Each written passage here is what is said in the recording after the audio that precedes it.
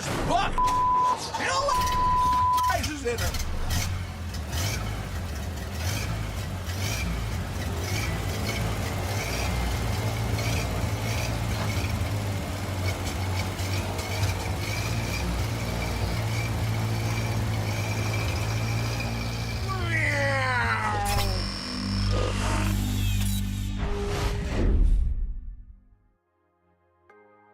All right, ladies and gentlemen, welcome back to a brand new day of the SCA qualifiers for TI12. It is, of course, MLP Dota and John Xpire joining you. Jonathan, what a day we have coming up. We've got some fantastic Dota in the SCA region here for the qualifiers.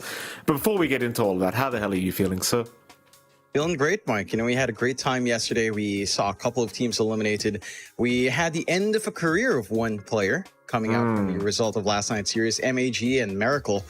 Miracle deciding to retire after a storied career. You know, he was... it's worth mentioning, even though it's not completely related, of course, to the qualifiers, but somewhat.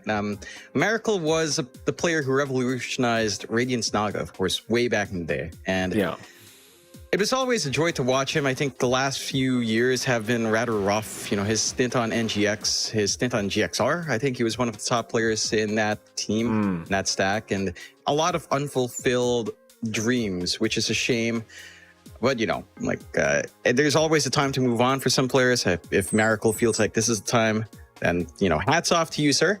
He had a great career, and he was always a joy to watch, fun to talk to. So a little bit of a shame that, you know, you had that many things happen. We can take a look at the bracket to kind of remind us what happened yesterday and what we've got in store today. As we saw a couple of, again, mainly lower bracket series yesterday. We saw Neon 2-1 MIPH, Geek Fam 2-0 UDV, AG 2-0 Vision, and Boom Esports taking that 2-1 up against Smith Avenue Gaming.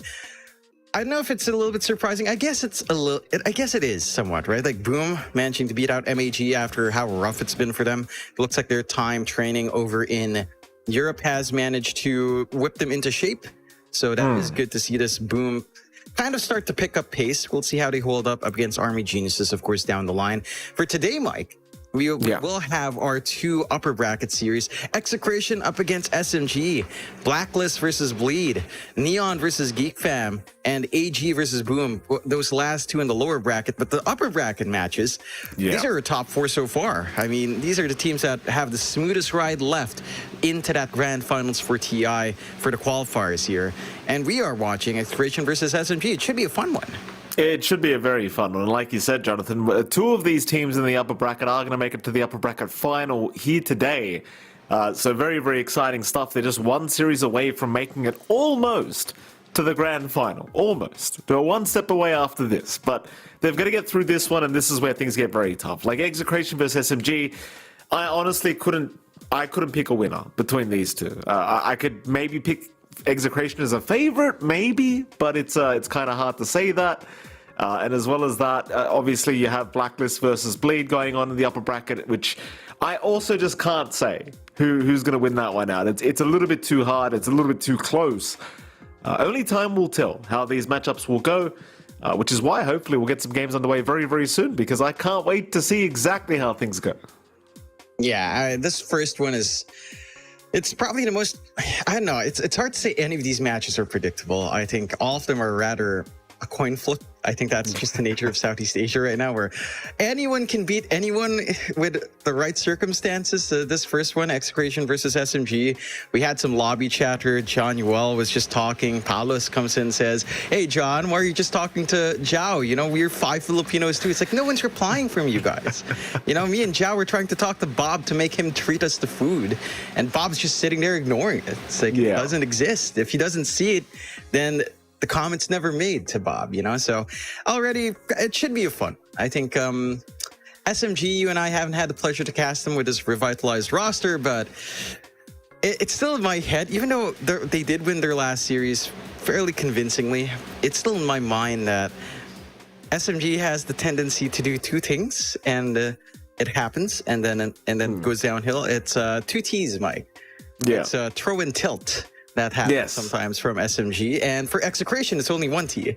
They only do the throwing part, so it's like, I don't know what to expect. At their worst, both of these teams are very guilty of throwing at the very least. You know, making some undeniably bad mistakes. That does happen from time to time. And Yeah. I mean, who knows what happens when you have two teams that kind of does that. It's Southeast Asia. Almost every team has a tendency to do this. Even Talon in their DPC just...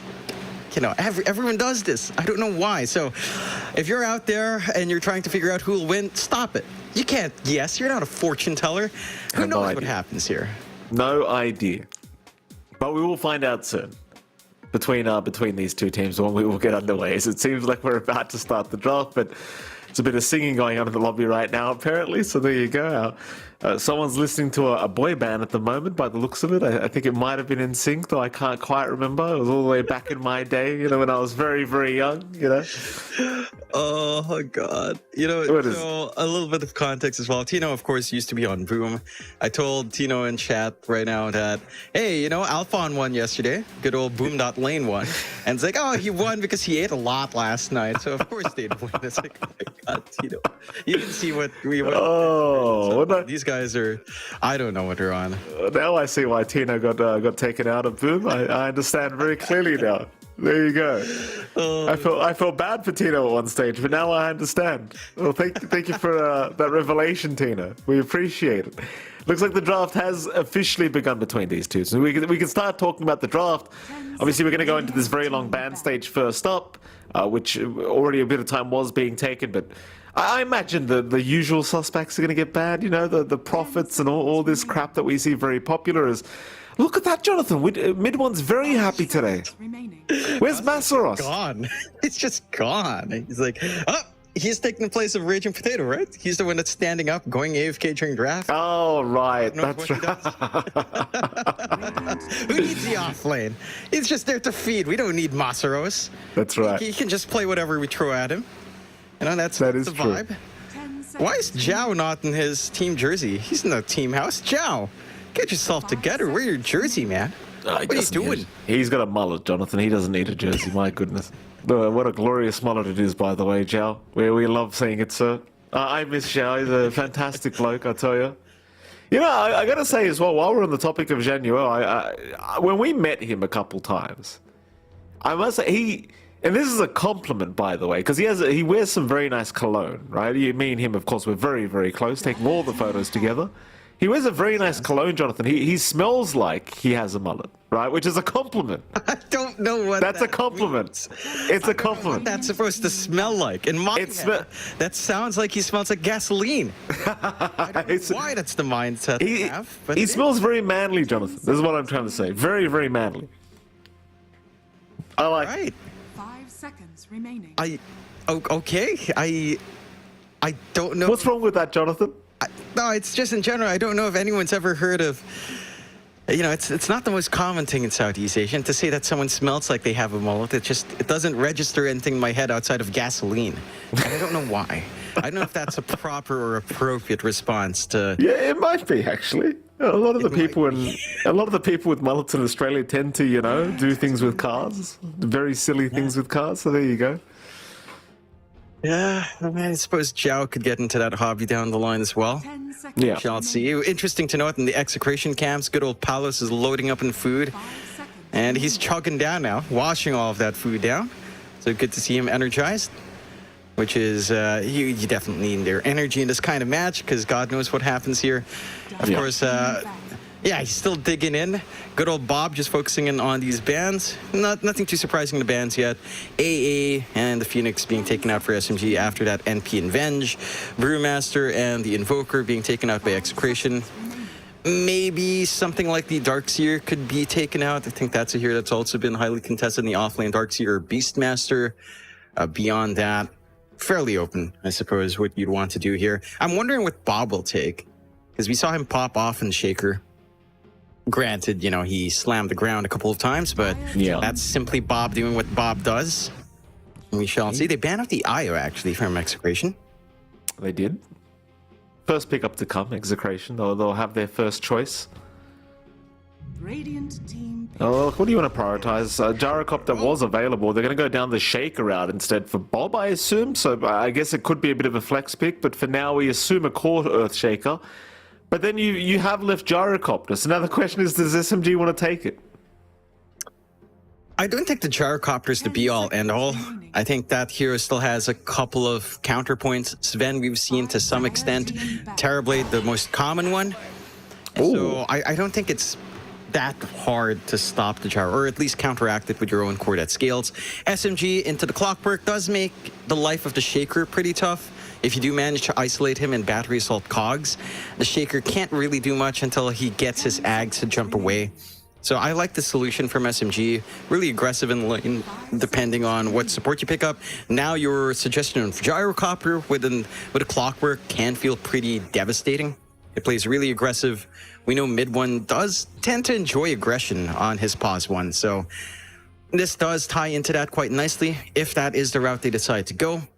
So it covers their bases. Like if you do end up running a pause 4 Shaker here, up against a clockwork, you're just not going to have fun at all. Yeah, absolutely not. It's going to be interesting to say the least. Obviously, Shaker versus Clockwork is not a very favorable matchup for the Shaker. Final bans to come. They'll get rid of the Dawnbreaker now. Team SMG. One more ban out rather for them. Still getting used to this new drafting pick and ban phase, of course. 10 seconds remaining. No, I guess I don't mind it competitively. Like the amount of bans you get out first is probably a good idea. So they get rid of the Monkey King and they go down the Darkseer route. So it's a classic Clockwork Darkseer combo. Yeah, nothing too strange coming out from SMG. Darkseer has been a highly contested hero in the offlane. And now it makes it really awkward if you do decide to go for these illusion heroes. Like the Terrorblade illusion is going to ruin you, especially when Metamorphosis is up. Your team fight potential, your laning here from SMG is already coming out really strong. Masaro should have a pretty decent time up against Palos, no matter what comes through. Execration, just go into the Dark Willow, which we've seen pop up again. And this hero, it does feel pretty damn strong. Your area control with Execration is really nice. You've got a hero that already jumps in, so you can easily put the Bedlam onto the Shaker if it's a core, onto someone else that wants to jump in. Terrorize as a disengaged tool is pretty massive as well. So I like this from Execration. I think it sets up a pretty good pacing for them. With a Batrider coming out as well, I would actually say that should be our Shanks hero. Like, there's a chance for it to still be like a Tino hero off lane. But chances are you're seeing the Shaker core mid and the 2 supports being picked up by Exe. So that's some solid single target lockdown. With a Batrider, a really solid laner as well. No matter what you give Tino now, you do have some aggression. You do have some pressure that can come out onto mid one. And yeah, this is something that Shanks has been really comfy with. Like, a lot of the times this Batrider tends to be banned out against Execration, but they get to pick up points more. But they do. Another pick for SMG. Let's see what else they got. Radiant team pick. They'll bring out their support duo, apparently. The Venomancer comes out now. This hero is interesting, this Veno pick. Like, I still think, as much as I meme about the Venomancer pickup, I don't think it's the worst. Very annoying for Blink heroes, of course, like the Shaker and the Batrider, who, you know, just going to have their Blink constantly cancel in the middle of a team fight. I think the scouting potential of Veno is always really good throughout the game, right? You just place wards everywhere, get some free vision. Seems kind of nice when you've got such a big map. No, I actually don't think it's the worst pick. 5 seconds remaining. Yeah, I think it makes a lot of sense. I think the Veno is going to be pretty hard to deal with in lane. And as you mentioned, the blink potential now for Execration is a little bit tougher. I think the one concern I have with SMG going with this kind of lineup is you don't have a good way of stopping heroes that don't rely on that blink. So say Shaker with Ags down the line is not going to care too much about all of this. It's not going to care too much about your lockdown, because right now you're actually heavily reliant pretty much on your clockwork to keep heroes in place. So if Exa does decide to flex out the Shaker or just rush the Ags on Bob this time around, it shouldn't be a massive concern. And for SMG, this is really high tempo coming out from them. Like, even with a Quap on hand, I feel like Exa has a little bit more to hold down the Quap, at least the Brambles and Fissures there, along with Lasso, so you've always got some stable single target control that can kick in. The Quap lane up against Shaker, though, is pretty atrocious for the Shaker. Like, that does not feel good for good old Bob if he does decide to run the Shaker mid. So they might have to reconsider their options. Maybe just run some like a Tino Batrider now, give Shanks the Shaker, something else for Bob mid. he's still free to choose any of the Spirit Brothers. They've been left in the pool with the assumption of the Earthshaker mid. So they could opt for that. They'll go with a Beastmaster instead, so they're going to keep that Shaker on mid. They'll give Tino the Beastmaster, and, well, that's another source of fruit. You know, like, if the Quap jumps in, if this Hawk just decides to dive, well, you're kind of stuck. You're kind of hard committing as Quap. Yeah. Pretty annoying, to say the least. So I do like the Beastmaster pick for Tino here. And, well, final pickups are upon us very soon, Jonathan. We've only got position 1s left to take for these two sides. I wonder what kind of route they go down. What do we have left? Like, you've still got carries like the Naga available. I think the PA is still there if they want the PA. TB is still available. We saw Troll yesterday. Troll worked yesterday as well. And it did. There's still options like the Gyre as well. I'm wondering what Exa wants more than anything. Like, they already see this offlane they're going to deal with. There's a little bit more flexibility on Execration zone offlane, at least in the supports. So you're not necessarily locked into, say, dealing with a Batrider Beastmaster, which is already very annoying anyway. I'm wondering what they want for mid one. I mean, with this kind of draft, it is fairly up-tempo. You kind of want to play really early on. And just, if you end up scaling, you will, but this earlier timing just feels so much more important compared to Execration. Like, it feels like this early timing for X is a little bit slower, with Shaker needing a Blink or Ags, more than likely the Ags this game, with you needing Auras or your Overlord on the Beastmaster. Your support duo of Dark Willow and Batrider can be a little bit greedy. Although, again, I suppose if you did really want to flex up against this Quap, you could run Bob Batrider, but that, I don't know if that's really where you want to go here for Exa. It should just be the Shaker, and you just kind of deal with that Quap. We'll see. What else is left? I suppose there's something quirky, like, say, a Lifestealer that Execration could go into. The Gyrocopter works for them up against the Illusion Spam and just clearing out the wards as well. Not the worst thing in the world. Gyrocopter plus a Dark Willow lane. It's not too bad. That can at least stave off this aggression from SMG on the offlane. We shall see. Troll was banned out by SMG, so it is, you know, it's kind of kicked back in with the emphasis on early push and early engagements a little bit more. Objective clearing has been massive, so. And there's the Gyro ban from Execration. Okay. All right, so they don't want to deal with it either. Yeah, it feels like an unnecessary carry to have to deal with if you don't intend on picking it up. What do they want is the question for Palos.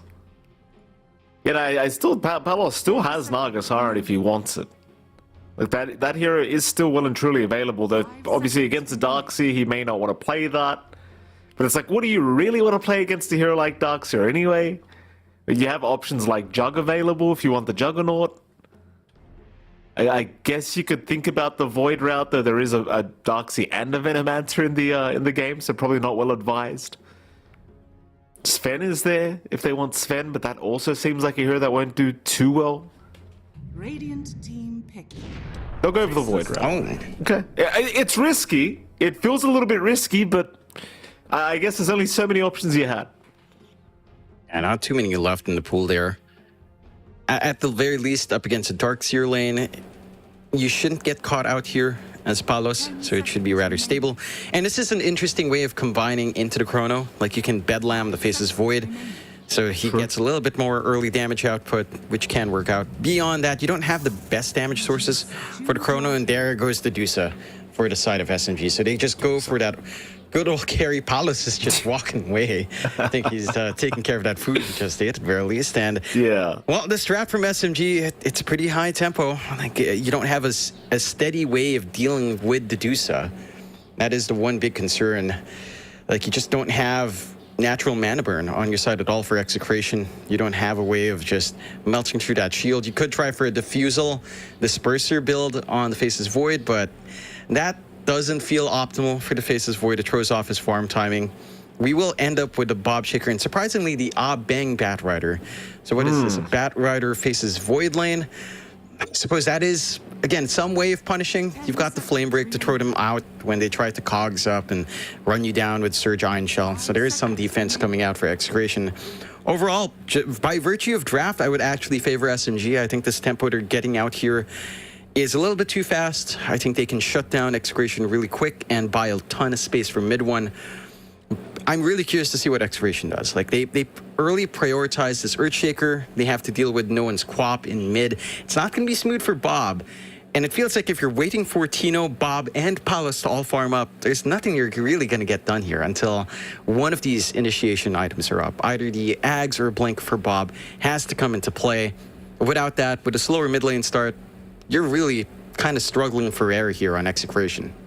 Yeah, I think this is going to be a very interesting game. I think both sides look like they want to drag this game out quite a bit here, John. Like, both drafts seem like they want to play in the late game, so might be a bit of a slower game to start things off, but looking forward to seeing how game number one does go. Between SMG and Execration, of course, it's a best-of-3 series.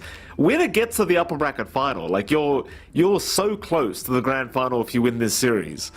So a really big one for Execration and SMG to keep their hopes alive. For TI-12, let's see how it goes. I can't wait. I mean, I kind of agree with the point you made. Like, the draft with SMG it does feel better. It does feel maybe a little bit easier to execute, but that simply depends to me on how late they're willing to take it, right? Like, because I don't like going against Faceless Void when it comes to late game. It's I don't think anyone does. It's a bit risky. It is risky. I don't know if you can reach that big threatening stage of Faceless Void in this game up against the Dusa matchup. Dusa can actually play against that, especially because he just manages to Stone Gaze outside of Chrono or before the Chrono comes on. So it's not as straightforward for Palos to just play his game. We do have a classic Southeast Asian pause in case you're wondering why we're stuck on our camps. Yeah. There you go. We've got... You know, Palos was away from his keyboard. Yes, he was.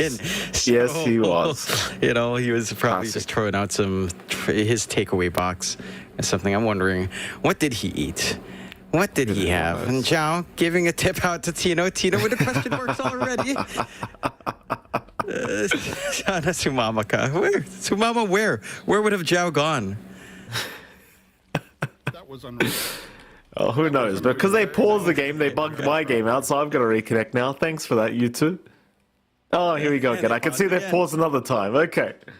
Well, I'm reconnecting, so I don't care. They can pause as much as they want. Classic Southeast Asia. Palos again.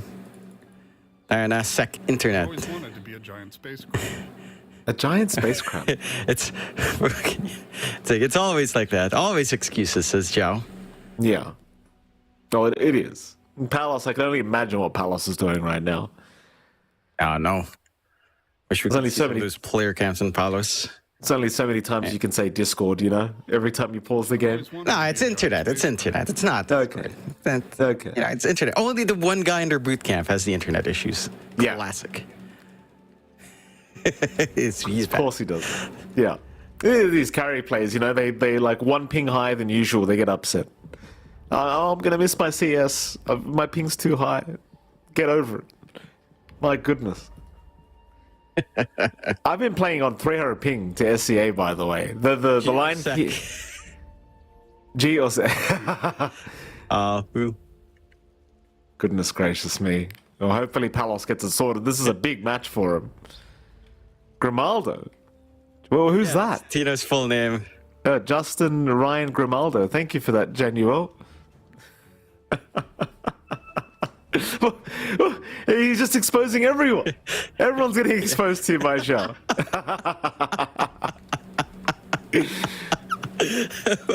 What's the Zhao on today? He's playing Venomancer. He has no right to be this joyful about himself. Oh, goodness me. He is playing Venomancer. I didn't even realize. Poor guy. Oh, that's why. Because he does smell like he has a mullet. Like a Venomancer smell. There you go. You know what? Venos probably would smell like he has a mullet. Until you make mistakes. I reckon Veno would suit a mullet. If he could grow hair, I believe that would be top tier cosmetic. That sounds terrifying. It's like an insect with hair. Oh, God. It's amazing. That sounds absolutely disgusting. Thank you, Mike. Now I can't sleep. It sounds incredible. Oh, Palos. Hopefully issues are sorted soon. Apart from that, though, we'll patiently wait. I'm not sure how much pause time these teams get given, but Wisdom. Maybe it's just infinite. And the pause in Southeast Asia. You remember that time where March made the call for TNC to unpause Yes. after like 40 minutes of waiting? Yeah. There's a reason why we need pause time here. You can't just keep kicking the buck down. Where is Got to March? stop somewhere. He went to coach Nigma Galaxy. Oh, right. And, He did too. well, he's going home now, I suppose. Yeah. Yeah. We miss you, March. He Come left back to Execration. Yeah. Left Execration. Come back, March. We need you. You need to guide the Pinoys. So, You must something guide us. something tells me Nigma's probably paying a little bit better, John. I dare say.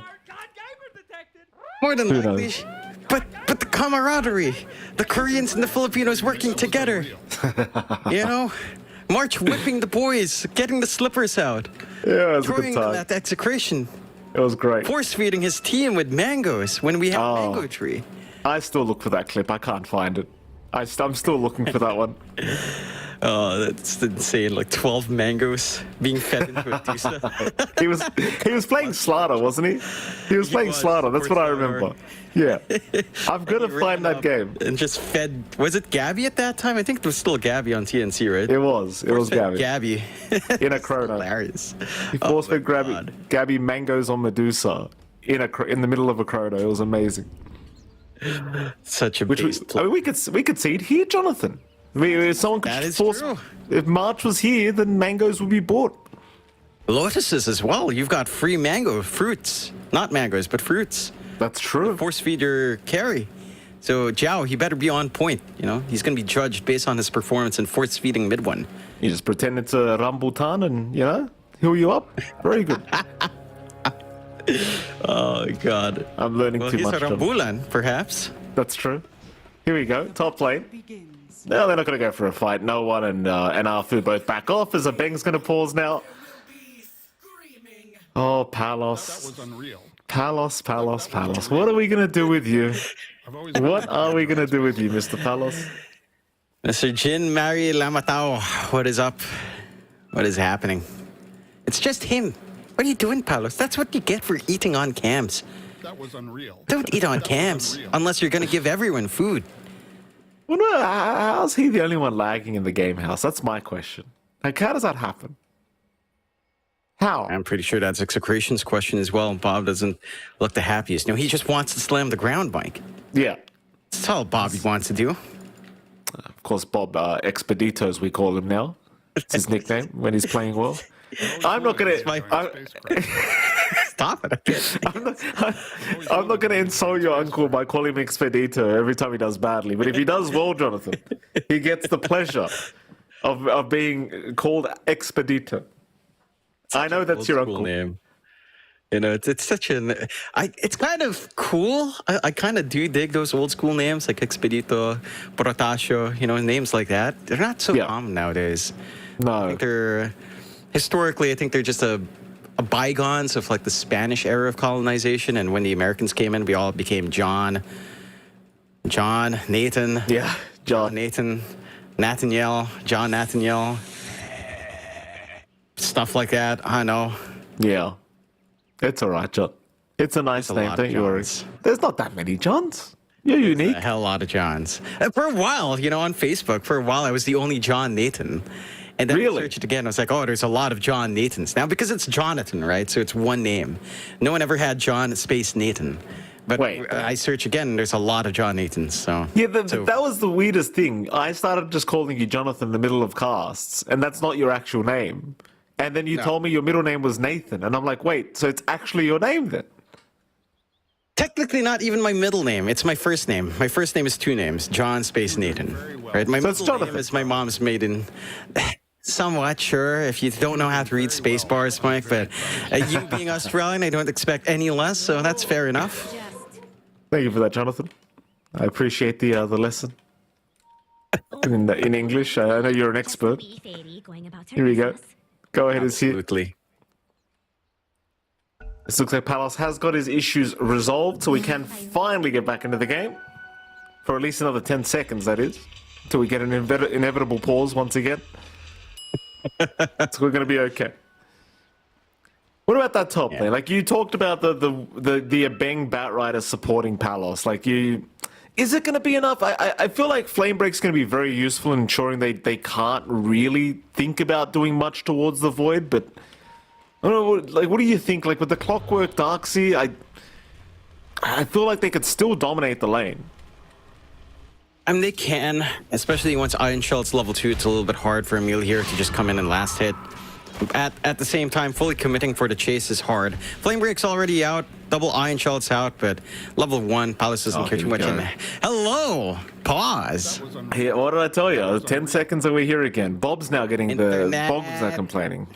Really sorry, as the caller's Palace is going to disconnect again. Just fix it, says No. Noah. Thank you, Noah. We appreciate the advice. He's not used to this. No one. He's not used to this internet. Oh, he does not look happy. No one's having a chat to his team. Shaking his head. Where do you think you are, no one? Take it easy, sir. You're going to get used to it here. Yeah, you gotta have your merienda ready on one hand. You gotta have, your music playing on the other hand, because you're gonna be stuck in pause for a lot. Uh-oh. Admin Chow. Time Chow.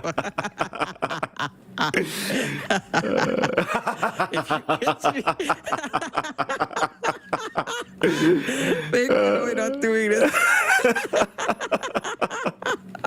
What is wrong with these people? No one's just sitting there like, where did I go wrong in life? What have I done? Well, he made the mistake of coming to see Mike. That's on him. Unlucky no one. That's on you, no one. It wasn't an easy ride, no one. I don't know why you're here, sir. And you're like, they were like, if you just invited me, guys. You just That's true. invited me to go out, or That's true. whatever. They didn't invite Zhao. That's very upsetting. You can never not have a mullet with you, There's never enough mullets. Always bring a mullet with you, Jonathan. It's just for safety reasons. Where might I find a mullet to bring for travel, Mike? Grow one.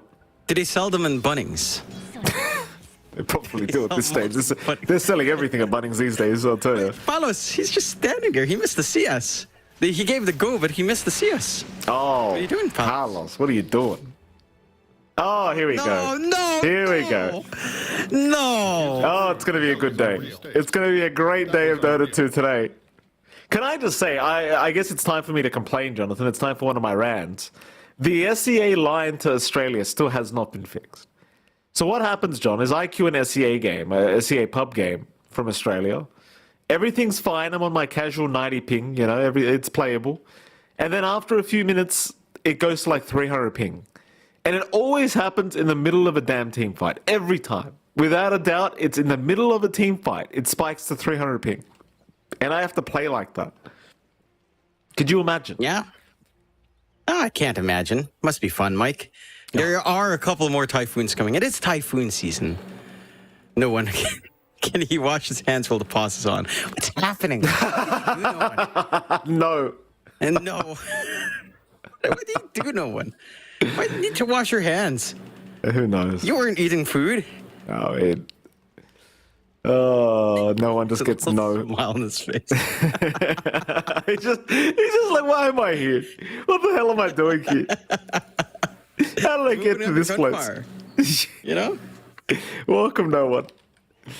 Oh, how unfortunate.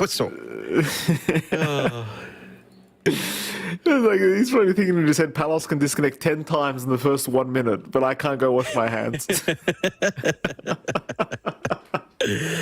Oh, God. We've spent more time in pause than we have even in the drafting phase. No, that's every SEA game. That's every SEA game. I'm used to it. We've been so good for the past few days, though. We've been so good. True. But this is classic C, let's be fair. Yeah. I think they should just run it like they run it in pubs, honestly. Everyone on the other team should just spam F9 until everyone's out of pauses. That's what I think. Yeah. That's your pause time. That would be the way. That would be the C way. That's why it happens in my pubs. Make it happen in the pro games. I'd love to see that, just waste the pauses. That'd be a new play. Well, how great would that be, though, like strategically? Why don't we, could full give teams timeouts and everything? Coach can be like, guys, we only have one F9 left. You know, don't press F9. Be amazing. You may now continue. Now. There Uh-oh. Oh, here we go. And Arfu, no hesitation. Oh. Wow. Bang's micro. Okay. Well, he has to. Palos at very He has to. Yeah, okay. All right. The rules have been enforced, ladies and gentlemen. Palos is reconnected. No choice, Palos. You have to play. What's his ping? I want to check what his ping is. I need to see what's going on. I will check for us. I do not see anyone with really bad ping from the player's end. Okay. So I see a bunch of 300 ping, but probably our friends from the Brazil cast. Yeah, he should be fine. Should be sorted. Let's see.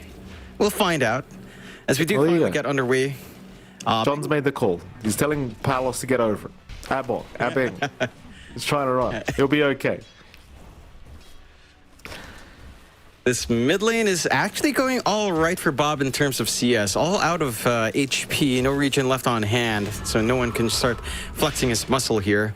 Very simple lane for the Quap. Just Shadow Strike, Scream of Pain, and, well, Bob's your uncle in the grave, I suppose. He just doesn't have counterplay. Bob's playing very aggressively here. Bob, very far out, but another hit's going to fly in. Oh, and Bob, he came in for another. He's got the bottle up. He's okay. He's playing on the edge here, Mr. Bob. Yeah, it's not going to have too much left to pressure, and no one's just going to build up. 13-6 up against the 8-2 of the Shaker, and that's just set the snowball. It's already a good start in mid for no one. Down bot, Shanks getting chased down by Zhao. He does have a Shadow Realm, but... It's a slow walk, though, John. Palos, we can't. Oh, this is bad. This is not good. No hesitation. Unpauses the game. This is for TI-12. Every advantage is going to be taken. There is no need for them to hand over their own pause time. No need. Certainly not. There's no need to wait around here. And, well, it's back to microing good old Palos. Abeng. Oh, boy. It should be fine. This is rough. Perhaps. This is rough, dude. Your plus 5 Bat Rider has to sit by the T1. Ben can't micro both heroes, apparently, so... Well, I don't blame him. It's not that easy. But he's just got to farm with Palos. Yeah. This is a terrible start for Execration. Holy... It's not going to feel good. At the very least, you get solo EXP on Palos, although a greedy support like a Bat Rider won't enjoy that too much. And you've kind of set the stage here for SMG to have a great time. Your mid lanes, it's pretty much crushing Bob. No play for the Shaker there at all. Your bot lane is fairly free farm from mid one. Your top lane smooth going for Masteros, just finding free farm as well. You're set to have these early spikes, and we talked about it for this draft in SMG, and a strong early start can just overwhelm Execration, because you're going to have Palos farming, you're going to have Bob looking for recovery, and you're going to have Tino waiting for some initial items. All of that will take so much time they don't have here in Execration. Look, they're taking full advantage. It's a 4v5. They'll just dive Bob. They know a ping can't react. See, this is the thing, right? Like, it's a great rotation from Arfu, but you make you question yourself. Is it a great rotation because Arbing cannot react? Is that why? Would Arbing have reacted anyway? Who knows? I think it's less about Arbing reacting, more about applying pressure top. If the Clockwork is forced to stay top because Masteros is getting run down with the spell spam, then that gives you the space on mid. But they're just going to keep camping.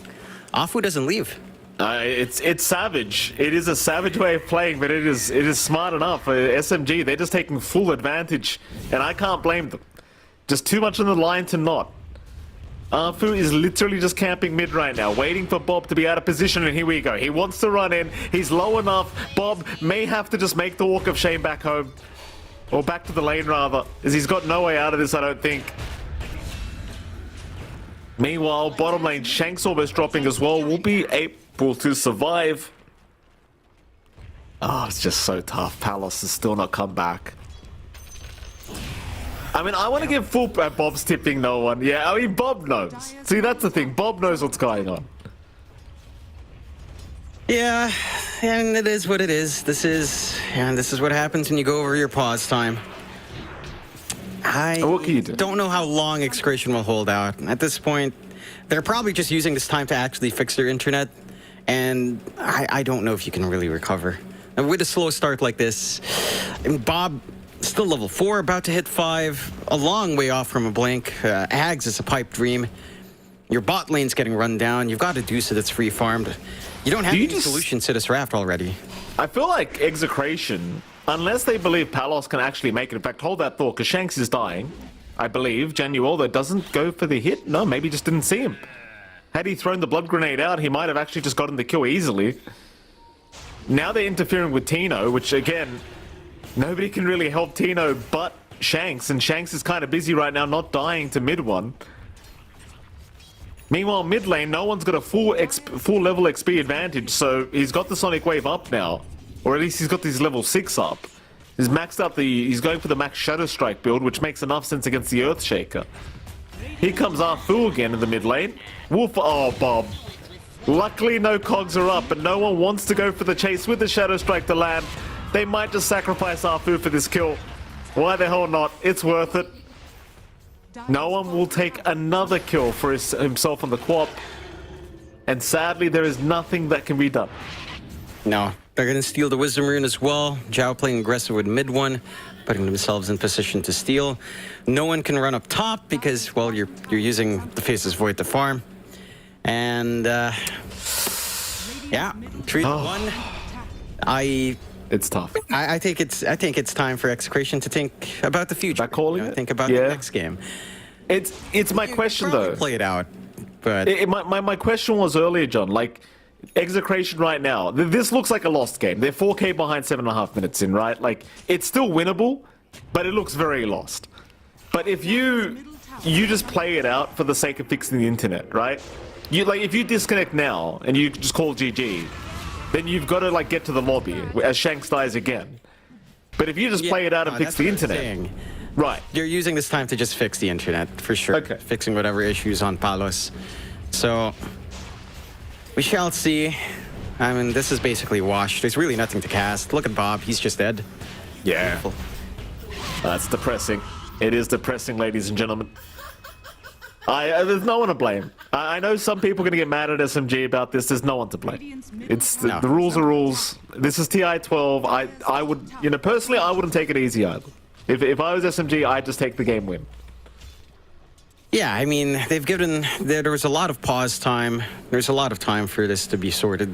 So hopefully whatever issues they have will be resolved. But this is a 5K lead at 8.5 minutes in. It's pretty safe to call it over. It is a particular internet company's fault, though. Execration, whoever it is, not sure if they're going to want to call them out after this. I'm sure they have backups. I'm not going to call out anyone. Deserve it. Oh, I'm going to call them all out. They're all garbage. All of you guys are garbage, and you should know that. PLDT, Globe, Smart, and Converge. Fix your damn shit. That's all I have to say. Here's Palos. Here's Palos.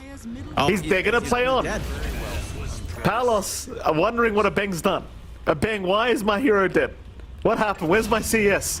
Bottom lane. There goes Tino. Tino's gone. At least they do get the Dark Willow out of there.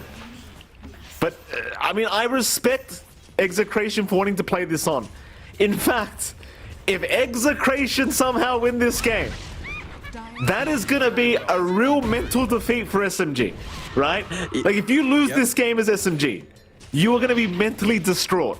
How can you lose a 4v5? You know what's funny? With SMG's track record, it is not outside the realm of possibility here, Mike. That could definitely happen. The SMG you used to know and love, it's still the SMG here today. So yeah. You can never, it's never safe in Southeast Asia, Mike, and in particular with SMG, you never know when the gunfire starts going. Yeah. No, Shanks in a bit of danger here, actually taking Arfu quite low, but just can't survive the battery assault output. Because Arfu now level 6 is going to be even more aggressive as the clockwork. Just the top lane difference. Like Palos is level 6, Masros is level 9. That's how bad things have got. I mean, to be fair, considering Palos was disconnected, it's not the worst result in the world.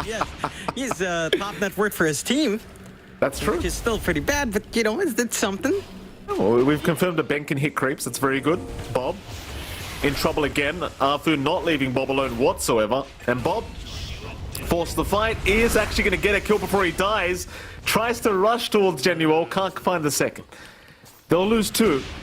Bob is still level 7. Shanks will get chased down now as the Dark Willow and will also drop as no one will pick his 7th kill up of the game.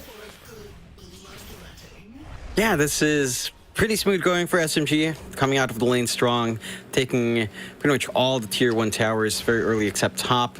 Mid one is looking really damn scary on this Dusa. Yasha up with the power treads and going into that Manta. So nothing off the mark here for that Dusa. The one concern I have is if SMG start to lose some of these big cores, like if no one just dies, that's going to be a lot of gold going back to Exa if they can find that kill. Bob. Oh, he's in trouble again, John. Bob's having such a tough time. 6th death of the game, it looks like, for Bob. Again, it's... The fact that Bob's face hasn't changed on his 6th death, you know, he's trying to stay calm. But you know these mid laners, they can't take this kind of abuse. It's 11 minutes in, he's died 6 times. Not his fault, because they are really just aiming down the shaker, but my goodness, this is a very, very tough time for Bob. That it is. Again, his blink still a ways off. The Ags that you want is a long way away as well. And for Execration, there's not much the supports can do to relieve this pressure either. Like, Abing's going to hit 6. Ooh. Palos in trouble. He does have Chrono, but he's just taking way too much damage. Palos! Oh, he's hook shot. He's dead. Oh my goodness. I mean, he had 1 charges and a Lotus, healing Lotus, but just doesn't bother popping it. I guess just thought he was dead anyway. Yeah, there's not much you can do in that circumstance. At the least, again, this is space for Tino down bot. He's farming up into the Ags. Whether or not that makes a difference, probably not. Although that is some damage to come out in Chrono once you can start to connect with that spell. I think the game plan for Execration now is just try to hit this Maelstrom timing on Palos, then try to catch really no one in the Chrono. If you catch the Squawk in the Chrono and kill her off, again, you bounce back in a big way. You just need to hope that the opportunity will present itself at some point. But their map has been taken over. Really aggressive vision coming out from SMG. They've taken over the triangle. They've taken over the top jungle. You only really have the side lane jungles left here for Execration. And you don't really have that much room for Bob. Like, that is the big shortcoming right now. This Shaker has basically no game. No blink, no nothing to play with. No easy slam targets, no way of repositioning himself. And just gets kited around. Well, they're moving top lane. Masseros. Oh, they see Bob again. They see Bob again. Bob, I mean, he's going to try and get an Echo Slam off, and now the Terrorize comes in. Maybe they can fight back as the Chrono is also available. They just may not have any follow-up damage in the Chrono. Palos is trying to get the damage output out. Now the Bedlam coming in, but realizes the Medusa is around. Sonic Wave committed. Palos, he'll time walk off the damage, but nobody's dead. Arthur is alive. Palos the one to go down. And no one just continues moving in. A Peng will wave him goodbye. Palos, he's trying to be active. He's trying to do something with what he has. It's just so difficult. That it is. They already have the early pipe up on Maseros. They get a good read on this Bedlam combination with Faces Void. So you just don't have burst to play with a Chrono. Bob getting caught again. Oh, Bobby. And what do you do as Bob? Like, he's got no play. He's level 8. There's no space being made for him. And SMG, they are making sure this mid-Earthshaker never takes off. Meanwhile, Genuel ends up going down, but mid one getting aggressive. Palos, he's going to be all right for now, though. A Beng does drop, and Palos, oh, he's still ticking out. And the Rocket Flare will come in to finish the job off. Onto the bottom tier 2 towers, SMG will go. Just to take those W's, you know. Not much Zhao can do. He is just feeding for the team, but it really doesn't matter. Like, well, it does matter a bit considering Zhao is almost at the net worth of Bob, but not quite the bounce back that Execration would want. They still need so much more gold. 13k deficit at 15 minutes in. We have seen comebacks from these circumstances, but it's just the itemization. It's just the EXP disadvantage you're playing with right now. They get a good lasso here onto Afu, but no one's there to follow through yet. Oh, hook shot away as well, Arthur. It's not giving them a break at all. Bottom lane, Tino also being caught out now on the Beastmaster, so Tino's going to drop. Bang is still messing around here, but no one's going to show up. Unreal. No one won't dive in too deep. Everything's going perfectly for SMG this game one. You know, they got the perfect start with that disconnect, so now it's like, no need to rush. We've got a Medusa. Here we go again. Palos, we can't pause. Obviously, that's an auto pause because he's DC'd anyway, but Bob, he'll hit no one again. Oh, no one. He has some words to say. Fix your problems, he says. Fix your problems. I think Execration are going to have a fire under their ass for game 2. I will tell you that, John. A charming personality. Bob. With a charming personality. These voice slides are perfect. Yeah, you know, if there was no beef before this game, there's definitely a little bit of beef. I love beef, John. I think it's a little bit unnecessary to all chat that. It's an auto pause. You know, they're not pausing on Execration. The game's just pausing for them. You know. And yeah. We can calm them down a little bit. 19-3. I think he said that because they tipped him. To be fair, there's top, a bang. A bang's gonna die. SMG. Gonna go for a run. Arfu misses the hook shot. No one. He made a bit of a sidestep. So Arfu now in danger as the Fisher comes in. And Palos, he's got the chrono. Terrorize out, but do they have the damage? Zhao's coming in from the side. In comes mid one as well. They've got Masaros down, but Palos is gone. So is Bob. So is Tino. And I think so is Execration this game. I don't know if they want to call it yet. They're still trying. I respect that from Execration. This is what I was saying yesterday, John. These were my pub games. You know, SEA, they don't give up. I appreciate that. I respect that. Certainly is the Southeast Asian spirit coming out here. And again, you don't really want to tap out to SMG anyway. You never know what happens in Southeast Asia. In fact, in C in general, you never want to tap out until your ancient's exposed, just because you never know what happens. So they'll play it out. They've got the Ags on Tino. That is something coming out here. And you've got the blink on Bob going for the BKB next. Quite frankly, even with a 19k lead, there's a very slim chance that Exit pulls off a fight here. Very slim. Yeah. Getting slimmer. Top lane, though. Mid one's being pinged. But you wouldn't have the damage for mid one, surely. Or maybe they do. Mid one. Uh-oh. Uh-oh, mid one, mid one. He's running, he's okay. Oh, the Echo's committed, but it's not gonna matter. The vac wall from Masaros is perfect, the mid one. Still gonna go down. Palos, can he get out? He's gonna try and he seems to be, no he's not. No he's not. The Gale comes in, Zhao is there. Masaros saves the day. So they get a 3-for-1 trade in the favor of SMG. But mid one does die, I suppose. That's something. You look at the net worth change. 1,000 gold for one hero, Mike. Yeah. 1,000 gold for one hero. 1,400 for the 3 heroes of Exa. So that tells you everything you need to know. Execration, they just need to kill these big fat heroes a couple of times, and maybe it's enough to bounce them back. 27-6. Still not calling it. Still playing the game. Their high ground is going to be under siege rather soon, but their high ground defense in Exa is pretty strong. So we'll see what they can do. Abang just feeding more gold away. This is the plan now. Abang, the 5-head player, thinking ahead, building up these streaks so that when they find these kills, they're worth way more. Now he understands he's worth nothing right now. He's not going to get his Blink and Bat Rider. He'll just get the streak. Build that streak up.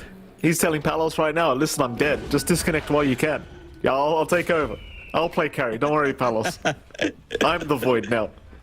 Goodness me.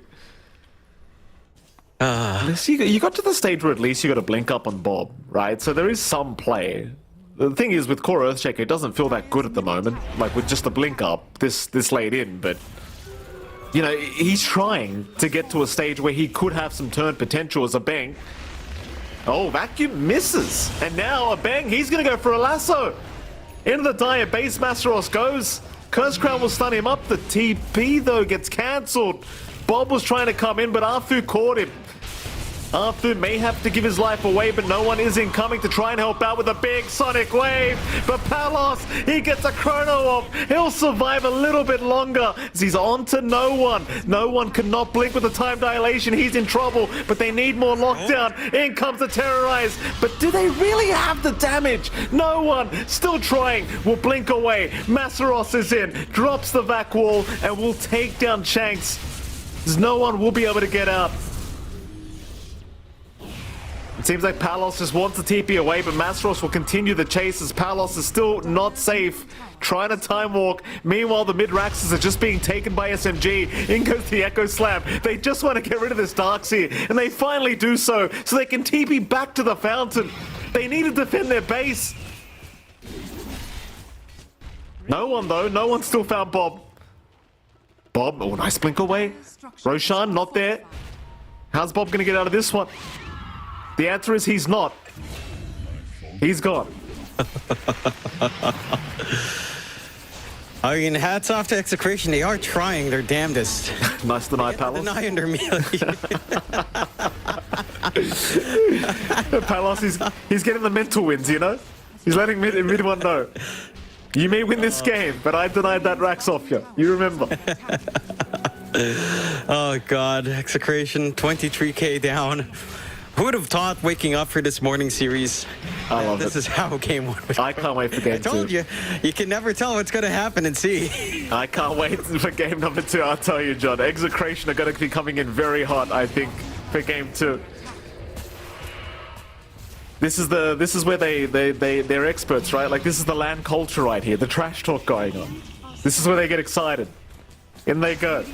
The smoke is out. This could be the last team fight for Execration. They're going to have to try one last time. The wraparound from Tino. No one. Going to get caught first. They got the roar out, but do they have the follow-up? It doesn't seem like it. No one is still fine, and now he gets a sonic wave out. Nobody's died apart from a bang so far. Tino able to TP away. You were doing very well. Oh, in fact, Palos did drop. Excuse me. He dropped at the top lane. Very well. So there we go. They're still not calling it, but they are spamming voice lines now. They need to find something. Palos on respawn will have Chrono. If they can tie it into that somehow, that could be the game. But the last set of racks being sieged. Still no solution for this. Medusa has the full butterfly up. Bob looking for a back angle for the slam here.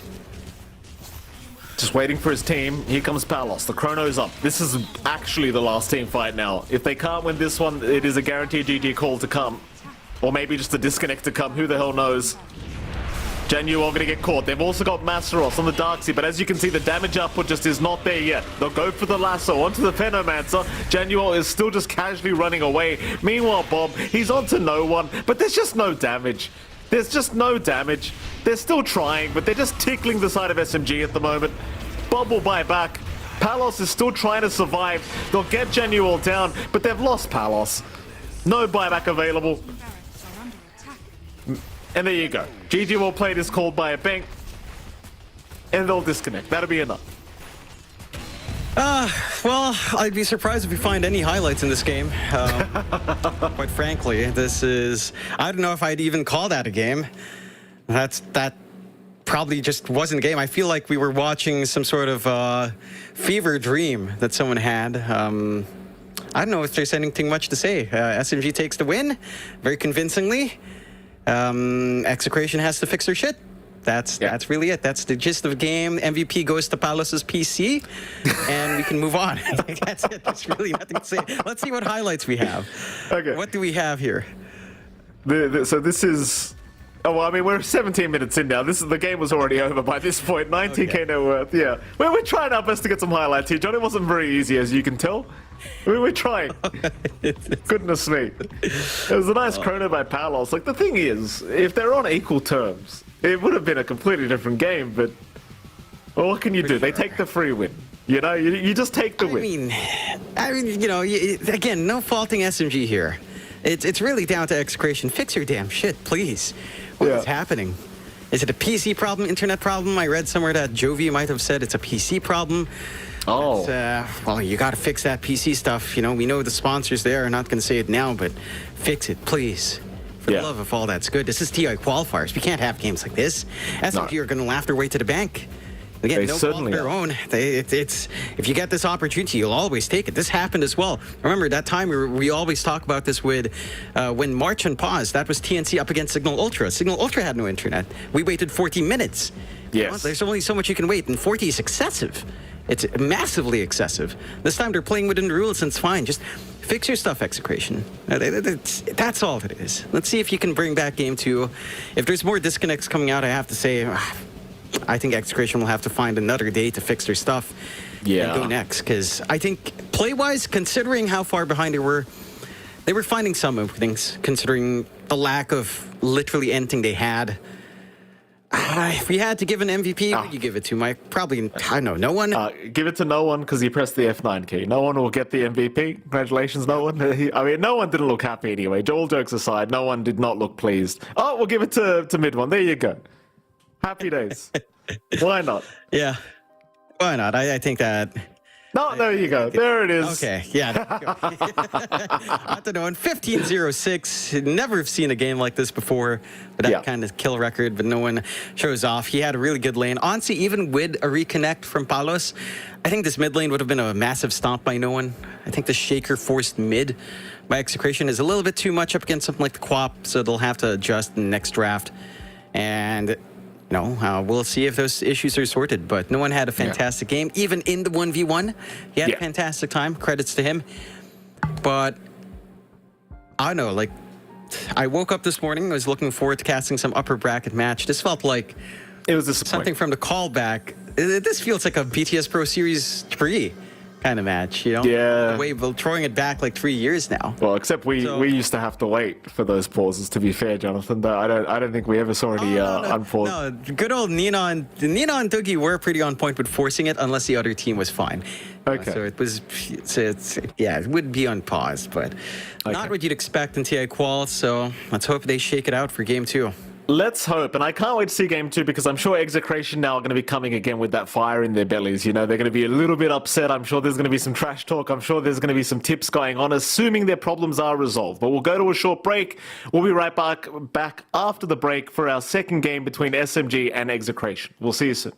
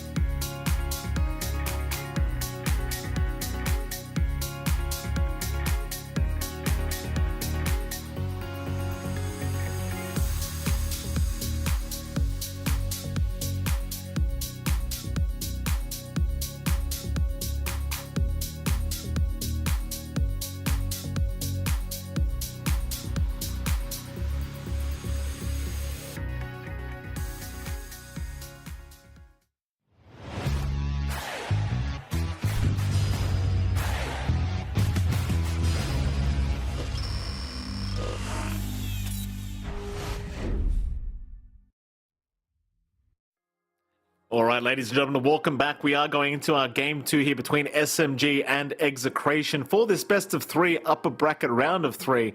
And of course, winner of this does go to the upper bracket final, and it is MLP Dodo and John X5. Jonathan, for anyone that wasn't watching, because I did see a few people in the Twitch chat asking why things were going the way they were going.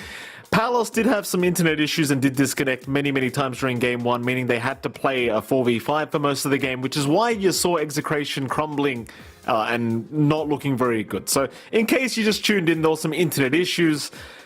Game 2, though, we know for a fact Execration are not happy. They did not look very happy in the game. I imagine they're looking for some revenge right here in game 2, even if it's not SMG's problem. There was a bit of all chat. No one specifically said fix your problems. Execration now have said they believe the problems have been fixed. So let's see what happens for game 2. Yeah, I'm looking forward to this one. I believe it was, I've asked the manager of Execration for clarification. It was a PC issue. Palos' PC just suddenly went haywire. Just wasn't running properly. So hopefully that's been sorted out. And we'll see what happens in this game number 2. I think overall, even if the issues didn't present themselves, Execration's draft was a lot harder to pull off. The mid matchup for Bob was always going to be bad no matter what. We saw that early on as well before off-Woozy rotations. That was an awful lane for the Shaker to be in.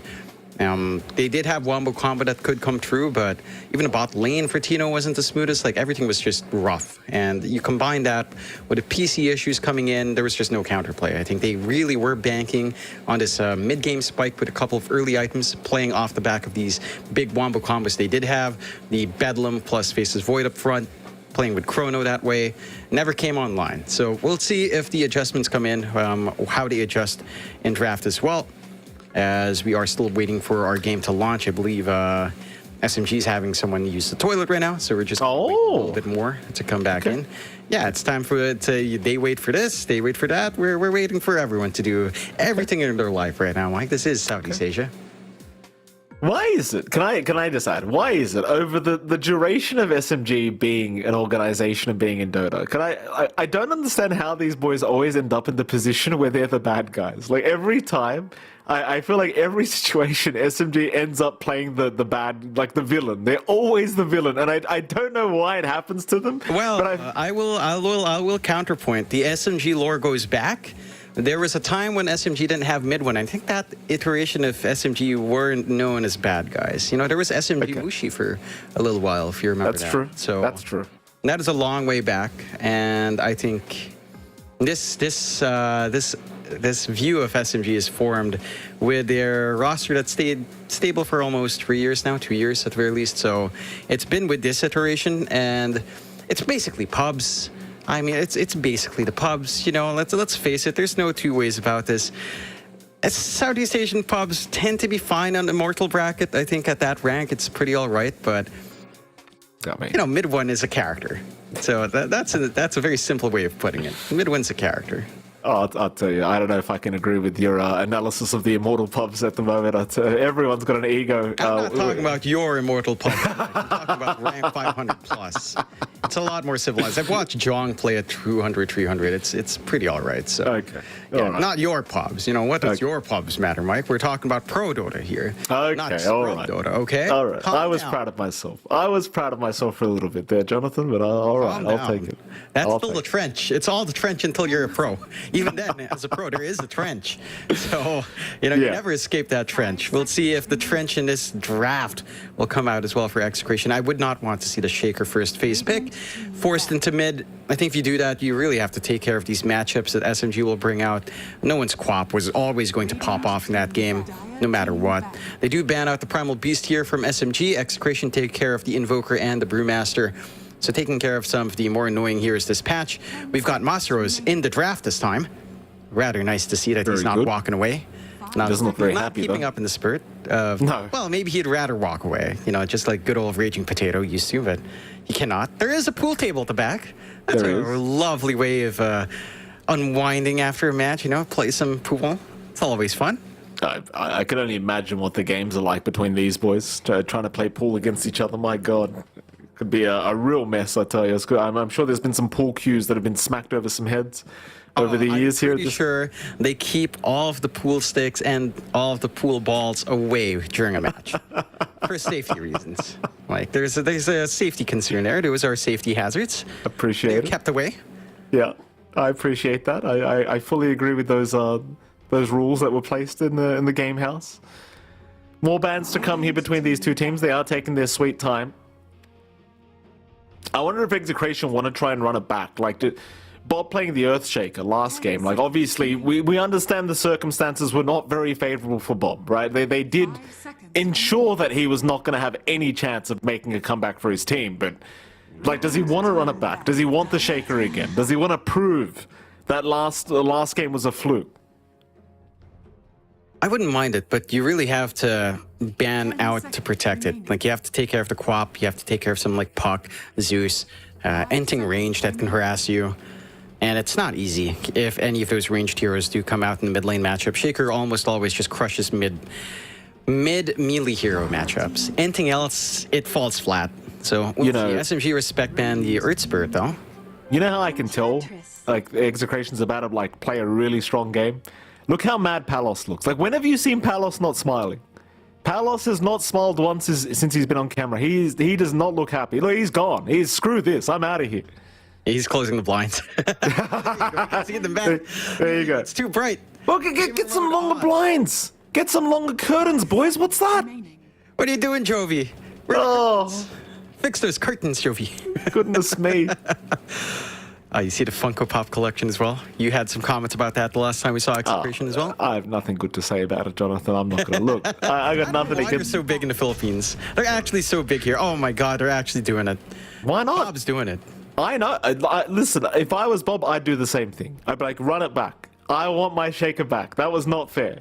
You know, I want to give him the Quap. Give him the Quap again. I want the same matchup. That's what I'd be saying. I guarantee you Bob said the same thing. How many tips do you think we'll get out for no one here? Oh, a lot. If he dies once, no one. If he can't die once is scared. I don't think it's going to be a very fun time for it.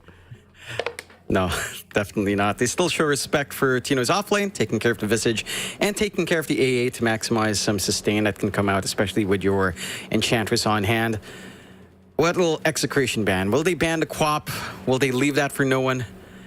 I mean, if you're right, you know, Bob probably wants to rematch no one on the mid with Shaker versus Quap again, which... Leave it. I like the confidence. I don't think it's a winning matchup. It's just not. You're not wrong. Winning matchup at all. You're not wrong. But I would say leave it. Like, I think Bob was like, no, leave it. It's not a winning matchup, but I'll still win, is what I think the sentence would be.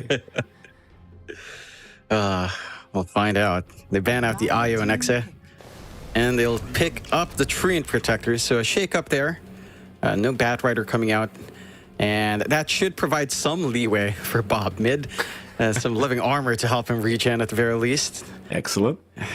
Man, these guys on Execration love moving around. Bob going forward, backwards, Aubing constantly shaking, as he used to do in our interviews as well for the CDPC. It was very hard to keep that man still. Yeah. I would always preface every interview I had for those media days like, hey, you know, try to stay in frame, stay Here we still. go. Here we go again. Running it back on SMG. No problems there. If it worked last time, why not? You know, the lane was pretty atrocious for Palos as well. So this works out quite fine. Laning into Treant Protector is also... It doesn't change too much here for SMG. So I don't expect anything to really get shifted too hard. It's down to Execration to try and adapt. Like, what will you do?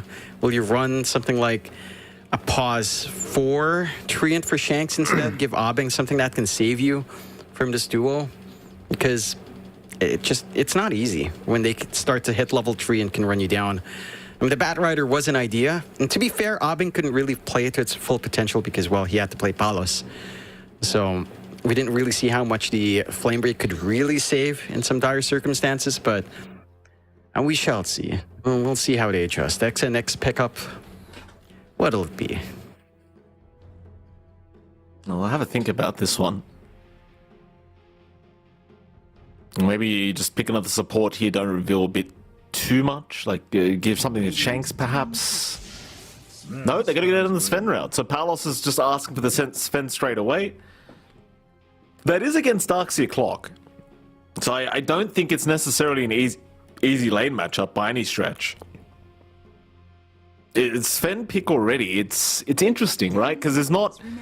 You don't have heroes that don't like high armor yet.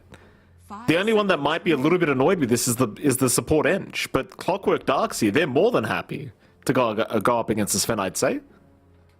Yeah, I don't think it's too bad. I think Stormhammer does a lot here to just cut off that aggression.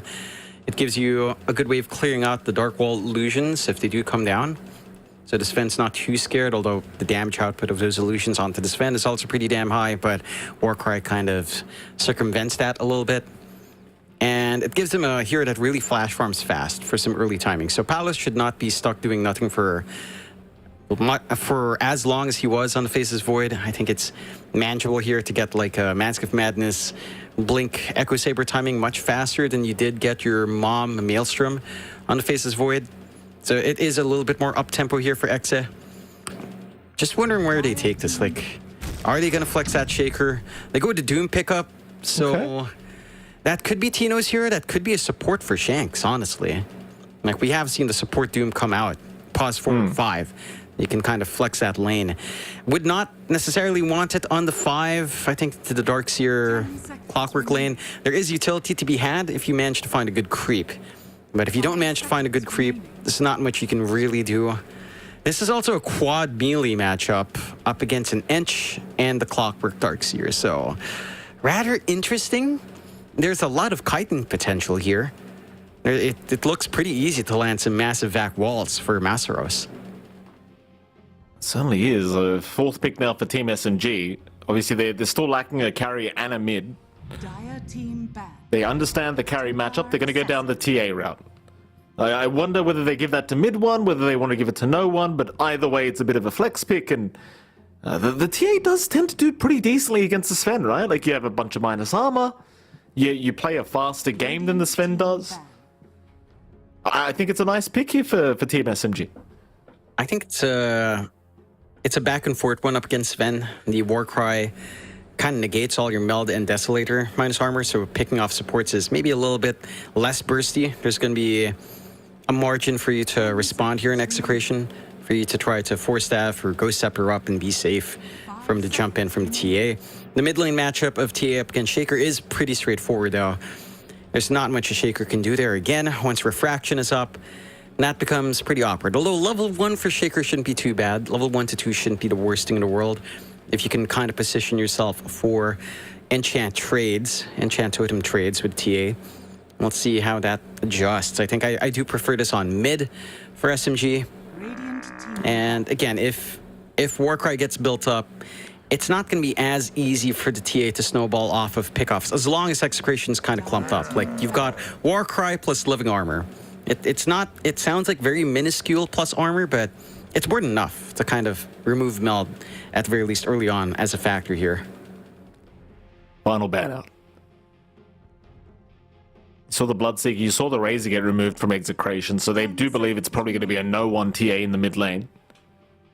Does make sense, right? Because if you're up against core Earthshaker, you're not going to enjoy the TA matchup very much. It is not very favorable for an Earthshaker. Puck will be removed, so Team SMG still believes the chance of another mid coming out is high, and there's the Quap. So, okay, it's not a mid TA, then it has to be mid 1 TA, surely. Yeah. Okay. It's got to be mid 1 TA. And the matchup for that into Doom is, again, not too bad. Doom does have some melt for the Refraction with Scorched Earth, and a couple of good creeps for the Doom can kind of turn that lane around a little bit more, although the Enchantress does make that fairly annoying. So you should be fairly safe on SMG. And you have a lot of kiting potential again. Execration. Oh, okay. And answered themselves. All right. There you go. They're running it back. I said it, John. They're running it back. I think, right? Yeah, they're running it back. It's going to be mid-ES again against mid-Quap. I love it. I like that. No one looks so happy. Well, no one thinks he knows it's advantageous. We understand. But I think Bob wants to prove a point. Because Bob had the choice. He could have switched to another mid right there. He did not do it. I think Bob made the choice. He wants the matchup again. It's a classic you disconnect from a pub game, you know? And you're like, hey, cue me 1v1. You know, like, you want to trash talk 1v1 right now. I think that's what it is. We run it back. I like it. Well, I'm keen to see what Bob does differently here. It's a Tino Veno answer as well offlane, so you do have good burn for mid-win. This is not as steady of a lane for mid-win to play with. This is literally the Kukumancer. Oh, no. I don't mind it too much. I think when you think about Veno, universal type, earn into Spirit Vessel does give you a lot of stats, so it's pretty nice to build that way. Gleipnir is actually not that bad on Veno as well. And the Ags Rush is pretty devastating. Like something even like a Veil Ags Rush is a lot of output. So the counter team fight coming out from Execration is pretty stable, pretty solid. I think for SMG, same story has to go here. Your mid lane has to crush. I think no one has to be that foundation for the team to launch off. Mid one, I'm keen to see what his itemization will be. Like from safe lane, it should be like the Dragonlance Desolator build rather than the Dragonlance Blink build. So he should be playing off that burst and trying to farm up. But for Execration, their lanes have to come out stronger. Like we should not see a repeat of game one.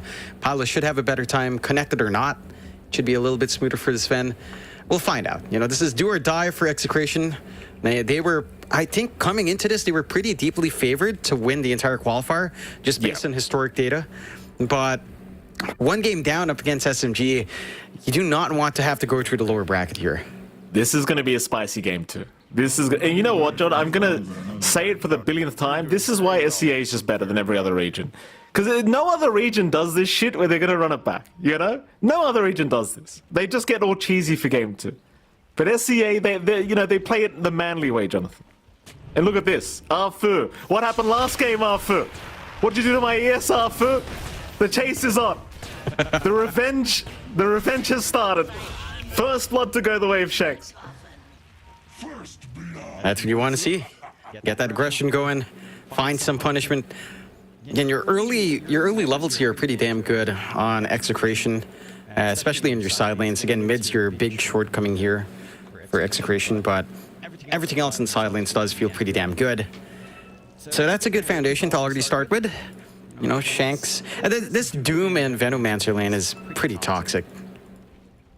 Like, once this builds up, once you have Devour, or at least even a value point Infernal Blade with boots, you can start to run down really, really well. So, we shall see mid-one camping around for Meld Strike. Yeah. Well, he's going to go for it. Shanks taking a lot of damage, but will be okay to leave. So just a bit of regen being forced here by mid-one early on. No problems here for Execration, I'm sure. And well, you talked about this Veno lane, and while I like to make fun of the off-lane Veno because I think it is a garbage hero, against TA it makes a lot of sense. I'll give it that. You know, against this TA Ench, it is not very fun against the Venomancer. The Venomancer should have a pretty big advantage. And it should. Mid-one's looking for someone to come up for the Meld Strike, but they already saw that skilled up. They shouldn't be giving that opportunity out to mid-one. And he will just go for the creeps instead. I mean, once the DOTs are up, like, this is very scary. Like, you get the rundown with the Poison Sting and the Gale. They managed to snipe Jao's Courier as well, although that is after the delivery. Level 2, Level 3 starts to become really hard. SMG starts to reel it in, maybe by 3-4. But if you have camp control for Shanks, again, a value point and Devour with a good creep makes all the difference in this lane. They have to be very disciplined here on SMG to kind of block out these camps. Oh, mid lane, you saw the we'll hold that floor because bottom lane, Arfu was getting a little bit aggressive. Palos wants to go for a fight. Beng wants to chase as well, though they don't have a Stormhammer and they have a full creep wave. So the fight is not well advised right now for Execration. They'll have to let this clock go, but they've got a pretty big creep wave just standing there for Palos. Going back to the mid lane for a second, it wasn't even a fair, but now no one is slowly starting to take over on the Quap.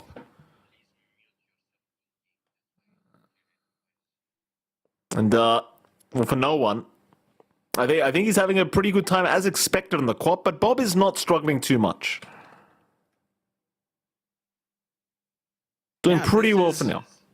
This is a lot better for Bob. He does have his early bottle, so he can sustain through the harassment. Has the level advantage, and you have to respect this on no one. If he comes up with the enchant with the level 2 aftershock, it is a lot of output. No value point in the blink to gap close or to jump away. And Bob is, well, his running back is paying off, and it's higher denies coming out for Bob. And he's got rune control at the very least. He's always topped up. A good sign of life from Execration. Certainly is. It certainly is. 1-0 for now. Palos top of the CS board. Mid one not doing too badly at top lane yet. But as the levels go up in the Veno, that's when I start to get very afraid for mid one and Zhao here at the top lane, because this Veno against TA is not a very good matchup for mid one. The thing is that I suppose he always has the jungle to go back to, so he does get a bit of that initial farm. Zhao's doing a very good job of just zoning them out as well with this tornado creep. Very, very annoying creep to have to try and lane against. So they just keep spamming tornadoes over and over again. And Tino, he can't really do much about it. Like, the range of which the damage is done to Tino is just so big. You know? Such a ridiculous spell. And it is. And you do have Shanks with the Devour. He does opt to pick up the heal creep Devour instead. So you do have some heal amplification, some sustain for you in this lane. That does feel better whenever you have to pop this salve. Mid one is still getting a decent amount of farm, all things considered. And that should help. I don't know if they have room to really stack up here with Zhao, but once you do manage to start to get some stacks up, that TA can start to accelerate quite fast. The mid lane is starting to equalize a little bit better now for no one. He is getting harassment, but Bob again holding steady in the lane. Level 4 up, level 2 enchant. And doesn't have to go for the value point in fissures, so he can always trade a lot better when they do gap close. A little bit of aggression down bot here. It certainly is. Clockwork going for a battery assault onto a Bang. It's a level 2 battery assault by the looks of it, and in fact it was a level 1 battery assault, but now with Masteros here with the Iron Shell, it's going to be no problem in terms of dealing with a Bang who does try to stick charge, but I don't believe gets away. Masteros will get him. Level 2 Iron Shell, a bit too much damage. And now you've got the level 3 Clockwork, so now the battery assault's going to get very annoying. And it can. Once they commit for the rundown here on the side of SMG, there's not too much you can really do. Then again, you've already gotten the farm on Palos. Massive Madness is coming out next. Power Tread's already set up here. I'm starting to feel pretty happy. No stacks again built up by Execration either. So we'll have to wait and see if they get room to kind of build into that as well. Rotations into the mid lane. A Bang is there to ensure that Bob does not get ganked, though Arfu is still going. Is under vision though, will take the Watcher for himself. Bob should be very well used to the fact that Arfu is probably going to be mid. You know, considering what happened last game, I'm sure he's very well aware that the mid Earthshaker is something that SMG want to control. Though Bang's still doing a very good job of just being annoying as possible, just sticking around and getting a bunch of D wards off. In goes Bob, in trouble now because Arfu is trying to cut him off. Bob needs some help. Bob, which way are we going? He'll walk towards the north, but he's surely got no way out of this. He has a few stick charges. He'll commit them. In come the TPs. Arfu, the one in danger. Arfu, he might just go down. Bob is... Oh, he's not going to get denied. No one gets him, but now no one. No blink available. Is going to go down, or is he? Januel, he saves the day with the siege shot. Januel slows them down enough. No one gets out. Zhao will trade his life for his mid laner. Will he even do that? It looks like he might make it. And he does. Oh my god. Perfect timing from the Ench. In comes Arfu. Arfu, I'm not sure about this now. He doesn't have the backup, but he's trying to secure power runes. No one gets the shield rune at the top lane anyway. And SMG, they do lose one hero, but it's still well worth the kill. And it is. They managed to shut down mid. Again, apply that pressure onto Bob and come out with a favorable trade. Have to be careful about overextending here on Afu. Does manage to find an Ob's ward for his trouble, but already having a lot of impact. That level 1 heal coming out from Zhao. Level 1, it's already more than enough for him to run through the harassment. And now they've got room to siege mid just a little bit. They've got the level 6 up on no one. He's got the point in Sonic Wave. So they can look for the rundown. Can look for that big team fight if they so wish here. There we go. Mid-tier 1 tower still just going down. Genuel with the rotation, making it very hard to defend, though a Bang is going to reveal himself, trying to deal with the creep wave.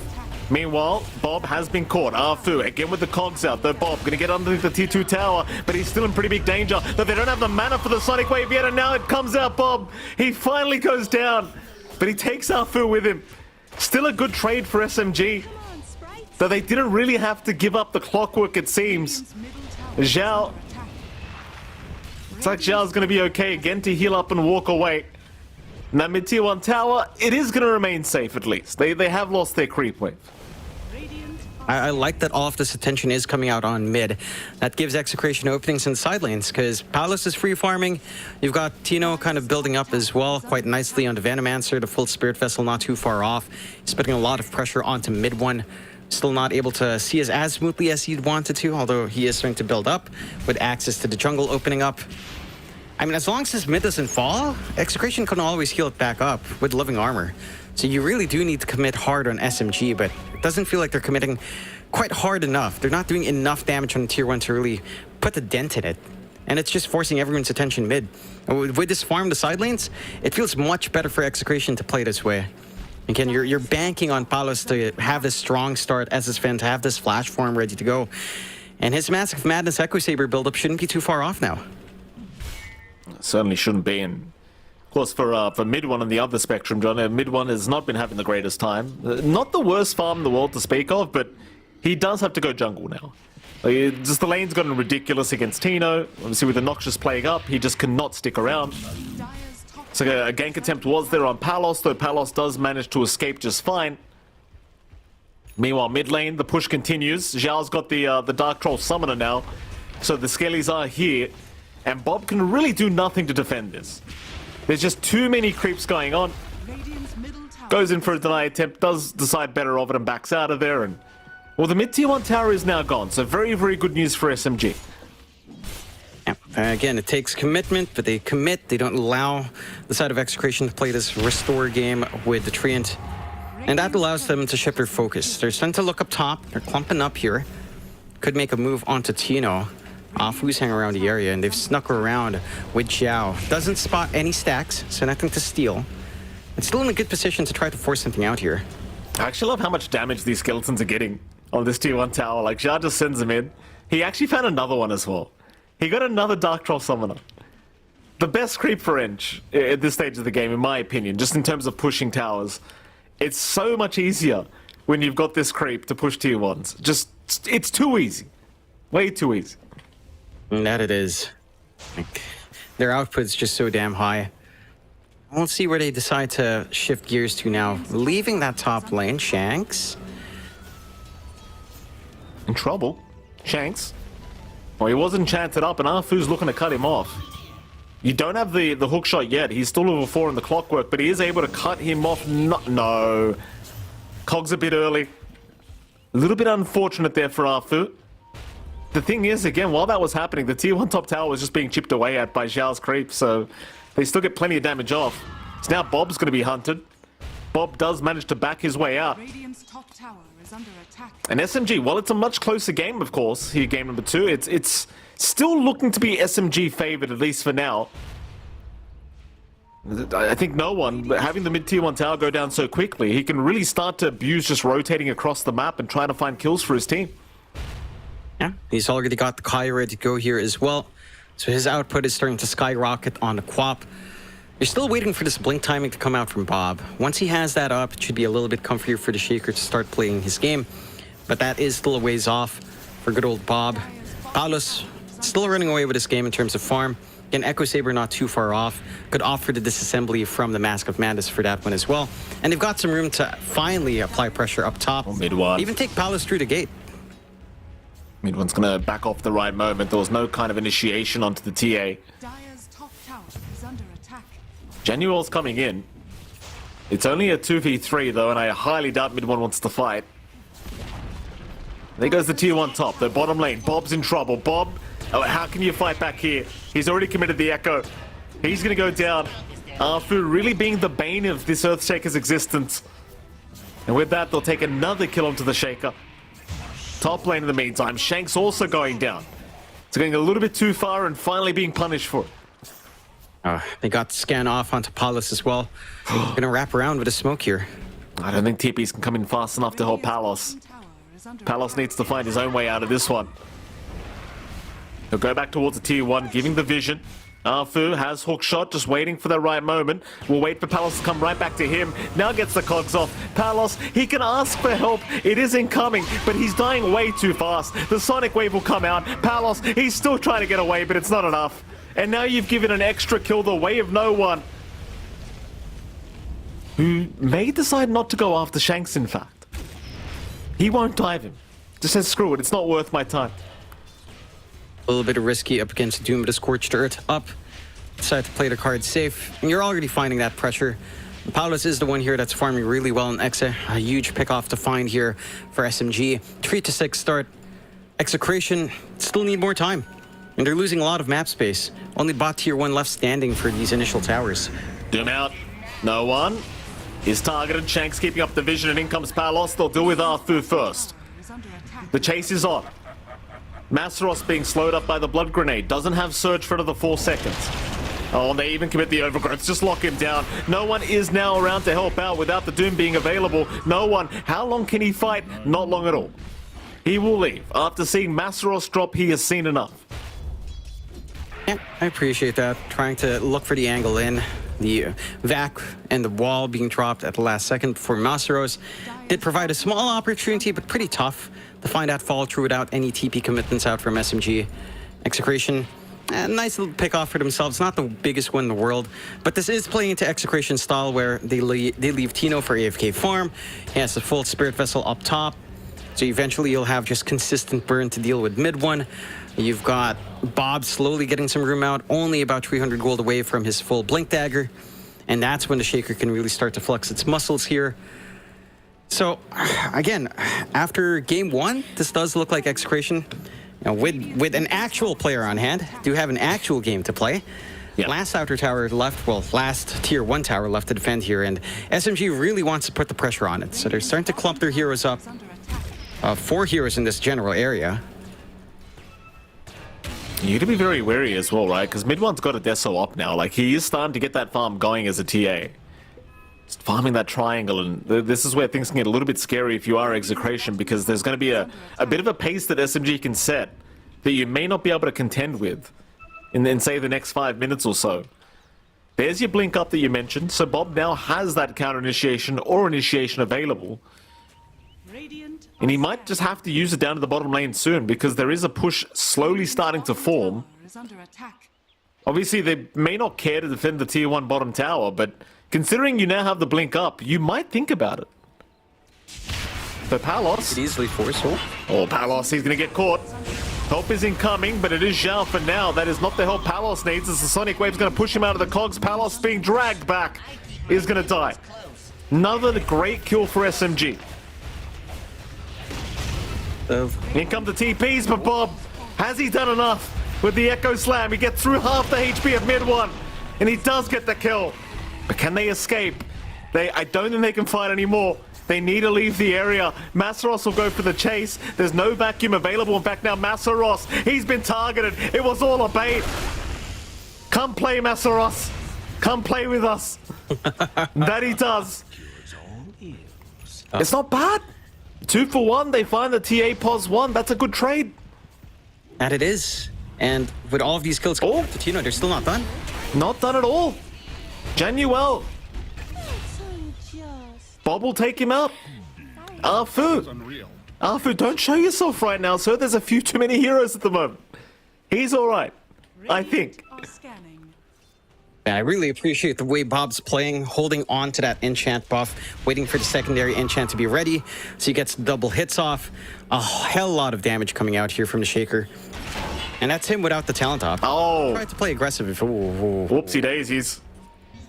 As a clockwork spammer myself, Jonathan, that's an amateur mistake right there from Arfu.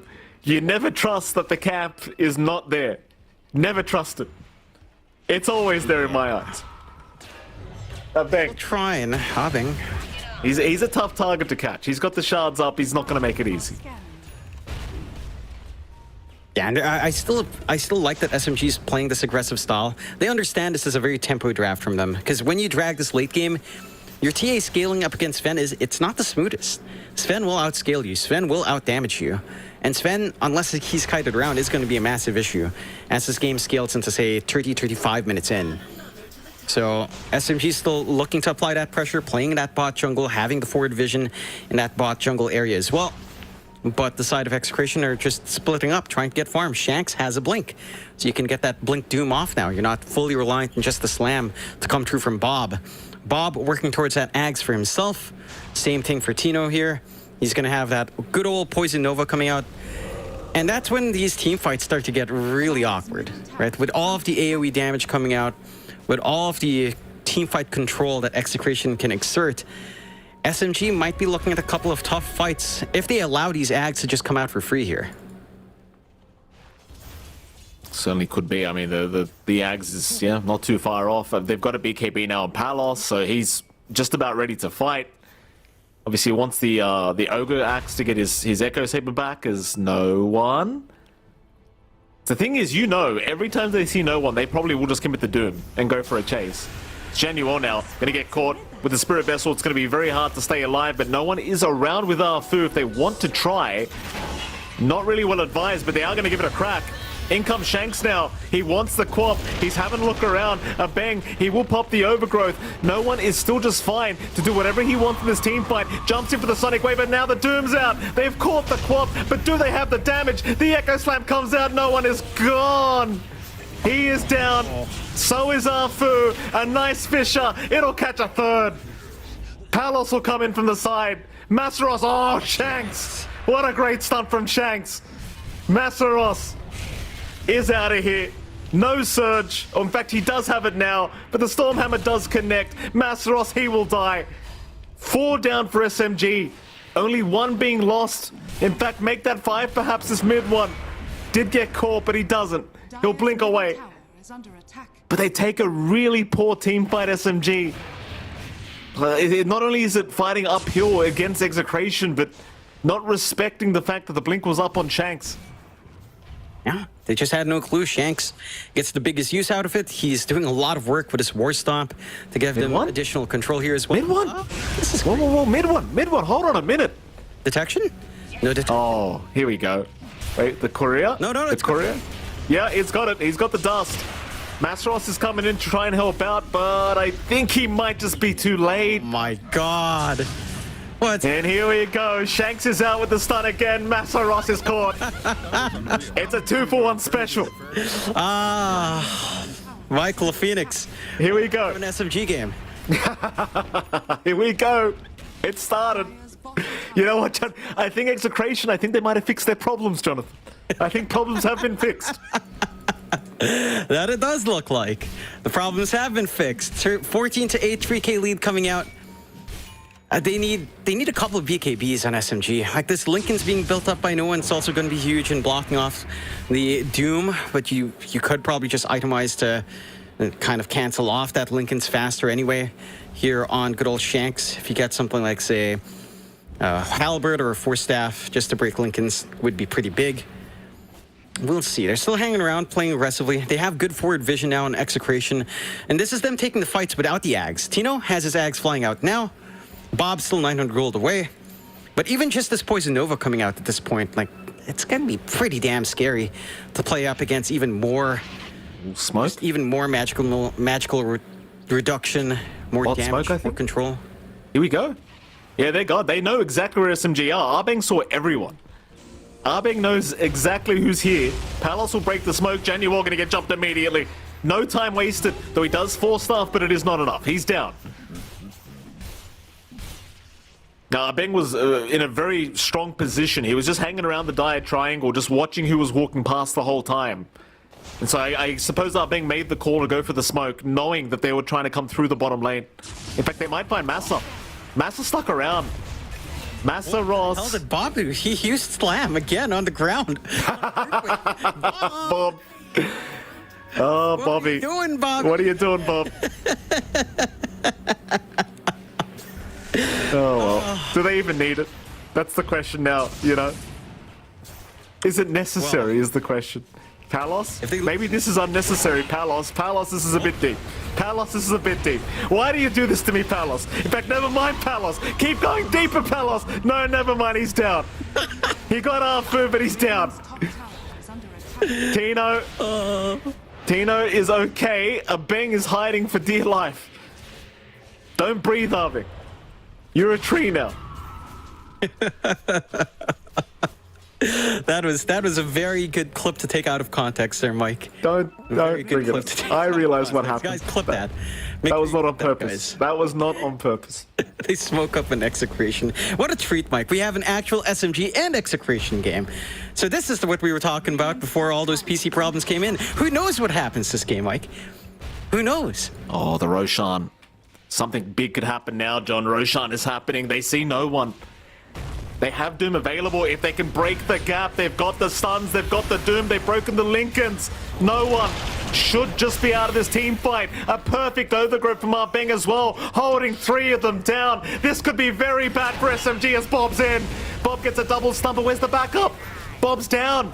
There was no backup. Palos, what were you farming, sir? He comes back in now. Januel will go down. Arfu will try to go for a run, but it seems like he's in pretty big danger as the Gale will land. Mid-1 will try to help, but Mid-1, I think he needs to run because Abeng's right behind him. He'll root him up. Mid-1, though, takes Palos down. But can he survive now? He's been slowed up, controlled up. Shanks on the chase, but Mid-1 still kiting out. Might have a couple. We'll take one down. He'll find another.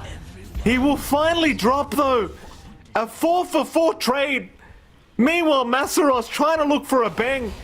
He'll leave. But Roshan has been left standing. Roshan is just casually chilling there. Oh, God. What a set of fights. Doom committed out. You still have Slam ready to go on Bob, so you can still re-engage in that Roche pit. Palos, he did just respawn and was TPing to the outpost. It's a little bit slower for him to get into the middle of that fight. As you can see again, at start of the fight, they break the Lincolns, the overgrowth, perfect positioning out from Abeng. And then, yeah, Palos just TPing in. Just takes too damn long in that outpost. If Bob lived a little bit longer, got that slam in that fight, that would have been straight up Roche coming out for Exa. SMG still hang on. So they've got an opportunity, but Execration are not letting off on the gas, just constantly moving forward. They still want more. They're going to have a BKB coming out in Bob next. And once that Shaker BKB is up, that's where trying to burst down Bob becomes a little bit tougher. I think you'd also want some like the free shard coming out for Palos. Top lane. Mid-1. Oh. Mid-1. Oh, he can't expect this one. TPs are incoming. Masaros, vacuum wall. It buys a bit of time, but Mid-1 is down. That is not Mid-1's fault. I don't think anyone would have expected that. Oh. In goes the hook shot. They've got Palos. Maybe they can punish. And they can. Palos is down. A great trade from SMG. In they go for more now. Shank's in danger. Tino's going to come in from the side. Into the Doom they go. They've got no one. No one's in trouble. Overgrowth comes out. The Quap should melt. Maybe a deny or maybe not. He'll just die as Bob comes in again. A double stun. Food trapped up now. It started off like a decent trade, but now they're just giving one away from by the other. And Januel is down to boot. A full team wipe. Oh my God. Oh my God. Oh, this was just like last year, Mike. I love it. I love it. This is my kind of Dota right here. This is my kind of Dota. Well, for SMG, they're not feeling it. They're not enjoying this right now. It's 26-14. Bob, the maniac that he is, making this Earthshaker work in a very big way. The slam that he saved from the... Yeah, what quap? Doesn't even matter. The lane wasn't that smooth for no one this time. 6K lead out. And Execration trying to get some push going while they can. They could try for the Roche right after it is up north, but the SMG still want to defend. They know these big spots are down. Tino stuck around. Hookshot will come out. Tino's been left behind, so Tino should just drop. He'll try to get something off, but it won't matter. Tino is gone, so SMG do punish successfully. Like, the thing is, though, with the 4K advantage, you're going to a Sven Doom late game. Hell, even the mid-shaker is very scary going later on into this game. You get to that one-hit potential with the Daedalus up. It gets extremely nerve-wracking for SMG. As SMG, they're going to try for Roshan again. This time around, Exa, the lines have been drawn towards the Roshan pit, but they're nowhere nearby. I don't think they can make it. It's going fairly fast. They scan down south through the gate, but it's a top Roche, guys. Oh no. That's interesting. Yikes. Scanned the wrong Roshan pit. That's unfortunate. And it is. They've got the secondary life for Mid-1, so it's going to be a lot tougher to try to pin him down. I don't think this is necessarily that bad for Bob. Execration. Bob? Yeah, chased down by mid one. He's got the Aegis up. He's feeling a lot more confident. In fact, Masaros is going to cut him off from the south. Bob trying for a TP. He's okay. Massa unable to get there for the vacuum in time. Top lane. Yeah. In the meantime, Execration do group up, but it seems like they're going to go for a Tormentor. I thought maybe they'll try to force a gank attempt onto the Dire jungle, but not quite. No, I appreciate this play. They get the shard out for Shanks, so you do have that higher Scorched Earth. And a little bit of healing coming out for him as well while running down. This should help with the sustain up front. Already has the BKB on hand as well for Shanks. Going into the Halberd next. See, the utility is building up on our Doom. I would have actually really wanted to see the shard come out for Palos. I think that Warcry 6 passive armor with a Warcry active, it's just so important up against this TA. If you just ruin mid one's game, if you just ruin his damage output, with your BKBs, there's really not much to be scared of. They'll smoke up here. Yeah, tier 2 bottom tower under siege, but mid one is showing. They're going to see Arfu first. Arfu going to tank the gank for his team as now mid one will happily jump in onto Bob, but Bob is okay to jump away with the Ags up. Palos, he sneaks up from the backside. Palos! He's got 3 targets. And they all just melt. No one's gone. Oh my God. There goes mid one. Tips out, but no one. No one is huge in trouble. It's oh boy. It's begun. Ages. That was ages, yes. up, guys. Yeah. That's not okay. 31 to 15, 15k lead for Execration.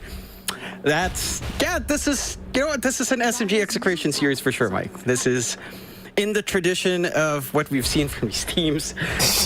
Good God. Yeah. This is a game. Something's never changed. No, I can leave the region for a year, but the region can never leave me, John. It always stays the same. Oh man, you would not, you do not know how much we would talk in the green room when watching SMG match. Oh, they're winning. Then you kind of talk. No, they're not. You're just hanging out because you're not working that series, and you look back. Oh, I guess not. Oh. Oh well. Well, they gave Arfu the wisdom rune at least. That's nice of Execration. I mean, Palos could have actually picked that one up. He just decided not to. Hey, Instead, mercy. Yeah. Unlike what they got last game, Palos. Yeah. Bottom tier 2 tower. Now, Tino has the Filipino shard up. Good old latent toxicity. Not really Filipino. The Southeast Asian shard. This is basically our server. God bless. Yeah, that's it. Needs no explanation. That's us. We're all Venomancer here. Or in Viper. That's what we are. What's SMG do now? Like they're 22k behind. The Aegis was taken by them, and they got nothing done with it. This is starting to feel like a very, very, very challenging game if you are SMG. It all boils down to the fact that you don't have an answer for this Sven. It actually comes down to Afu having to isolate Sven. If they can isolate Palos with the cogs, that's pretty much it. Like, you don't really have force stabs on hand to save this Sven. So he's just going to be stuck in those cogs, trying to clear out the cogs, trying to get his position working. It's just down to that target prioritization. You isolate Palos, but chances are more than likely you can clean up everyone else. But that's a lot of pressure to put onto Afu. He's just been playing defensive. He's been he's been getting jumped on. He's been looking for ways of pushing them back, preventing any further losses. But it's got to be the Sven. And they got caught off guard with Palos having that full silver edge up. And there we go. Palos, mid one's okay. Januel may not be so okay though. Just dies instantaneously. Beng having a look for more. A 3-man overgrowth. But Palos makes the call not to jump. In fact, no, Bob's here. Bob is here. Fisher is out. Arfu, though, is able to force stuff. My goodness. It was a very nice setup from a Beng, but the follow-up just was not there. yeah, a little bit disconnected out from Execration. Not all together and trying to get that chase down. Still in a good spot. 23k lead, 33 to 15. They take the freebie. They have a double damage rune for Bob. Hello. That's a big one. Here's the one shot. He's a big boy now. So he's got 1.1k damage without the double damage used with Enchant Totem. So he just gets a casual plus 900 something with the enchant totem. Here we go. Oh, never mind. He just uses it instantly. What's he going to get with double damage? What kind of damage is he going to get? 1,300, I suppose, plus right, because it's base damage. Yeah, that's depressing. Yeah. What if it wasn't base damage, John? What if they just made it pure double damage? That would be pretty insane. Would love It to would see be, wouldn't it? It'd be amazing. One shot. Well, okay, you do that, but you nerf it to only having like an attack count. I think that would balance it. That'd be. No, you do that, right? But then you make it so it's a Roshan drop. I reckon. Okay. Extend the duration. Make it a Roshan drop. Call it Gaben's Blessing. It's been foretold. Gaben's Blessing, there you go. That could be the way to do it. Smoke out from Exe. Looking to try to put a lid in this game. Side of SMG, though, not leaving their high ground. I mean, they understand. There's no way they can sneak out right now. They are just stuck in here, and Execration have free control. So they're just building up even more. Getting everything you could possibly ask for. Shanks going for the Octarine for more uptime and Doom. Silver Edge for Bob. He'll have fun with those crits once it's up. Abing spots him walking out in this lane, though.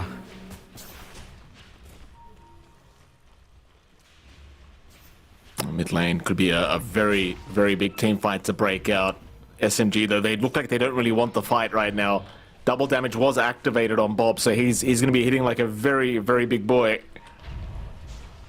Now waiting very carefully. Obviously, you don't want to clump up against the Echo Slam. That is not a very favorable scenario if you are SMG. Not many buybacks on the board as well for this dire side, by the way. We'll see Tino mid lane. Tino not trying to bait them forward. Rocket Flare will give a bit of vision on where Execration are in that triangle. Oh. We're going to have fun now, Mike. Well, what happened, John? Silver Edge done. This is it. Let's go, Bobby. The Expedito is online now, Jonathan. Bobby Expedito is here. Bob hits as hard as John's uncle does. I'll tell you, John got slapped by him once. John's never been the same. I actually never saw him too much when I was a kid. I just saw him like in the past 8 years. Oh, you saw him. Perhaps. You just don't remember him, John, because he just slapped you that hard. He saw you miss a CS in Dota All-Stars. He just slapped you across the head. You'll never remember what happened. It's all right. Expedito would never miss a CS, though. We know that. Shout out to Uncle Bobby. We love you, Uncle Bobby. He doesn't even know what this game is, Mike. Uncle Bobby from Zamboanga. I know who you are, so don't you worry. It's like my Uncle Bobby's like 60 years old or something. 65, Oh, 70. he's played Dota for sure, guaranteed. I mean, average age is about 60 at this stage, John. Come on now. That is true. That is true. Execration. Still waiting very carefully in the tree line. Oh, a big wraparound though from SMG. This could be a very strong start. If they can find Palos, Rocket Flare will give the vision. SMG trying to find the perfect target. They'll get started on Tino. Tino in pretty big danger. Does get his spells off before he goes down, but he is officially gone now. Mind you, mid one has popped his BKB, so I don't know if they want to continue the fight. They saw Bob there for a moment, but Bob, he'll run away as Palos. Palos has gone in. Januel's the target, but Januel, he'll get the Hurricane Pike away. He'll be fine for now. Zafu's the target. Tino's brought back in all of this. Meanwhile, mid one, he's been caught in the back. Oh, no. Shanks got him again. Echo's committed. Massa's trapped up. No one's trapped up. One hit from Bob. Hands up. Tips up from Bob. There you go, John. No. Bob's been waiting for that one.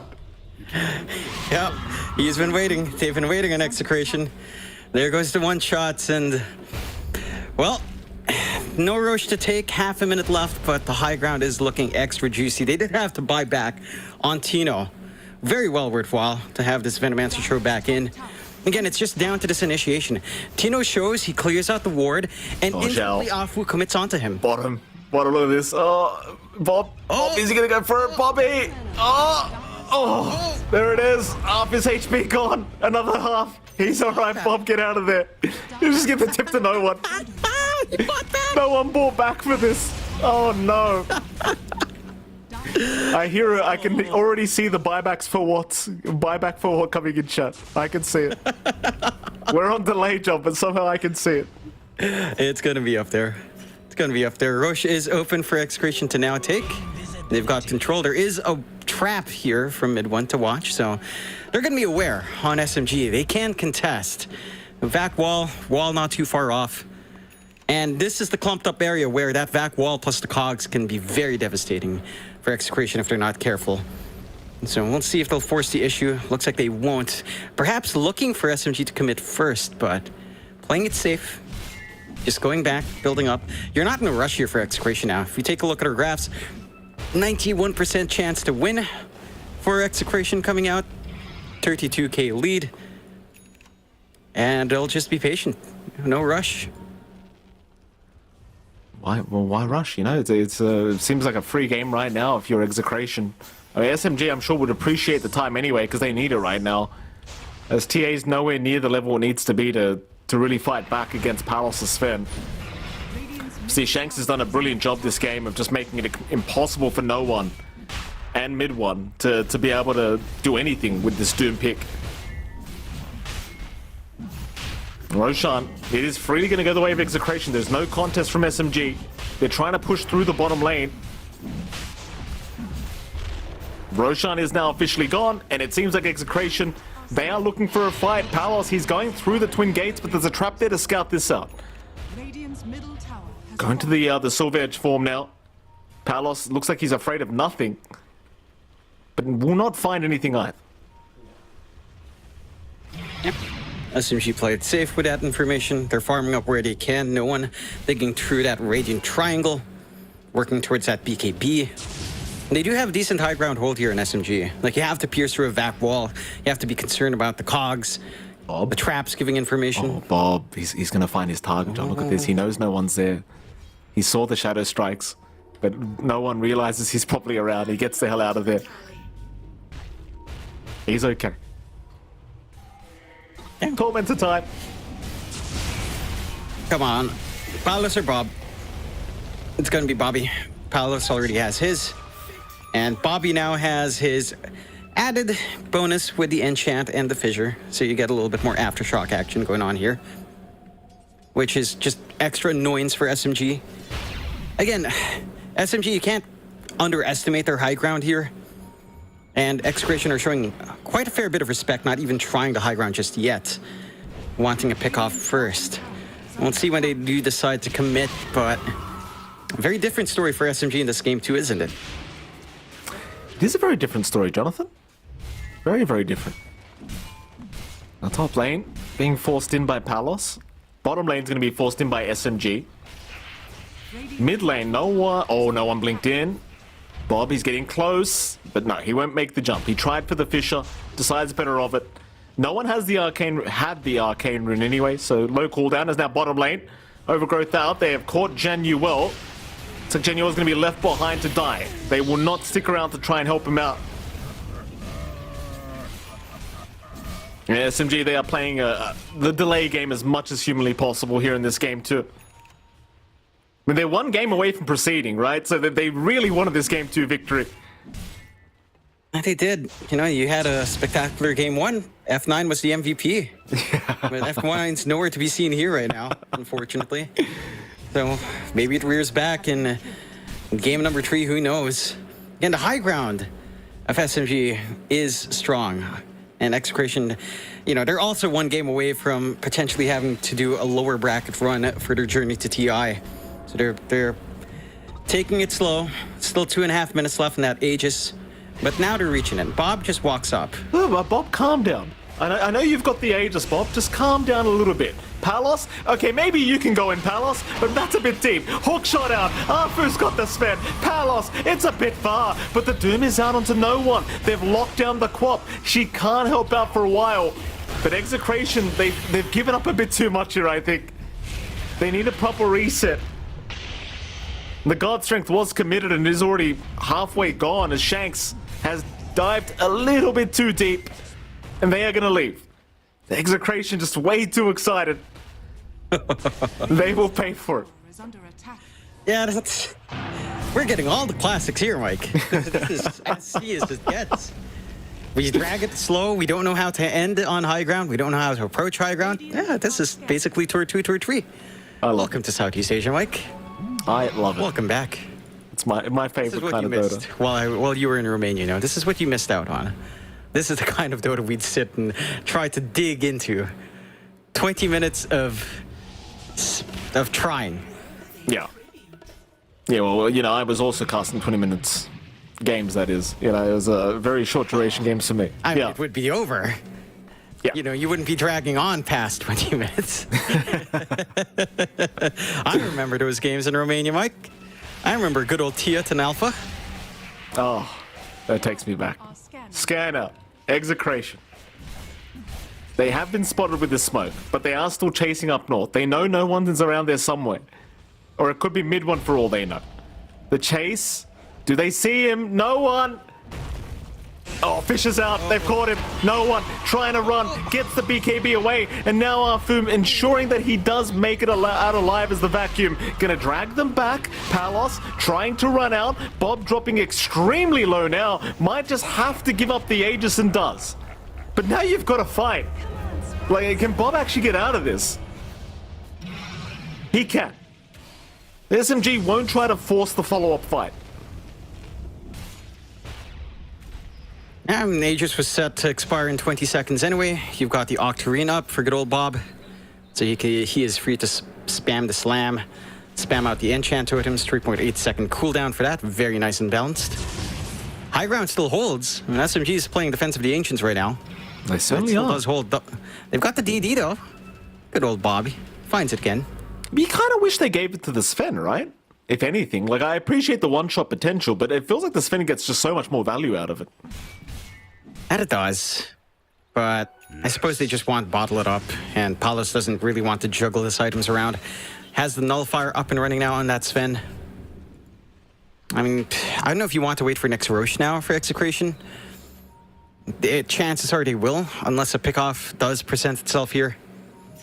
So we're in for the long haul. Could go 60 minutes, Mike. I love 60-minute games, John. Don't get me excited like that. Don't you dare. Oh, you can't complain, John. I mean, game one went so quickly. What do you, we may as well have a 60-minute game. Why not a 2-hour game? Yeah. Give us 2 hours. Give us 3 hours. Why not? Our Obs, Iason, and Lauren Chu are... No, please, God, what are you doing? Why are you calling for this? Yeah. What is wrong with these two casters? He's observed for us many times, John. He knows how it is. He knows what to expect when he runs into us. He's just giving us the dots. God bless you, Steven. Bless you, buddy. Oh, goodness me. Oh, anyway, mid lane. The group up is there. Execration. Still waiting patiently. SMG is still just trying to find any kind of farm they can. No, Mike, you pushing got this- that wrong. SMG are still moving under gunfire. They are. They are moving under gunfire right now as we More speak. bullets. Here we go again. Through the bottom lane.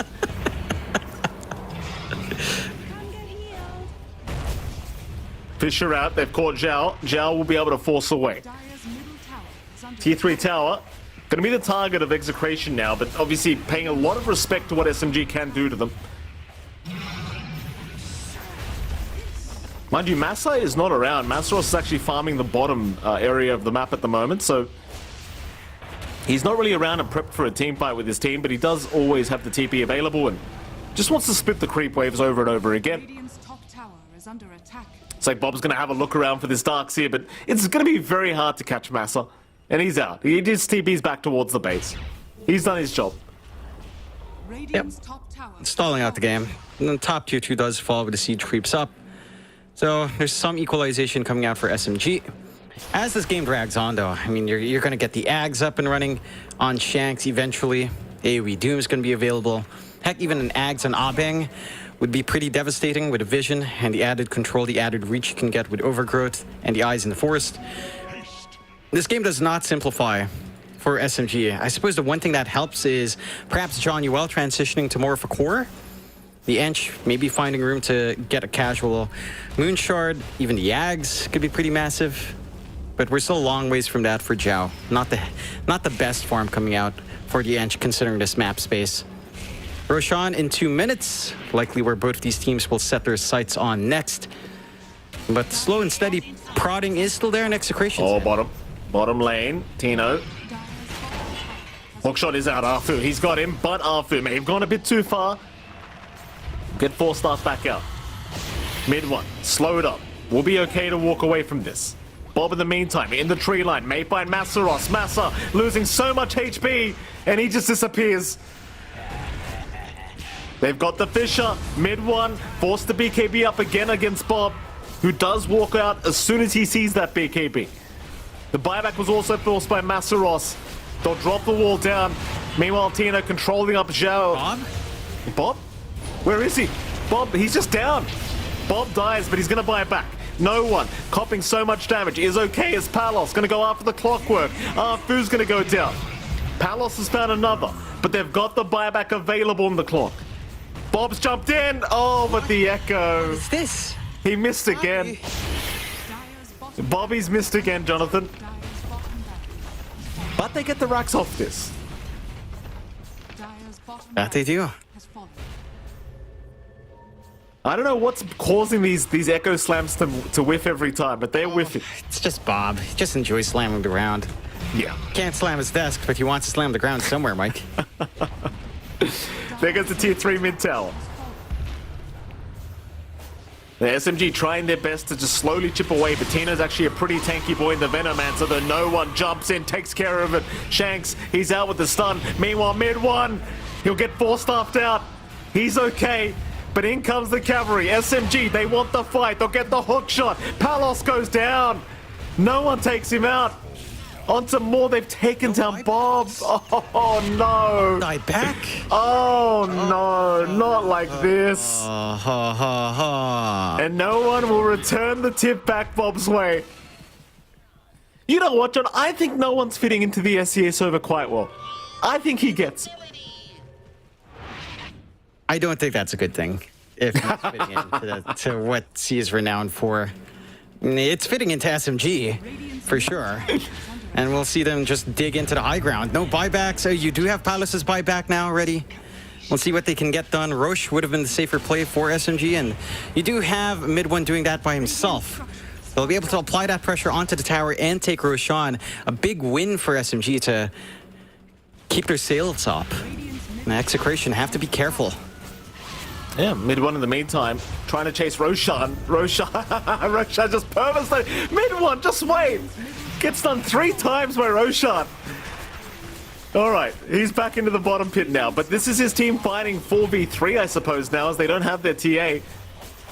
It's still an advantageous team fight, but they are going to jump in onto no one, knowing that there's no helping coming from the TA. In they go. No one doomed up. He will walk down towards the south as they deal with Arfu instead. Meanwhile, Palos, he bought back for this. He's trying to chase somebody down. No one's still going down, but he's going to be able to BKB. He's still running, but a nice overgrowth. A Ben going to hold him down. No one can he survive. He got hit by the gale. He might just be going down. Even the mud golems looking to take him out, though no one blinks away. Does make it. He is safe. How does he survive that? There's not enough output. You know, your Palos is chasing elsewhere. You're stuck with just trying to magic damage down the Quap. And with the kind Sanj up, a little bit of that stat resist does make it a lot easier. It makes those DOTs last a lot less long. And SMG, they managed to sneak away with that Roche as well on top of that. Mid one now going for the Divine Rapier to all in play on that TA to keep up scaling. Ooh. Execration, it's not like this game is impossible just yet. Neither is it for SMG, but what was a very smooth ride to a game 3 now for Execration is a lot tougher than it should have been. So they're going to have to try to hold out. You've got the full Ags up on Shanks though. So AoE Doom ready, and this could change these fights. Like, it's going to be so risky. If Shanks gets the good angle in, gets the AoE Doom, gets the follow-up from Bob with an actual Echo Slam, this Divine Rapier buyout for mid one down the line could cost them. I think they just, you know, with the way this game has been, they just say, screw it, buy the Divine, let's see what happens. You know, you still got game 3 no matter what for SMG, so, you know, maybe not worth the risk, but we'll see. Currently, win probability is sitting at 36% for SMG, so it's actually not that bad after that high ground attempt. They didn't get the racks, but at least they're still pretty well in the running for this game too. Like 36% is nothing to scoff at. Execration, they're the ones that need to play a little bit more carefully. Like, these high ground attempts are nice and well, but you're giving away a bit too much back the way of SMG every time you do it. You are. And they're 1 racks up. They've got mid and top exposed. They just need one big team fight here in Execration to start to clean up. Bottom. They'll go to their gate. Yeah, twin gate usage. Vision, though.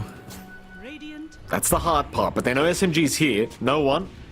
Gonna get on the cliff, try to break some smokes. Does reveal himself on said cliff. Palos looks like he'll just blink away.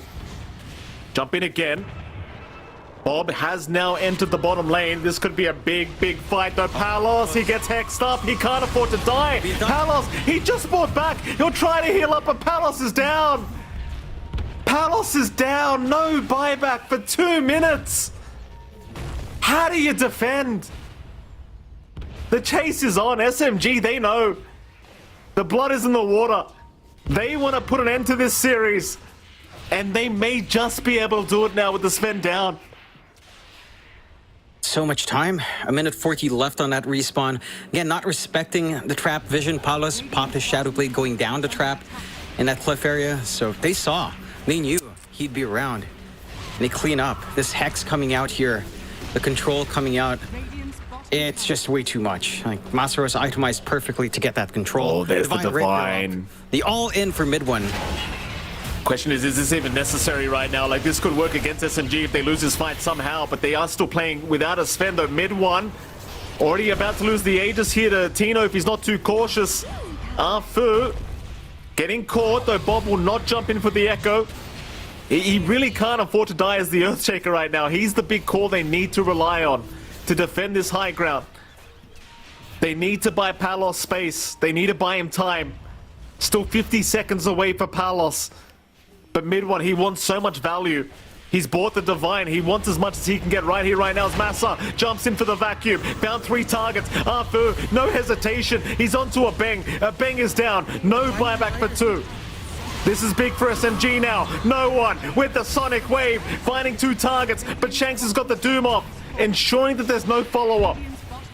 25 seconds for Palos. There's time for T4s if they want it. But they're going to go for the mid-racks. Maybe you just get Megas with the Divine Rapier while you can. 13 more seconds. Mid one trapped off from the top lane. He has to walk around. His blink was on cooldown. 5 more seconds for Palos. No one's jumped in. No one says his Lincoln's broken. They'll miss the stun though. The T3 tower, it's now gone. The rack's exposed, but Palos is back. Palos, where's the magic? What can you do to defend this? Well, it seems like SMG think about backing off for now. 15 seconds left on the Aegis. They don't want to risk it. Afu has been left behind though.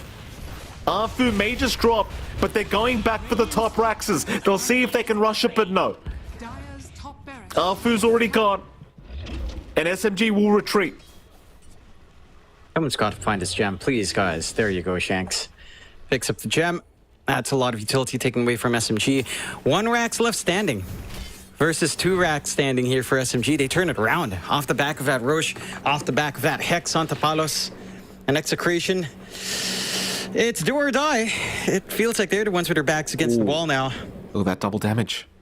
Double damage rune at the top rune spot. This could be... I mean, that could be a game-winning rune if either team found it. No one sees it, sadly. How the hell? Am I bugged? But What I saw happened? mid one with 3 enchanted quivers. Was that a bug? I only see 1. Yeah, well, the other 2 slots had enchanted quivers as well. I think it was a weird-ass bug. Okay. Oh, he has 1 enchanted quiver flying out. That's okay. We'll get it fixed, John. Don't you worry. It's beta. Okay. Be more forgiving. Fair enough. Beta game. Does happen. Only 1 slot anyway. Can't use all 3 Yeah. mid one. But it would be nice if you could. Let's be fair. Oh, the double damage. He sees it. He sees it. He's hitting for over 1k now. Every hit, this TA is going to hurt quite a lot. This is the opportunity. So a Divine plus a DD. You can't say no to this. Problem is they're lacking Afu still. Afu's 15 away. He doesn't want to commit buyback, but they'll go for the smoke. Half the duration of the DD rune is left. It seems like they're not going to be able to take advantage of it, sadly.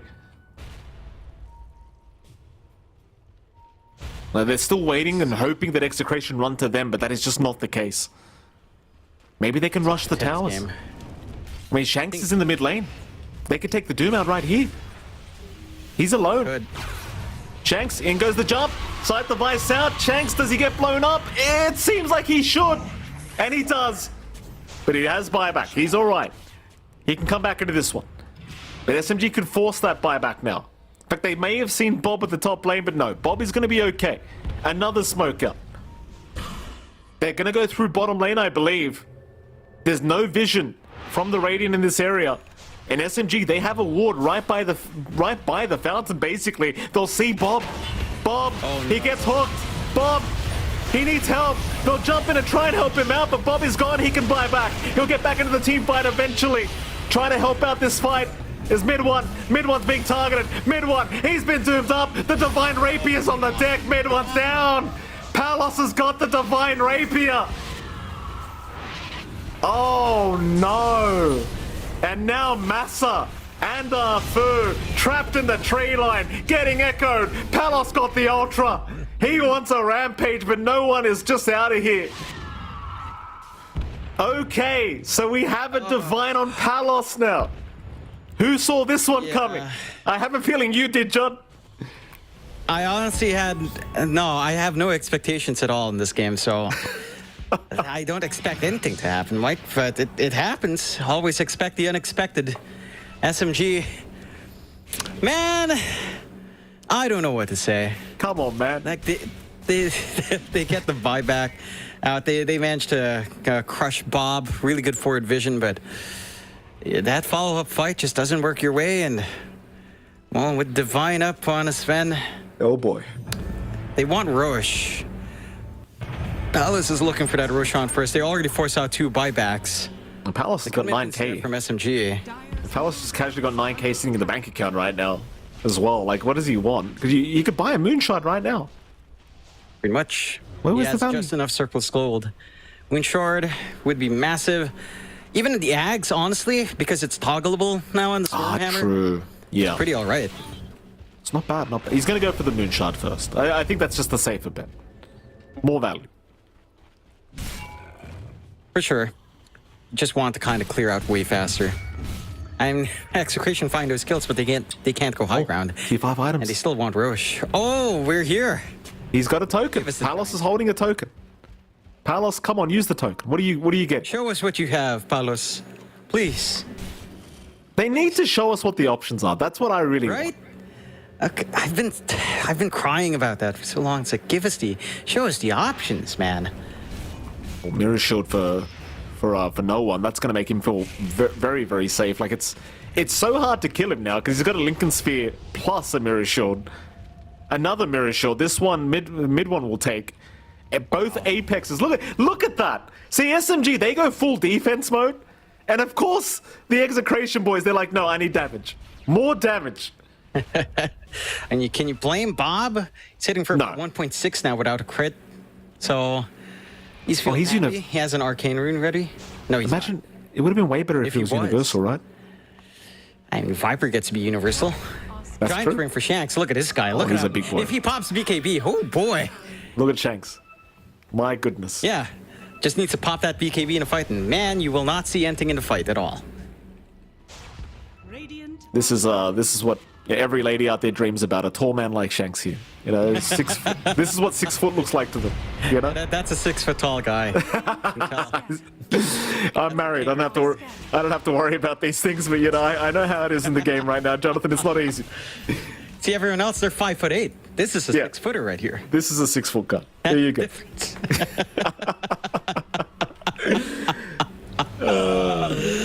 Oh, goodness me. 62 minutes almost. I mean, SMG, they're trying something a little bit cheeky. Format. Oh, Bob.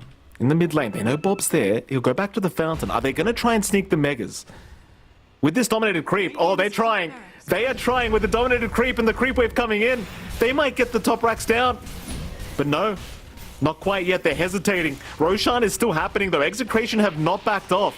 They are happy to just let the glyph do the work while Roshan is still going down. There it is. Who's picking up the Aegis? Palos is taking everything. He'll leave the cheese behind. No, he takes it. He needs to get into the team fight, though. It started. A back wall is out. It's on 3. However, they've lost mid one. They've lost Arfu. Both of them are gone. Arfu cannot buy back, but mid one could. It's just not worth it yet.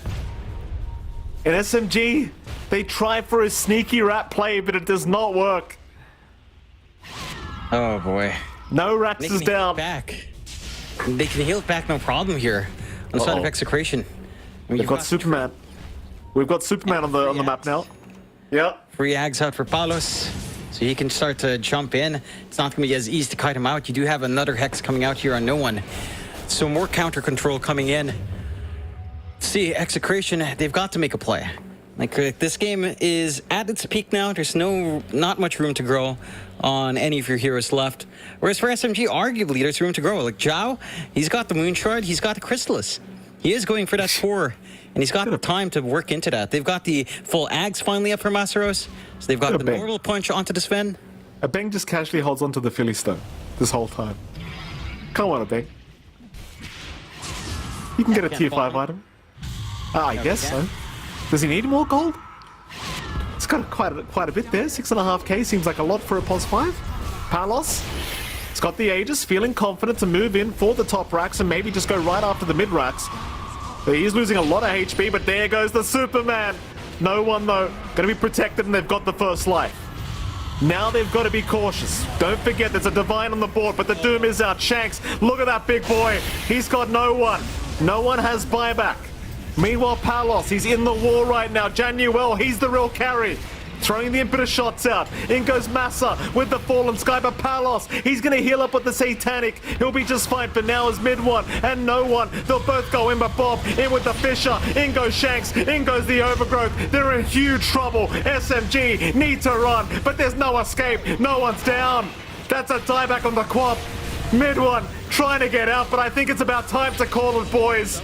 It is about time to call it. They'll buy back again. Mid one will try one last time, but they've lost another. It's 3v5. It's, 2v5 now. SMG, can they defend? Where's Execration going? Why are you running? Where's mid one going? Bob has the idea. Yeah, they're going for tier 4s. Mid one's... Snipe someone. Mid one's trying to snipe Tino. He has no damage. He has no damage. Here comes Superman. Mid one. Mid one's in trouble. Mid one's down. GG is called. We are going to a game number 3. Oh, and don't even say GG in Execration. Palos was. Revenge has been had. Oh my God. Bob just disconnects once the DG's called. Of course he does, Jonathan. Like, hell yeah. What are you saying? No one, huh? It's like, what a game. What a bloody game. This is Southeast Asia, man. This is why it's the best region. It's a great region. Tell me that this game wasn't a fun watch. Oh, it's amazing. So what the hell happened? Execration. They kick into gear. Bob has an actual lane. Palos has an actual lane to play. And that makes all the difference. Who knew, Mike? F9 removed from the game, and, well, it's a different story. It's a different story, all right. And I mean, SMG, there was a stage of the game where it felt like they were the stronger team. Like, the first 20 minutes was certainly SMG favored, with the way they were playing, just so aggressive and just so fast-paced. But you get to a stage where Execration just understand their timings, and they'll just take over the game. And that's exactly what happened. Like, big props to SMG.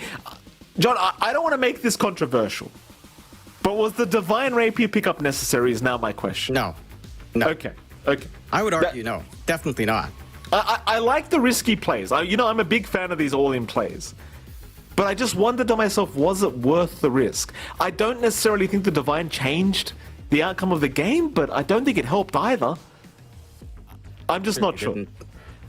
I think you could have held on to the gold. Hell, there was different itemization for mid one that could have come out, like something like the Ags, right? It's the psionic projection to keep the split push up, apply that laning pressure, look for Execration to make a mistake from trying to get the chase.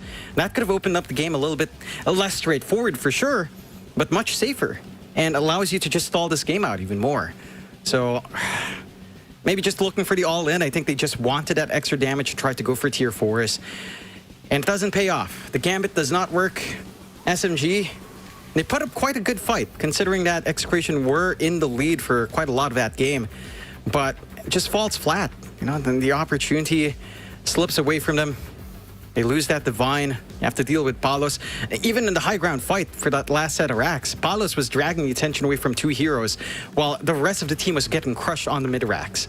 And it's this kind of split up play that Execration does in the end that it meant that you had no easy response. SMG couldn't look for the big back walls.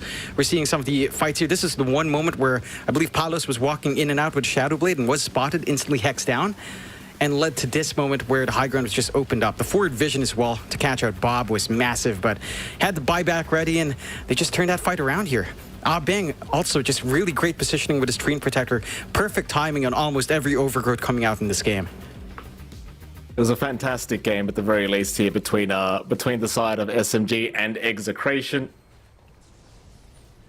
And I can only imagine what happens for game number 3. I really can't wait to see exactly how this one pans out. It's going to be very, very exciting. Very, very exciting to see. I can only imagine what's going to happen. Of course, we are going to move into an MVP screen soon because we have so many highlights from this game number 2. And we're seeing the tail end of this. SMG trying their best to fight back, but just unable to get it done against the huge heroes of Execration. And John, I'm going to go ahead and say I think the MVP is just straight up Shanks this game, because I just saw too many good initiations from Shanks. Too many. For sure. Like, him with a blink up and the Centaur War Stomp was massive. Like, that was opening up a lot of fights for them. The fact that he had ways to pop the Lincolns to get the Dooms off was also huge. Just managed to always find no one, always find the big targets they needed. And the support Doom pays off. Again, it's a little bit of a gambit. It felt like in lane, it might not have been the best coming out here for Execration, but they make it work. They play Southeast Asian Dota. They drag the game out long, and the scaling of Execration just kicks in a lot better. They're not pressured to kind of buy into Divines and stuff like that. Their heroes just have a lot of output and still have a lot to do by the 60-minute mark. What a game. You know, you said it, Mike. Game 1 ended a bit too fast, so Game 2, we got an hour of a game. Game 3, maybe we got a 2-hour game. Let's bring it on. Let's head to a break. Let's let the boys relax, and we'll be back right after a break for game number 3 between SMG and, of course, Execration. We'll see you soon.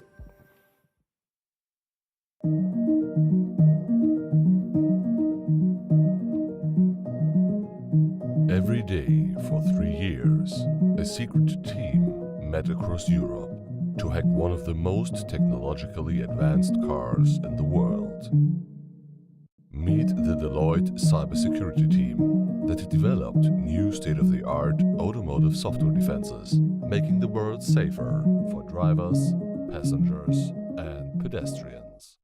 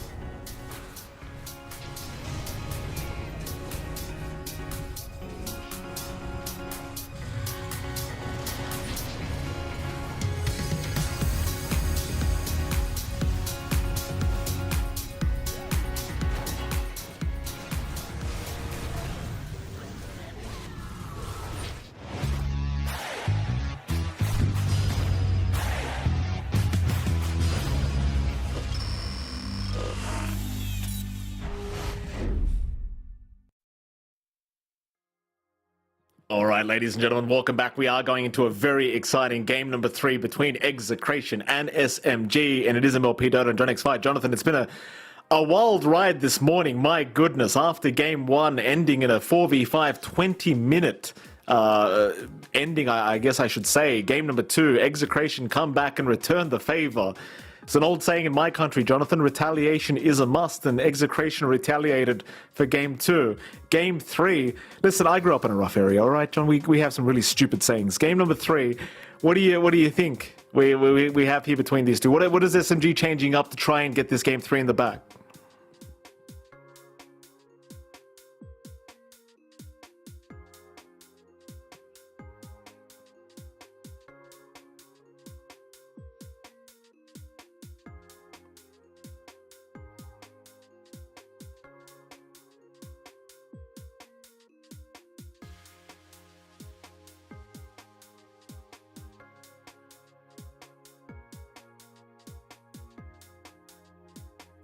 Pop Shaker once more, and that just gets going again. I think that's a high possibility coming out here because, I don't know, I feel like maybe the TA wasn't the best choice trying to flex that.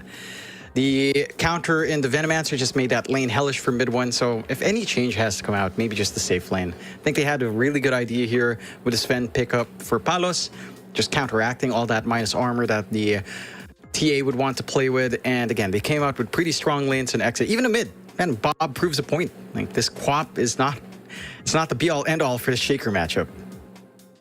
Nope, certainly wasn't. I highly doubt they'll be running that back anyway here between these two teams. Though I do wonder, is SMG banning out the Earthshaker? Is it about time? Like, if the Quap's not going to beat the Earthshaker, what do you do? Like, do you just change? Like, just get rid of it. Don't give Bob the comfort, because he seems to really enjoy this mid Earthshaker right now. And even with every single game having multiple whiffed Echo Slams over and over again, and there you go, they ban it. I was gonna say, even with all these Echo Slams completely whiffed, he's still winning the games. So it's like, get rid of this hero. Yeah, just get it out. Let Bob play something else. I'm wondering what that here will be. The Shaker is just such a high-tempo hero with what it can get done with a fast blink and Ags. So I'm keen to see the adjustments that come out here for Execration. You can see Bob thinking really hard about what he wants. Very stoic face coming out from Bob here. It's like, oh, no Shaker? What other mids are there? I'm out of ideas. Out of Ember? ideas, indeed. Maybe Take the it Ember. easy. Take it easy, Bob. Palos is going to bed. Palos is happy. Palos is satisfied now. Look, sleepy there, Palos. Your count, Palos. Whatever that means. I appreciate the Street Fighter machine, the background as well. Execration, if you ever want to invite me over so I can coach these kids on how to play Street Fighter, just call me. I'm a 90s kids after all, Jonathan. I've been there. I feel like most people in the Philippines play Tekken, Mike. Who plays? We're Tekken players. Don't even start this conversation. with me. Don't start this conversation. I'm gonna get upset. Saying that in a Tekken region? I'm gonna get upset. I'm telling you, I'm gonna get up. Huh? Street Fighter's better. Street Fighter's better. Street Fighter's better. I'm saying it. Done. You're doing this draft by yourself, Mike. Have fun. How is Tekken better? Oh, he's actually just gonna disappear now. Well, this is classic John X Fire. This is classic John X Fire. He just leaves the building. How can you say Street Fighter 7, Tekken 7, Tekken 8? Hello? Tekken 8 coming out now. It has a Filipino character since Tekken 6. Does it Josie really? Rizal? Hello? And you claim in Southeast Asia that Street Fighter... Oh, Mike LaPhoenix. Yeah, but can you do Phoenix? Can you do a Hadouken in Tekken or what? You can actually play as Akuma, sure. Oh, you can't you? Yeah. Actually, now that you mention it, when I was playing against my friend, that's all I chose. I actually played Tekken 6, I think it was, and I was just choosing Akuma. And I was winning, of course, because, you know, I'm just better. But anyway, we're in Dota 2 now, Jonathan. We're in Dota 2 now, Jonathan. It doesn't. These other games don't matter. Radiant team. It's fair. We'll see what they do pick up here. Invoker banned and Venge comes out for Execration. And this hero, man, if it does hit its level 20 with that talent, 15%, 15 seconds off the swap cooldown is massive. They instantly go for Naga on SMG. Now, I believe we have seen an SMG game where they draft something crazy like, what was it? Naga, Invoker, Faces Void, Storm, Mirana. 10 seconds remaining. So, this is not necessarily a core Naga coming out from SMG. 5 seconds remaining. This is the start of SMG going crazy. We'll find out. This could be a Masa offlane Naga. Could be. Naga's still a very potent pos 1 as well, right? Like, if you wanted to put it in the position 1 role, it's still extremely strong. We have not seen it the past couple of days, I want to say, you and I casting, but...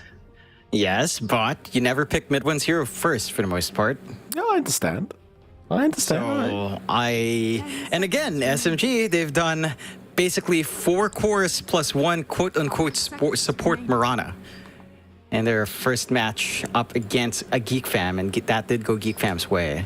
But if so you... I'm keen to see. If you go offlane Naga, right, like, you're just trying to abuse the utility of what? Ensnare and Song at this point? Like, it's just... Like, what's even the offlane Naga build at this stage? You see what Masaro's picked up last time he ran this in their match. What did he end up having? Masa ended up having basically a pos 1 Nagas build. Okay. So nothing changed. And I think that was also the issue for SMG in that game. Everyone is basically a core, so everyone's kind of choked out. They go with the ET, so perhaps lining up for just a safe lane Naga. I think this combination is pretty straightforward for SMG. You've got Ensnare into the Stomp, into the Earth Splitter. You've got the Song for escape or setup. It is pretty straightforward. Execration, they actually do ban out the Storm, so they don't want to have to deal with this Womco combo idea that SMG has on hand. What will be the call, though? You need some illusion clear. Venge, to an extent, does pretty nice against Naga, solely for the Wave of Terror, reducing total attack damage, so that puts a little bit of the bite from the illusions away. And they'll go into the line, so there's your illusion clear now with a Shard. You've got some solutions on hand. Very stable supports to have as well. Very good solution, for sure. The Naga does not enjoy this Shards mana drain, that's for sure. It's actually really funny to watch, like, Naga using her mirror images and just automatically all of them just get deleted. It's incredible. I really enjoy it. 5 seconds. Very fun, Jonathan. Very fun. It's gonna be a little bit tough here for the Naga, for mid 1 or Masaros, potentially, with how open it is. Exa just needs to build out now. All right, so they have some illusion clear. They have really good burst with the line. What's the Tino hero, perhaps? I mean, Tino could try to run this Venge offlane if they flex it. Heck, even Bob could try to Venge mid. I believe that's been done a couple of times in other regions. So they could try their hand on some of these stranger roles for these heroes. Well, they'll think about it. Dire team pick. Execration, they go back to the Doom.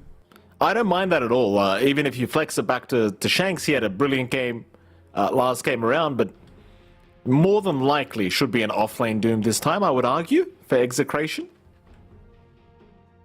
Yeah, it should be. 10 seconds. I do like Venge getting farm priority and EXP priority. I feel like that hero with, say, the early Ags is just so impactful. But you probably want Tino on that Doom. Again, it's rather open. I feel like a Doom line supporter is just a little bit greedy anyway. So you might just have to opt for running that core Doom just to allow a little bit of breathing room out for the supports. SMG, what are you looking to build up on? Probably just sticking to their support pick, maybe some flex this next pickup. You know, thinking hard about it. They've already taken care of a lot of illusion clear anyway, with Sven and Jarcopper gone. So still trying to protect this Naga as best as possible. Dire team pick. I just realized as well, Johnson. Oh, okay, hold on a minute. This here, Arfu Earth Spirit, I think we're gonna... No, we're not gonna see Arfu Earth Spirit. I don't think this is an Arfu Elder Titan. No one mid-Earth Spirit. We talked about this earlier, right? Like, Earth Spirit right now seems like a better core than it does as support. So I think I'd prefer no one to play it.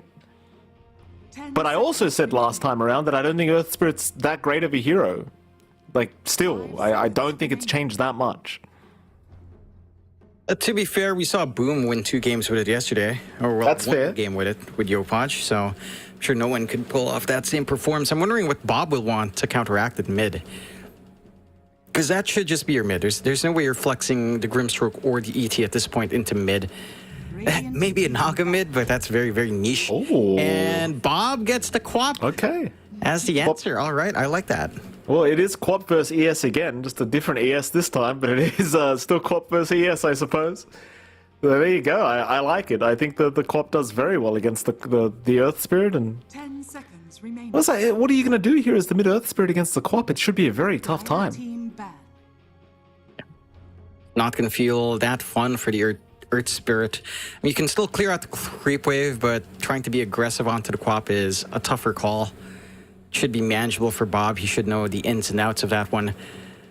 And it looks like they're still expecting a mid one here. So they are expecting Masaros to just run the offlane Naga at this point and banning out the TA.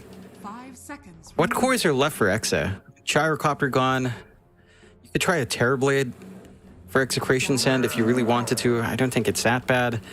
I like that SMG still ban out the Bloodseeker. Would have been pretty damn strong with, say, just Rupture Swap. Would have been devastating to deal with. So, no option for that. Blood Mist is also a really interesting solution to illusion spam. In a big, wide fight, the Blood Mist can do a lot of work. 10 seconds. So I like that respect coming out. What else will it be, SMG? Again, Terrorblade still on hand. If Execration wanted their own illusion spam, something like the PL could come out. Heck, a PL could come out for SMG as well. You've got the Grimstroke, you've got the Ags build up in PL, so you could bounce the Lances around. Although it sounds a little bit all in on the illusion play here. Let's see. One more ban to go. More pause ones being removed.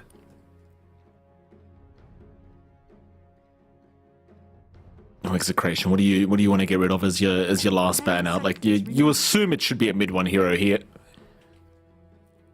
5 seconds remaining. You know, the flex of the Naga is still there, but we've kind of agreed that it doesn't seem like the best Naga game, and you've already kind of mentioned that mid one wants his last pick carry.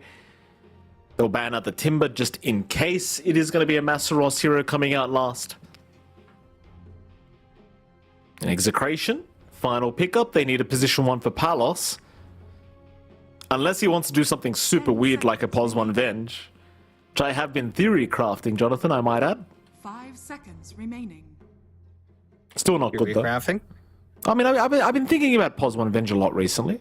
I feel like it could be pretty damn good. I think if you're going to run it core offlane Sorrel, they go with the Alk. Oh. So, hyper carry coming out for Execration, stable core. I don't think the offlane match for the Alchemist is that painful into, say, offlane Naga.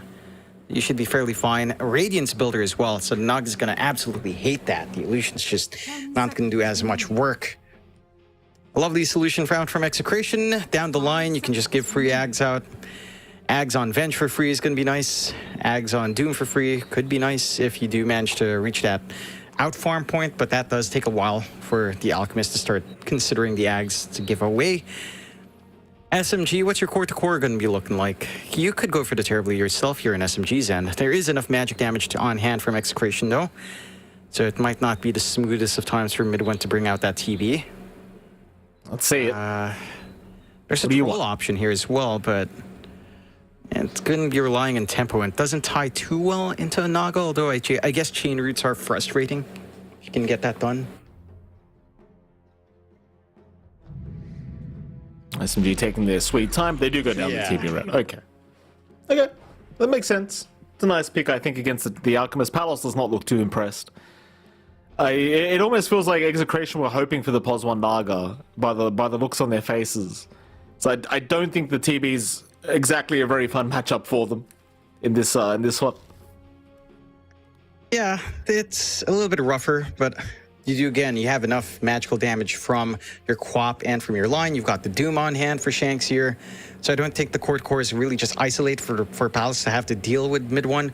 I think you've got enough on everyone else to help you deal with that pesky win condition. I am curious how the lanes come out here for SMG. Last game was not as clean in the laning phase.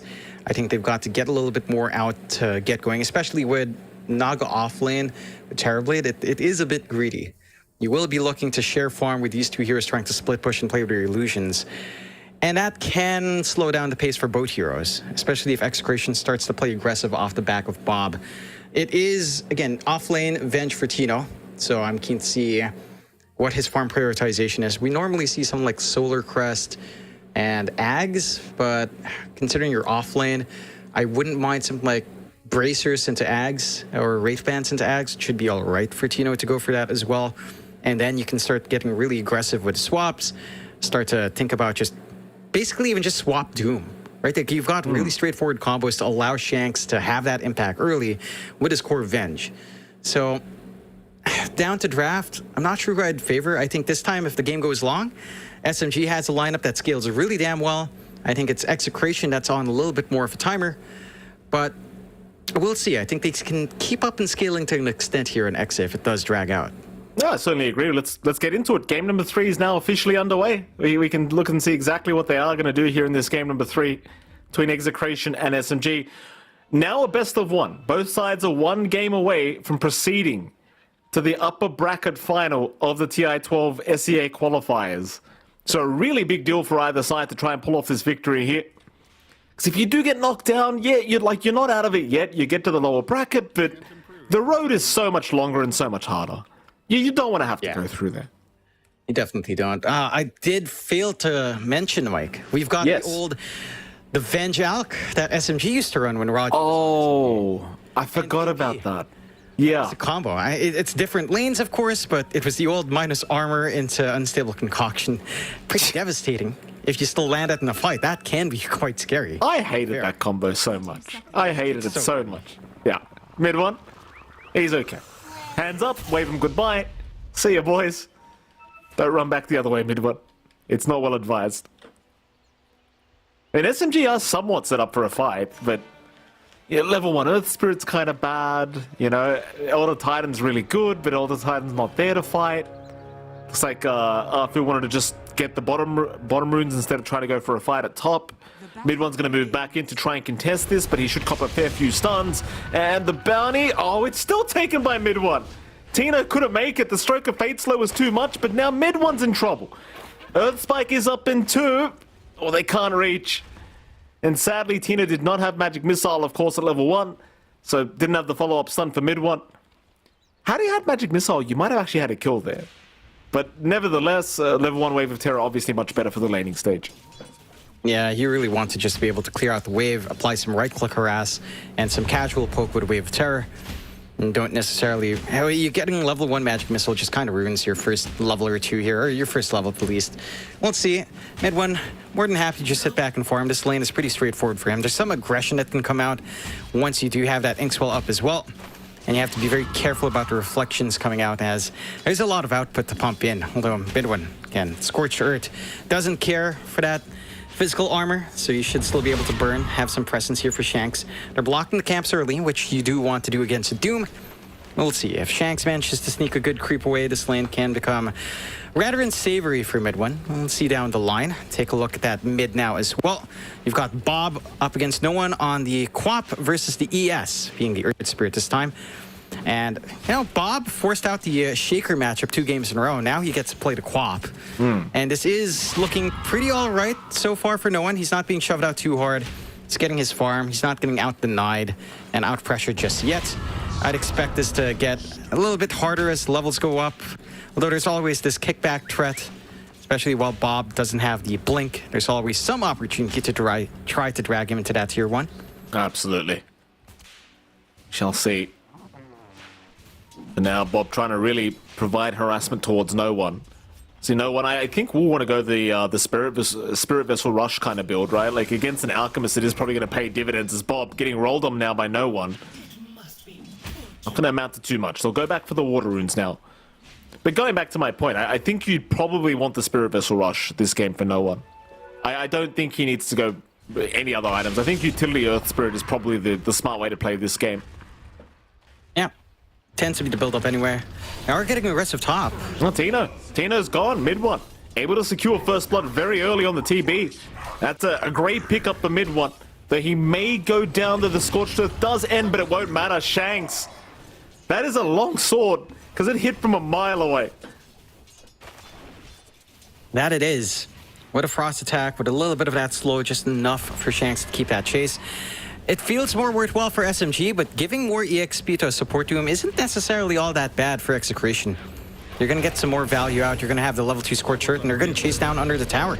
But Ingswell was out. Genuel ensuring Shanks kind of gets the memo. Though Genuel now in trouble, taking too much damage from the Scorched Earth. He's just down. Now mid one, he's been left behind. And the thing is as well, you can't forget Shanks has this damn frost attack thing. So he slows you by 25% every time he hits you. It's basically like a better orb of venom for the Doom right now. And he hits you once, you just can't escape. Bottom, and Palos in trouble, gonna go back for the fight, does get the kill. Don't underestimate that acid spray, it does hurt. And it does. And the lane's coming out well again for Execration. Every single one having a good time. Bob even down mid. Looks a little bit even, but he is coming out on top with the denies now. So it's starting to ramp up. They are still trying to get aggressive onto Tino. And they do see that Shanks has split away a bit. So they've got that opportunity. They do. Tino going to be okay, but certainly having a bit of a struggle here in this laning phase, though. I say struggle, he's actually farming better than mid one at the moment, so there's that. Maybe not so much of a struggle here for Tino. Yeah, and this is a little bit concerning for SMG. You know, with this lane going in slow for mid one, it means you're going to be sharing farming space with a Naga, who is, again, Masaros is more than likely just building like a Pons 1. So you're going to have to sustain farm for 2 of these cores, and the rest of the team, no one, and Afu and Zhao has to make that space. That's a lot of pressure for them in the mid game. If the laning phase continues this way, you're going to have to stall for a lot of time to get in line here. You are.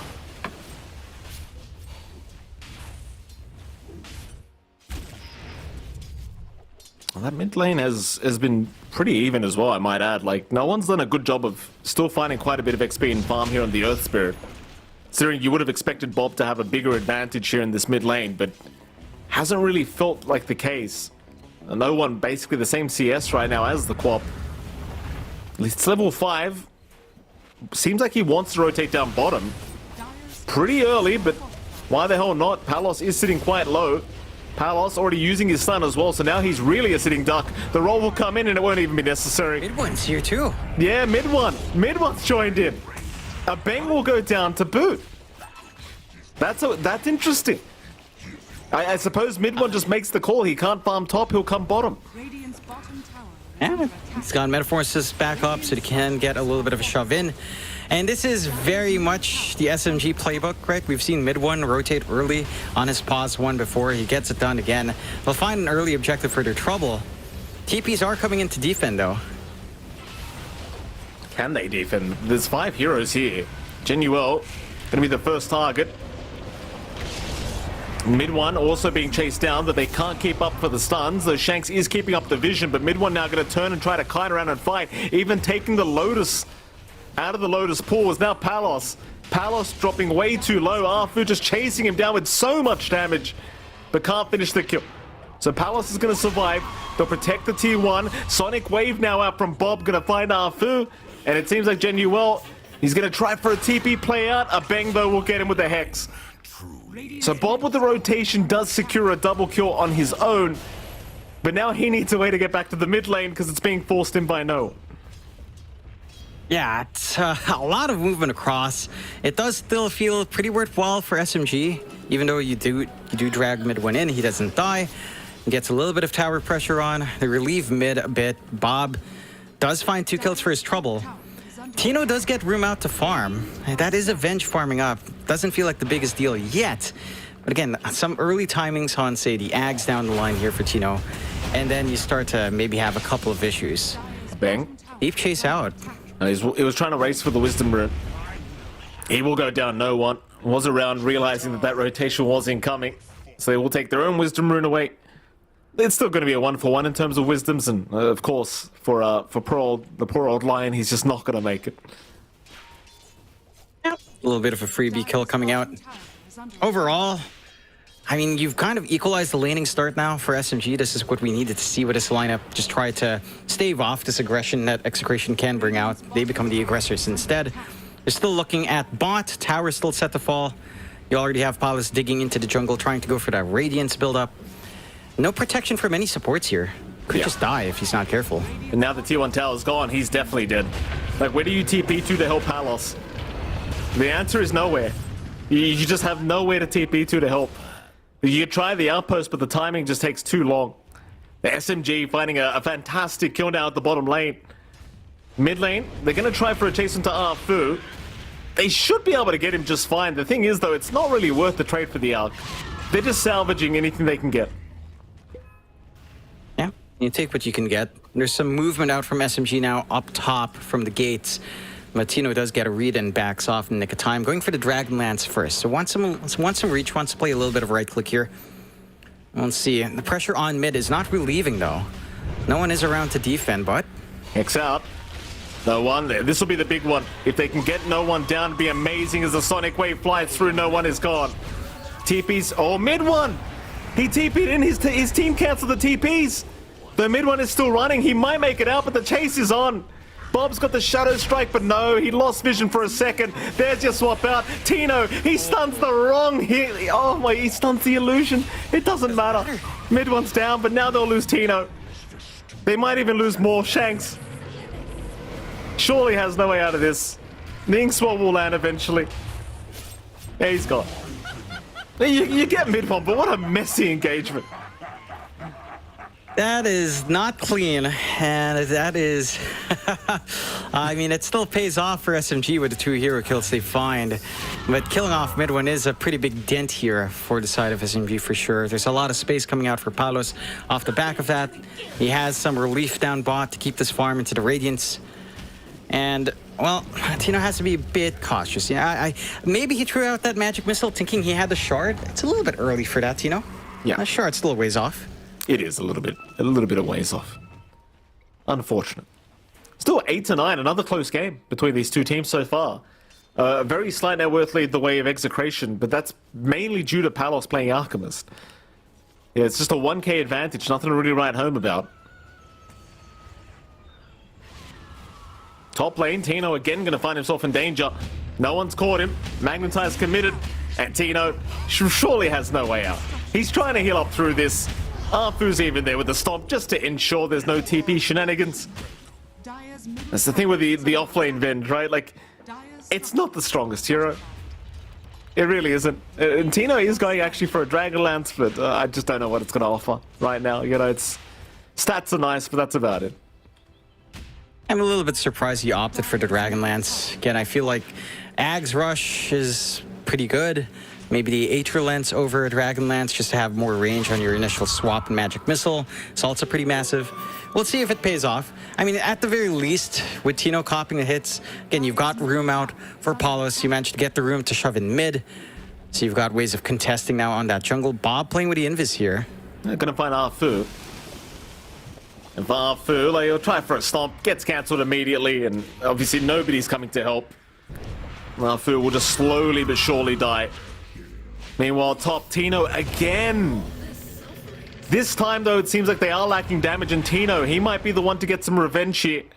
He's looking for a swap back, but he's out of range. No one's out. They bail out. It's a lot of time being committed. And you're not hunting down the big heroes you need to. Palos has the Radiance up. At the same time, you are buying space for both Masaros and for mid one. So there is room for them. They literally are both building as cores. Like, Masa has the Yasha going into the Manta style next. They're chasing. Yeah, they got the vessel up now, so Palos is a much easier target, and they just burst him down. No one's doing a fantastic job on the mid-Earth Spirit so far in finding these very important kills. Immediately off the back of that Spirit Vessel, he has no hesitation in finding Palos. And that's the kill they've left alone for a long while. That's the one they need to pin down.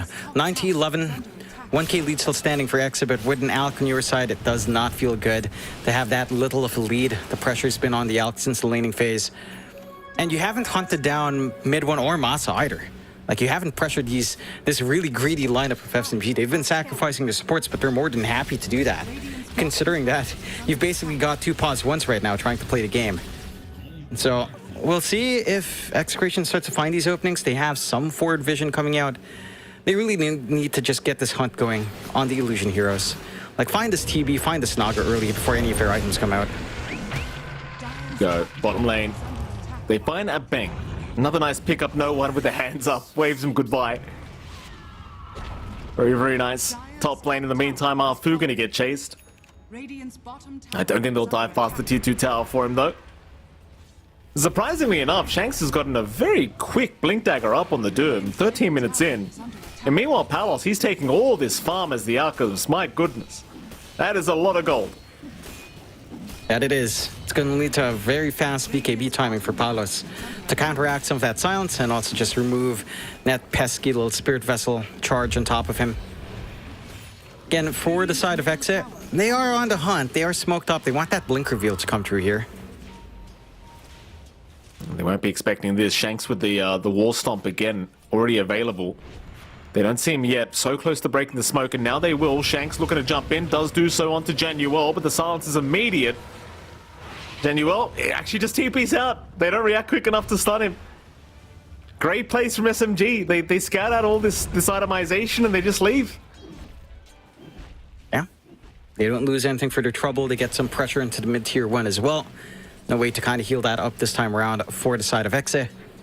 And the stall game is lining up quite nicely for the side of SMG. You are building up quite a fair bit in Palace still. You know, you can't underestimate this BKB timing with a Radiance for the Alk. But, I mean, you're still sustaining your Noggin Terrorblade. Maybe the Terrorblade a little bit less so. Moss is actually eating most of the space on the map right now, so... He's a Naga, John. Let him do awkward. it. Let him do the work. Yeah, it's classic Masters. Yeah, he's going for the heart next, so is going for the tanky build. So you have that at the very least. I don't know, like, this slower game state, for SMG, it feels fine.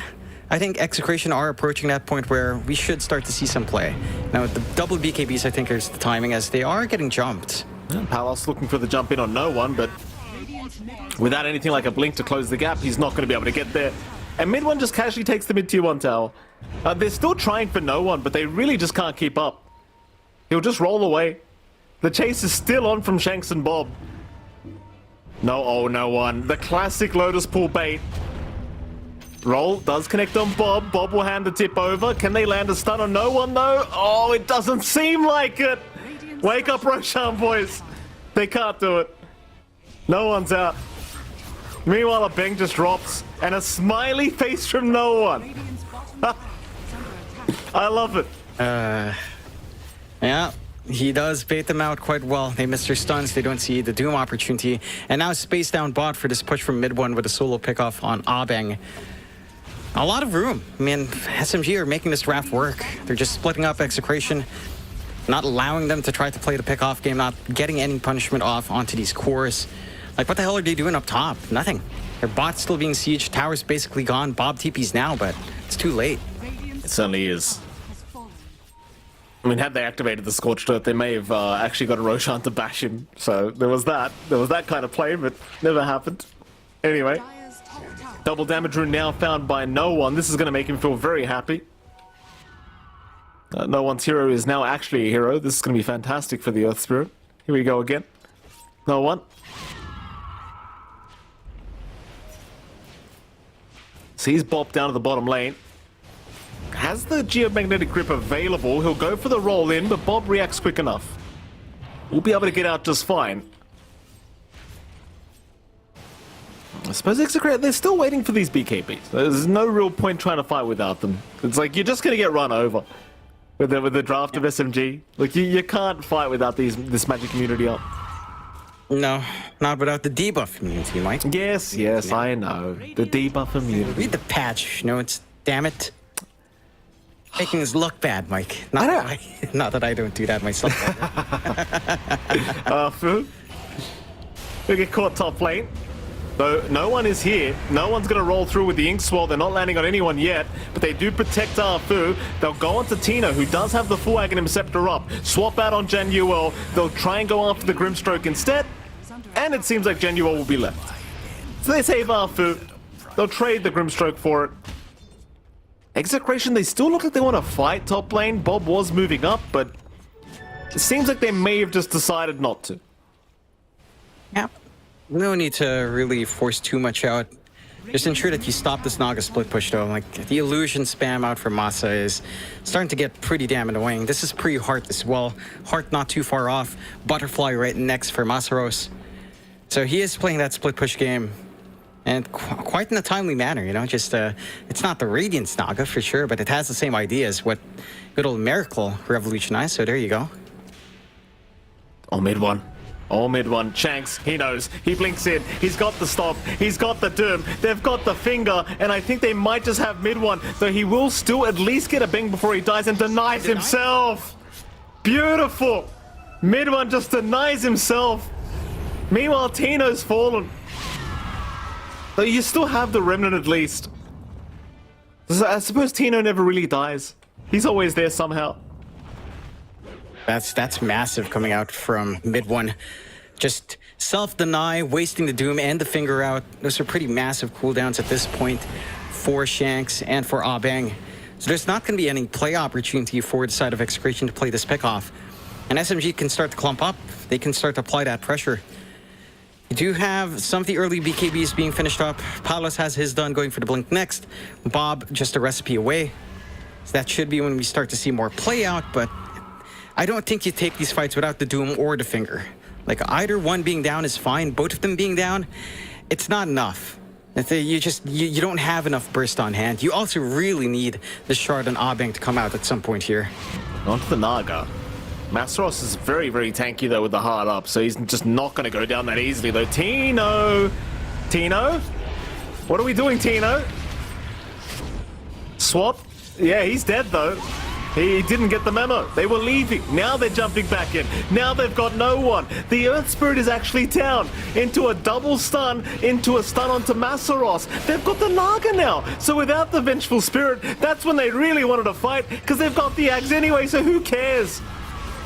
Who the hell cares? Just jump in right after Tino dies. Makes sense to me. Yeah, I mean, you commit so much on a hero that's still going to be around anyway after that pick-off. You have the swaps to stall out, they've got the control, and they just overextend on SMG. This is space for mid one, so I suppose you're not too upset about that, but Masaros is pretty damn high net worth. Very worthwhile for Execration. That's them taking this fight without Doom or Finger, mind you. Yeah. I mean, once those spells are up, that fight goes a lot smoother.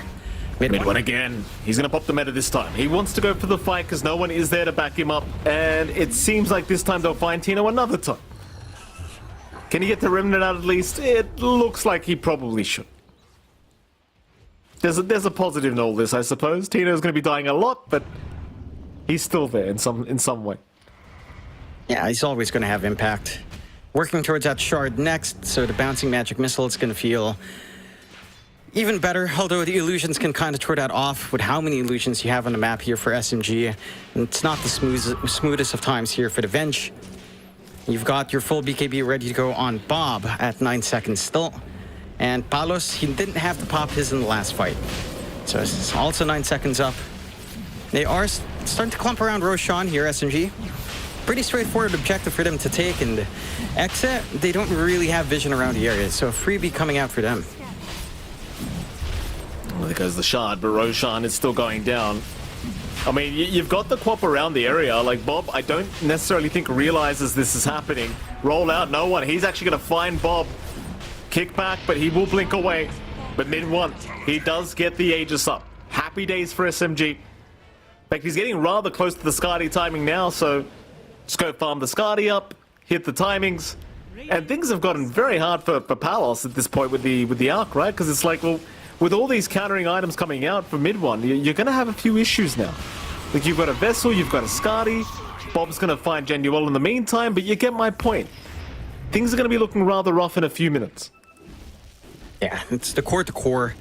The Alec will have to rely on everyone else. You need to land his Doom, you need to land his Finger, and control up mid one as best as possible to prevent that matchup from even coming true to fruition.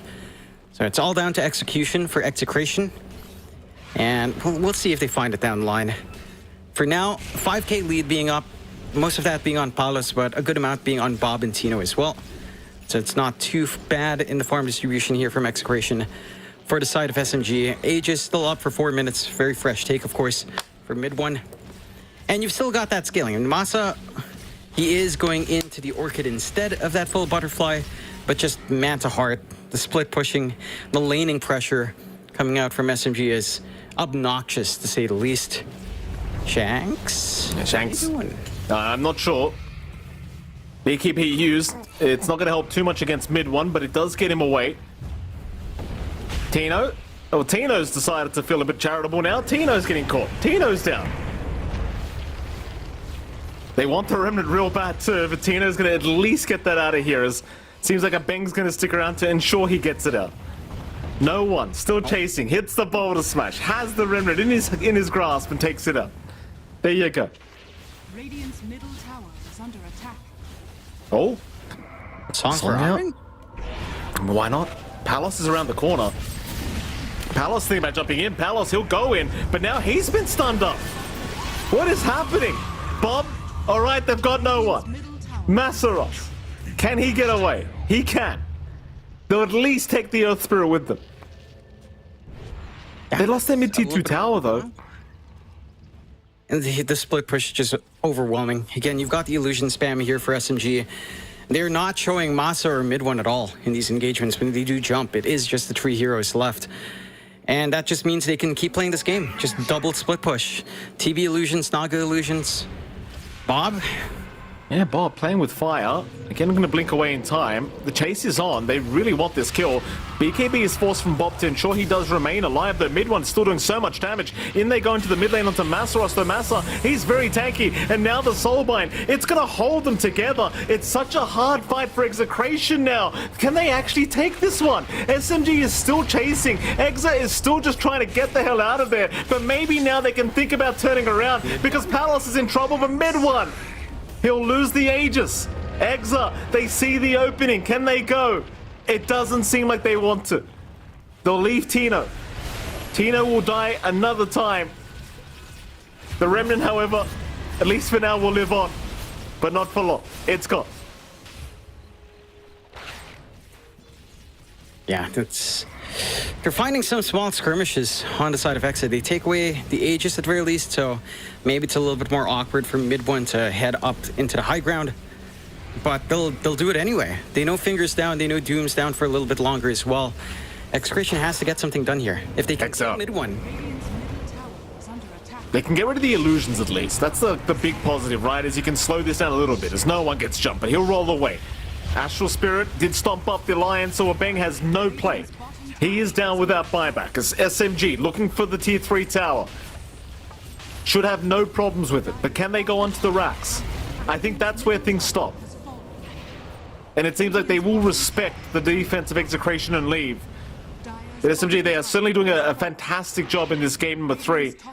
Like, this is an Alchemist drive you're up against, but the Alch just feels like it has no real chance. Like, he's 1-3-7 right now. His items are nothing special. Yeah, it's been rough for Palos. Like, his lane was heavily emphasized. His core-to-core matchup isn't the best in a vacuum. He has to rely on Abeng and Shanks to kind of land that control, land the burst on one of these illusion heroes, particularly the Terrorblade, for opening up. No one's done a fantastic job of just applying this map pressure throughout. Like, the illusion spam's there, but no one's the one making the moves on the map with his supports. Yeah. And has really forced the issue for Exit. Waste a lot of time chasing the Earth Spirit that you can't stop. And, you know, you have an Alk farming, but they have a Terrorblade and Naga farming up. Both of them now at almost equal net worth for mid one and Masaros. And I don't see this simplifying at any point. Like, maybe with the Ags coming out for Bob down the line, or already having the Ags, it does mean high ground hold can kick in with the spam you have with Shadow Strike. But I know, like, Palos can't carry this game on his back. You know, it has to be a concerted effort from everyone in Execration. It has to be really clean team fights. And SMG just hasn't been giving openings. You know, mid one just stands back, Masaros stands back, and they just never showed themselves. And now SMG, they're just pushing in the mid wave again. Like, you've got to get there and defend. You don't have time to farm the other side of the map right now because the push is too quick. SMG applying more and more pressure against Execration. And Execration, they're still just buying more time.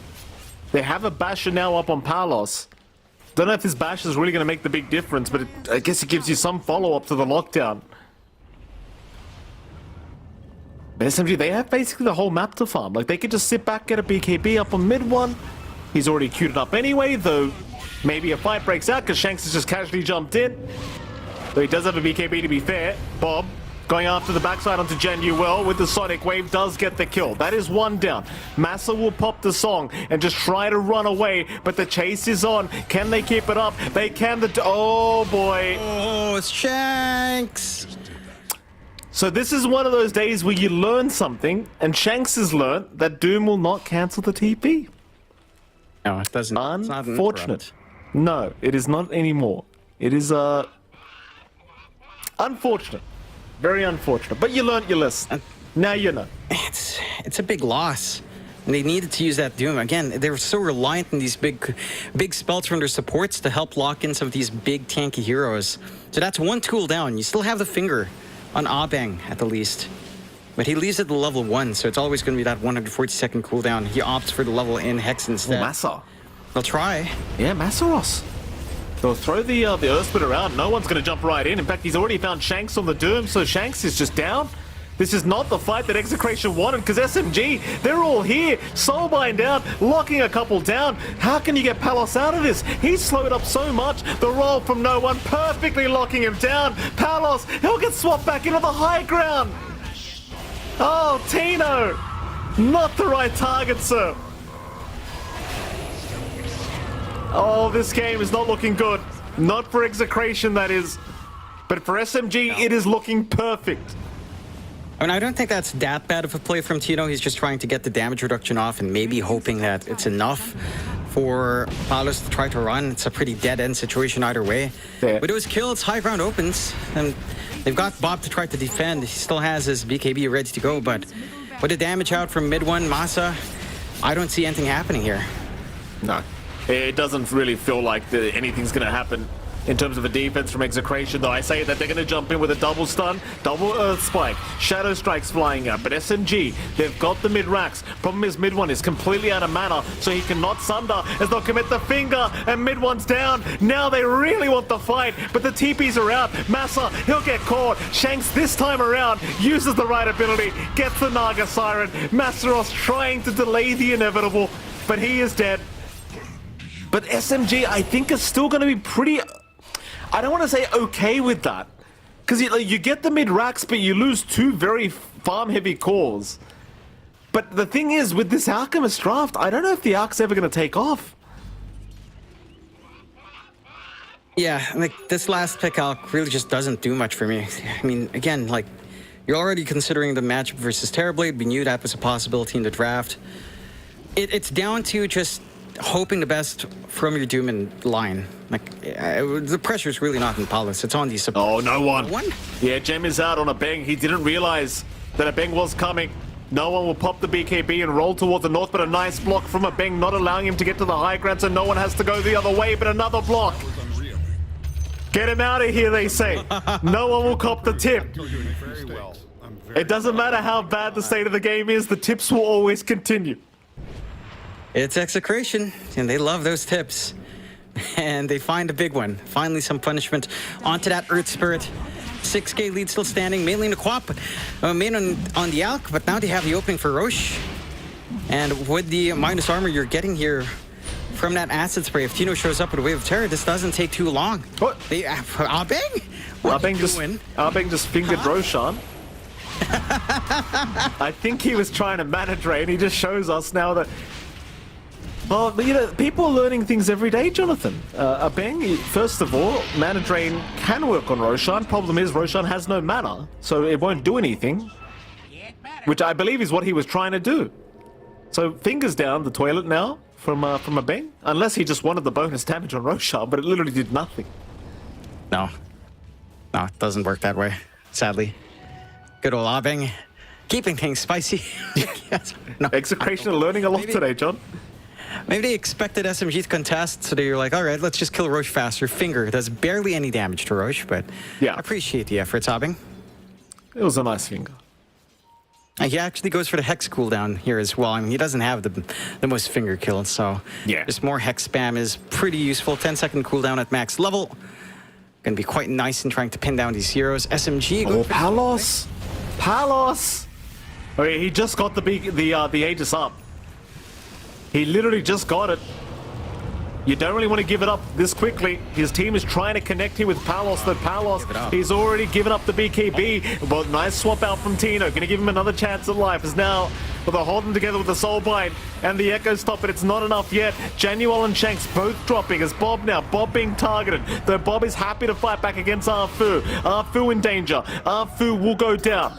Massa could not save with a song. They've held down Palos though, but Palos, I don't know if he's actually killable at this point. I mean, with the Aegis up, you at least get him once, but can you actually get him a second time? They're gonna try again. In goes Bob to try and help. Palos is on the run. Ensnare will hold him down. Maybe he is. Maybe there's no team to protect him. Palos still trying to fight. Oh, Medwan's getting too low. Medwan needs to be careful, but a nice Sunder onto Tino. Gonna keep him alive. Medwan, he's got no Sunder left. Another swap out. He's starting to drop low on the TV. Medwan's gone.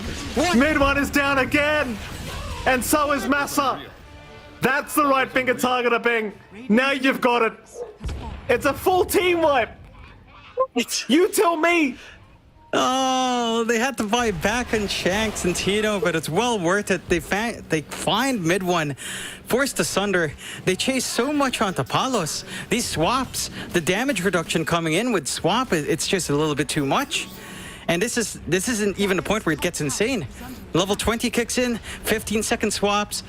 Every 15 seconds, you have 3 seconds of 50% damage reduction. You That's hit crazy. your level 25, 90% damage reduction every 15 seconds. Like, it's going to be really awkward for SMG. Granted, I still think SMG's lineup takes these fights a lot easier. But with how scrappy Execration are making these fights, Yeah. who knows? This is just another classic C game where everyone just bashes their heads against the wall and hopes for the best. And I love it. Execration have really tough heads, Mike. No, they certainly do. They certainly do. My goodness. The game is not over. What's Dota Plus saying? Dota Plus is at 60% for SMG at the moment. They were at about 87% just a minute ago. So that one fight really drags them back quite a bit here, SMG. Though you'd have to argue they still have the better draft going into the later stages of the game. So are you going to debate that? No. I'm looking at the replay, and I really just appreciate that buyback from Tino. Once he saw the Sunder, he's like, all right, I want to keep this illusion alive. I want to be around for this fight. Buys back, dies again, gets the stun and swaps off, gets his illusion back up, and still has that impact. Like, he gets such a good read that the buyback will do a lot for the team there. Opened up that fight in the tail end of it. I do agree with your points, though. SMG, as it scales on, it's just so much easier. You've got 2 cores. Like, the one thing you have in Execration is a lot of this utility, the potential for pilots to start passing off ags, free ags coming out for, say, your Doom line starts to become an issue, especially, say, honestly, both of them are amazing. Like, AoE Finger this game is not to be scoffed at. AoE Doom is always huge. So, that's your scaling for Execration. If Palos can fill up his item slots and, start spreading that blessing around for the team. You have your own Ags timings here for SMG. Zhao working on his Ags on the Grimstroke, so the Dark Portrait starts to come in. Uh-oh. Dark Portrait. Alchemist is going to be pretty damn painful. Speaking of, the Venge. Palos. Silence. They want to try and force a BKB usage, but Palos is being very patient. No one in the meantime. He's found Tino, but he's been doomed up. No one. He's not part of the fight anymore. He's been swapped back in. No one is down. That's a big start. But Tino may have to lose his first life as a song will lock them down. Tino, he is still alive with the remnant, but trying to get away. He's been put to sleep again. Mid-1 really wants a kill. Can't get it. Will go back onto Shanks instead and takes the Doom. Palos, his chemical rage is about to wear off. He doesn't have much time for this. Mid-1 will get started. They're trying to do with Massa. But the Naga Siren is not the target they want. Not with the Butterfly and the Harder. Way too durable. Paolo's trying to go into that Mjolnir. Perhaps hoping for the lightning procs to help pierce through some of that evasion. Still a ways off. They managed to get the die back on Shanks. SMG, I mean, they're still in control of the game, right? They're 10k behind, but again, that's up against an Alk. Doesn't count for too much. It is hard for them to try to think about high ground just yet. Roshan still 2 minutes away until we see that respawn timer. So gonna have to wait a little bit longer. But if they find these pickoffs, then high ground can open up so damn fast. Execration has to be cautious. It's just, and the way they take these fights are just so scrappy. They've really got to be very careful with how much they try to bait out and how far they push the envelope here. Oh, level 20 up in Tino. Very so nice. 15 seconds on the nether swap. Lots of utility. It's very annoying. Like, that 50% damage reduction is actually crazy. And it only lasts 3 seconds, but it is actually insane. Especially against a hero like 3 seconds TB. every 15. Yeah. 3 seconds every 15 is kind of nuts. 3 seconds every 13 with that spell prison up and the Octarine being built into for Tino. He has the right idea. Yeah. Like, just keep swapping Palos and, well, he's probably not going to die. Oh, with the Able to regen enough. With the Octarine core up, he's going to have like 30% uptime, which isn't bad at all. Yeah. For what it does, it's ridiculous. Like, this hero can feel so oppressive if you're not careful. Full Hex up on Masa could put a dent in that. Yeah. So, building up even more, has the Trickster's Cloak for some magic resin evasion. And some sneakiness as well. This is the hard part. Hanging in there, at least. Going up against SMG's draft, like, they can just farm the whole map pretty much all the time with this Naga TB combo. Like, it's pretty hard not to get a lot of farm as SMG, so in Execration they might be 10k ahead somehow, but that is pretty much all on Palos. Sure, you still have Bob doing a pretty damn good job on the Quap, but Dire are scanning. I don't know, we'll have to see. Like, there could be another fight to break out very, very soon. Radiant 4-man smoke out from Execration. Roshan will tell us when it's going to respawn in about 20 seconds now. SMG, have they found at least a line? A Bing has been caught. No one trying to take him down, but the swap is out. No one still gets him. The line is down, but he'll buy back. No one now. Could be in a spot of danger, but no, they've lost Palos. Oh, Palos is down without buyback. That could be another lane of barracks at least. No one will hand the tip over to Bob. Things are looking very, very bad now. No out for 80 seconds. That could be it. Radiant structures are fortified. Yeah. It's the high ground opening. They couldn't BKB. Oh, a Bang's brought back. A Bang is brought back. I think this is it. No, SMG may have done it. I mean, they haven't called it yet. We can't make that call yet, but they're under the tier 4 towers now, SMG. It's up to Bob, it's up to Shanks to make some magic happen. But it seems like SMG are making their way to the upper bracket final. They're onto the ancient.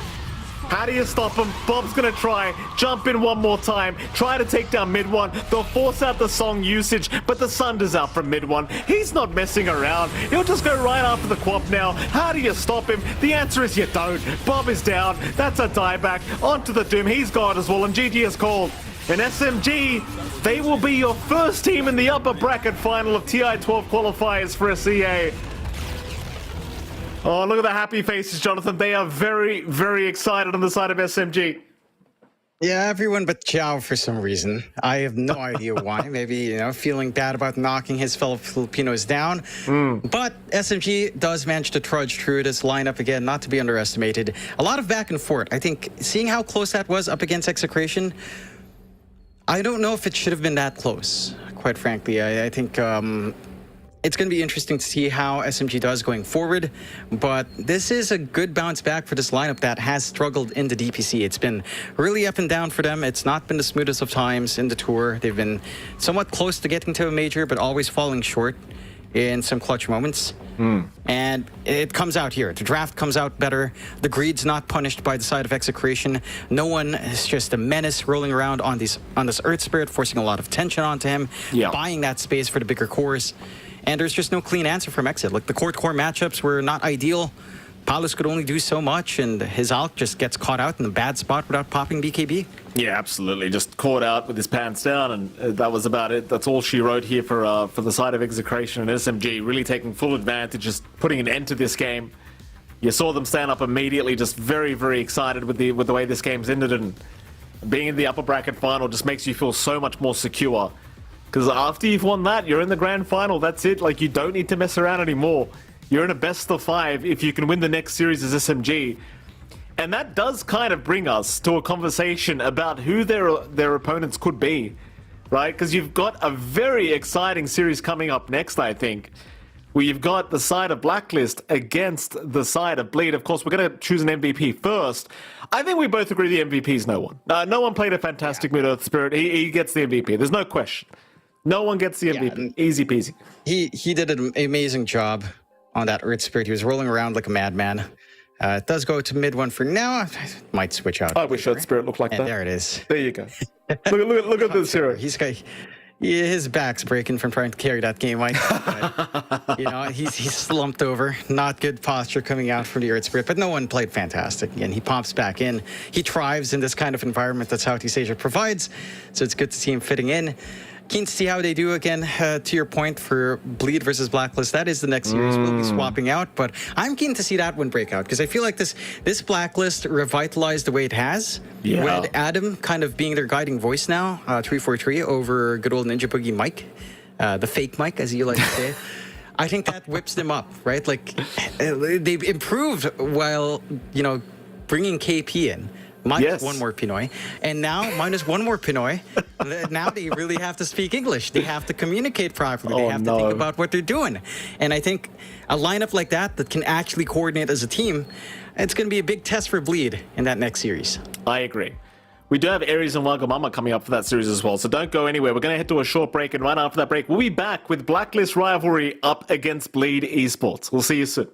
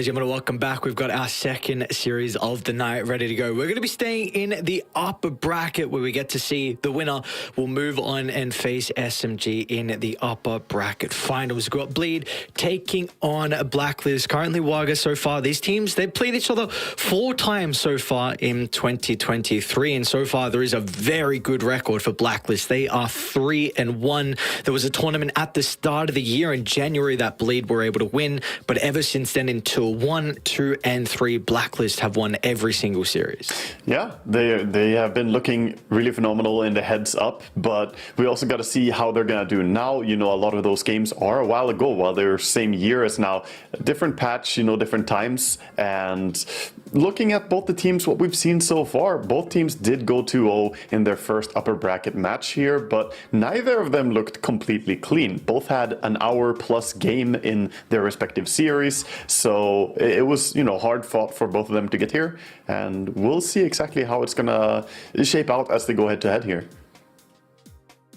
Yeah, that's also like, I don't know how much I want to look into that. Sure, we could say like maybe if you get 30-minute victories, incredibly clean, but also, I don't know, there's something about Southeast Asian Dota where games just go ultra late. And I mean, we saw in that series in particular, like in game 2, the back and forth, you know, what was going on. You thought SMG almost were going to be able to come back and take it in the end. And Execration, you know, they still held strong with their lead. This is just what we see in Southeast Asia. There's some crazy comebacks, and sometimes they fall a little bit short with those opportunities, but we do have our draft underway. We get to see what's in store for us as well with these 2 incredibly strong teams. And really, just you go down the list of all the players, I mean, these are pretty much the only one that you could say does not have as much experience out of all 10 is really Corden. That's it. Everyone else has got so it's stacked. It's so loaded. Yeah, I mean, there's just caliber players all around here. Like you said, it's absolutely crazy. You got some serious level of experience between the 10 players here, and you know, Corden, I'm sure that he's in good company here with his team, having, you know, DJ on his team, you know, Southeast Asian legend himself who can lead the way and captain the squad here. But we will see what they're going to get their hands on as we go through the draft here, and what the players are going to prioritize. So a little bit quickly here, we got Blacklist leading up with Avenge, Treant, Coddle, and Rubik ban. Rubik, something that we've seen time and time again be pretty popular, since you compare it with a lot of damage reductions on the off lane. Just running it together with Underlord we saw earlier today, also with Tidehunter, is very nice. Over inside of Bleed, though, they respect the Phoenix, as it is a support that Blacklist have used before, and also getting rid of the Brewmaster. Yeah, we spoke about the players, but even the coaches as well. The battle that's going to go on both Adam and all 343, along with Misery. I mean, they too have a ridiculous amount of experience. So you mentioned the Phoenix Blacklist. They played it in both their games in their upper bracket round 1, and then we spoke about the Coddle as well with Bleed versus Boom, where they used it in 2 of their games. So a little bit of a different kind of supports we're going to see out of these teams in particular, but in regards to this first phase opener, really, it's something we've gotten a lot so far. Bleed, they're going to go down the Earthshaker route. Blacklist, their response is the Gyrocopter. Yeah, very logical, very meta picks. And I like that in the first phase, taking a few bans to look what your opponents have done in their recent series and get those respect bans in. Not just banning necessarily meta heroes, but, you know, like Phoenix, not necessarily the strongest hero in the meta, but if it's what your opponents are comfortable with, get rid of it, make them play something else, because you do have so many bans in the first phase. Not too much to say about the opener here for Blacklist. Gyrocopter, it can be played support, it can be played as a core, doesn't tell too much other than that you have to be prepared for both. On the side of Bleed, though, that Shaker feels like it usually goes towards mid. You can flex it, but it's almost like less flexible than the Gyro to me. Yeah, no, I would agree. I definitely think the best role for Earthshaker at the moment is mid. We see some people trying to play it off lane, but I think if anyone as well currently is going to pull off a position for Earthshaker, it is the man himself, DJ. So they do, of course, still have the potential to be able to put it in multiple roles, like you said with the Gyrocopter as well.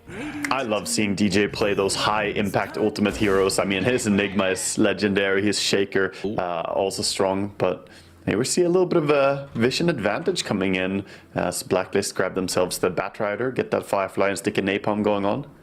We've been talking a lot about potential counters to the Earthshaker behind the scenes when we've had discussions, and you brought up likes of like the Templar Assassin. We saw the Queen of Pain as well in the previous series. What do we think of the Batrider? Because this is one of Carl's best heroes. We don't get Batrider mid very often anymore. Often it's kind of like a 4 or 5, but is there potential for Bat to be a very dominant matchup into the mid Earthshaker?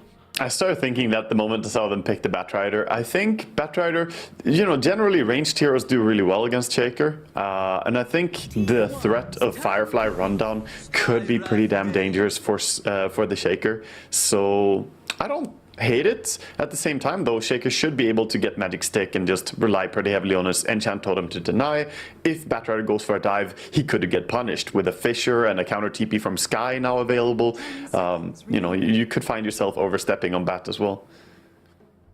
And let's see if they want to go for their early offlane here. Potential Legion, of course, is something we're already looking at with the Scarith pairing.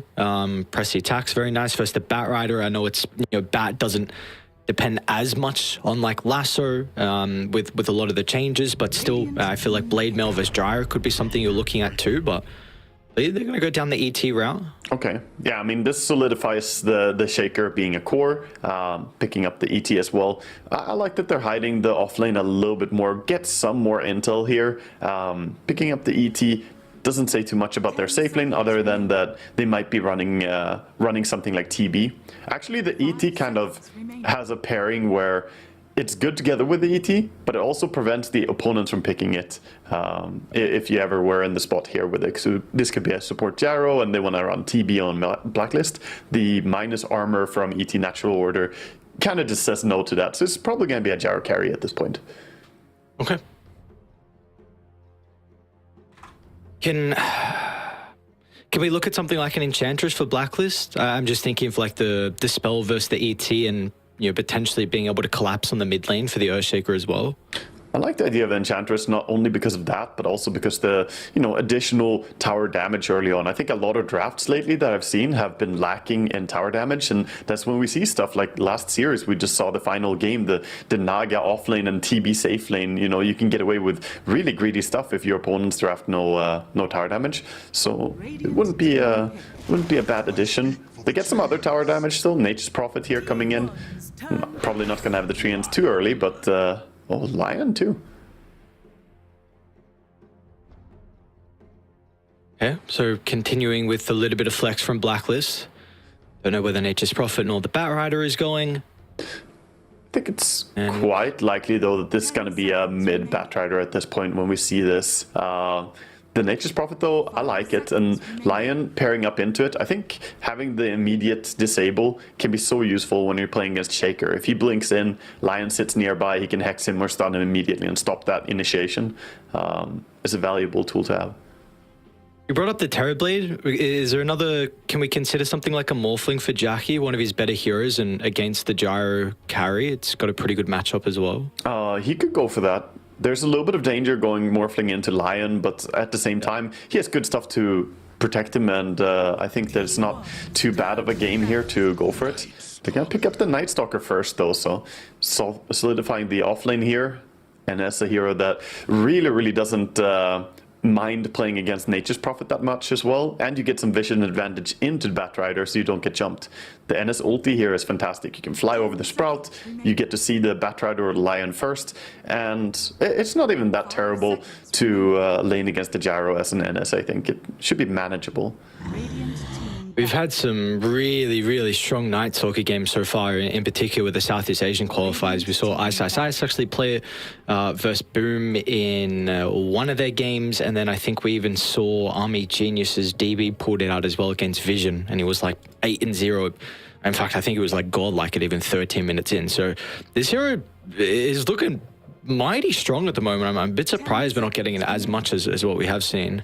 Yeah, I think maybe people are just picking a lot of like customized offlaners towards the draft they're playing against so much, and Night Stalker is more, he's generally really good. I think he's good in a lot of games, but sometimes people see an illusion here, they're like, oh, we need Underlord or something to mess with it, so they end up not going for the NS quite often. But I would like to see this hero more. I think he's super strong, and like you said, it's had pretty damn good impact in the games that I've seen.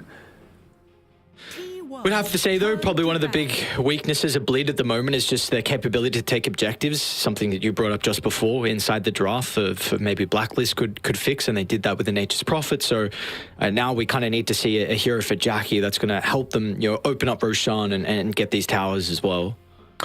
Yeah, probably going to see...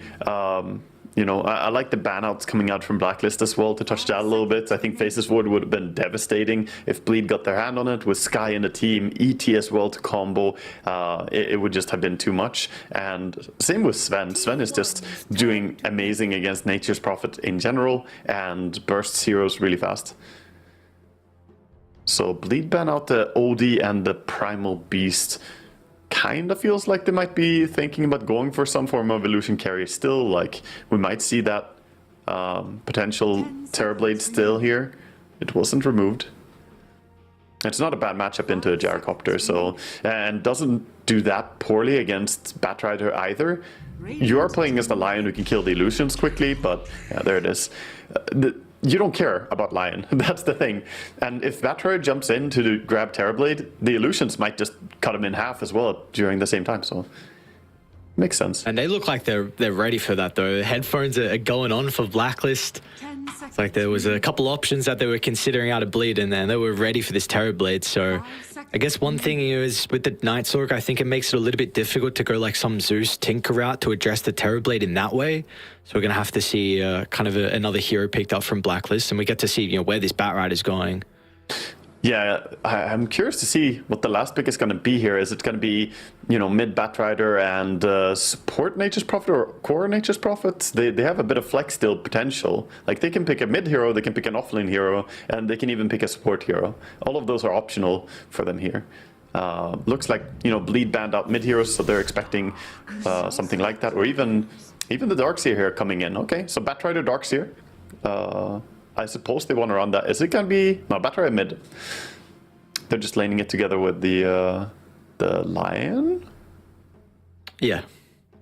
So this is something that I was seeing a lot in Eastern Europe, that people were just picking Darkseer and Lion together. They didn't really care about like the double melee lane. It felt like they were putting a lot more priority on the vacuum into Earthspike as the game goes on. Just to kind of if the communication needs to be on point if you are going down that kind of wombo combo route. So we also saw yesterday though, right, when we were casting Myth Avenue versus Boom, it looked like a pretty good Darkseer game with a lot of value versus the Terrorblade, but still Darkseer's lane is not the greatest. It can be very, very easily punished. You've got a Terrorblade and ET, strong laners.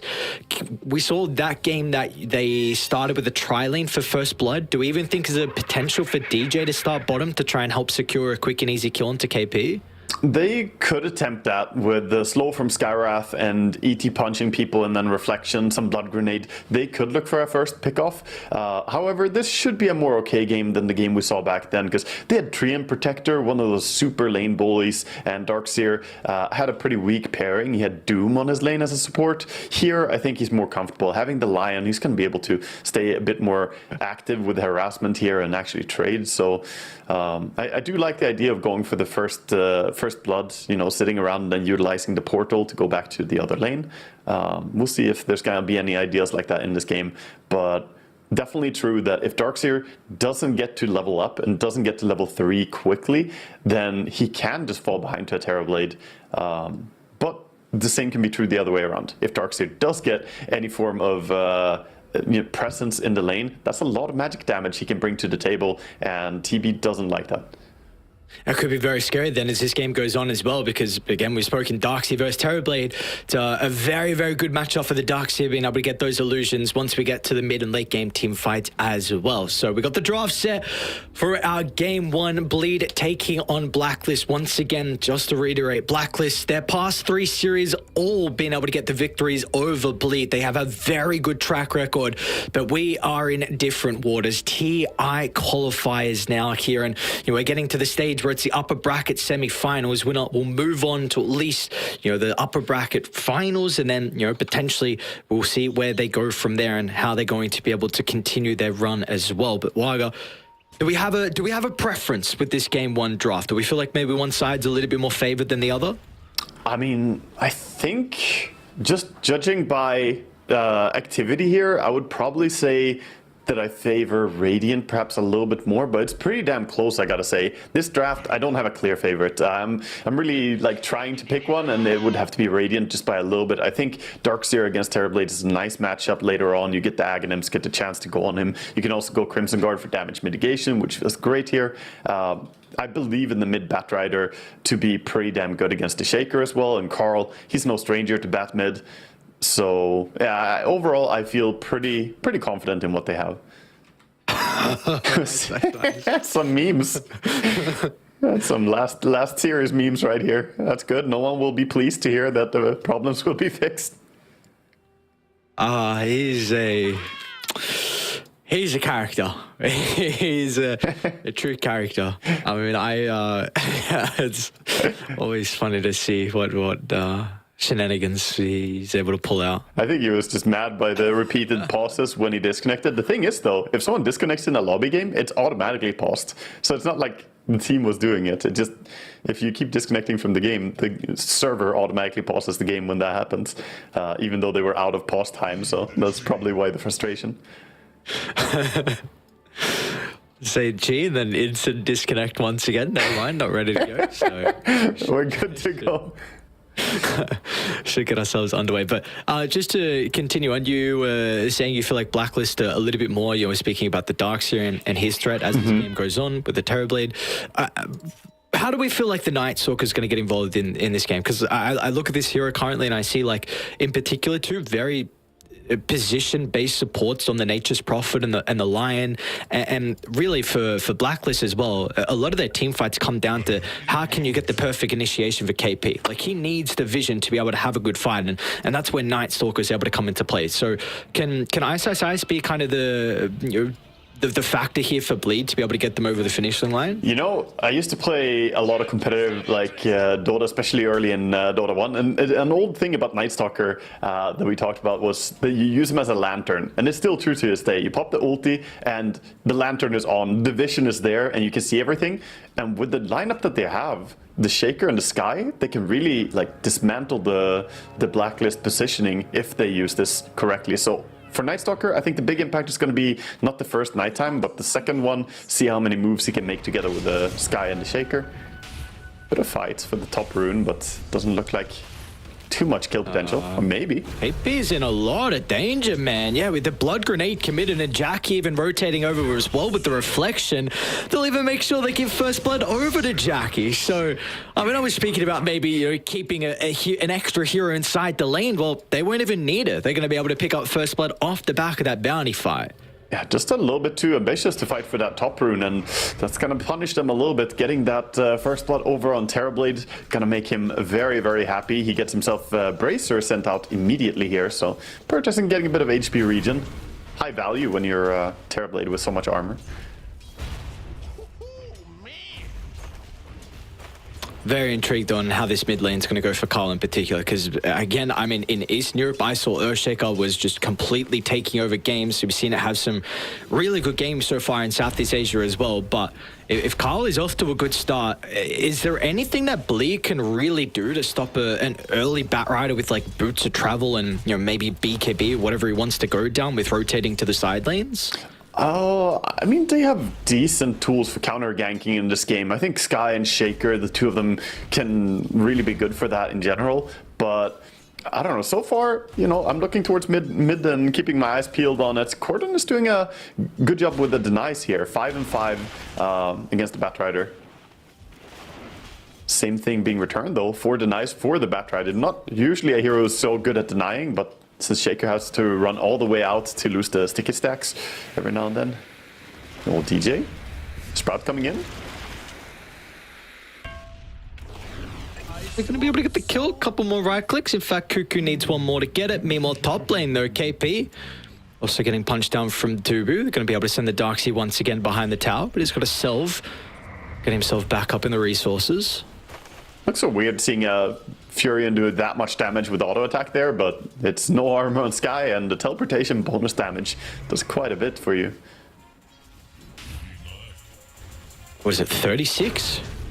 Oh, I think so, yeah. Yeah, the first attack is 36 damage bonus. Yeah, very, very cool spell. Very cool. It's balanced, don't worry. Yeah, we do, without a doubt, man. It's without it. Yeah, it's 100% balanced. It's not like it needed a little bit of an upgrade at all.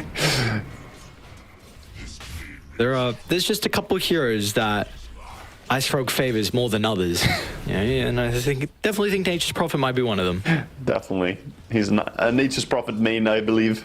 It's definitely his time to return. I mean, he was kind of gutted in the, like, what was it, 733 or 32 patch. He got like every ability nerfed, so now they just kind of knee-jerk reaction make him too strong. And SSI is kind of getting zoned out at this lane at the moment. Like, something we've spoken about multiple times with the gyrocopter is just with this flak cannon, you tend to shove the lane out. So still at least the Night Stalker is going to be able to pick up some valuable experience. You also might actually be in a little bit of trouble here. They've got multiple flak cannons still. It hurts, man. Raven, yeah, Piz going to be able to pick up the kill. Very nicely done. As soon as they see the Night Stalker step a little bit too far away from that tower, Blacklist instantly look to try and put the pressure on. Yeah, they're doing a great job. And also, this is where Skywrath struggles a bit in this lane pairing, because the continuous harassment from flak cannon is not something you deal with when you have 0 armor on your hero. So every flak cannon charge just hurts so much for him.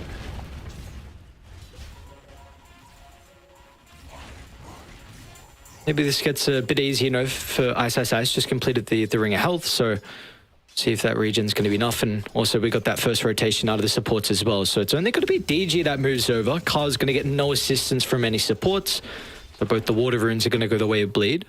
And that hurts him a little bit. He is out of bottle charges here, and Corden has been doing a great job with the last hitting. 20 for 12 right now against 14 and 11. So very deny heavy mid lane. You can see both of them be pretty low level and low experience here.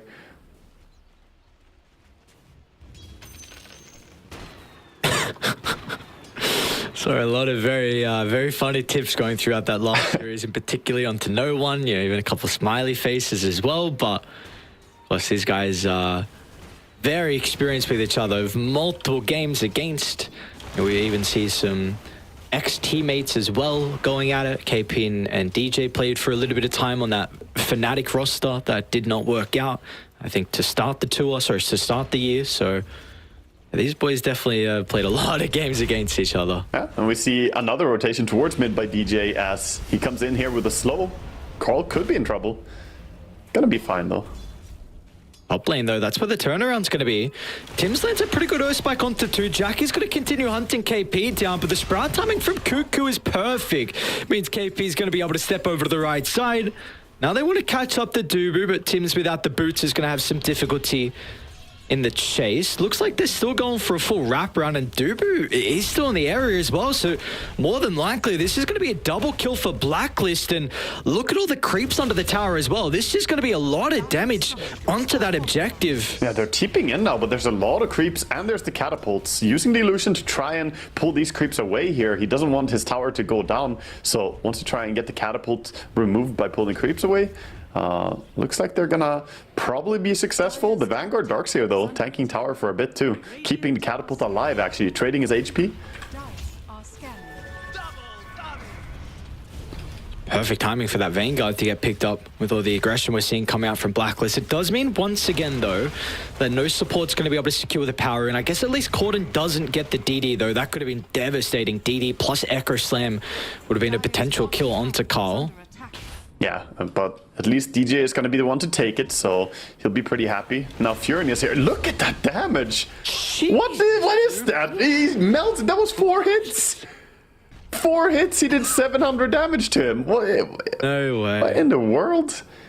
He's level 5? He's got 3 points in teleportation right now, so yeah, he's got plus 60 damage on his first hit. A little bit awkward timing to walk past. The creeps will scout him out on his attempt to try and steal the Wisdom Room. So it does look like he won't even continue to go for it. Ice. He's going to be able to snag that one. It feels like you're playing against a pay-to-win character or something when you're Skywrath and Nature's Prophet TPs on you like that. He's just level 3 now on Sky. Having a really rough start.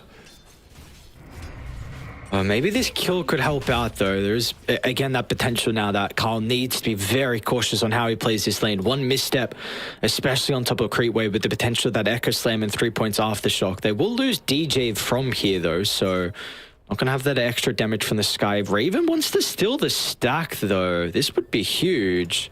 With the Echo?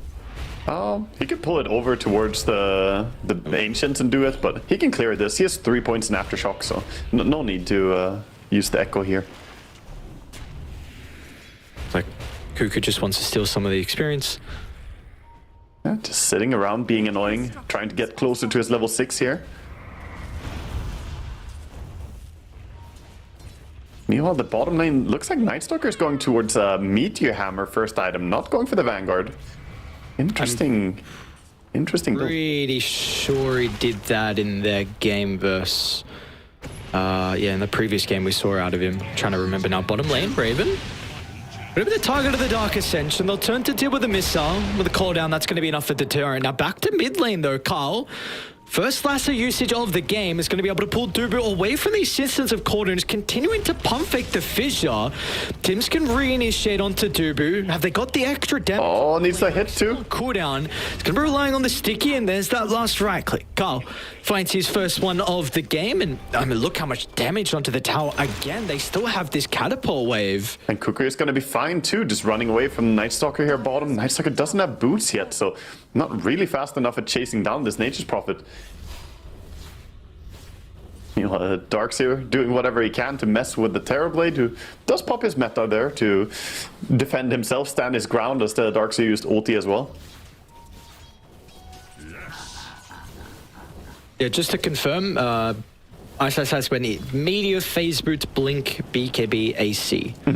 Was the item build for him last night's soccer game. Yeah, and I assume as well the Shard very early, as the Shard is still super value. But yeah, Meteor Hammer makes sense. It does add some tower push to their lineup as well, something that I said during the draft I think they are missing. And they do have meta at least, but you need to be able to do it without having your carry rotate for every single tower. Radiant's middle tower is under attack. Speaking of carries, I mean, Raven at the moment though, dude, he is huge. This is Chrysalis already completed, max out Flak Cannon, and we see double stack at the moment over towards Radiant Triangle, and Raven is going to be well on his way towards completing a very good timing out of the Scepter. Yeah, not gonna be in time here on Lion to get another sack on the Ancients, but still, like you said, he's having a fantastic game. Also being very efficient right now with how he's farming on the Jarrow mid. Carl? Should be able to drag him back over to Tims. Can Corden be able to secure the kill in the end? We saw the Echo Slam used, and he's the first one of the game. Not going to be converted into a big kill onto Carl, so Cuckoo is already up to a killing spree. Boots of Travel now completed for the Batrider as well. This game, it started to get a little bit messy for Bleed. You've got a free farming Darkseer, which we spoke about. Can be very difficult for the Terrorblade to address. Maybe you can pressure him inside the lane, but KP is now completely, he's going to go untouched with his Vanguard. And now you're going to have a Nature's Prophet and a Batrider being able to play super active with all the T1s being claimed. I think a lot of it comes back to his Nature's Prophets. This hero making so many rotations, now coming towards top here and just shoving, Dubu out of the lane as well. Like, the confidence of this support is tough to deal with, and that means top tower is gonna fall here as he just zones them away. Even the neutrals are fighting against the Nature's Prophet, like, get away from here. So how do you actually play the map now for Bleed over the next 4 minutes? Because Corden is still really far away from this Blink Dagger. Yeah, he's very, very far, and even if he had it right now, the Echo still being on cooldown. I think you just gotta try and damage control. You're during daytime right now. Maybe you can look towards making a move with the now completed... Oh, he doesn't have the full face boots. He has boots, at least, on Nightstalker. Make a move with this ulti, play around bottom, look for a pick-off, but this Gyrocopter is so massive, and you know that the support is gonna be there quickly. Travels on Bat, Furion with TP. I don't know, man. Any move they make has to be a very assertive one where they commit a lot of heroes, or they're just gonna die. We've spoken a lot about the positioning and the cause, but the experience level from the supports is lacking as well. Dubu just was able to soak his level 6, so got that 12 minutes in, and Sky, DJ still doesn't have the Mystic Flare to work with as well. Yeah, he's finishing up now. After this mid-wave, he would have it, but Carl doesn't want to let that happen. Coming in. Some harass to Ice's Ice here. I like Raven just committing his ulti like that. Actually, it's harassed him. Might be a kill. Might be his life, dude. So is that going to be enough? It's a max level missile, but the regen from Meteor Hammer. Oh, Was it off? if he kept running down, maybe he would regen enough in time there. It was just barely that he died to that. Dude, that's a Dark Ascension used as well to try and escape. So he still dies. So now you don't have a big ultimate for the Night Stalker to work with. And now Kyle's hunting top lane as well inside the jungle. They're going to surge and give him the Iron Shell. What can Jackie do? Oh, Carl is playing so good. Starting to responders too, but they're not going to get there in time to protect Dubu. He'll still chuck out a Spiteful Earth Splitter, which actually drags KP back. But the Fissure as well is going to continue to enable Jackie, but the slow from the wall...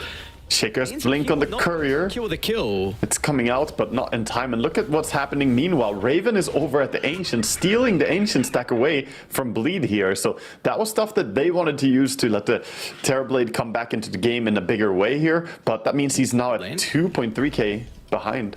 This is going to be a big back echo. Yeah, and it is. Corden on top of the Kree Wave. Mystic Flare as well. That is the echo they needed. First one wasn't able to convert into a kill, but the second one with the blink reveal is what they needed out of Bleed to kind of just stem some of the momentum that was starting to be built. Yeah, they needed a pickoff right there. 20 seconds from now, we will see the Wisdom Rune. So play coming in towards bottom. We'll see if they want to try and steal. They do have the Nature's Prophet with the TP ready, but... There's also the Watcher was taken by Dire, so they can see if he starts TPing in. Radiant are scanning. Yeah, they're scanning it. Radiant scan. That's what every Furion does. Scan the Wisdom Rune, and if the scan is negative, they TP in. That's why you could set a trap. If you just sit a little bit to the side with a hero with a stun, you can just get a pick off on the Furion. Might still get the Wisdom Rune as well. So I guess Bleed probably going to try and play just farm for the next minute or so. We do have nighttime in 30 seconds with Dark Ascension about to be up.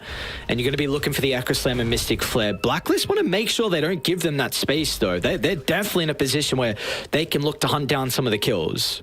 Was that Fisher? I'm not sure, but... Okay, Corden got blink away there. I agree, they got to play around the nighttime. There's that multiple TPs and over the Dark Ascension again. This time at least, Ice will actually live off the back of his ultimate, but we've seen both times so far this game, it's been a defensive Dark Ascension. It's defensive, but at least it connects into the actual nighttime now as we head over the 15 minutes. Something you don't want to happen is pop the ulti and then suddenly it's daytime and you gotta wait again. But I don't really see a move coming out from them as they have that Shaker ulti on cooldown. I think they still gotta try and defend though. Losing bottom tower would be really bad for them. 13 seconds for Shaker ulti. It's not too far off. It's going to need to be perfect. Everyone's here from Blacklist. You've got the mech on KP. If you jump in and don't get Tim's as well with a stun, he can instantly cancel your combo with the Hex.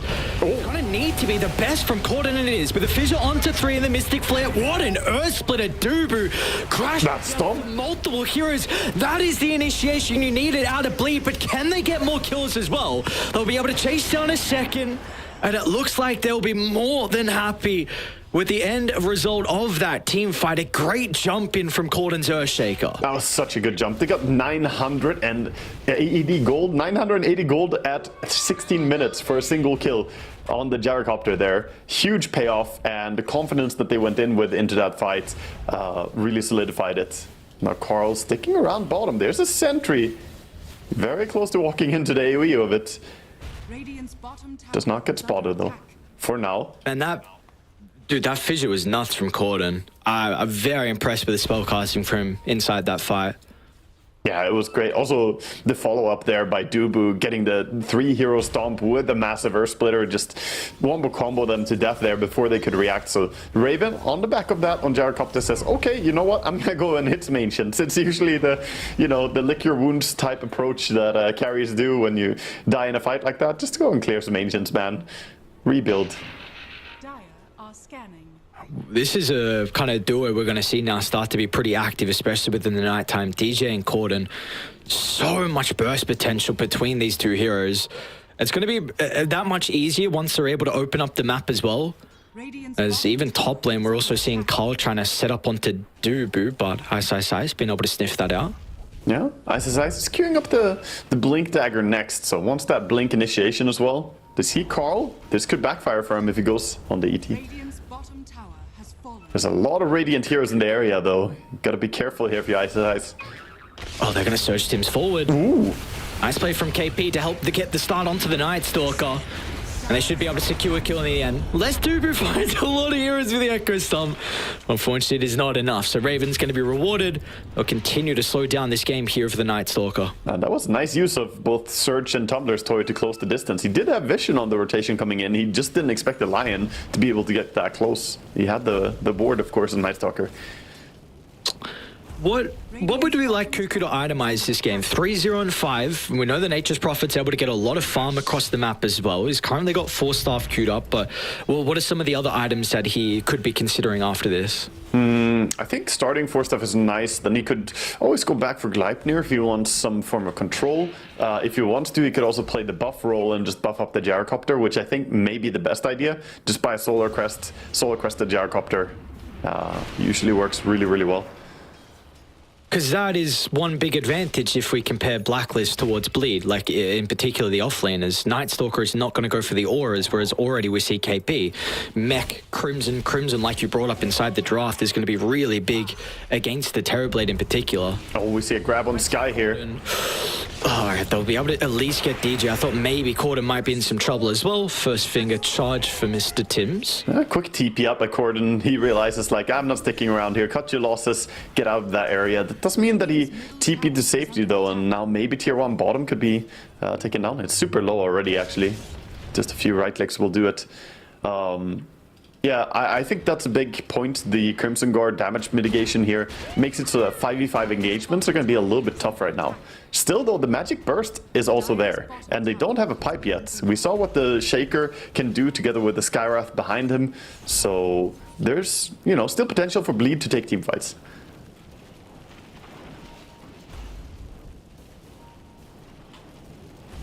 It is, but I mean, we'll see what Bleed want to try and do now across the map pretty shortly, because this is also going to be a very scary timing that Blacklist can run with. You just got a Blink Dagger completed on Tim's. We're almost, yeah, BKB actually completed on Carl as well.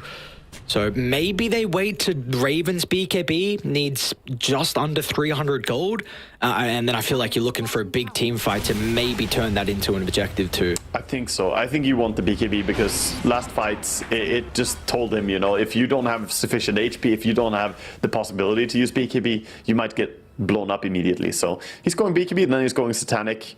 Full survivability itemization here. I like the idea. Mid. Cuckoo getting the D ward here, and they don't really want to dive next to the tier 1 tower here for this kill. Cosmic Cave's really nice versus your Shaker. Be a big neutral item for Carl to play with. I mean, extra movement speed as well for the Batrider in general. That's a nice pickup. Also going to be very helpful when the Terrorblade finish up the Skadi that he's building right now. He's got 3.8k gold closing in on the Eye of Skadi. Mid pressure is going to be alleviated here, and on the back of that, they're going to try and smoke up, letting Raven push the lane. Meanwhile, they go bottom. I like this move. I think it's pretty likely they will find a pick off too, since they have the blink on the Lion this time. Like a higher priority target than Dubu, though. They're going to use the trees to maybe scout out. They will get confirmation of Ice's positioning. They should be able to catch him as well. They're going to use Carl as just some information. Oh, sticky napalm, cancel his blink. Cancelled, so yeah, no escape for Ice. I mean, we see instantly Bleed looking to try and go to the opposite side of the map. There's a couple of ultimates that do get used in the end. I mean, Lasso doesn't have the longest cooldown. Another finger charge as well for Tim's. Yeah, they're happy to use anything they can there, but looks like they want to go immediately towards Roche on the back of this as well. So it's going to be up to Bleed here if they want to quickly make a move to contest this. They're not scanning it yet. I wonder if they realized. I think they scanned the Wisdom rune. Yeah.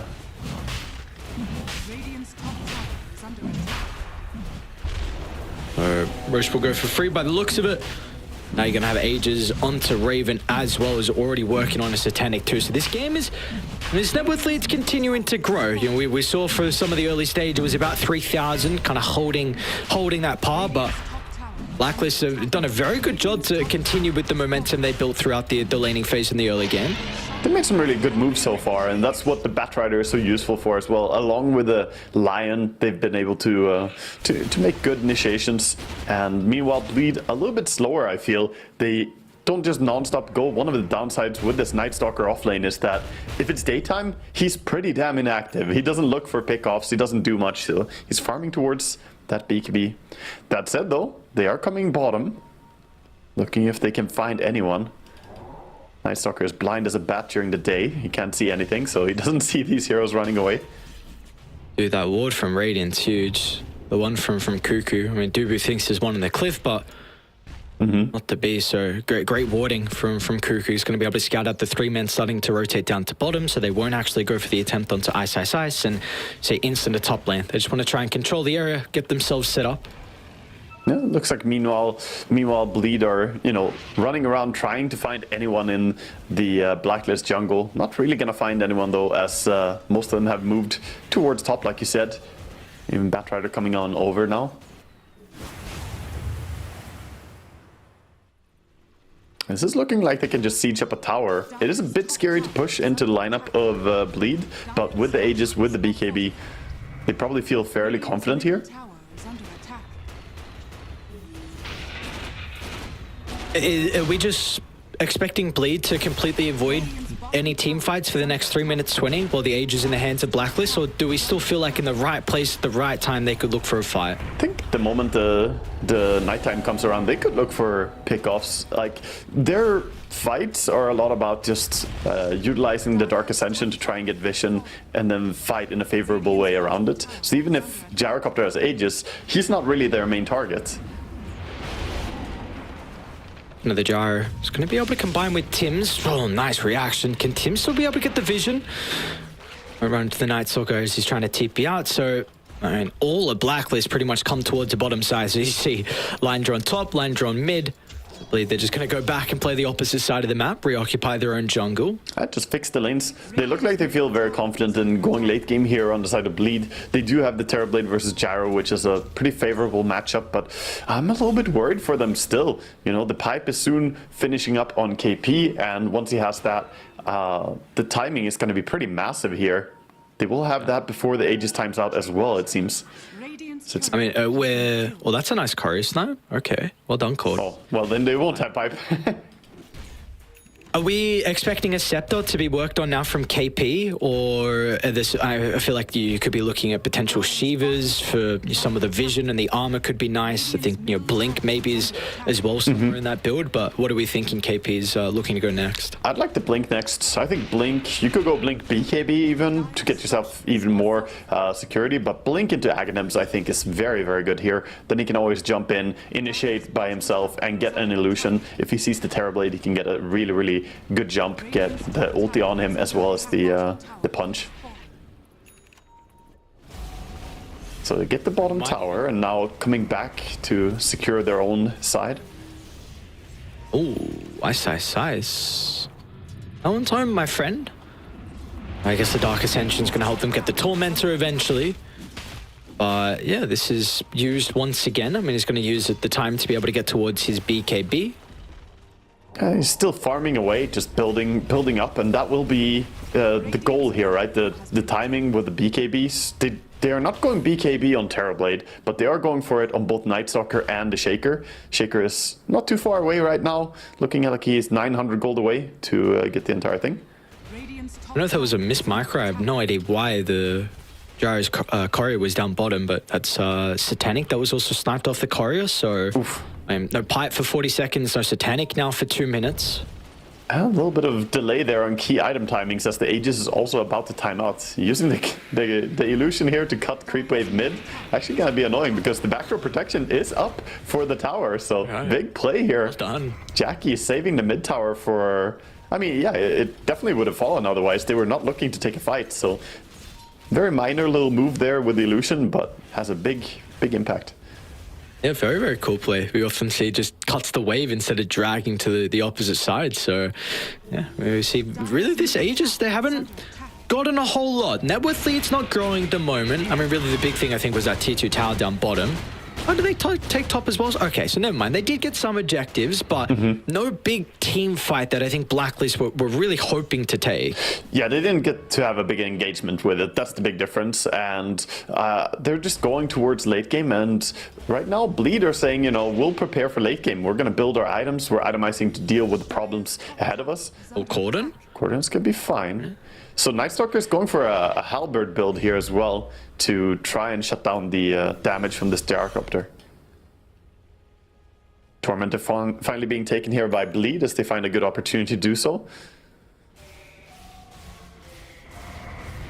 Is the shard gonna go? Looks like DJ will get it. Okay, I mean, it's decent. It's not necessarily game-breaking shard, but it can be very neat for him. He can get, you know, a bit of extra armor. I feel like this is pretty low impact for a support, though. This is more like core Skywrath. It can be crazy. And in this game, there's so much magic damage anyway. So I'm not sure it's going to make much of a difference that he gets that bonus armor. Who do we feel like Ice needs to target inside some of the fights now? Because it's a double 4-staff that's completed on both the supports on Blacklist. You got one on Tim's and you got one on Cuckoo now. I think he just has to jump. I like jumping the Batrider before he jumps someone else can be crucial. Like jump in, just be the sacrificial jump, sort of BKB, and jump onto a Batrider. If he lassos you, that's fine. Other than that, it's just line every single time. Mess with him and don't let him get these catches, because so far Tibbs has done really good this game. He's 2-0-6, and his initiations have been really on point. I doubt we're going to see Tim's go for the air and dis next as well. So both sides have this potential for the jump in and ways to initiate. And of course, we are still looking at how this hyper carry is going to be able to turn the tides. I mean, Raven is really doing a great job to be able to outfarm the Terrorblade at the moment. Like we said, that Darkseer could always be a pivotal reason for them to be able to address Jackie as this game goes on, who is actually working on a Nullifier next. So I was expecting that to be something maybe Ice needed to consider with some of the 4-staffs to address, and, you know, the Darkseer abilities as well. But looks like Jackie wants to go Nullifier now. They need it as soon as possible. The thing is, if he goes Nullifier and Night Stalker, it's going to take a while to get it. And they also want the Halberd, and Night Stalker has to be the one to buy that as well. So going Nullifier here on TB, I like it because there's so many things, not just the 4-staffs, but even the defensive tools here, the Pipe and the Crimson Guard. You can actually dispel against that, and it's very, very useful. So not a bad choice. Look at the tempo by Blacklist, though. Yeah. They're going high ground. They don't have Aegis on this gyrocopter, but he's just knocking, you know, see if anyone's home, and force the TPs at least. I don't think it's a full commitment push, but just going up there a little bit looks like such a small, non-assuming move, but that did force them back on Bleed, and now you can control the map. And now you're in a position where you have to smoke to get back out on the map on Bleed. So they're going to move to try and connect with Corden, apply the smoke to him as well. Ice is very split from the team, but of course he can actually TP down. In fact, they're trying to connect to where the Night Stalker is currently positioned, but Blacklist are not leaving top side at all. Yeah, they're sitting there, but they don't really know where everyone is. They use a scan here, not going to be finding anyone. And if they show on mid lane, they might get jumped. They have their own smoke, but they have no clue where to go. Look at Radiant's decision here. Like, where do we go with this? Do we smoke bottom? We kind of want to. This is the last time we had a fire. What's going on? Oh, Corden. Maybe now. We might get some kills now. Carl, he's on the hunt. He'll run straight to Ice. Quick reaction out of the BKB in the Dark Ascension as well. They're going to try and turn it with the lasso. Both sides, you know, some things committed. They won't get too much value out of it. They'll catch up to the Nature's Prophet nonetheless with a Mystic Flare. But all the systems... Oh, the Stomp! The Darkseer is going to be able to keep him alive. It won't matter, though. Corden shuts him down with a turnaround vacuum. It's pretty beautiful. Raven can now enter the fight as well. Off the back of the flat cannon, Jackie needs his Sunday target. He's going to find it, but it won't matter in the end due to Raven. This man's huge. The Gyro will chase him down. They tried to deal with everyone else. It'll cost them some buybacks. But Raven went uncontested inside that team fight. Yeah, he was uncontested, and I think that was just Bleed getting a little bit too eager. It was a great start to the fight. I think they initiated really well, getting onto that Batrider, preventing him from grabbing your Terrorblade as well later on. But then they just kept diving, and we saw the power of the double buyback. The Furion came back, the Lion came back, and because you used your resources already to try and chase the Batrider as well, this Gyrocopter was just ignored in the fight. Man, the communication to be able to get that double Earth Spike, and you see, like you said, Gyro just goes uncontested, runs in. Yeah. He's pumping out a ridiculous amount of damage right now. 5k lead that he has over the Terrorblade. This guy put him very, very solid position here as well after that fight. As we now go back to where we are in the game, he's got 2.6k gold, already has the quarterstaff, building towards a butterfly, and they're playing towards Roche. Roche is gonna spawn right now. Like, this could be very scary for Bleed. You're going to have Butterfly along with Aegis on Raven. Yeah, this monstrous timing. I mean, how do you burst him at this point with that Satanic Lifesteal? Terrorblade is good against Gyrocopter, yes, but he doesn't have crazy amount of damage, and he does not have an MKB, crucially. So how are you going to be able to actually bring this guy down once, let alone twice, right? Yeah. It really feels like this Butterfly Aegis is the timing to end the game for Blacklist. I will say you did just lose his courier, so the quarterstaff on there. So, I mean, he was going to complete the Butterfly in a minute. Now you're going to kind of have to wait till that courier's back up. Waste some of the Aegis. That's the third courier timing that they're like losing a courier and losing their timing and momentum because of it. But yeah, he will have a little bit of overlap where Aegis is still online and he will have his courier alive to deliver the new Butterfly. And that's where they're going to probably look to go high. You might even go high ground now, honestly. You are in such a great position. They showcase truly how strong they're going to be inside some of the fights. Even once Bleed were able to get the initiation and kind of waste Carl's lasso and BKB timing as well. So we're going to have to see something crafty out of Bleed to be able to turn this game, because it's really been all Blacklist so far. Yeah, they might poke a little bit for now. Happy though, controlling the ancient area and just farming away here. I like the sneaky play by Corden though, over at the Radiant Ancients, just getting some farm over here, working towards a Silver Edge. Next, of course, has that BKB, Aghanims, and Blink Dagger, and Shadowblade will just help positioning a lot. All right. I'm trying to work our way from Dark Ascension. It's soon going to be daytime or nighttime anyway, so he popped Dark Ascension, trying to find anyone farming a little bit too greedily down here. Okay. But yeah, he's just getting out on the map, you know, don't want to sit back and be passive. I'm not in disagreement with this ulti. He didn't connect with anyone, but that's fine. Meanwhile, the Shaker is pushing in top a lot. The Gyrocopter though, he's looking at your tier 3. The Stomp is missing, so he's just laying in the DPS right now, and nobody is really able to respond in a good way against the Gyro. Let's see how different the Halbert's going to be inside some of these fights, though. Of course, you can always activate the BKB once it's used. They drop a pretty nice ward as well for Bleed to look to utilize inside their base. Let's see what they can do with it, though. SSS hasn't TP'd back just yet. Yeah, they need to react somehow. I think they want to get the initiation. Shaker's looking for it. And Carl, aggressive jump in. A little bit off the mark, though. Wasn't able to get the full distance onto the sky, so BKB goes completely wasted. Oh, the jump! The echo, but is it good enough, though? They need some follow-up. Tim's eats the cheese. Another turnaround. Flak Raven just shreds down the Earthshaker, and Ice again is still not with the team. Hey, I don't know what I'm watching right now. Shaker blinking in without you TPing on Nightstalker. I mean, yeah, you're split pushing, but you're not doing that much. This just looks uncoordinated right now from Bleed. Man, they are not leaving. You now have, this is going to be Courier back up, so Butterfly instantly getting delivered for Raven. Again, this is the game ender. Butterfly Aegis, what are you going to do as a response? You need to pull something out of the hat. Yeah, they just show their cards as well. They used up the Echo, so even when Shaker comes back here, he's not going to have ulti, and I'm not sure how you're going to get rid of this Gyro. 1 minute 40 is enough time for him to go for all the racks here. They have creeps coming in top and mid, so cutting creep wave is not going to be enough. As Batrider goes for a lasso, but They'd love to force out his BKB. They might be able to do so as well with all the slows from the Batrider. KP's going to be able to drag him back. There's the BKB into the TP out.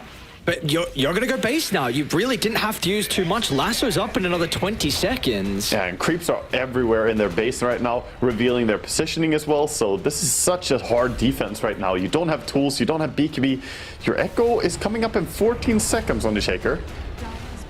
It has to be around the Echo. Gonna try and kill him off the first time, but he shrugs that off. Yeah. Even when you halberd it, you do keep auto-attacking with Aghanims. And now, again, another initiation off the back of the Lasso. They're going to have the damage. Gordon, pretty good echo on the backline, but it's not enough to buy some time for Jackie Sunder, as he doesn't have a buyback. Gordon's going to get chased. Meanwhile, inside the base, they're going to go for the other components. Ice is just hoping and kill off the line, but it's going to do nothing in the long run. Jeez, it dropped the Blacklist. What a clean game one performance from them. Yeah, just absolutely perfect here. I want to say from Blacklist, they had full control of the early game. They were well ahead on their carry and just clean all the way through. Meanwhile, on the side of Bleed, you know, I felt pretty okay with their game plan. Going late here, having the Terrorblade, but also their high ground defense was, you know, lacking to say the least. I feel like they have to TP back and make a move together. Just a little bit too disorganized what they were doing there. Maybe they got a little bit, you know, concerned as the 5-man was that strong. Here we see, of course, the replay with some of the early fights coming out. I mean, this was the only fight that looked good, though, right, for Bleed? I think since then, we didn't see any fight that actually went even remotely close to going their way. Yeah, this was the one time that they completely bursted the gyrocopter and took them by surprise. But other than that, that was the only time that Raven died. He never died on gyrocopter in any of the other skirmishes. Yeah, you got some pickoffs here, but this is also where they overcommit. They went really deep up on the high ground, double buyback comes out, and they just get completely punished here. I don't even think the Lion buyback was necessary for them to win the fight because they overstepped so deep.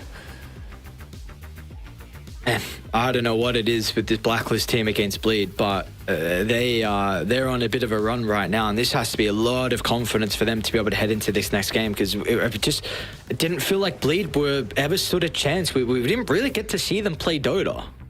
No, I agree. They were basically just dragging out the game for some form of future that was going to go their way, but they weren't able to catch Blacklist out of position too much. They used some nice stalker ultis to try and hunt, see if anyone was straggling, but overall, Blacklist, they just played well, played in good positioning, and they looked like a very cohesive team who knew exactly what the game plan was and how they're going to win this. Oh, MVP is a bit of a tough one, Why Guy. Who do you actually think? I'm not quite sure. I'm going to give it to Tim's personally. I think Tim's was like really the catalyst of a lot of the early game action. The two supports really stood out for me this game on the side of Blacklist, but I think Tim's did a great job on Lion. Even in the final fight, we saw the replay of there earlier. The chain stun after the lasso was just on point, so the TB couldn't get a meta or get a Sunder out. I don't know. I think this was a great performance by Tims on this Lion. Yeah, and the other support, like you said as well, with Cuckoo, I really think we're going to have to see the Nature's Prophet ban next game, which is then yes. It gets let through, because I felt like Cuckoo did way too much. He pretty much won the lane for the gyrocopter. You free farmed versus the Night Stalker. We saw a lot of his firstly his warding was exceptional as well. The rotations out of him too, and at least just being able to split the map and reconnect with the team, and always at least have that plus one. The Nature's Prophet with the Batrider Boots of Travel was able to get them a couple of kills in the early game, and it was a bit difficult for Bleed to manage that. So I think that's also something that needs to be looked at in game 2. I completely agree. I think you got to think about the matchup when it comes to Nature's Prophet. If you let him through, you have to have an idea. There are some supports that are extremely good against Nature's Prophet. You can go for something like Dawnbreaker, even as a support, can do very well against it. But Skywrath, it ain't it, fam. Like, 0 armor, you can't lane against that. I've seen Skywraths go against Nature's Prophet in lane. I've seen Miranas go against it. You know what? They just get destroyed. You need some high armor support, some usually melee support who can go in and actually throw some form of disable onto him, because otherwise you just lose the trades. I mean, what we saw on the bottom rune there, when Nature's Prophet TP'd in and just auto-attacked 4 times and he had 100 HP remaining, it just looks impossible to play that. Well, it's not all doom and gloom just yet at the moment for the boys on Bleed. There is still a game 2 that we got coming up around the corner. At the moment, though, Blacklist have this game lead. Let's see if they're going to be able to continue with the momentum, because after the break, game 2 with Bleed taking on Blacklist. Winner will move over to the upper bracket finals. We'll see who's going to be able to take that map. We'll see you guys shortly.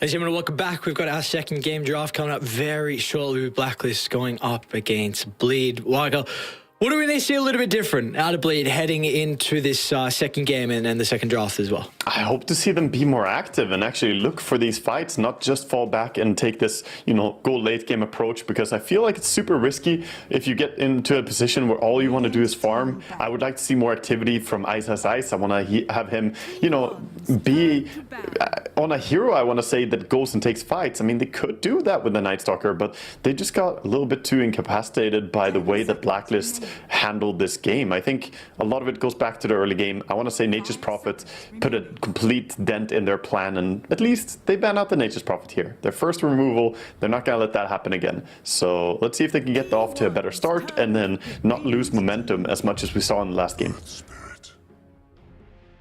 Oh. Our first pick Ghost Spirit, we got a DJ Spirit, we got a Coordinator Spirit. I know DJ Spirit is one I like to see. Oh yeah, true. He's a legend on that hero as well. Definitely one of the standout Earth Spirit support players. It's like him, Crit, Jerax, some of the big ones in my eyes. What is the response going to be now for Blacklist? What do they want to pick up here? Phoenix is available. So if that's the route they want to go down, and again, they had a lot of success with it in their series versus Army Geniuses. Do they even warrant it for a first phase though, considering there's still a lot of other things? Yeah, we'll see if that's what they want to open with. Can also go for something, that deals pretty well with Earthspirit generally, like Clockwork, or... Okay, they're going to go towards Primal Beast here as a first phase. So getting, again, very active Blacklist on the back of a Batrider mid who was, facilitating a lot of the action. I think we could see a mid Primal Beast as well coming out from Carl here. Another hero that plays very, very similar. Yeah, but definitely say Carl is best suited for those type of heroes. So I would not be surprised if we're going to see him look to try and play it as well. Oh yeah, I completely forgot that Misery is one of the coaches on Bleed, right? Man, yeah. I have a story with Misery. We used to play in the same team back when he was 15 years old. we played competitive Dota long ago, but now he's obviously here helping out the Bleed team try and stabilize from what happened first game, see if they can get a better start. They ban out the Phoenix as well, so the window to get the Phoenix was there, not going to be allowed anymore here.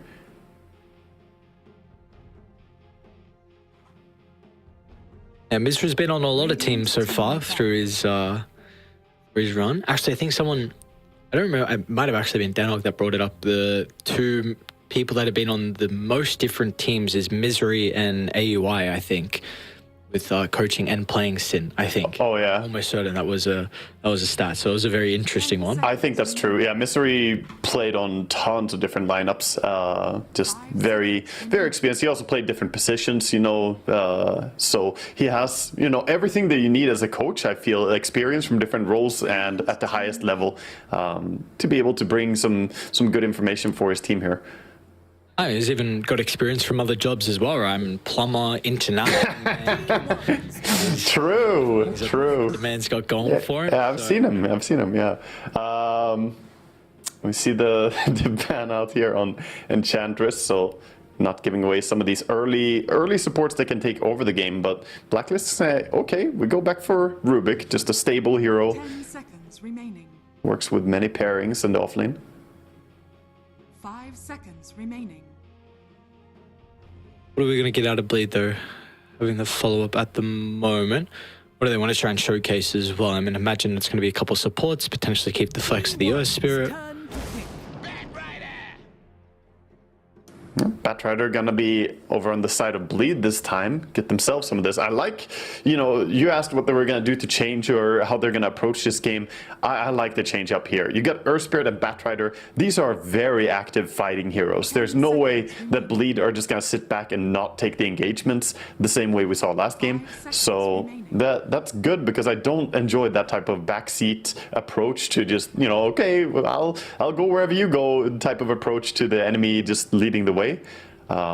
Instead, this time, gonna stay competitive and try to control the pace of the game.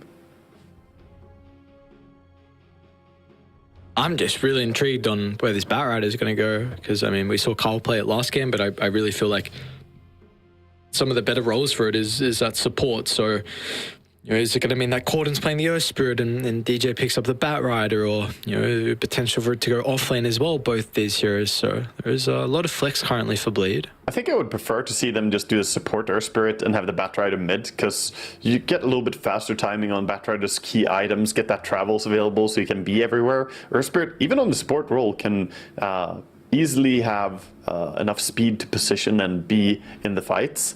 Where support Batrider, it can work, but it relies quite heavily on the pairing, getting an offlane duo that works pretty well. Like, it used to be stronger, but then it got nerfed, and now the only reason it can still work as a support, I feel, is if you get like Darks here.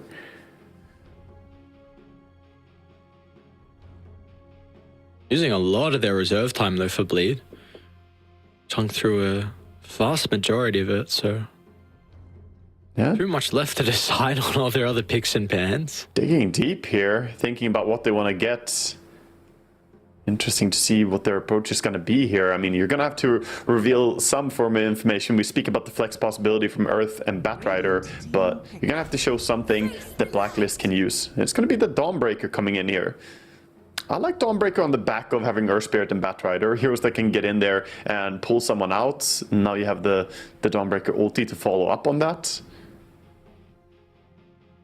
Can we see Silencer fit into the draft on Blacklist? Because we've seen in the past Silencer to address the Dawnbreaker and the Batrider as well to prevent like any follow-up inside the lasso. I just don't know if there's concerns with the Silencer Rubik support duo. It could be okay. I also would like to see, there's another support that would work really well for them here if they are comfortable playing it. Not meta right now though, but Nyx would be great against both Batrider and Dawn. You can cancel the Dawn ulti by just activating Spike Carapace and walk into it, and against Batrider you can chase him, step on his Firefly, Spike Carapace, and then stun him.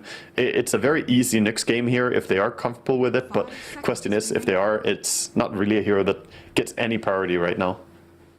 And I like the quad pick though from them in the second phase. You already see, you know, it's either Batrider or Earth Spirit mid, and either way, you're going to have a very good time versus both those heroes. Quap has been one of the more traditional counters to the Batrider, and then just the ranged dagger spam against the Earth Spirit, you're going to have a fine time as well.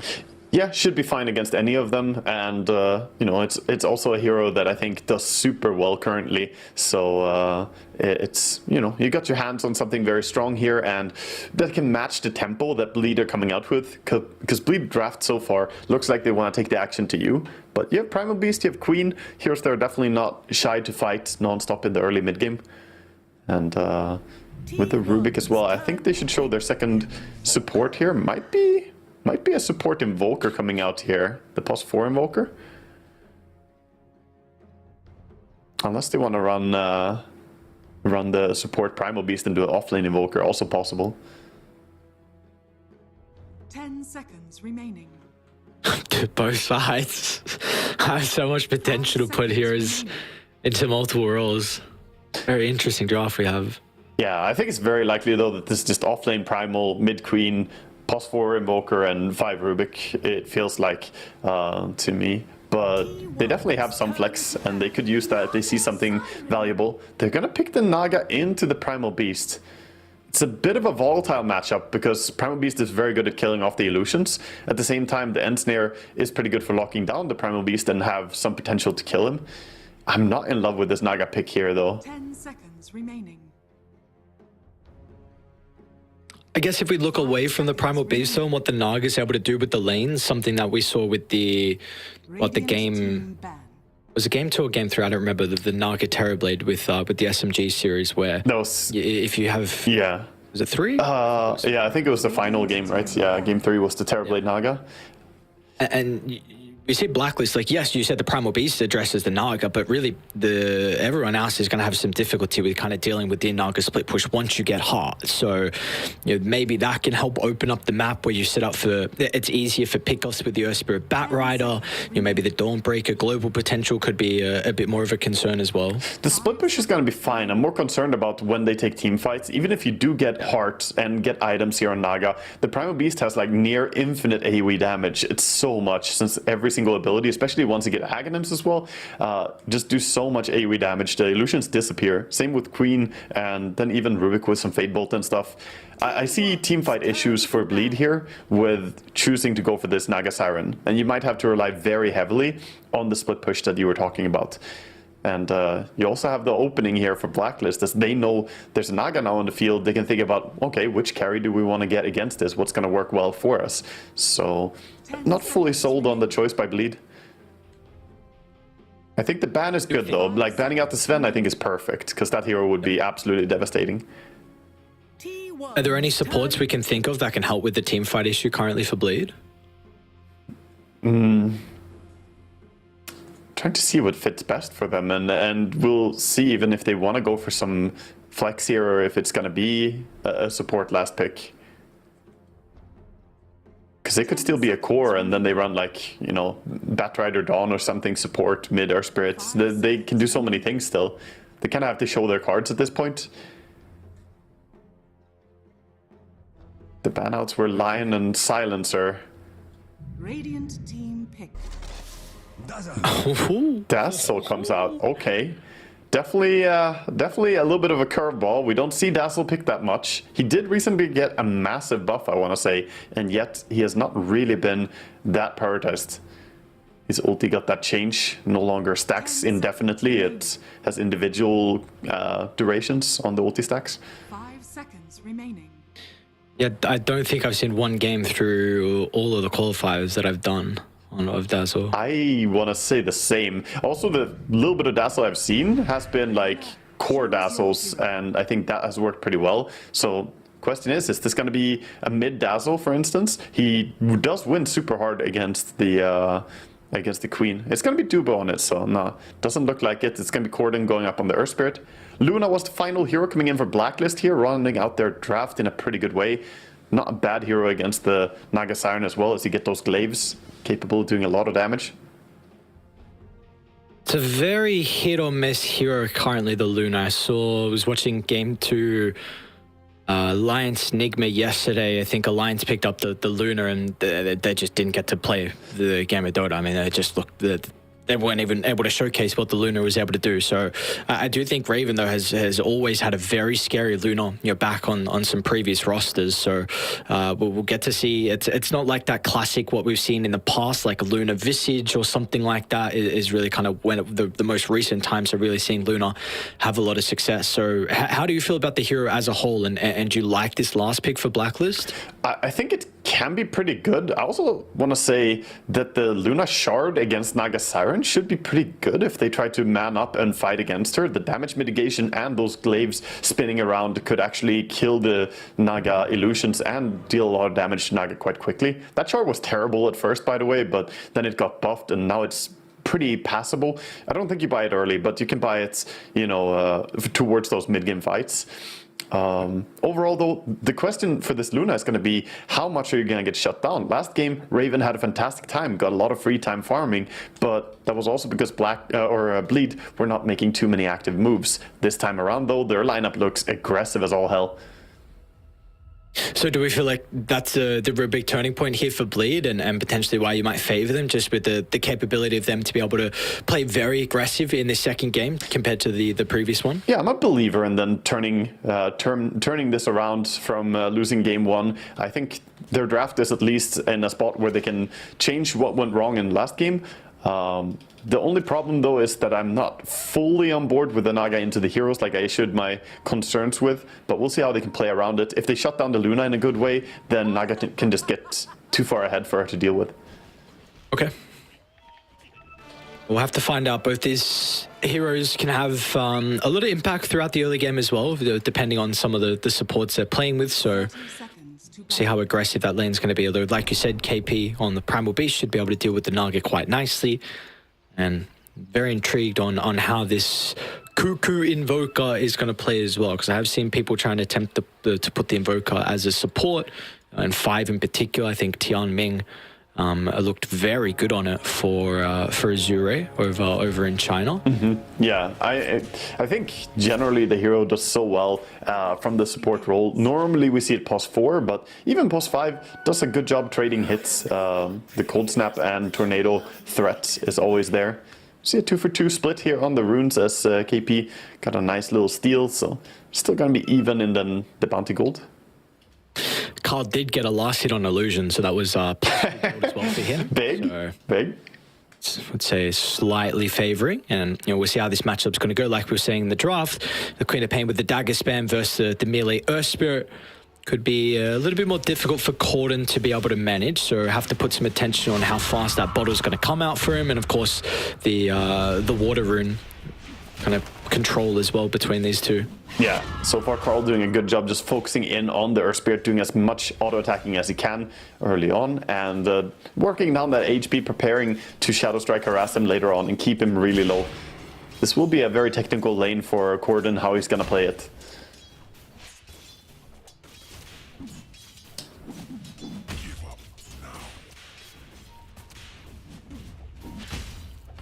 And I'm really intrigued on how this dazzle is going to go for Dubu too. Again, I really cannot remember the last time I've seen it dazzle, but you said you felt like the 7.3 patch was a pretty big one in regards to buffs for this hero? Yeah, 734 buffs towards the ulti. Like, it used to stack indefinitely, right? Every time you cast Bad Juju, if you had previous stacks, it would keep going up from there. So 3 would go to 4, and it doesn't matter if you were 1 second away from it disappearing. Now it's individual, so they will only last for a set duration no matter what. And on top of that, they also lowered it from 30, 25 to 20 on all levels, the duration on those stacks. So it makes him way more playable now. I still think Dazzle is not really a top tier support, but he was hot garbage and now he isn't. So we'll see if he can, show us some interesting stuff here. And they have the combo. The Naga Dazzle is a classic combo. You go for the illusions and then heal bomb. So it can do a lot of damage in lane if you surround with the illusions and get the heal. Well, what was kind of the thought process then of this last pick? Because you were saying that you felt like Bleed maybe were lacking some team fight. I mean, do they just feel like the save on Dazzle is going to be vital this game? Is it the laning prowess that he's going to be able to provide to help Jackie get out of this lane? Or yeah, I think mainly it's just getting a strong lane here, something that provides for them to be able to get Naga to farm. Otherwise, could be a tough matchup against this Primal Beast who stomps over. Should be our first blood as well as Duru. Gonna give the bonus gold over towards KP, so already a great start for the Primal Beast. All right, that's the last time we did Dazzle picked. That's it. That's it, back to the bans, back to unavailable. Courier has been killed. Oh, not like this, man. Poor Dazzle. And I mean, this lane positioning at the moment is heavily going to favor Blacklist. Looks like with their numbers advantage, they're going to be able to get the Lotus as well. Meanwhile, bottom, we did see DJ be able to pick that one up too. So it does look like, at least the bottom lane for Bleed is going incredibly well. Much better than what we saw in the previous game for Ice. Yeah, getting a good start here on the Dawnbreaker. At the same time, though, Raven is getting his farm. He's getting his CS on Luna, 12 and 1 right now. So keeping up, not necessarily fully with Naga, but not falling behind in any means. Mid lane, though, looking over to this lane again, as it is an interesting one to talk about. The Queen of Pain from Carl here is being so oppressive. Corden doing what he can, but you can see him sitting at half HP, waiting. He wants those water runes to come as soon as possible.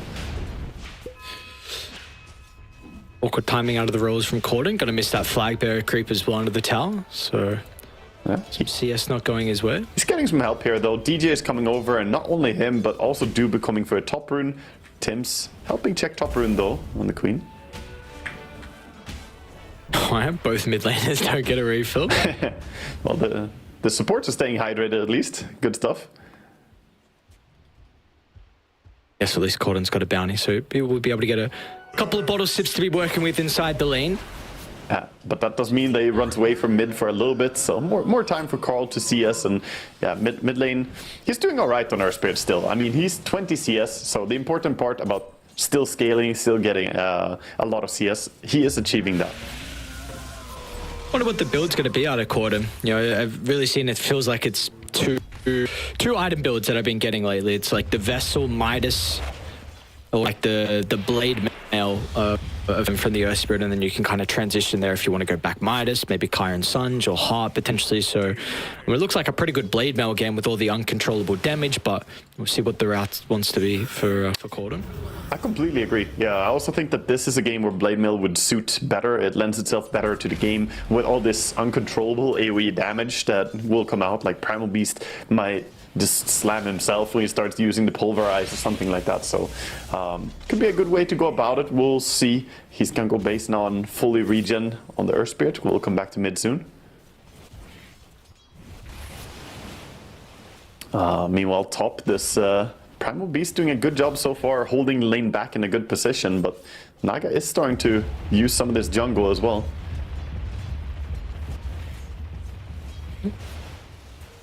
Why Ice Man? Just getting all his mana burnt. EMP, very cool spell. Guess at least he's got a Soul Ring. They're actually going to bring Dubu down to bottom. An aggressive Glyph with the dive response is going to be there out of the Rubik's teleport. Might be a little bit too late though to protect Raven. They'll get the kill. Meanwhile, Dubu will exchange his life. Do they have? Oh, he's stuck from Ice. He's stuck under the tower. The damage continuing to ramp up with that extra assistance they're going to get, and that'll result in a double kill. Great TP from Tims. This is a much needed experience. They're going to have the creeps as well. DJ? Get the cold snap procs. DJ's going to give another kill over Blacklist. I mean, they are licking their lips with what just happened bottom lane. Oh boy, that was a beautiful save onto the Luna as well. I mean, she did go down in the end, but the stop on the Starbreaker from Cuckoo there was on point quickly with the tornado coming out. They just didn't manage to burst her as fast as they would have wanted and get fully punished there, losing every single hero. And these are supports that will do a lot with experience. Looks like they won't be able to snipe the Wisdom Rune. Ice in a pretty good position to be able to block Cuckoo on the bridge. Also will be a 1-for-1 nonetheless. Cuckoo's going to be able to avoid that last swipe of the Starbreaker. Yeah, Wisdom Rune's going to be a 1-for-1 with that. DJ going to take the Dire one as at the same time. The KP Primal Beast went back, stacked the Ancients once, and then going to go back to the lane. So nice preparation for the Luna to later on enjoy. We see two supports sitting around bottom. Cuckoo walking under the range creep, kind of revealing the Ghostwalk aura. The fact that KP is able to play solo is going to be super scary right now. And they are starting to zone him out a little bit, but he still had a really good start to the lane. They want to try and put some more priority onto Raven to get him off to a good start as well. And once he completes the Mask of Madness, there's going to be no concerns. We'll see what they can do off the back of this move, though, from Bleed. Well, not with a kick like that, sliding past both Tims and Cuckoo. A little bit off the mark there. 10 seconds for the rune still. Gonna go back, try and control the bottom rune. At the same time, Dubu is checking the top one. We'll be told we've got an illusion to work with. Quite a nice rune now, actually, for Corden. Into the dagger, in particular, the cold snap as well. So we'll see what he can look to do with that. I mean, Tread's coming up shortly. Maybe he's going to wait for that item just to help his stats a little bit. Yeah, still no clue if he's gonna go towards that Blade Mill or the Urn build top. We see a little catch onto the Primal, but he does have Onslaught available. Actually, Poison Touch is still on him, but slow from the uproar. Dazzle just can't get one more attack. DJ might be able to catch up to him, so still not too much action besides the little fight we had down bottom at the moment. Both carries still being able to find a lot of their farm. Jackie already is got a Yasha queued up and is going to go straight into the Orchid actually after the Yasha. We'll see if he wants to continue with that item build, but do you like it at the moment? Seems like a bit more of an active Naga sign that Jackie's wanting to play. It seems kind of crazy to go for Orchid's second item. I love the Orchid on Naga, but I think Mantis Style is very necessary in this game. We'll see if he's gonna commit to this or if he'll go for something else. Of course, the silence is good against something like Queen or Primal just to be able to stop them from using their abilities. But I would like to see him go for the Mantis Style. Meanwhile, on the side of Luna, she also is about to finish up her Mask of Madness and going them for the Dragonlance right after. She only needs 100 gold here.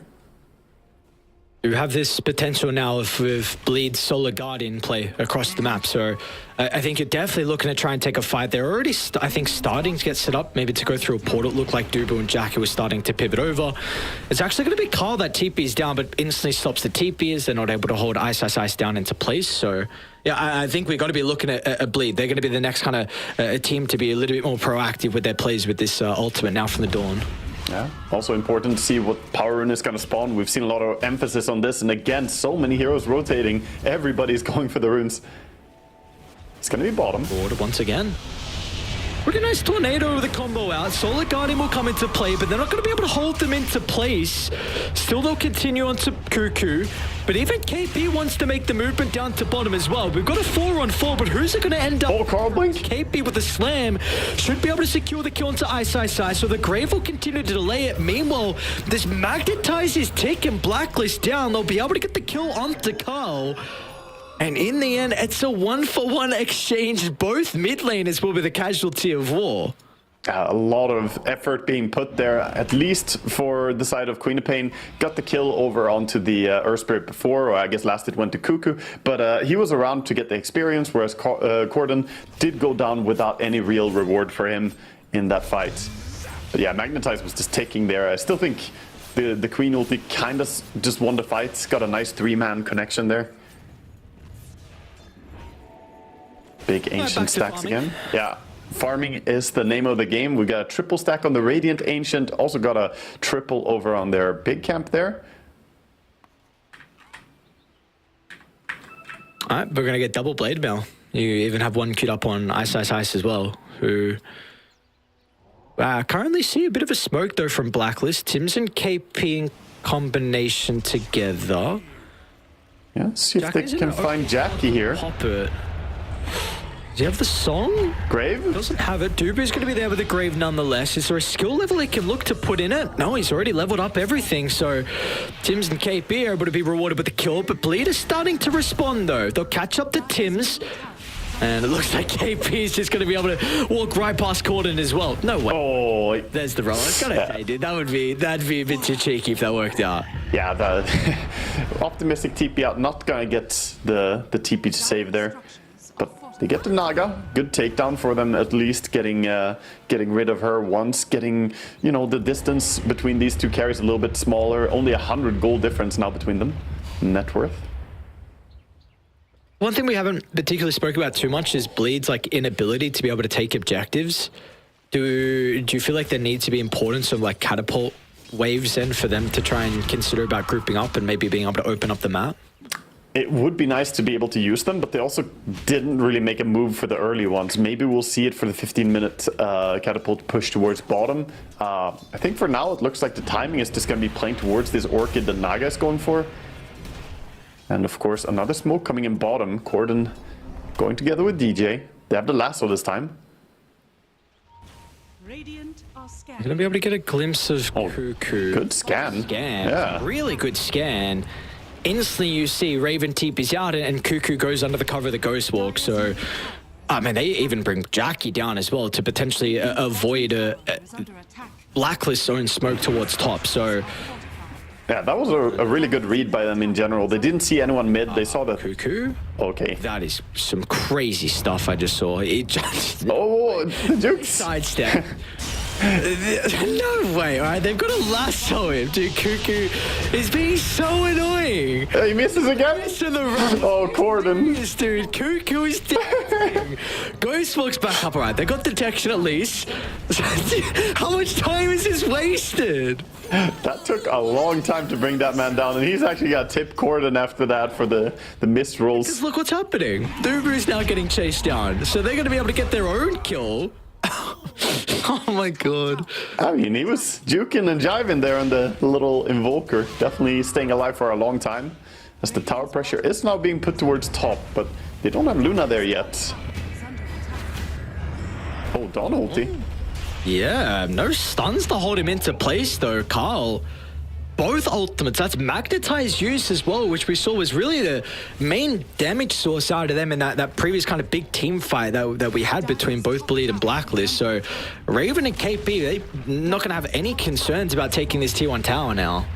Yeah, they do get a haste rune at least on the Earth Spirit, so he has something to fight, but losing the top tower now and missing that pick off on the Queen with 2 ultis expended, gonna be a little bit costly for them as the rotation comes in mid. Good mana, bro. Force out the haste. That is a very costly Solar Guardian and Magnetize usage. I don't know if they're going to be able to defend this tower now. Yeah, it's tough. At least they want to wait for the Naga Orchid. Actually, Naga Teep's in here. There's no way you can defend it, though. KP's even going to try and chase down some of the members. Jackie, a little bit too speedy, though. 415 movement speed will get out. There's a bit of a stack. Could take for free. Nothing crazy, but some extra farm for KP. You can trample over it, get 2 illusions for free as well. And this is where it's tough to play this Naga into the lineup that you see from Blacklist, right? The Naga tries to join. Sure, if they had ultis, maybe that could be a fight. I still think it would be tough, though. The Naga timing has to be much later than this. She needs the heart, like you mentioned. She needs a lot of items to become more unkillable here. KP is going to get a grab onto the Earth Spirit. Blink. As well to pump in the damage. Sonic Wave is at the ready if they want to continue to chase, but Carl is not going to look for the kill. They didn't have vision on them side. They didn't have vision on too many heroes, so he didn't want to blink and block the roll. He could have done it there on Queen, but he respected that so many heroes were in Fog of War. I know there's only a 1,000 net worth lead, but it really looks like the map is starting to get a little bit more difficult to play on Bleed. And I feel like Blacklist now can consider about a pretty early Roche thanks to Cuckoo's itemization. I mean, he's gone Medallion, and I don't know if they need to wait for the Solar Crest, but definitely with a pick-off or 2 towards the top side, you could think about getting Roshan, and we all know what an Aegis can do on Luna. You can just start to walk down objectives. I agree. I definitely agree. They can make those plays. I think the reason the map feels so scary right now is because of the impact difference from the Dawnbreaker and the Primal Beast. Like, KP is just feeling unkillable with his pipe completed now. Primal Beast, he's charging around very, very confident. Whereas Ice as Ice, he's mainly just tucked away, farming jungle. You know, he's hitting creeps, sure. His net worth isn't that bad, but I feel like the two have a completely different presence in the game. Oh, he's under our ward. Presence at the moment. He's about to get jumped. To be able to find the angle, and now Blacklist. I mean, they've got 3 extra heroes to be able to combine with the Dawnbreaker, not even needing the Sonic Wave. Like this, the game is just starting to slip out again. I know it's only 2,000, but we saw what Blacklist was able to do in game 1. At the moment, the only person farmed on Bleed is Jackie. Like, your Earth Spirit is not going from Midas. Corden scaling is going to be very limited. He needs to get kills at a quick rate, otherwise you're not going to have an Earth Spirit if you want to compare that to what Carl can do as the late game. Also, the problem is you went for this Orchid on Naga. Now you need to get something for it. If you just wanted to farm, if you're not going to get engaged in anything, because he's still 0, 1, and 0 on the Naga Siren, this Orchid has to pay off somehow. Otherwise, Mantistar would just have been the better choice. So let's see if he can, you know, position himself in a tricky way to maybe get a pick off. Looks like Blacklist, they know about it though. They bring down everyone. Well, you're now going to have that easy time of like ensnare Orchid into Solar Guardian, which they haven't had prior. They've been trying to do it with the roll, with the stun. The lockdown just hasn't been enough with the Earth Spirit. So you know, let's see if you want to even potentially set up Song into Solar Guardian if they feel like they want to use it aggressively instead of defensively. Yeah. You do have DD now for Bleed as well, so it might be time to make a play. You've got great wards across the map to take a fire. Yeah, they need to make a play soon because the timing is slipping. When you go for Orchid, it's really about when you can make use of it. And right now we see Luna is about to finish up her Mantistar, so she's only 400 gold away from having her own Dispel here. Lotus Orb is the next item coming up from Primal Beast, so he's going to be able to dispel anyone who's near him. And sooner or later, Queen is even going to have some way to deal with the Orchid as well. Do you feel like they just need to force a fight mid? I mean, this tower's going to end up going down, it looks like, from... Never mind, it won't even. They're going to TP back in. So do you feel like Bleed just need to, like, 5-man this tower and just force Blacklist to take a fight? They're just struggling to get a squeeze on them right now. Blacklist are moving very well around the map, and they're not showing too many weaknesses. They are split pushing bottom with the Naga Illusions, though, trying to force some form of position error here by Blacklist, but they're doing a great job just staying in tight formations. Mid tower should be free here. They could go for it as people went down bottom. Corden is gonna go in and just auto attack it.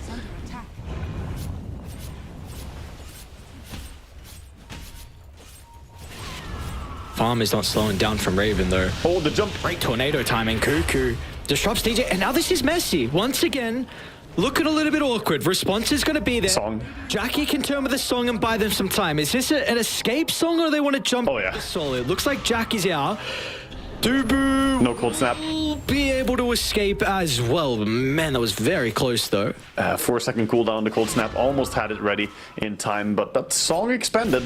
And again, a fight that, you know, you couldn't really take because you just feel a little bit lackluster in these team fights, I think, on the side of Bleed. Let's go through and see what timings they have coming up now. They are only... Carl? With Solar Guardian, let's see if they're going to go through. Never mind, no Solar Guardian. Oh, dude, he would have died. He would have. That's actually very confusing why they didn't go for the combo there. That was a pick off on the core. Just a little bit of sleep at the wheel, I think, on the combo. And this is again what we saw in game number 1, though. The coordination just isn't really there for Bleed at that crisp level that we see from some of the teams. Like the last game where the team fights, where they go in and try and defend with Corden jumping in, Echo Slam, and then they're just like split pushing and farming on Ice as Ice. They need to play into their the coordination or the combinations that they have.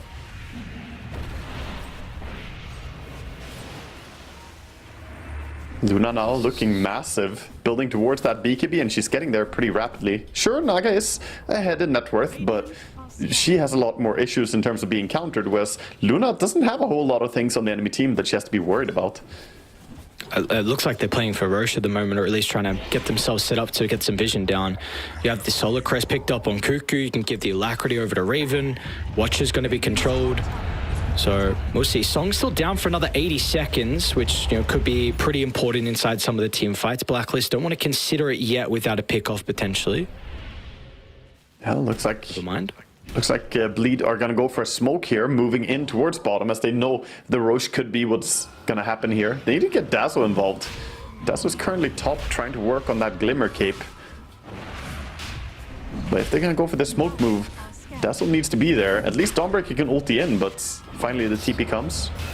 It's not a fast Roche as well. They will have time to react.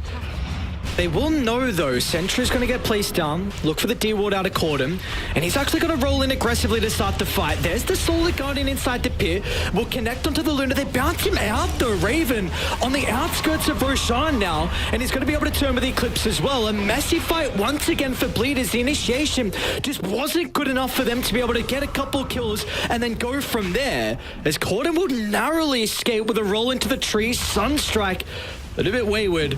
But that means it's a free Roche for Blacklist, and another fight will go their way. I don't know if that was the flame break or if it was the kick from Earth Spirit, but whatever they did that pushed Luna out of the Roche pit definitely saved her. She was in a bad spot, not having BKB, getting jumped like that. Now they're hanging around. Invoker's on the hunt here. He's going to be able to get Dubu. Nice start. And of course, there's plenty of heroes to be able to follow up as well. We'll waste some time at the grave. Jack is thinking about going back in. He's got some boys to play with as well. They know the Luna TP top, so there's going to be no carry for Blacklist. This is the fight they've been waiting for. They're going to try and put the attention on the Tims. A pretty good retreat. I mean, now Carl's got the Aegis as well, and all their control is lacking once again. Bleed. They all get out. They have dispels. Yeah, they got that Lotus Orb ready. I mean, the timing for this Orchid play just is kind of missed at this point. They already had. They went in and silenced the Primal Beast, but he immediately just Lotuses himself, which also is great to get rid of the End Snare, so it's not like it only counters one of your aspects now. And then he uses Uproar, happily just walks away, and even the Kaya Sanj status resistance on the Queen there, keeping her safe as well. So it kind of feels nice for Tims. He's still the Shadow Wave, so just use that along with the Fade Bolt to be able to clear creep waves, and he's going to be able to get a lot of farm, especially with this Philosopher's Stone. That's a nice little tool to have. Also, one thing I want to mention this game, Dubu is going for this Glimmer Cape instead of the Shard, but normally we see support Dazzle get the Shard as soon as possible. Like, it's a very, very potent one. You get the ability to kill the Luna Illusions, you get, you know, a short duration little Hex to spam out all the time with your Q, but not prioritizing it yet.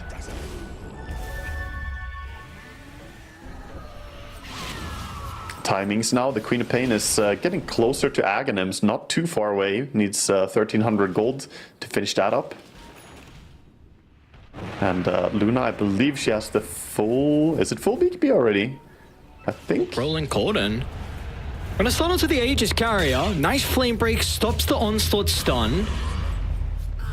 They want to continue with this engagement though from Bleed. A lot of attention put onto KP, but the Piper's just shrugging off that Magnetize, so... He's a terrible target. You can't go on the Primal Beast, not when his team is behind him. Having the Lotus as well. And he's got the Uproar Dispel talent as well in this game, so not a bad thing to have against the Batrider, against the Poison Touch from Dazzle, against the, you know, the Silent, or not Silence, the Magnetize even. There's quite a few things that you can Dispel here. Yeah, very good game for it. I'm going to see an aggressive smoke as well from Blacklist. They might run into Ice. A pretty good read from them with the Dawnbreaker being away from the team. Oh no, the Yavu. Team into the trees. They're just playing so crisp, dude. Blacklist. They've reads across the map.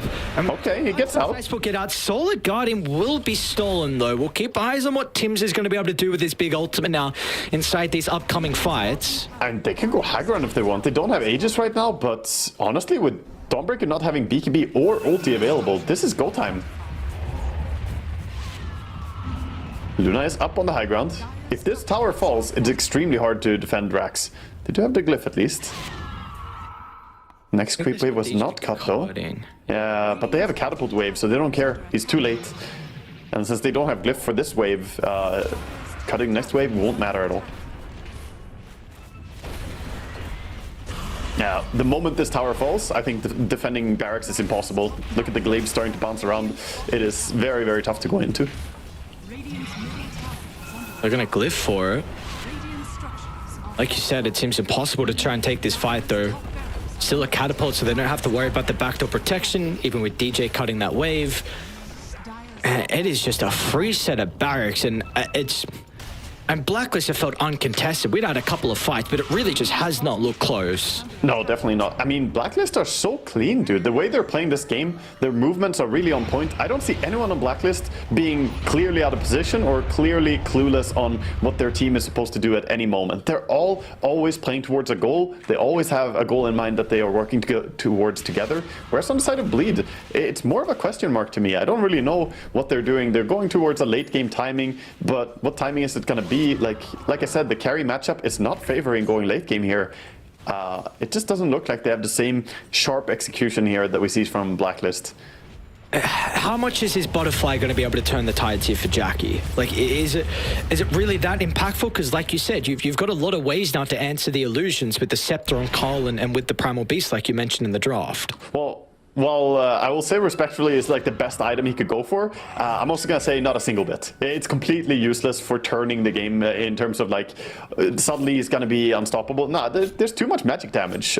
Again, the full Aghanims now on Queen of Pain is just going to add even more. Halfway towards Aghanims on the Primal Beast. It is going to increase his DPS on the Naga, but the survivability on the Illusions is not going to work. So this is looking grim. They need to get good initiations. They need to find ways to take the fight, use their Dawnbreaker, like we saw earlier when they, you know, tried to catch Queen on bottom and then Dawnbreaker just wasn't there with the ulti. They need to set up these moves and actually execute on them. Radiant are scanning. And who are you jumping then? Like, if there's going to be a perfect fight for Bleed, who are the first heroes they need to kill off from Blacklist? I think you gotta get in on the supports. Gotta get rid of the Invoker and the Rubik. They're causing way too much mayhem in the fight just by disabling. The problem is, Luna is getting massive to the point of just, you can't ignore her. Her Daedalus is coming up soon. And he already has the shard queued up, so I like what I see from Raven here. Because this is exactly what I was trying to suggest in the draft, that the shard on Luna now, it's a nice mid-game, you know, late-game kind of team-fight item. And this is sort of timing. He already has a lot of value items. And to then throw in the shard, he will just clear through anyone who steps onto him. Even Dawnbreaker or Earth Spirit, if they get close to Luna when she activates the shard, it will just shred them. Full team disconnect, lag they say, and off they go. It's funny, not a lot of people do this anymore, but I mean, Cuckoo's experience has been around for a while. I think there were some tournaments back in the day where you had to say pause, you had to actually write like P or pause or something in all chat. We really don't see anyone do that anymore. Yeah, he said it before he did it. That's true. I remember admins, used to crack down on players who hit the pause button without declaring that they needed a pause and the reason for it. State your reason. State reason question mark is that's a funny one. Yeah. But, yeah, you see the old doggies that are still playing around. I mean, again, like we were saying to start this series, there is a lot of them. There is a lot. I wonder even what the total like experience. You know, in a lot of high-level Dota, it is funny to think about that. But even in this lobby, I wonder how many years total, decades total of experience of professional Dota these players have added up. I would say probably in the 70, 80 years total, maybe more. It would be a stupid amount. It would be, one lifetime. It would be a lot. One lifetime, yeah.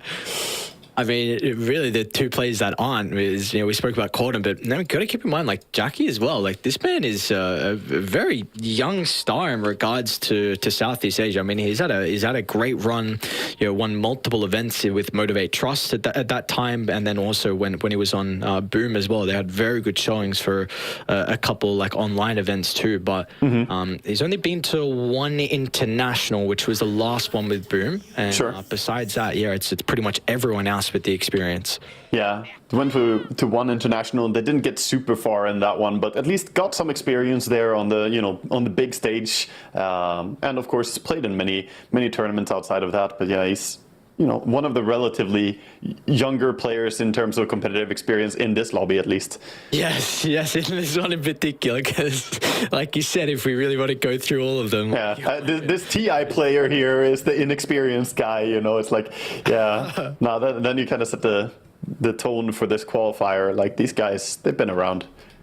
Yeah, they've been around the block. I mean, you can go through multiple other rosters as well and be like, even if they haven't been to TI, they've been veterans inside the Southeast Asian region too. So, without a doubt, I mean, and that's what we're going to be seeing like later today in our lower bracket, like round 3 with Neon versus Geek Fam and Army Geniuses versus Boom. There's a lot of veterans that have been around the block there with inside C, but maybe haven't had that opportunity to represent them at TI. Okay. Are you ready for me to drop some copium here on how to win this game? Oh, there's no... It's time. Sure. Okay, listen. They can win this game on the side of Bleed. They need to bait out the Luna BKB with their first jump, right? They need to go on the back line, force out the team fight to start somehow, get the Luna to pop BKB. After the BKB, they need to go on her with Blade Mail on both the Dawnbreaker as well as the Earth Spirit and double Blade Mail her. And then, if she has Shard active, she can't stop it. It's going to keep cutting. She will cut herself down. Or if she just auto attacks a little bit and you double Blade Mail quickly there. This is the play. It's getting complicated here. I don't know, man. Like, it's only a 2,000 gold disadvantage, but it feels very tough. It's like when you have an Alchemist net worth lead, like, oh, he's ahead by 2,000 gold, but they're getting absolutely dumpstered. Like we saw earlier today, the Alchemist versus Naga and TB. He was ahead by 3,000 gold. It didn't really look like it. And this Naga net worth, I want to say, is also monopoly money at this point. Yeah, no, that's a great way to put it, because really that money at the moment, we're not feeling the true impact of it. Like you said, I mean, Butterfly's probably the best item Jackie's going to be able to go for, but is it really going to, in the end, it just showcases like the draft against the Naga is pretty solid overall, especially with being able to get these key heroes off to a good start. It could be different if the Quap wasn't having a good time or the Primal Beast wasn't having a good time, but these guys are on their way to being able to scale. And when you're thinking about the Luna as well, I appreciate the cope. Double 4-star and Glimmer Cape on Tim's, I think, is going to make it very difficult for them to get a BKB out. Because I mean, if you're gonna spend a BKB, you need to pretty much roll in, use Solar Guardian, or probably. Like, you might not be alive to Blade Mail someone. Yeah. So like. The potential that's also maybe there is high ground defense with lasso into 4-star back inside the base. Like, this is something that we haven't really spoken about, is that you do have repositioning on Bleed, and once you do that, maybe you can get the supports to break formation. Maybe that helps out with that backline jump, and then all of a sudden, that's another way to expend the BKB on Raven. Yeah, I mean, they could get to the point. I wonder if he should, instead of going for this Kai and Sanj, which is super good, by the way, smoke coming out here from Bleed, maybe going for Aghanim's Rush instead of Kaya Sanj next on Earth Spirit would allow them to get this combo of Batrider, grabbing someone, pulling them back, then you turn them into a stone, kick them all the way back, and suddenly you're fighting in your fountain. Good spot to be. which honestly could, as crazy as it sounds, could be like one of your higher probability, the higher win percentage you have maybe to take a team fight. So we got two different outs now. We got the blade mail cope and we got the fountain kick cope. Right. 2 outs, good odds. Well, come on, Michael. We saw it yesterday, right? Yeah. Was it I don't remember if it was day 1 or yesterday where we saw. We've seen it. Back. We've seen it. I saw it in other regions as well. I'm sure you may have seen it at some point in the Eastern European, but South America, it definitely happened as well. Oh, the high ground push is coming right now, though. This Luna, Solar Crest and Alacrity, the Invoker is there to buffer. The cool read from Blacklist. We saw them kind of playing around this dyed triangle. They were pump faking, expecting Bleed to charge up with the smoke. They know they're playing on the opposite side of the map, so they kind of just wanted to force them back with this small high ground push. No one's budged just yet. Bleed is still going to try and occupy the other side, which is a really powerful position for Jacka to be in. With these illusions, you can cut top, you can cut mid. So he's continuing to get a lot of farm. Yeah, at the same time, they also see the primal mid, but I think they have to be very careful if they jump this. They don't have the best heroes to burst him. Primal is kind of beyond burst potential at this point with the amount of survivability he has. Yeah, dude is under 800 gold away from Scepter now, so... Yeah. It's not the craziest pass. I mean, Riptide without a doubt, and I mean, Luminosity could feel nice as well for some of the sustain on Ice inside the fights, but they'll get a tier 2 at least. It's also just the damage, right? Like the splits going around, although suddenly you're playing Aghanim's Labyrinth, which is, you know, fun and all, but not really what you want to do when you're taking a team fight. Adding extra difficulties. Respawn? It was pretty fast, I think, but it's going down pretty quickly too with the Solar. And you see Luna Short is actually DPSing a lot there. Take down the Roche faster. And they're going to give it to Raven this time as well, because he's going to be a high ground siege. It's the ages to walk it up and end the game. Gonna have to TP it back and of course address all their other waves. Looks like mid tier 2 not going to go down to the catapult. Does he deny it? Yes, he will. So all outer towers now claimed at least for Bleed, but yeah, importantly, this age is on Raven. This is the one just to walk it down and look to go for the finishing blow. Yeah, we see them also starting to push out. They drew on the map. They want to push mid and top out because the lanes are pretty far back. Naga is trying to keep the pressure up with the illusions coming in here, but I think they're going to be able to solidify the lanes a little bit. And like you said, with the ages in hand, that's going to give Raven the confidence to actually siege up the next lane of racks. Dude, there's only 14 kills I just noticed as well, 31 minutes in. This has been a very interesting game. I was coming into this series expecting some crazy stuff from these two teams. Last game, Bleed only got 6 kills too. Man, I jinxed it too hard in the start of the draft. I was like, oh, this looks so active, man. It's so great. They got the Batrider, they got the Earth Spirit. They're going to be fighting non-stop. It's going to be great, Ares. I don't know, dude. I see no fighting. We are now at the stage where you're just hoping that maybe Jackie can pull off a miracle here on his Naga Siren. Yeah, well, the Naga is trying to pull the creep wave back on mid, but it's going to get brought down. The illusions get killed here by the 3 heroes, and while they are split pushing a bit on the side lanes, the push is coming. This Luna is going to crack down your tier 2 tower. Ice is, you know, starting the siege bottom, though. Glyph is available for Radiant, so not going to lose their creep wave and also going to fix the push bottom. These are some items. Oh, yeah. Shard completed on the Dazzle, BKB completed on the Naga. Here comes the tempo. Luna, if this tower falls, again, the defense becomes very hard. You need to fight early against this. Like, waiting until tower fall is not the play. They are splitting with the Dawn for now. Not the fastest. No Deso on the Dawn, so not really matching the tempo here. I think they can just ignore him. He bought out for the Assault Cuirass as well on Ice, so no buyback. Yeah. They smoked. Sticking around, they're not yet going back. We see maybe a pick-off attempt here with the smoke coming out. If a fight breaks out now, Ice is not going to have the greatest mana. Like, he can Soul Ring and Solar Guardian, but inside the fight, the spells are going to be limited on what he can use. Oh yeah, he can only use Solar right now. Onto Dubu, quick and easy kill. And again, he bought out as well for the Aghanim shard, so there's going to be no buyback on the Dazzle. Might give them some time for the Naga illusions to clear mid and potentially top as well. That's It's gonna be rough. The push is coming 40 seconds, no buyback. The illusions trying as they may to get this mid creep wave, but not gonna work. Even with that butterfly and heart, you're not gonna be able to stand against like all these heroes focusing down the illus. Creep wave is going forward. Every single spell in the book of Invoker is coming out here. Luna is here. High ground siege started, and here comes the glaives, man. All right. Well, we're looking at a defense down bottom because this one's gone. Next creep wave also not cut yet, so trying now to pull the creep wave back. Jackie. Oh, Corden rolling completely off the mark. Corden, a lot of damage on a Raven nonetheless with the use of the Blade Mail. They're still going to be able to blow up Ice, who bought out for the Stoic Trust. Oh, he has no buyback too. Jackie kills Carl.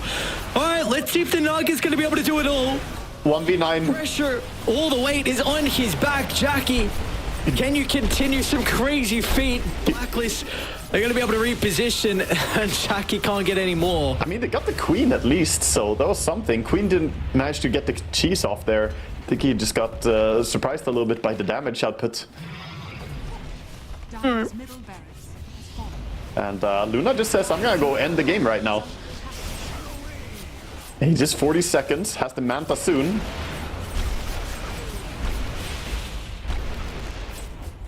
They are respawning, and Queen, of course, when she respawns, still doesn't have a way to get here immediately, doesn't have travels on her, so maybe we see them back out here, respect the Aegis timing out as well as the respawns coming up. But again, big tower damage or big base damage being dealt.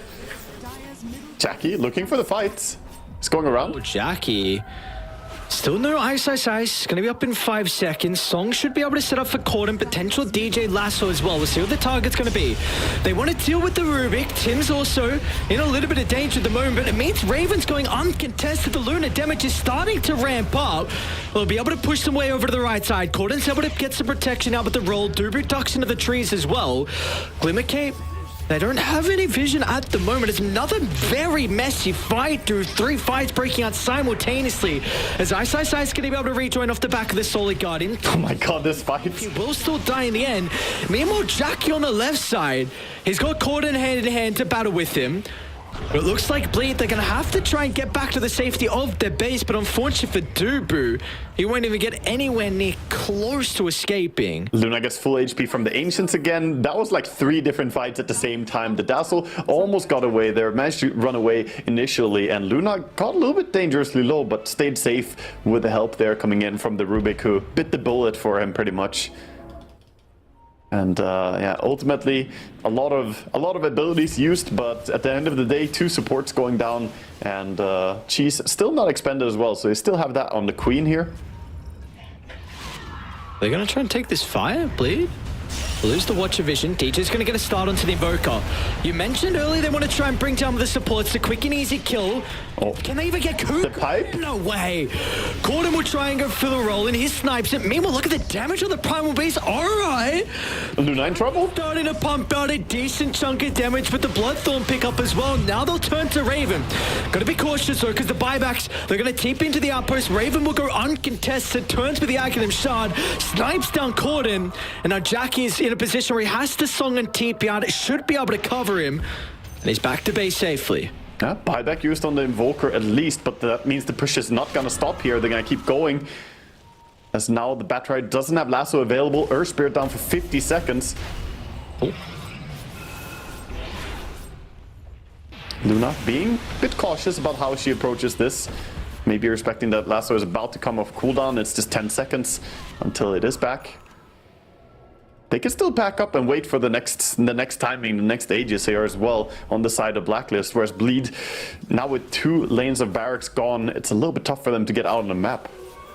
Raven? Raven is very split from the team. Oh, this is dangerous. Can DJ hunt him? Does he get the read? Oh, they see Raven. What, dude, that's so much damage. The Mindbreaker silence. He's going to jump over there onto Dubu now as well with a Solid Guardian. It'll buy some valuable seconds. Solid Guardian gets stolen. And now Ice, he's got no boys to play with. Just gets down to the low ground thanks to the hammers. Carl's going to pursue.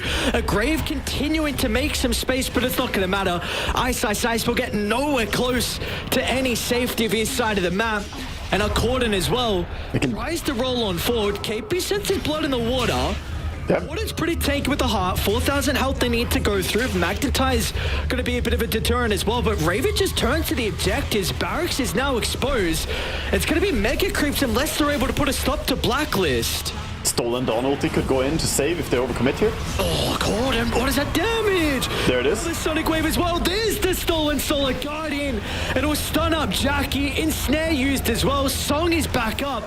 But the job has been accomplished. Megas are there, and they do not even want a bar of Mega Creeps. Blacklist will dismantle Bleed in our second series of the night.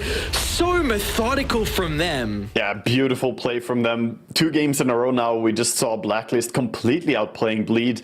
Their read on the map, how to move, was just very, very flawless, I want to say. The big difference in this game, to me, or this series really, is that Blacklist in both games were extremely cohesive. It always looked like they had a plan where to go, and everybody stuck together that needed to do so. If they split up to go back and defend, it was always in a controlled manner as well.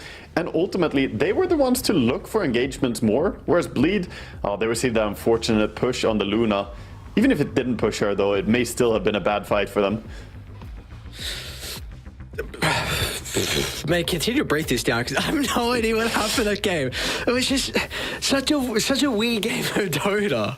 It was a strange one. I think a lot of it may come back to the fact that mid lane wasn't the easiest. The Earth Spirit into Queen of Pain is a pretty tough matchup, so they didn't get the amount of tempo that we've seen. I mean, we saw Yopash on his Earth Spirit, right, before just being everywhere. We didn't get that sort of feeling from this Earth Spirit. He was unable to really play with super high tempo.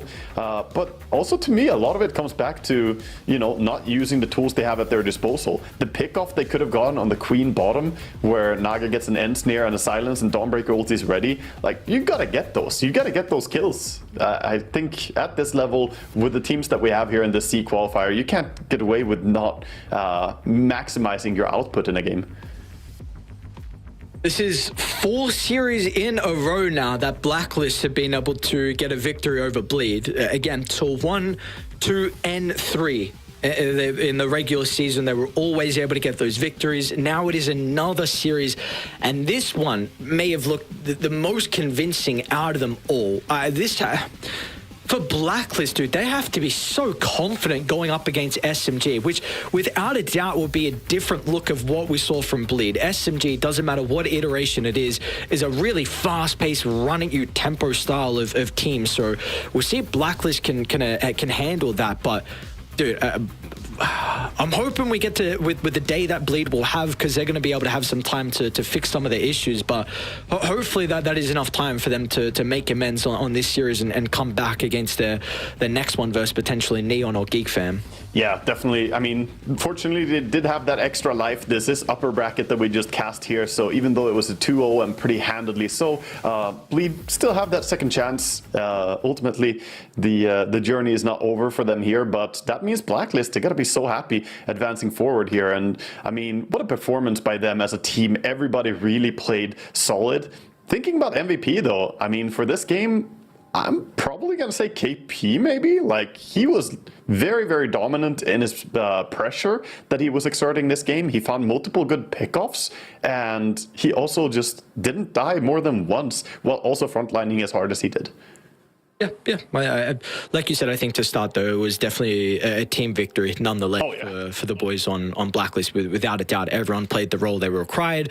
But I feel like KP in particular, also with his itemization, we saw that Lotus Orb came out at the perfect timing when we were maybe worried about the Orchid. You know, this early Orchid, like you're saying, you need to get kills. That is the reason you are buying this item. It is not going to help you with your farming that much compared to something, you know, on the other build you can go for on the Naga, and you need to get get kills, and we saw the Lotus was able to definitely prevent that. So not only was his play style, but also the itemization was very important for KP. But this was a big team victory for Blacklist. Again, this has to be a lot of confidence for them. They are now in the upper bracket finals. One more series victory puts them in the grand finals, where they just need one more win, and they will be representing Southeast Asia in TI-12. So for us, we still got a lot more series to follow up today. Next up, we're going to have Neon versus Geek Fam. Some quick predictions for that series. I think I'm probably going to be in favor of Geek Fam for that one. I think it should be a pretty exciting game. I hope that it will have more action-packed stuff going on than the series that we just cast, because this was just not a whole lot of fighting here. And I hate to see teams, be in a position where they just don't really take engagement, and then there's like one fight and it's over, especially if we're talking about going into the lower bracket. In upper bracket, it's one thing, you always have a second chance. You can keep fighting. But Neon Geek Fam, it's one of our lower bracket matchups here, so teams really have to pull out their best and not be sort of asleep at the wheel. Yeah, like you said, we started with the upper bracket, and now our final two series of the night will be down in that lower bracket. We've had to say goodbye to 5 teams, but to close today, 7 more teams will be going home and eliminated from the hunt to TI-12. So there is a lot on the line for some crazy lower bracket run. Will it be Geek Fam or it will be Neon that go home? We'll have to find out after the break.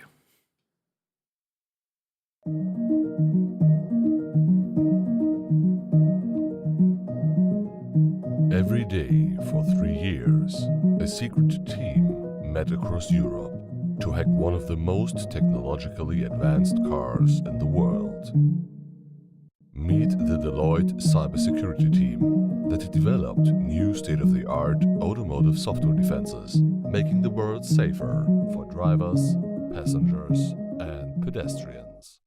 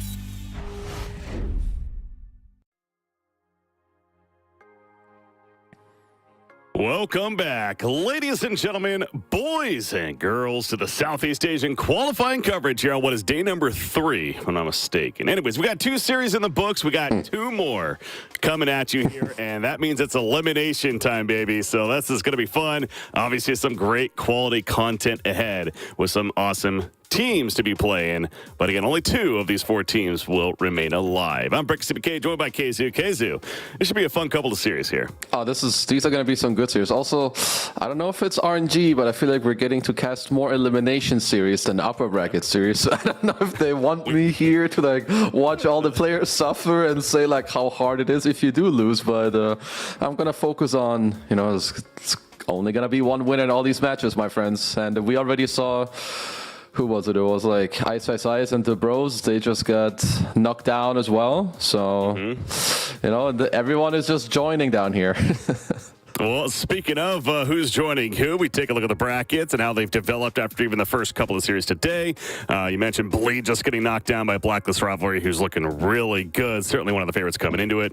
Execration also down here. That's the one that may be surprising some people, but putting up a fight. But Team SMG also, again, a very quality team. So they take that series 2-1, and the winner bracket finals is set. But again, there's only that one spot here in Southeast Asia, and there's still so many matches to be played, KZU. So anything can definitely still happen with all these teams that are remaining. But our match that we're going to be doing here first, at least from the elimination side, Neon Esports going up against Geek Fam. Both of these teams, of course, having to compete yesterday in the lower bracket to stay alive to get to this point. But again, only one of these moving on. But hey, I mean, what are your expectations going into this series? I think it's actually really hard to put fingers on like a favorite. I think that Geek Fam have actually looked very good. They also have a, I guess, European pop star from what I know, Olnet. So the Geek Fam carry, to give a little bit of like maybe history on him. He used to be a pop star. He actually used to be quite low MMR. He is a student of Immortal Faith, who is Geek Fam's coach as far as I'm concerned. And now Olnet is like 10k, 11k MMR. So it's kind of like this very interesting story of you have this quote-unquote noob who over the years just rose up, and now he's actually playing in a TI qualifier, and he's a damn good player. I mean, this is a good team. They had a 5th seed coming into this, and certainly many people expecting maybe even a bit of run to happen. So it is fun to hear those stories, though. Yeah, it's hey, practice can pay off in the long run. Yep, it does. I too get coached by Immortal Faith with his guide, so there you go. I can be here in the TI qualifying. No, probably not. I'm just gonna shut that one down. But there's been a mistake. You should be playing in this lobby right now, Rick. I don't know why you're casting. This is a waste of time. The draft is underway, though. We take a look at even one of the teams here preparing for our first game. This is an interesting start. We had the Earth Spirit first pick. That's a Warlock over there. That is actually a Warlock. It's not a hero we've seen too much of, at least lately. I know that I was tuning into 1 or 2, and we did see like Warlocks come out. The hero did receive some changes, and he does seem, I would say, more playable than before. I don't know if this is just like some... Because I remember this back in the day, both against Earth Spirit, but also with Earth Spirit. When Earth Spirit rolls in, you Fatal Bond, you ult, it feels good. If you lane against Earth Spirit, you just heal and kind of offset the early pressure. So all in all, I'm pretty okay with this Warlock pick.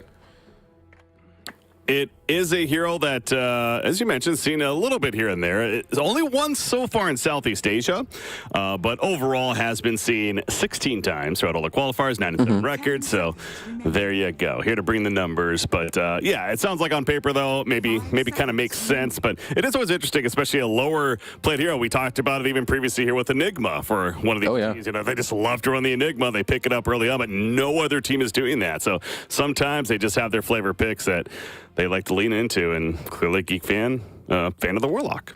Yeah, I guess they were the ones to play it, right? I guess they've played it before, and now they pick it early on. I must say that Warlock generally isn't played as much as you just touched on. I think we saw it in like the Western European region once before as well. But as we always say, Dota is so open. You know, maybe you have someone who really likes the hero, or you know exactly how to make it work. So yeah, why not? Now, Earth Spirit on the other side, we also can't forget, I think even earlier today, maybe it was yesterday as well, but we cats from South America, we had an incident. Yeah. A mid-Earth Spirit is what I'm getting at. I mean, that's a possibility. Oh, yeah, for sure. Yeah. It's not guaranteed to be a support.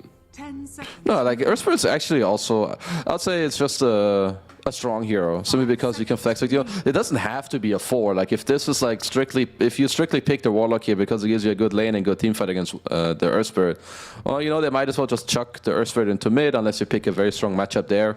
But one thing I do like about Warlock is like this new Fatal Bonds. So when you Fatal Bonds people and whoever is linked, if anything ends up dying, aka the creeps, it spawns like a little imp, like a mini golem that just like chases after you, and they're actually fairly annoying.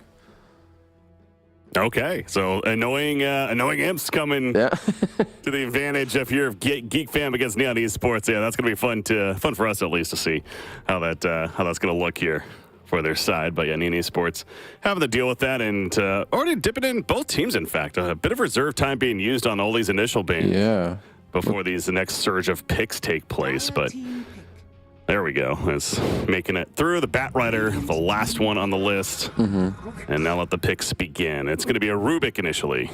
Okay, so it's for now. They take away the Batrider to just, because I think Warlock is a more of a stationary support. Like he wants to, because he's very slow, he wants the fight to happen at a specific place that he can catch up to and then cast all his spells. So I think Batrider ban makes sense. Rubik Warlock is a bit of a defensive opening, that's for sure. So I do like that Neon, they're kind of like, they're going up with the tempo. You know, like you have this Earth Spirit who can get in, this Monkey King, you have the AA Blast to like solidify the kills too. Yeah, overall, just looks pretty good.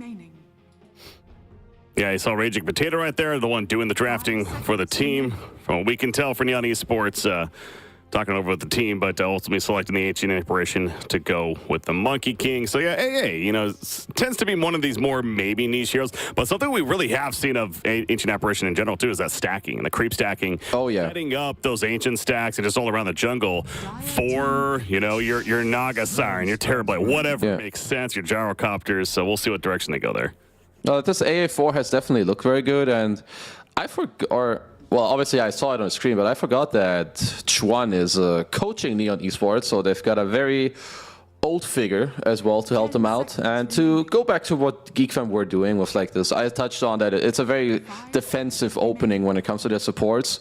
Whenever you have that, you need cores that make up for it. So like you will need some type of carries that can go in and like, you know, like Faceless Voids and Sven's and whatnot. So I like this from Geek Fam to like kind of, you know, just help each other out. Make sure that your draft can do what it has to do.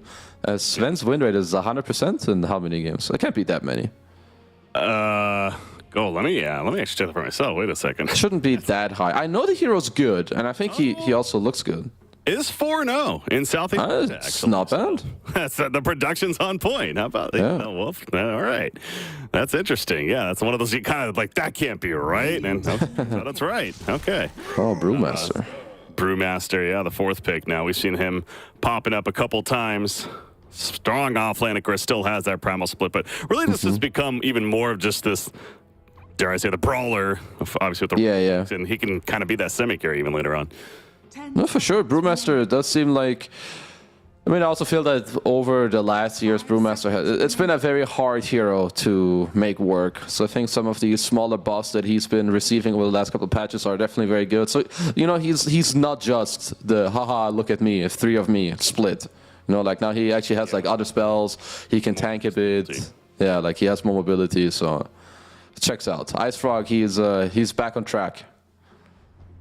Only been picked 3 times, as you can see, 16 bans. It is getting banned quite a bit here throughout these Southeast Asian qualifiers, but yeah, 2-1 record.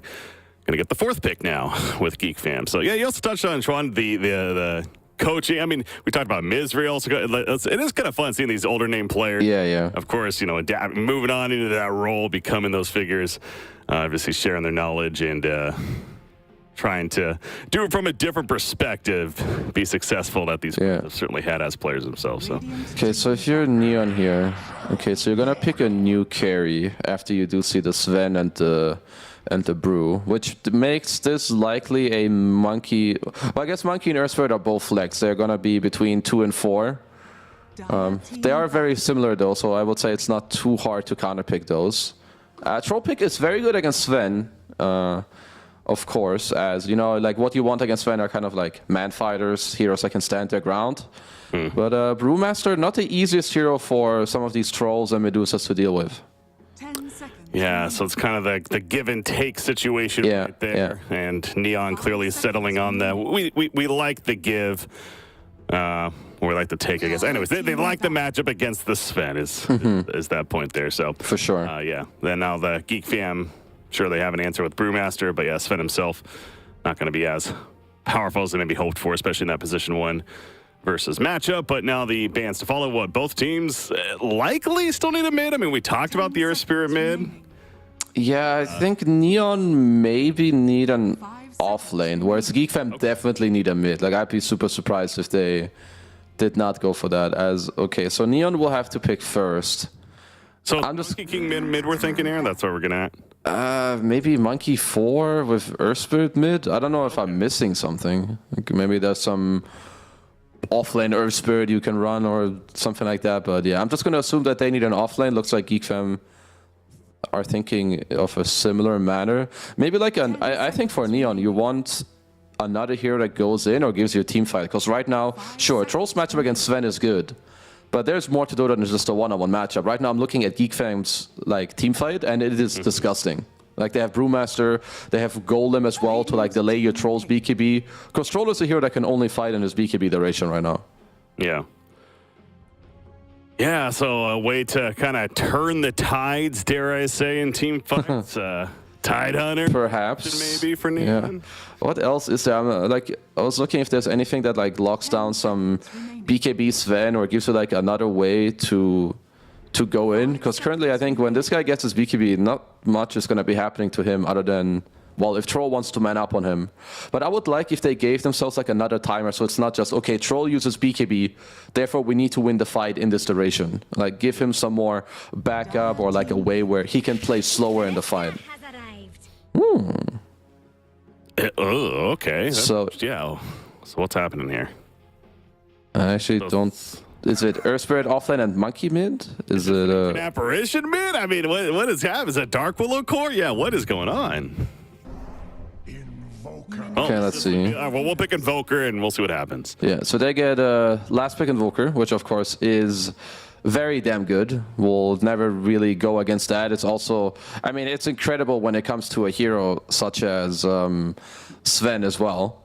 So you just pop the Alacrity on him later, and kind of got that going for yourself, so that's good. So it's Ken, he's the mid player, he's playing the Earth Spirit. Kishka on the Dark Willow, that's their off lane, so gonna be a core Dark Willow in that sense. Interesting. Yeah, and the Monkey King Ancient Apparition supports.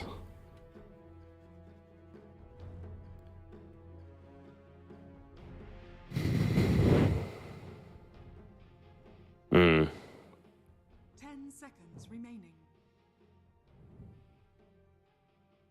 5 seconds remaining.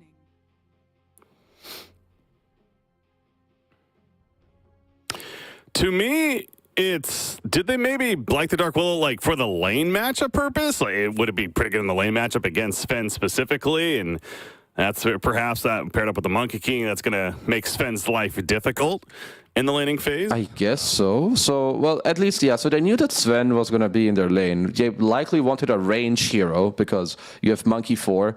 Monkey 4 with, or Monkey or Earth Spirit 4 without ranged heroes are really hard to play. So there's that. Yeah. Well, on first glance, I don't like it. But on the other hand, I have not played it. I have not seen it. So I'm open to be, I'm open to be surprised. And now, Keizu, we got to give you the chance here as we're loading up into game number 1. Can you remind me who's playing Invoker? Is that a Geek Fam?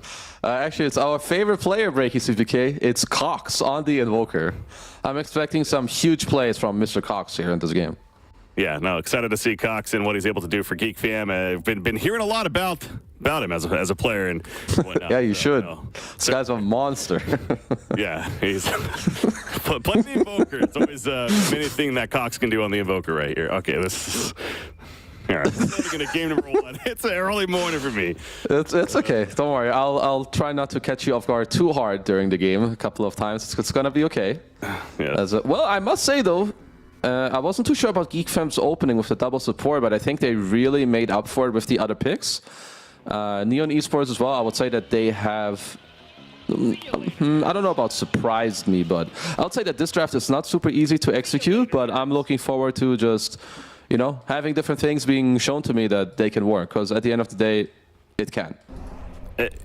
There is also the troll factor, and I don't necessarily mean that positively. Again, the troll warlord, even as we've seen in this very qualifiers, yes, it makes sense. You talked about the Sven matchup, and as a carry, certainly can get ridiculous farm and be that very scary core. But there's also the miss side of it that he just falls behind. His ultimate is more of even a troll ability, in the sense that it's not going to do good for him and even hurts him in some senses. So, yeah, it's curious to see what Troll Warlord comes out this time around.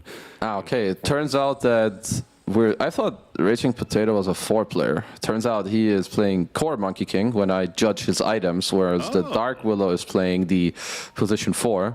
I don't know why he has his items locked, but maybe he's some, you know, Amar the F from the SDA region where he's going to queue up some Midases. He does some funky stuff with his inventory. But, okay, so you've got the Monkey King in the offlane. He's going to be able to out-CS the Sven and get some jingle stacks. So I think that makes it a little better, but still volatile. Yeah, well, I mean, because I was definitely with you. According, what we're seeing here, Kishka is their more offlane player, so we haven't cast a Neon yet ourselves, so definitely a little bit taken off. I don't know if this is just a hero comfort thing or if they really are they just playing these roles permanently. Either way, it is, the support Dark Willow with Core Monkey King in the end, but kind of the point still stands, even that being the case in the matchup into Sven, and now Sven's going to have to be annoyed by that combo, I'm sure. But off the bat, you hear the EMP coming out from Invoker onto the Earth Spirit. The Wex is leveled up, so let the harassment begin with that. But again, we've seen this Earth Spirit mid a couple of times now. Certainly can hold his own, and just even a much quicker, much faster online position for Earth Spirit is essentially what it is. Yeah, no, Hero's just very good. Like, he's got decent damage, you've got high HP. You have just easy ways to like go around. You make good use of runes too, so I'd say his lane's gonna be okay. I would assume you slightly lose this lane, definitely to Invoker. You just get clicked over time, but you know, you've got the bottle, you've got the water runes, maybe you could look at some rotations. But that's also one thing you have to be aware of, because Earthspirit loves to like TP around and make a quick play. You can't just TP in the lane. Like, there's gonna be a cold snap, it's gonna be a tornado to like quickly cancel you out, so slightly annoying matchup, I would say. Also slightly annoying, the harassment continues at the top lane. Bramble Maze put down, good job getting around that though, between Scam and Olnit. In fact, Olnit wants to go in. Hammer's laid down on a Raging Potato, but only so much damage to assist with. Warlock keeping the Fatal Bonds up though, and once again, that harassment encounter coming through. So Sven is having a great time early on, 8-3 actually. No, absolutely. Monkey King is 4-1, so it's going good for Sven. Yeah, I mean, Monkey King is the type of hero that you want to like be able to stand your ground and hit the enemy. But when you play into lanes that can push in like this, well, Sven has stun and cleave, and there's Fatal Bond, so you have to worry like about creeps hitting you all the time. And I'm not sure if this Monkey King will get out of the lane what he wants, so we'll have to keep a closer eye on this. Mid lane we did touch up upon. I think Cox and the Invoker should be okay. And bottom lane, AA Troll. That's just a strong lane. I think they should definitely be beating out Brew Rubik by a small margin. It's a small margin right now. In fact, it's basically even at this point, but yeah, creep lane being even pushed up, so Troll Warlord gonna keep that slight advantage going. But the mid matchup, it is looking pretty good for Cox and the Invoker. He's 14-4 now, 10-2. On the Earth Spirit, so picking up a bit of momentum right there. Top lane, you see the Bramble Maze once again going down. Olnit able to avoid it. Still going to get the stun of the Boundless Strike, but avoiding the Bramble Maze means he'll survive and walk it off for now. But obviously the pressure continues to come, and as the levels start adding up, you do see more of a threat now, especially with the Dark Will, who is actually sitting on a point currently. We'll see what she ends up getting. I also like that, like, they allowed Raging Potato to get a bit more solo XP. He was level 3 when that whole thing started, while his Willow did just get level 2, so making use of some pretty nice XP levels. Looks like Force down in the bottom lane. He's just going to be like, sure, I'm just going to drag away if they're overpushed. He's got the Ring of Health, so I'd say he's set up to have the kind of early game that he wants. Yeah, Cold Feet not even online yet for Ancient Apparition, so really not a whole lot he can do against Castaway. Needs to be careful. Blood Grenade, gonna be turned. Brewmaster just taking the creep wave this whole time and going for the kill. Going for the first blood, and he will get it. Thanks to Narman on Rubik, able to lift him up and help slam him down. So first blood coming through, and it's Ancient Apparition that falls victim. Yeah, it's a big deal for Force to be able to get this first blood, but now the creeps are still kind of on him. He's losing a lot of HP. That's a little awkward, but still a trade he will take, as of course first blood. Does give you a lot of gold. It's going to get himself a salve. Yeah, this is not the type of hero that you want to help enable his early game, because Brewmaster with early farm and early XP, he can kick out his troll later with his level 6.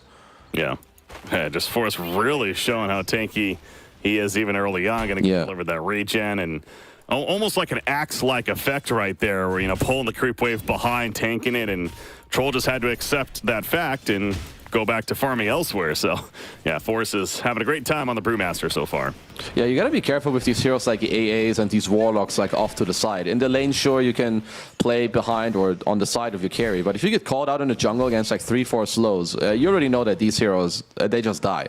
Like, you have no counterplay as AA. Mm-hmm. Troll Warlord is 26-3 though. Of course, some jungle farm thrown in there as well. Mid matchup continues to be the same. It's Invoker slightly ahead of the Earth Spirit. The levels as they get higher though, level 5 now on either side, so more pressure coming out. And we also hit 5 minutes into the game, so being nighttime right now, but yeah, remain with that 1 kill overall. I mean, with Brewmaster now having a Vanguard already down bottom against Troll, which is it's one of the best heroes to actually end up getting a Vanguard against, as he's very high on the attack speed. But he's got some magic damage. Let's see, Force, Roots. The stick used. Right, easy. Enough. And they might get 2? No, Narman's fine. But they got the early raid boss, you could suggest, with kind of hyping up for us on the Brewmaster.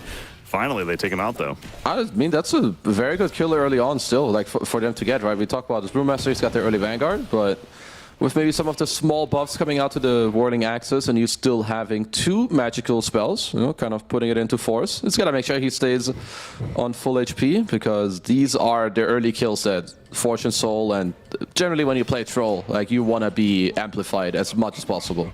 Yeah.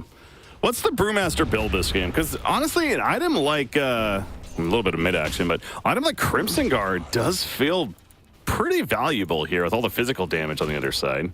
It's definitely an item I think that you could kind of buy. What I see other people generally go for is, well, Vessel is up on the menu, but you've got an Invoker, so you're probably not going for that. I've also seen other people like try and be more greedy when it comes to like a potential Radiance. Like maybe you want to burn him down. I think Pipe is also not too bad if you want to like split it up and go Pipe for your team. Honestly, I think it's pretty open. Well, it's ultimately up to Force. We obviously see the Vanguard for a while now. We'll see how he develops from here. Top lane, good job by Olnit, as now he's farming up the jungle, chopping down the tree that Monkey King was on. It seemed like Neon might have been trying to set up something, but chops him down, gets the long stun, and has more freedom to work with to continue what's overall a decent game for him. And see the creep scores across the board looking pretty good. Take a look at the net worth, a similar story. Monkey King a little bit behind, but overall, all 3 cores on either side are doing fairly decent here. Troll is leading the way, though. Yeah, I'm wondering if you're Neon, how do your early looks move? How do your early moves look? Like, do you maybe try to bring your Dark Willow mid to the Earth Spirit that he can make a play there? Because what's really nice with Invoker in this game, if they make a move anywhere else with Earth Spirit, you already know that Cox is going to instantly TP there. And he's a Quasivex Invoker. He will instantly counterplay it. So let's see. That move might be happening now, as Earth Spirit is TPing bottom. And he is. They go in. The rolls in. Force. Having the TPs now nearby. The Magnetize committed. It is a lot of magic damage. And another roll, keep him in place. There is no support there. Rubik, he was busy doing some stacks, and he does, but losing his teammate in the process. Oh, great kill. I thought they would just try to help a brother out. Is up top. Raging Potato trying to man up with the Jingoose. That's kind of forced. Here comes Mr. Cox. Yeah. With a double. It's going to rotate in with the Evoker. Shadow Realm. coming out, and no chance for Dark Willa. Ends up being a double kill for the Invoker. So talk about those rotations. Both mid players rotating to opposite sides of the map, and they both get kills. And Cox just knew. He was like, Force, you're dead on the Brewmaster. I need to wait 20 seconds because there's a double kill coming my way, you know? So don't worry about it, bro. I got all this net worth. And now Brewmaster back at bottom. Continues where he left off as far as his farm goes, but again, Fortune Soul here on Troll Warlord. Continuing to have a good start himself. Ooh, that's an awkward time. That's a nasty timing. That was like frame perfect. It connects and you pause. Yeah, the Brewmaster is the one that paused at the bottom, a completely separate thing going on. So, yeah, this is going to be interesting with the return here. Invoker certainly going to be put in a awkward position, but it's maybe giving him a second here to really react with that tornado. Yeah, for sure. I mean, like for now, so he's gonna get kicked back into the wave. I would assume he's gonna lose like half HP-ish, but he's just gonna get out of the kick. They need to look to like connect the Cursed Crown and the Brambles. If it connects like twice, maybe he's in trouble, but just gonna assume he's gonna EMP, Tornado, Cold Snap. You know, he's gonna walk it off all cool and dandy. Gonna do Invoker things. Even a TP support's gonna come in. Now, I will say Warlock is level 6. He just hit level 6, so Chaotic Offering's online now. Literally XP perfect level 6. Yeah. This is really, it's beautiful on my eyes when I look next to Skem's beautiful experience bar. So yeah, if they overplay, they've got to be careful. There's and they don't know this. I think he may have got this like in fog or whatever. So when a golem rains down on you at 850, I don't think you're ready for it. Here we go. The Warlock's coming in. Is it going to be used? The mana's gone. Does it go for it? Not yet. There is wand charges on her spirit and does not want to commit such an ability, not knowing for sure if it's going to be a kill or not. So no Chaotic Offering yet. There's still some very big timings for Geek Fam. You've got the Invoker. Cox is about to finish a Spirit Vessel. You've got the Brew Split as well. So if you're Geek Fam, I think you've got a lot of openings to like just bring your Invoker to bottom. If Neon stay there to fight, trust me, they will annihilate them. Like, absolutely destroy them. So we're already here. Okay, no Vessel this time yet. Oh, they caught the Earth Spirit rotating over early, and he is dead. And the EMP burns all the mana remaining. Tornado, Cox credit for the kill, and now this tower is susceptible. Troll Warlord agrees. He's like, I'm getting the hell on out of here. Oh, that was actually Ancient Apparition nearby, too. Started at TP out, but uh-oh. Now he knows he's in trouble. The Ghost Walk slow hits, and he knows the end is near. Castaway. No Roshan to deny himself. Just a matter of time to earn charges. Let's see, make some space with the sticks. Nope, gonna hold those sticks for later. As yeah, it looks so they're probably gonna look to pressure this bot tower, and I still think that this is a very hard defense for Neon. So they should just look to get the Dire safe lane tower, maybe get something done there. Raging Potato could be in trouble. He's in a lot of trouble. Look who's here. There's the kill. Oh, he jumped. He avoids it. Oh my gosh. Easy bait by Raging Potato. Flying through the air as the Chaotic Offering comes slamming down. That was cinematic right there of sorts, but. Means Monkey King stays alive though, so it can still push, I suppose, with this ability. But yeah, that's got to feel bad if you're a Warlock. It's one of the worst feelings that comes out and nothing really happens. Gonna like try to push out some waves, maybe form some neutral cams. It looks like they're just gonna try to twin gate back to bottom as Castaway was grabbing himself some experience. He did get level 6, but bottom tower will likely eventually die. Oh, let's see if we got the juke boots on. We do. Invoker. He wants more. Okay, yeah. Boys a Tornado. They don't know exactly where he is. Castaway is a lot of time for them, if anything. Oh, yeah, easy outplay. Him, though. They know he's here still. They scanned him. If they don't know where. Oh, Courier. Now they... they found him. I'm sorry, bro, but now you're dead. Kill the Courier. Nice. Easy clap. Make them pay. So Cox without a Courier for... almost just under 2 minutes now, but finally finds that kill. Look at the top lane, though, being pressured by the Radiant. They are going to get the tower kill. So, yeah, that was a lot of time. That was a good 20 more seconds than Invoker expected to spin down there, I'm sure. No, that was pretty good. Like, first they get to kind of delay this top move by dodging the golem and everything, go back bottom, your A still get some stuff. The only thing I see that is a little annoying for you said for Neon. Your Monkey King and Earth Spirit, sure, I wouldn't say that they're similar heroes, but in terms of how they fight and how they move, they are similar in that. Like, they need to kind of go in, like jump in or roll in, go on one target. So I think there's some easy counterplay for Geek Fam for now. But this smoke by Neon, I definitely like. And it's going to be a beauty. Yeah, see you later. They can come through with it. The support coming in, not in time though. But Primal Split used. Locked in onto Earth Spirit. So they kill Invoker. It's going to come at a cost perhaps. So Stolen Terrorize. Earth Spirit able to roll it out. Terrorize can also help. And Rubik pushed away as a result. So this Primal Split not going to end up in a turn kill at least yet. As look at Monkey King. He's running down Warlock. Narman also falls. Ancient Apparition critic for the kill over there. So this is looking fantastic for Neon. That was a really nice play. I liked it a lot. So remember that the tier 1 tower top died earlier, which makes it easier for your offlaner to rotate. It is also a Monkey King, so he just shows up in this mid fight. He kind of cuts them off with the Wukong's command, goes behind them. And beautiful play. Now chipping into the mid tier 1 a little bit. Likely don't want to commit. Look at Monkey King though. He's setting up. Oh, the tornado just missing. Cox hoping to guess right and ends up not guessing correctly, although it was close. So Monkey King leaps away, and that will be the end of the fight now. But yeah, very good execution, certainly on the side of Neon. Yeah.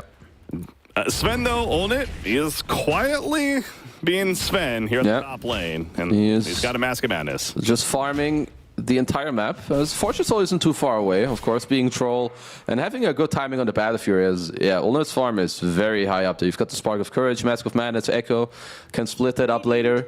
He will definitely look to try and help his team out. I think like some BKB split into the Echo after. It's got the party hat on, he's ready. Ancient Apparition, okay, Wisdom Rooms are coming. Ancient Apparition sending the Ice Blast all the way to the top one.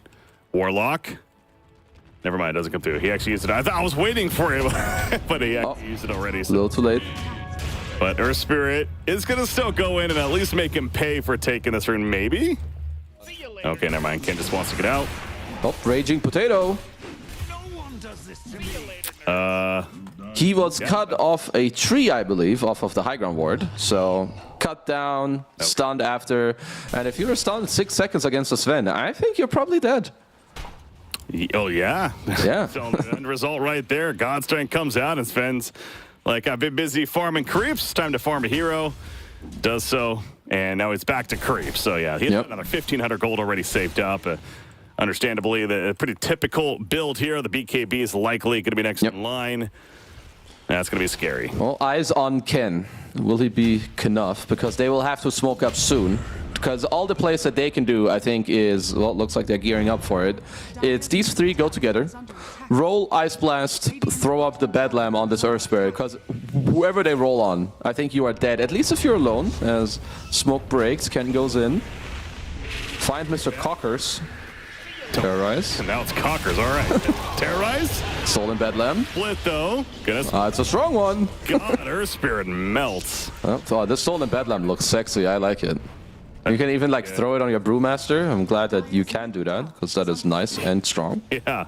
Oh, we saw right there. Yeah, good synergy certainly coming out, and they're chasing for more. They're going to catch Dark Willow as well. Monkey King getting in here late. Still has the Wukong's command. Found this strike. Wukong's throwing. Okay. Able to tornado on through. Brewmaster. He's such a tough kill, but it is enough. And now Troll will. Good Death Blast.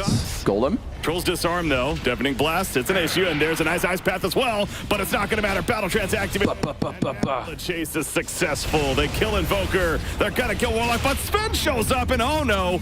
Now you're thinking about trading once again. Hold it. Magnetize on him. Does turn on a Monkey King, but Rubik is still getting Norman too. Ken is going to clean up, finishing off the Rubik. So, oh yeah, Earth Spirit, he shows back up after all that and ends up getting the turn kill there. I mean, there's nice execution from Neon. I think maybe Geek Fam, trying to go a little too deep. Raging Potato is playing these fights really well. He dodged the Golem again by jumping around. There was another nice Wukong's command. Primal springs on after them, and then yeah, Ken just comes back in after respawning. Alright, one of them is tier 1. EMP combo. Ooh. Earth Spirit on the. Oh, they're going for more. First crown. Yeah, Warlock is. Oh, nice Boundless. Brew.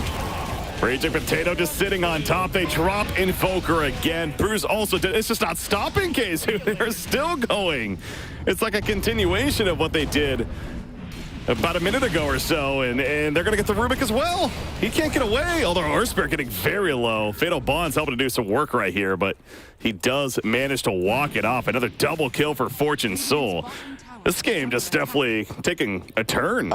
Geek Fam are definitely making mistakes as Neon. I love the speed that they're playing this game at. Like literally just taking the game to Geek Fam being like, okay, what you gonna do about it? You know, they roll on you, Boundless Strike comes in, Raging Potato from the back again. The continuous good Ice Blast as well. Like one after the other. If you're Geek Fam, you need to be more prepared to fight this, or you just split the map. Because right now you're just getting destroyed.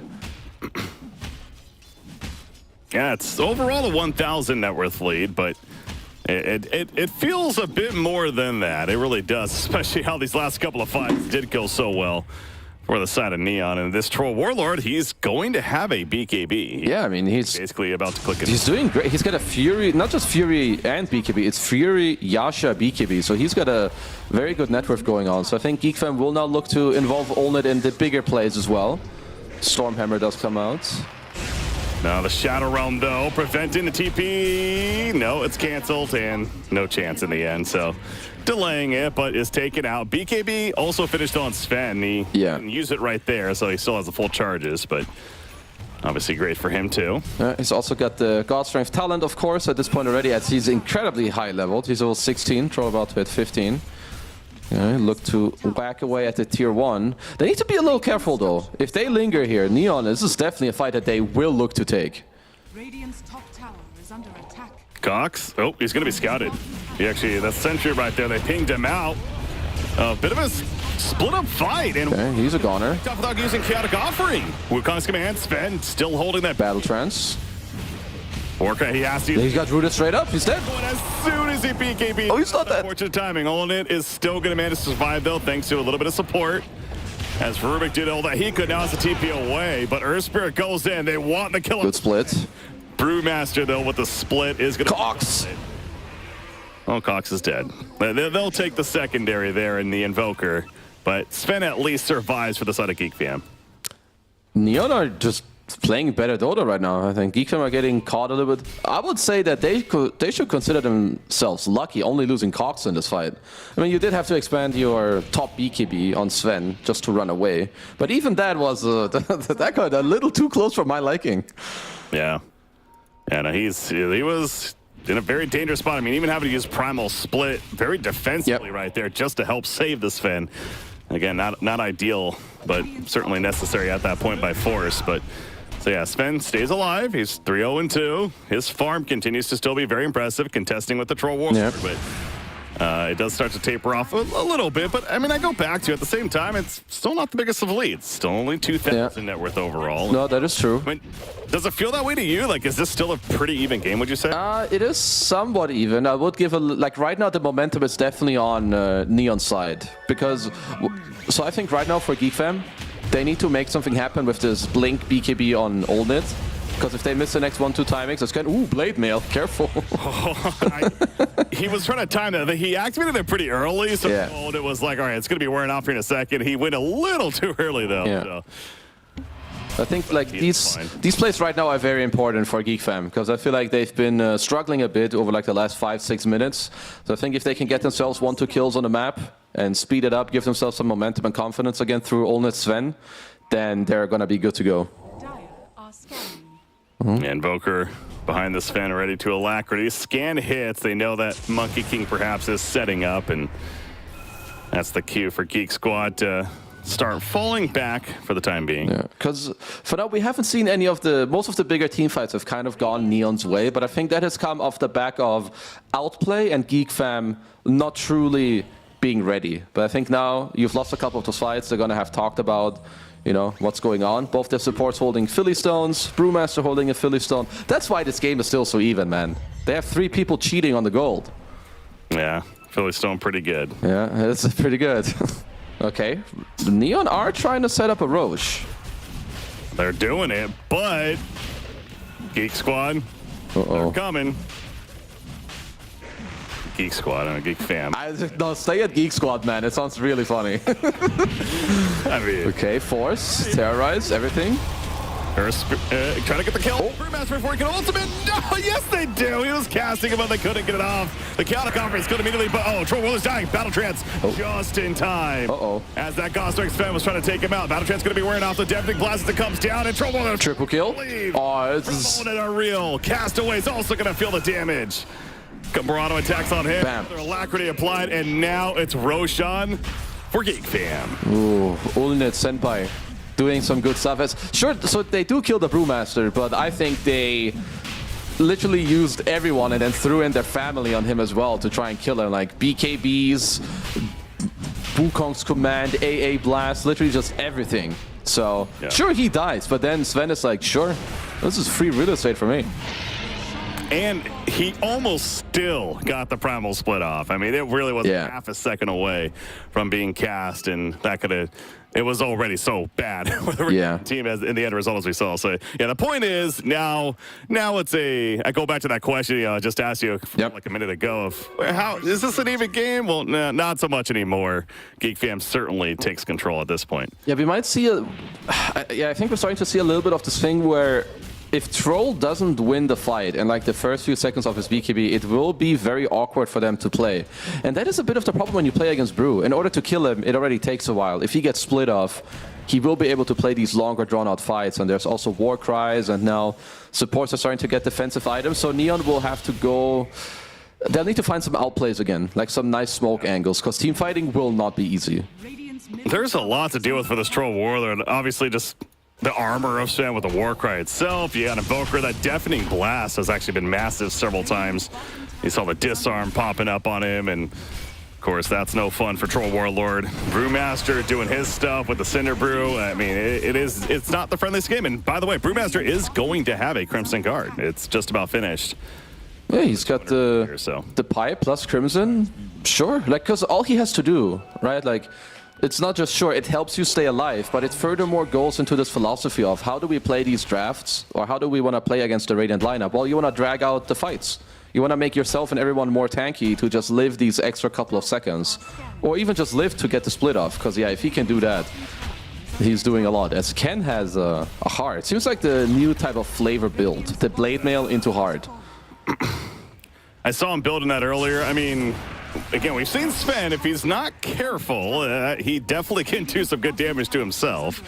So I suppose it makes sense. And you have Invoker just throwing everything down, you know, so it kind of makes sense, but it's it also takes away, though, at the same time, it takes away from him going more of that position forced out build, you know, the Blink, the Spirit Vessel, going for these solo kills. Instead, he's just like this big blob almost. Yeah, I mean, I guess the hard is also pretty nice for you, as the rolling boulder does scale like with strength. So I guess it's not just making you tanky. So we can, Mr. Cox, roll in, kick back. Cox in a horrible spot now. That biggest use, but the Cox right there, the chaotic offering. Oh, the battle trance at the last second is going to keep him alive for now. But Earth Spirit, he's melting away. The Blade Mail helping to keep him alive. Cox gets pushed away.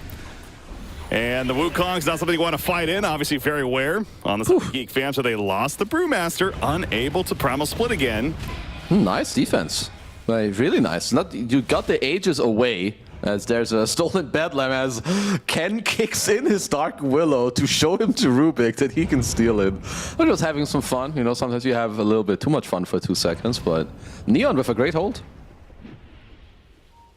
Yeah, killing the Brewmaster before he's able to ultimate is massive. But I will say, clutch by Fortune Soul. Last fight, too, he ended up dying, but he is getting the battle trance off just barely. But it did get off yet. Oh, Cox, my friend. Invoker's dead. Maybe? Oh, fine. Easy save. Oh, those TPs, and now it's turn time. Oh, here comes Olnit, Monka. Baits it, down goes Dark. Oh, the Bedlam. Monkey King. Assisting. Double kill for Olnit. Geek Fam gets more.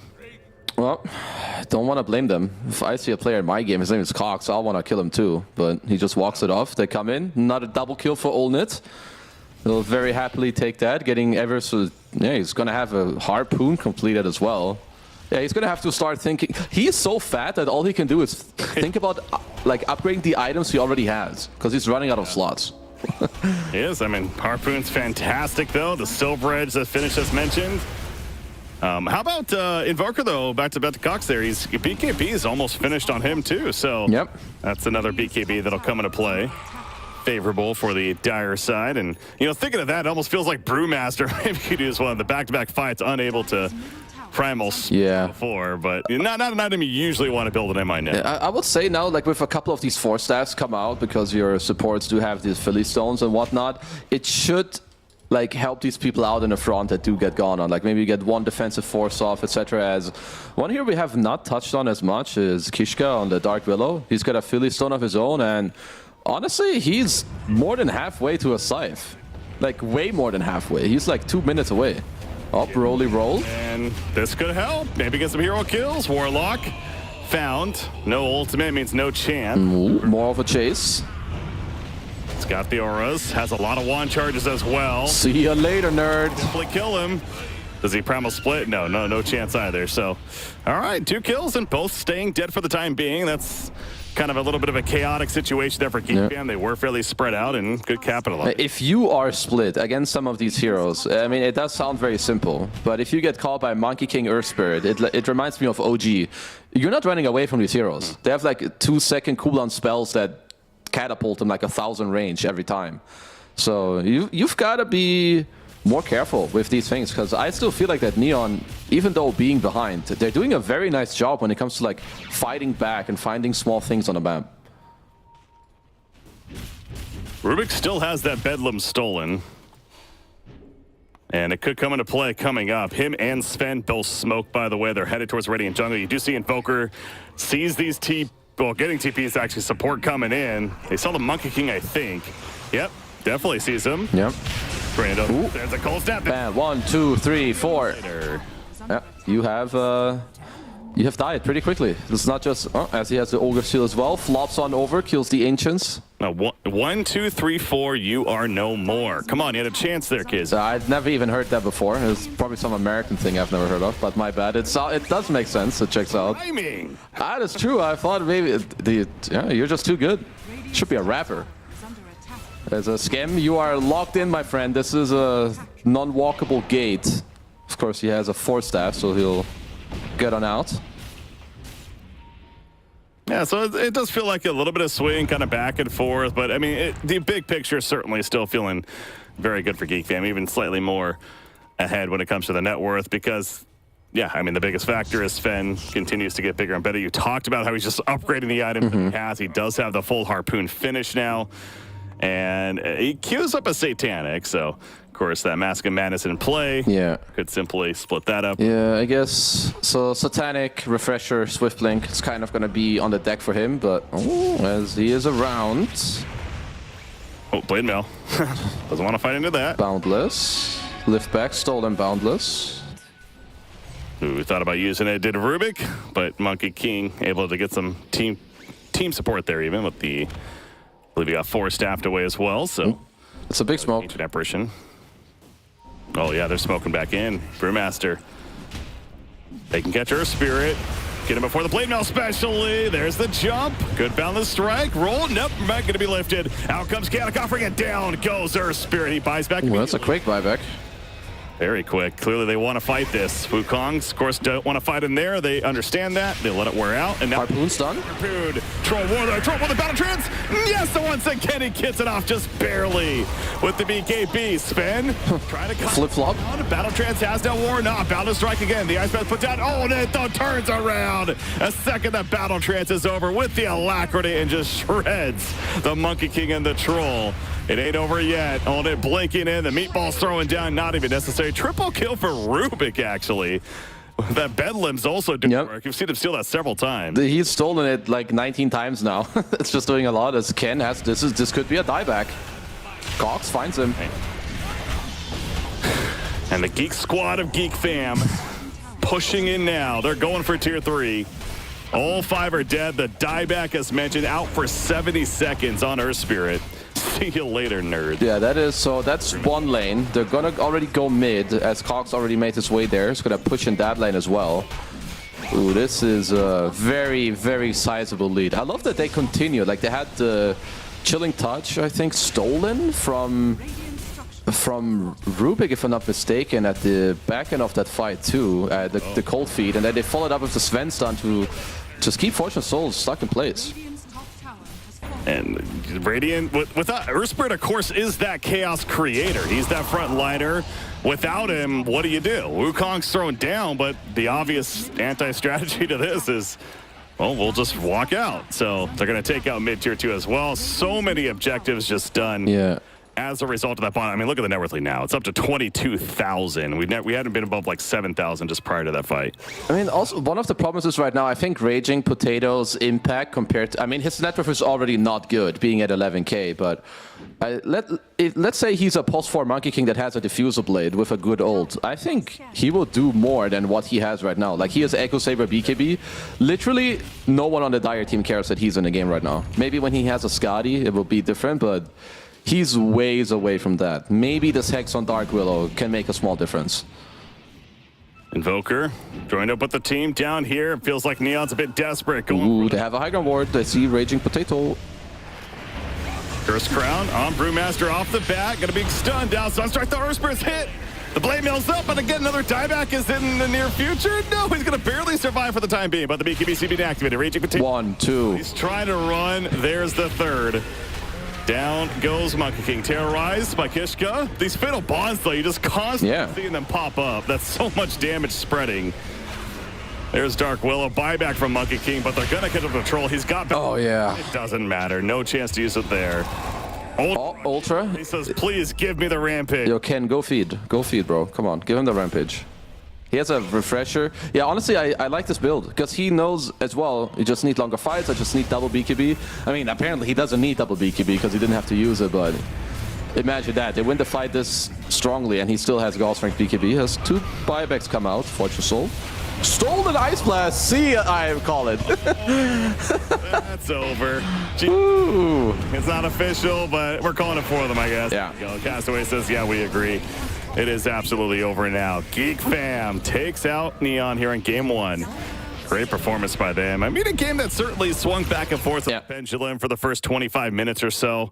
But Sven never really got addressed as much as he to be. I mean, he talked about the Troll Warlord, but it wasn't enough. No, he just had he had a great lane. He probably had a free lane, a free early game. Pretty sure he didn't die a single time on Sven.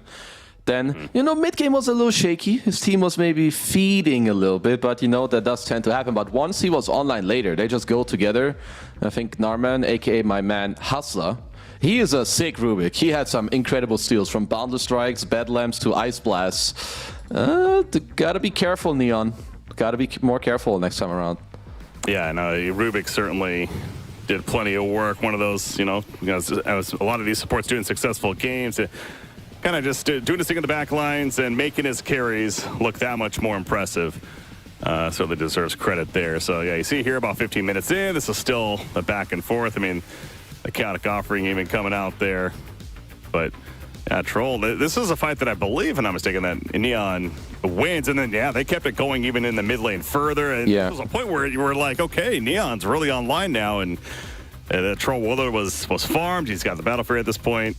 Seems like they could have, you know, made some big plays off of this, but they were doing some decent stuff. But I think this is really where the game turned, right? Like this Roche fight, where like look at how much they have to throw on this Brewmaster. Like, sure, you kill him, but we touched on it already. Now this top net for Sven, there's no BKBs left. He just gets to walk it off, then gets the Aegis. And I think from this point onward, it was very hard for Neon to play. Yeah. Yeah, and Invoker positioning himself very well right there. So did Rubik, really preventing Troll Warlord from getting the assistance that he clearly needed at that point. Yeah. And yeah, you're right. That certainly felt like the beginning of the end. You see there, barely survived. But yeah, and then as we saw many times throughout these fights, we're seeing the highlights, but it really highlighted there at the last fight, those fatal bonds. And this was a first Warlock. He's not getting a lot of attention right now. It's only the second time here in Southeast Asia, these qualifiers, but it did feel pretty good. I mean, the chaotic offering wasn't necessarily the strongest, but fatal bond's pretty good. Yeah, Fatal Bonds is very good. Hero actually looked pretty strong. Like, not even mention like the upheaval and some of like the random heals. Let's see Ice Blast. Oh, stolen spells with Rubik that like blast you out of the map. They are very satisfying. I'm not gonna lie. especially if you're playing the Rubik. So Narman certainly satisfied with that result. And that was the GG final push right there, about 34 minutes into the game. So Geek Fam, they take game number 1. Best out of 3, though, of course, here in this elimination match now in the lower bracket. Own it. That's an impressive stat line there. 18-0-8 across the board. Again, overall pretty good. 29 assists for Warlock. Fatal Pawns certainly good at picking up those, so you can highlight that as well. There's I would say there's 2 people who could be MVPs, but I would assume that I think we should give it to Olnit. He's 18-0. I think he laned well, he played well. Also like the little decisions and like the fight of how he was going in, how he was going out, the items he bought. But yeah, I would give an honorable mention for sure to Narman on the Rubik. Like he did a lot in this game.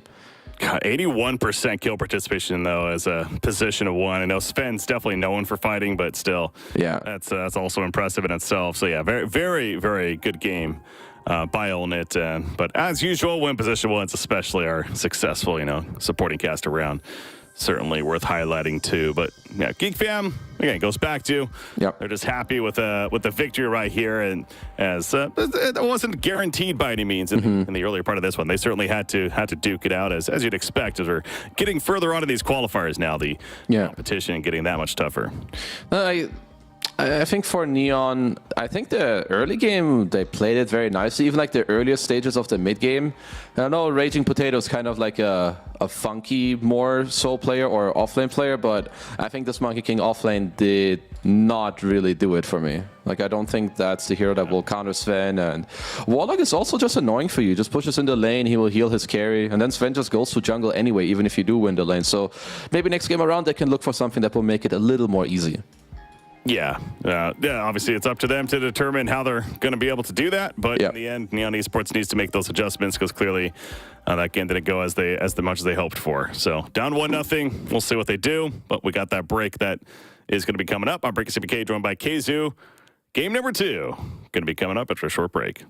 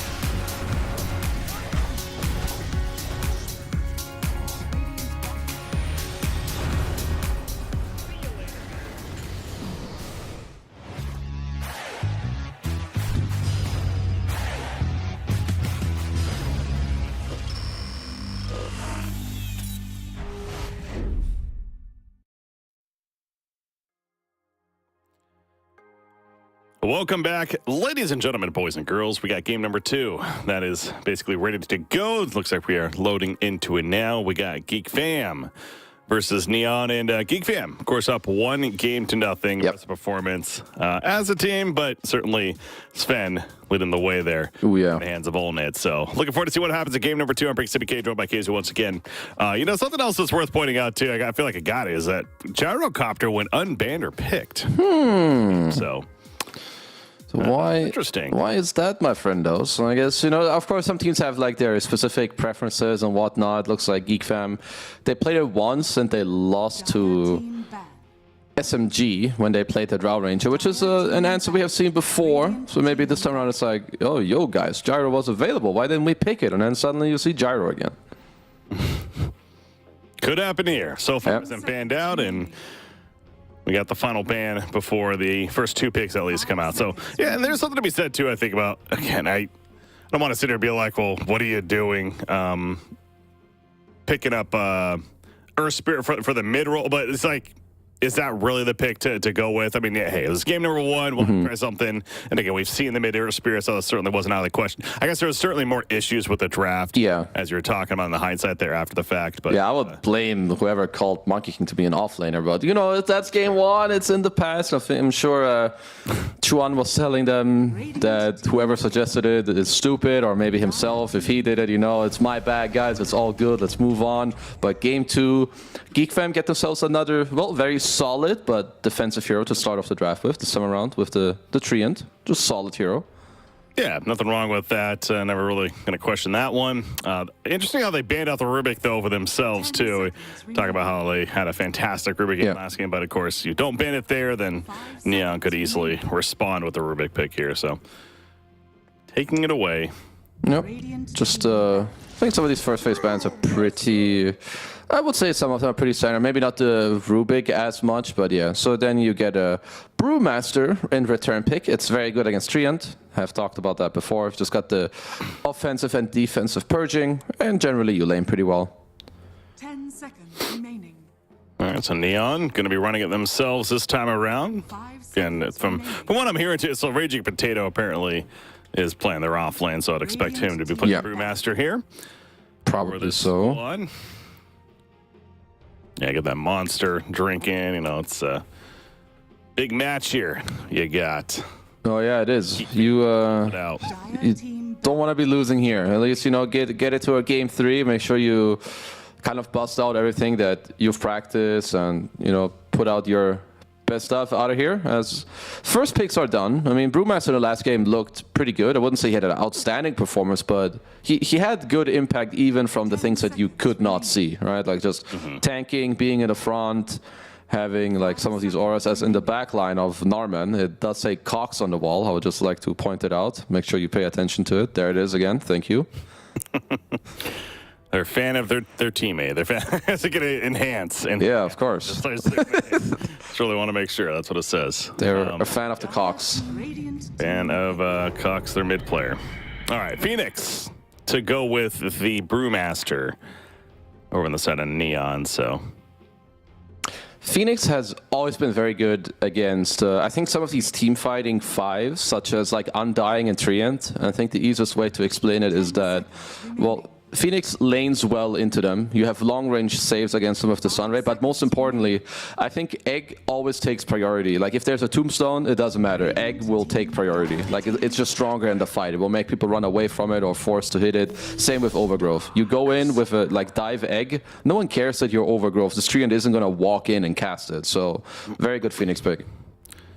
Yeah, a lot of melee going out for Geek Fam. They got their, what we figure is, of course, going to be a support Clockwork and Treant. And now you throw a Darkseer on top of that. So Ion Shell's that much better. Your Vacuum pull in. I mean, there is some great synergy with those 3 heroes, certainly to come on the side of Geek Fam. And that's going to be annoying to deal with for Neon. Yeah.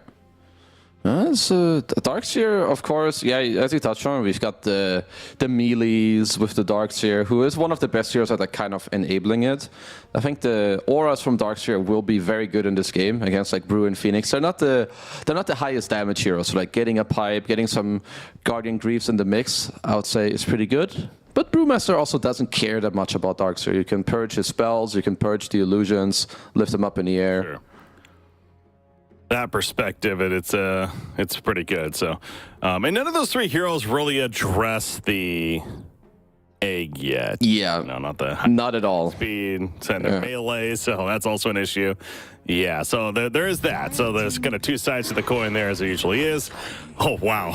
speaking of things you have to worry about killing, well, another one, Tombstone. There is a lot of it. Yeah, so when you play against these type of spells or these type of heroes, I think as Geek Fam, it would be nice if you have a carry that can easily go in and out of the fight. Because I think, let's say they drop an egg in a Tombstone, I'm not sure you really want to fight into that unless you have some incredible high attack speed hero that's going to buy like a BKB or something. But either way, no matter what carry they pick or which heroes they pick, I would like them to be mobile and kind of like let them decide, okay, this looks good, I can kill the egg. Or like, no, you know, whatever, I'm going to waveform out, I'm going to Queen of Pain blink out, whatever it may be. Mm-hmm. I mean, you know, a hero that's feels pretty good. That's good at killing those objectives and strong right now. This guy named Gyrocopter. That's he's banned. Sorry. Oh, he's banned. Dang it! You know, I had that set up and everything, and then right as I said it, you were so good and so close, but they're like cocky right there. Someone was like, "Yeah, Gyro exists, guys." All right, never mind. Ember Spirit, though, that's a hero we've also seen plenty of as Neon go in that direction. So, Geek Fam, knowing the mid matchup. Ooh, now we're seeing this hero get banned a bit, but for us at least, the first time that we're gonna get to watch it, so that's exciting. I like this pick a lot, actually. Like, you've got all these auras. We did kind of talk about, it's nice if you can have a range hero that's gonna have like this BKB. I think the other nice thing, well, depending on our next pick, Geek Fam has like a semi-flex between the Shadow Fiend. Like, he could go mid against the Ember. He could also go safe in against Brew Phoenix. I don't think that's like too bad for him. And what Geek Fam needed was this type of hero that they can rally around, right? You've got Clock Tree and you've got a lot of team fight. You've got the Darkseid with the auras too. So yeah, this SF pick, very strong. Only seen 4 times in all of the qualifiers and has not been seen yet in Southeast Asia. Interesting. So, yeah, this is not a pick we're getting to see too often right now in this patch throughout these qualifiers. But yeah, Geek Fam confident with it. Cox the one to play it, of course. Unless it's that safe lane. That is a fair point. We've seen some of that safe lane Shadow Fiend you're talking about too. So, okay, so Slark and then Drow ban on the side of Neon. Yeah. As they ban Faceless and Sven themselves. So a lot of position 1s are taken away right there. I mean, the Drow ban just makes a lot of sense. I think like they also see the route of where this SF goes into the mid lane. You just like give him this Drow aura, buff him up even more, and then both of them get more attack speed to also like kill the eggs and tombs. Oh my god, this is disgusting. It's a safe lane Shadow Fiend, yep, that's for sure. Okay. Boy Huskar's here to make Ember's life a living hell. So if you're Neon, how about you put the Ember safe lane and you pick Sniper or something? So now, I mean, they kind of need to decide, because if you put this Ember mid, I don't really see an Undying or Phoenix ganking those lanes and like offsetting that matchup. So I'm just going to assume that this Husker will have an absolute free game when it comes to early on. And Neon need to like get through this early mid game to like get their Morphling fat and then get to the team fight. Because if they can, yeah, their late game, their team fighting is strong. But Geek Fam's tempo is, it's nasty. It certainly is. And I'm sitting here thinking about Huskar too. Okay, we know what the matchup's like for Ember Spirit. That's the main reason they picked this, because it's matched up against Ember Spirit. Locking down a Huskar, you know, crowd control, you think is pretty good as far as later on in the game. And I'm kind of looking at Neon's lineup and not necessarily seeing the strongest lockdown from their side. They do have mobility with that. Yeah, they do. Yeah, that can certainly help them get away, but we'll see how that game plays out there. But so yeah, is Huskar going to have a good laning phase at least? Do you see Huskar having potential to be an issue later on? Yeah, I feel like these first 20-25 minutes, it's all Geek Fam. If Neon can like hold the game without losing too hard, like splitting some waves, Morphling pushes here, Ember cuts some waves there, and like you kind of go about that and you get to delay, they'll be okay. But I feel like Geek Fam have a very high potential to just run them over in this game. That's definitely the speed, and the hero like Darkseer, that is, with the ability of Surge, is of course to help with that too. So yeah, this is setting up to be Potential bloodbath favoring the side of Geek Fam here in game number 2. Already up 1-0. That's if Neon has something to say about it. Yeah. I'm sure they have plenty to say about it. It's a matter of can they execute to make it work.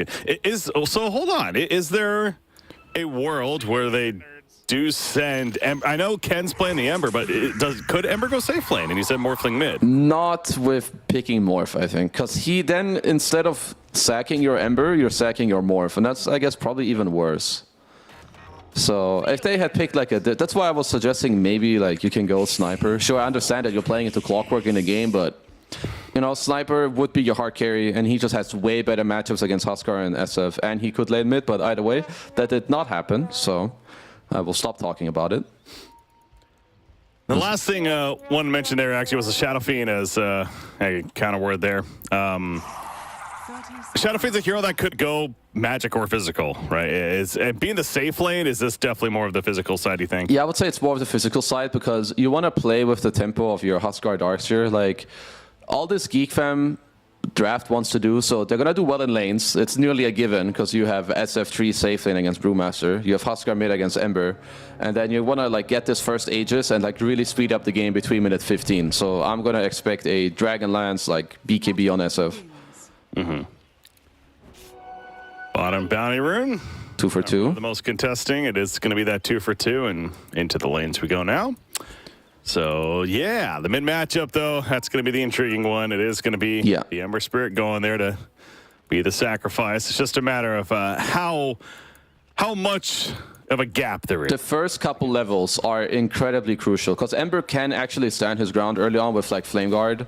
He can't really... so step 1 that already went horrible is that he got destroyed in the block. Yep. So that's not good, but at least, yeah, he knows how to play this matchup because you need to Flame Guard level 1 and like get the most kind of going here. As he did get himself a CS, so it's a okay starts. But yeah, Cox with a good kind of creep block when it comes to the early laning stage.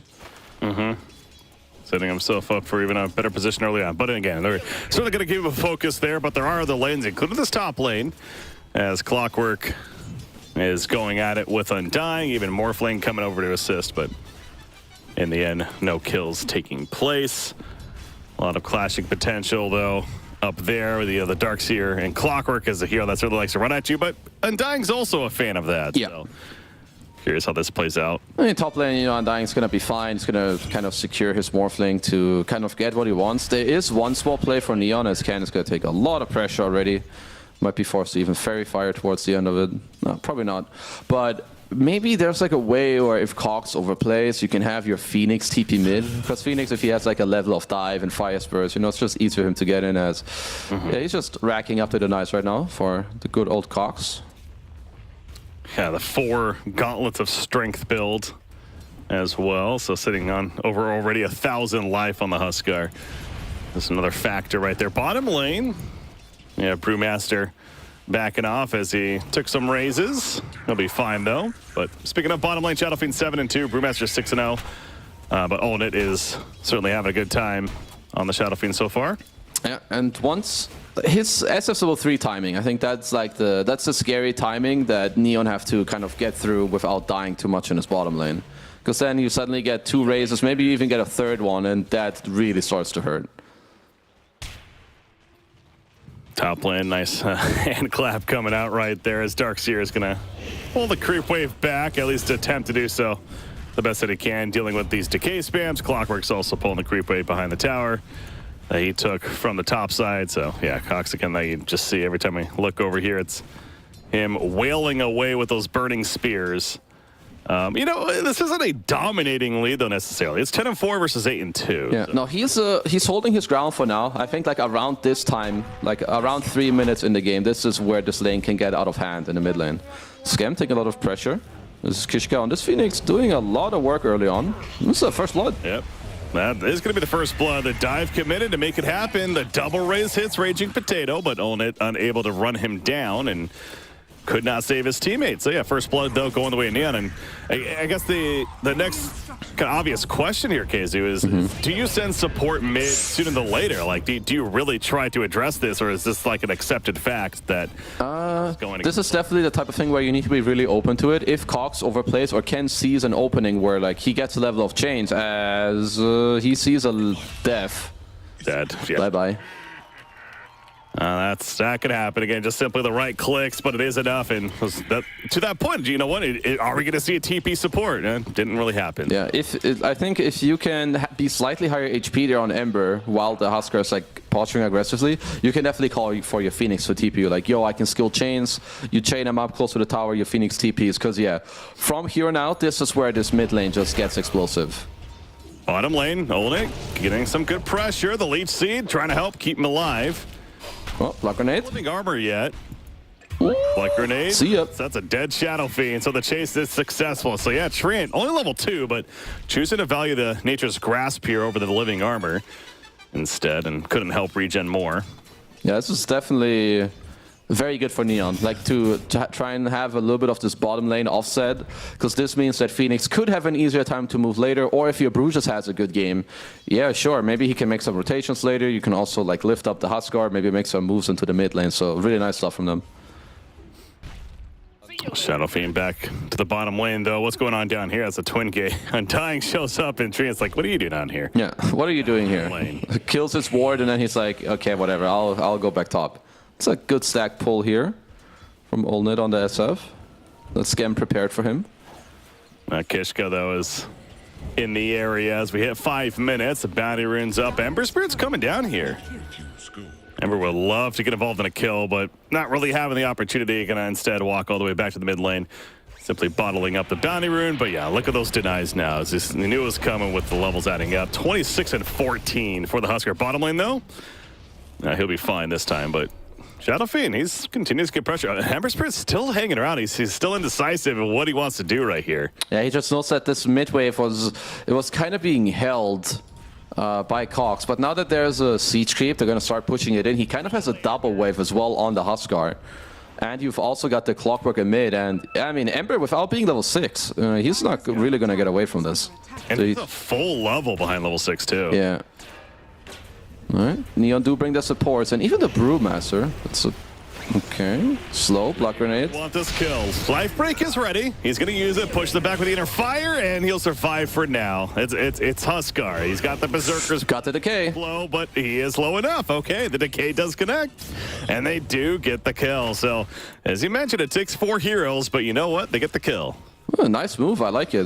Look at the net worth of the Phoenix and the Brewmaster. They have 4.5k combined. Like, they're doing pretty damn well. Yeah, Brewmaster certainly having a decent time at the bottom lane. Of course, they got that kill earlier on the Shadow Fiend, and overall, it's 3-1 now, especially with the Huskar kill. Seems like, yeah, Neon certainly moving appropriately. You've got to look at mid again. Raging Potato, he's picking mid. Like, for now, he's just putting the Phoenix bottom to leech XP while he's sitting mid on the Primal himself. He's not 6 yet. I mean, he's actually also a whole level away, but if Cox overplays, they could be looking for a play here. Yeah, same thing with Ember, though. Ember's getting close to level 6, but not 6 yet, so they really don't have the best game. Yeah. They also saw Raging Potato walk through the tier 1, like in between the tier 1 and tier 2, so they know that he's around. He's honestly on a wild goose chase right now, trying to steal a Wisdom Rune, but it is not here.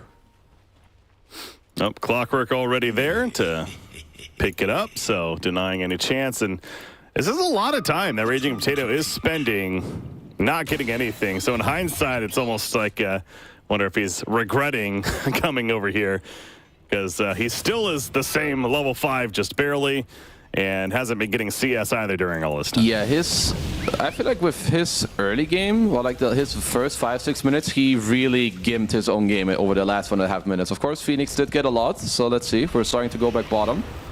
He's getting ready for the quad Midas. Olnit in yeah, he is dead.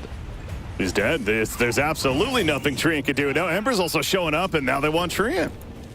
Gonna go for the TP play. Oh, close. Actually gets out, so remnant damage not enough.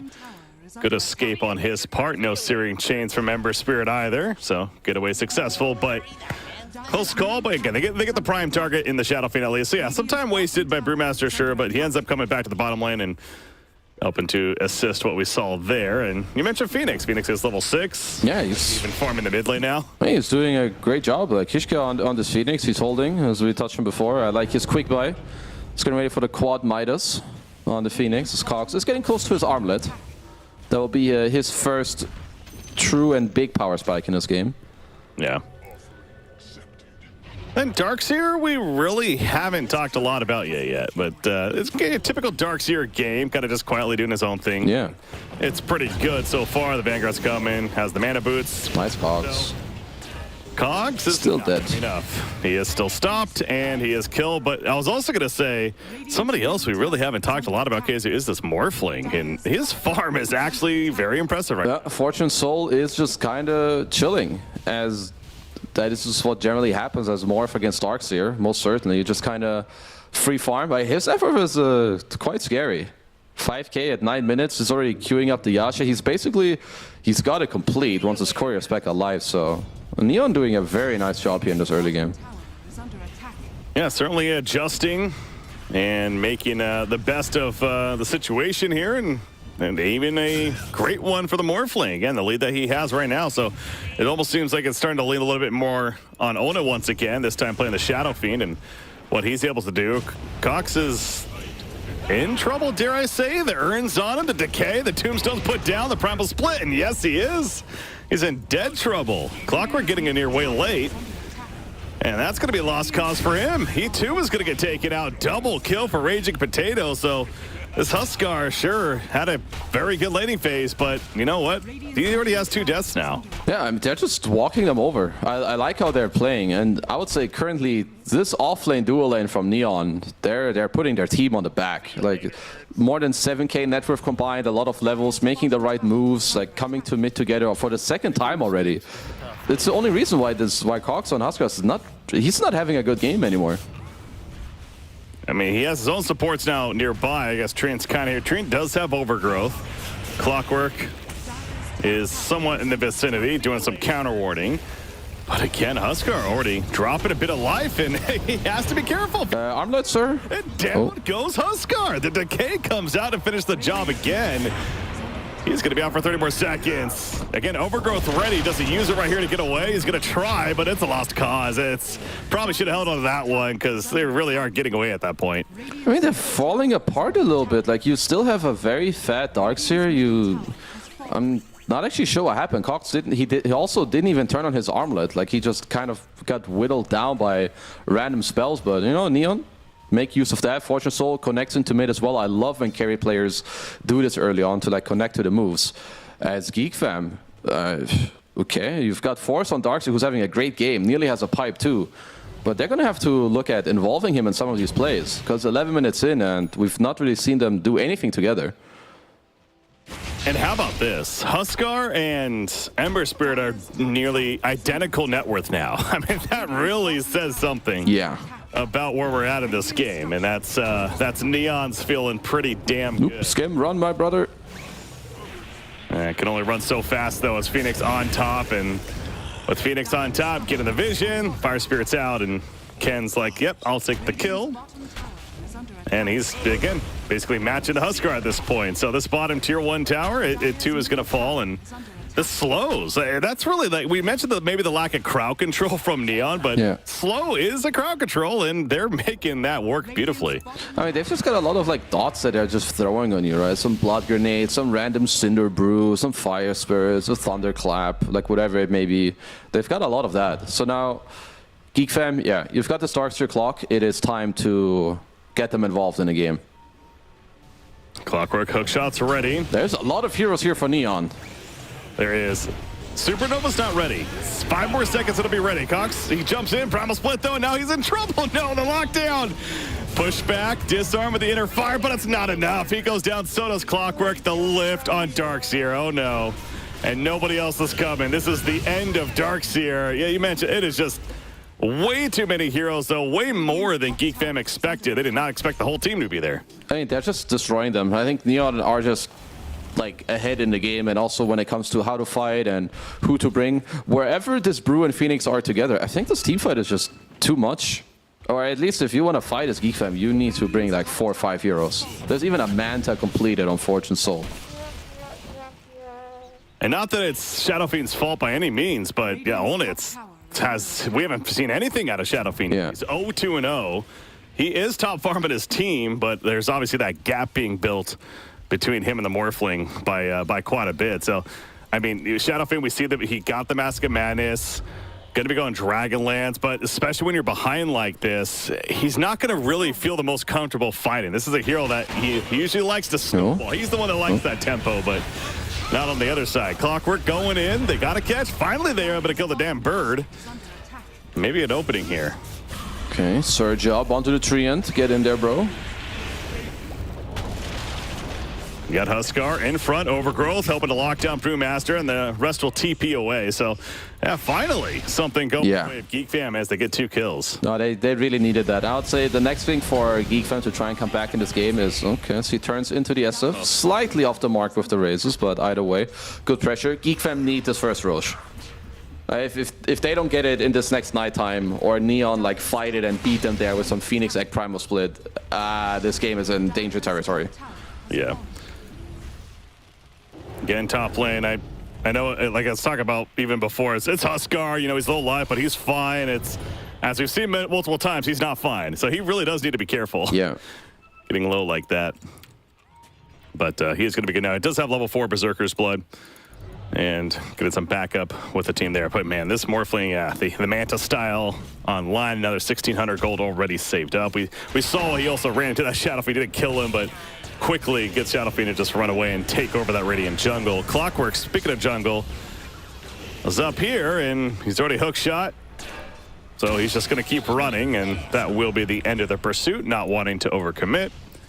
Yeah, well, for what's going to happen is the fact that Fortune Soul will not leave this #1 network spot unless they lose this game. Like, they have they cannot catch this Morphling, so I think they're not even gonna bother. All that Geek Fam can try to do is get your own farm up, get this Roche, and try to like have a decisive fight. But all it could be, this is a 4-man smoke. Ooh, that's a very nice timing on that TP. Yeah. Yeah, that's 5 more seconds, maybe a different story, but yeah, no, it's able to get out as he gets the read and goes to the mid lane to maybe put a little bit of farm in here. But hell, even Ember Spirit, he's farming this mid lane. He's going to have a Maelstrom soon. So again, he's already done a great job, especially considering the game state and how difficult it was for him in the laning phase. But you can start expecting his impact to be that much more felt. But I mean, you're right, though. That net worth, it is an interesting one to look at because it really is just that Morphling that's just so amplified right now for Neon, where everyone else is kind of contesting with one another. But here's that Roshan here talk. Yeah, I like what Neon are doing. If they're set up here, I think I would not mind if they just go and hit the Roche, to be honest. You've got the Tombstone, you've got the Fledge Golem. If they come to fight you, like you have Phoenix, Brew, and Undying who will just area control for you. And if Geek Fam see the message of Roshan dying, yeah, well, that hurts your soul, most certainly when you're playing Huskar. They know it's coming because the rocket scouted it, so they know it's going to pop up in a couple of seconds. And Huskar is going to not feel too good, and really as a team, Geek Fam's not going to feel too good about seeing that. And yeah, why would you give it to Morphling when he's just so farmed? They're going to throw up the Ember Spirits away to help him out a bit. Yeah, I guess it's just all Geek Fam can look to play for now is like 1 or 2 BKBs. Like maybe get some Huskar BKB, a Manta or a BKB on your SF2 to try and play into this massive team fight of like Brew, Phoenix, and Undying.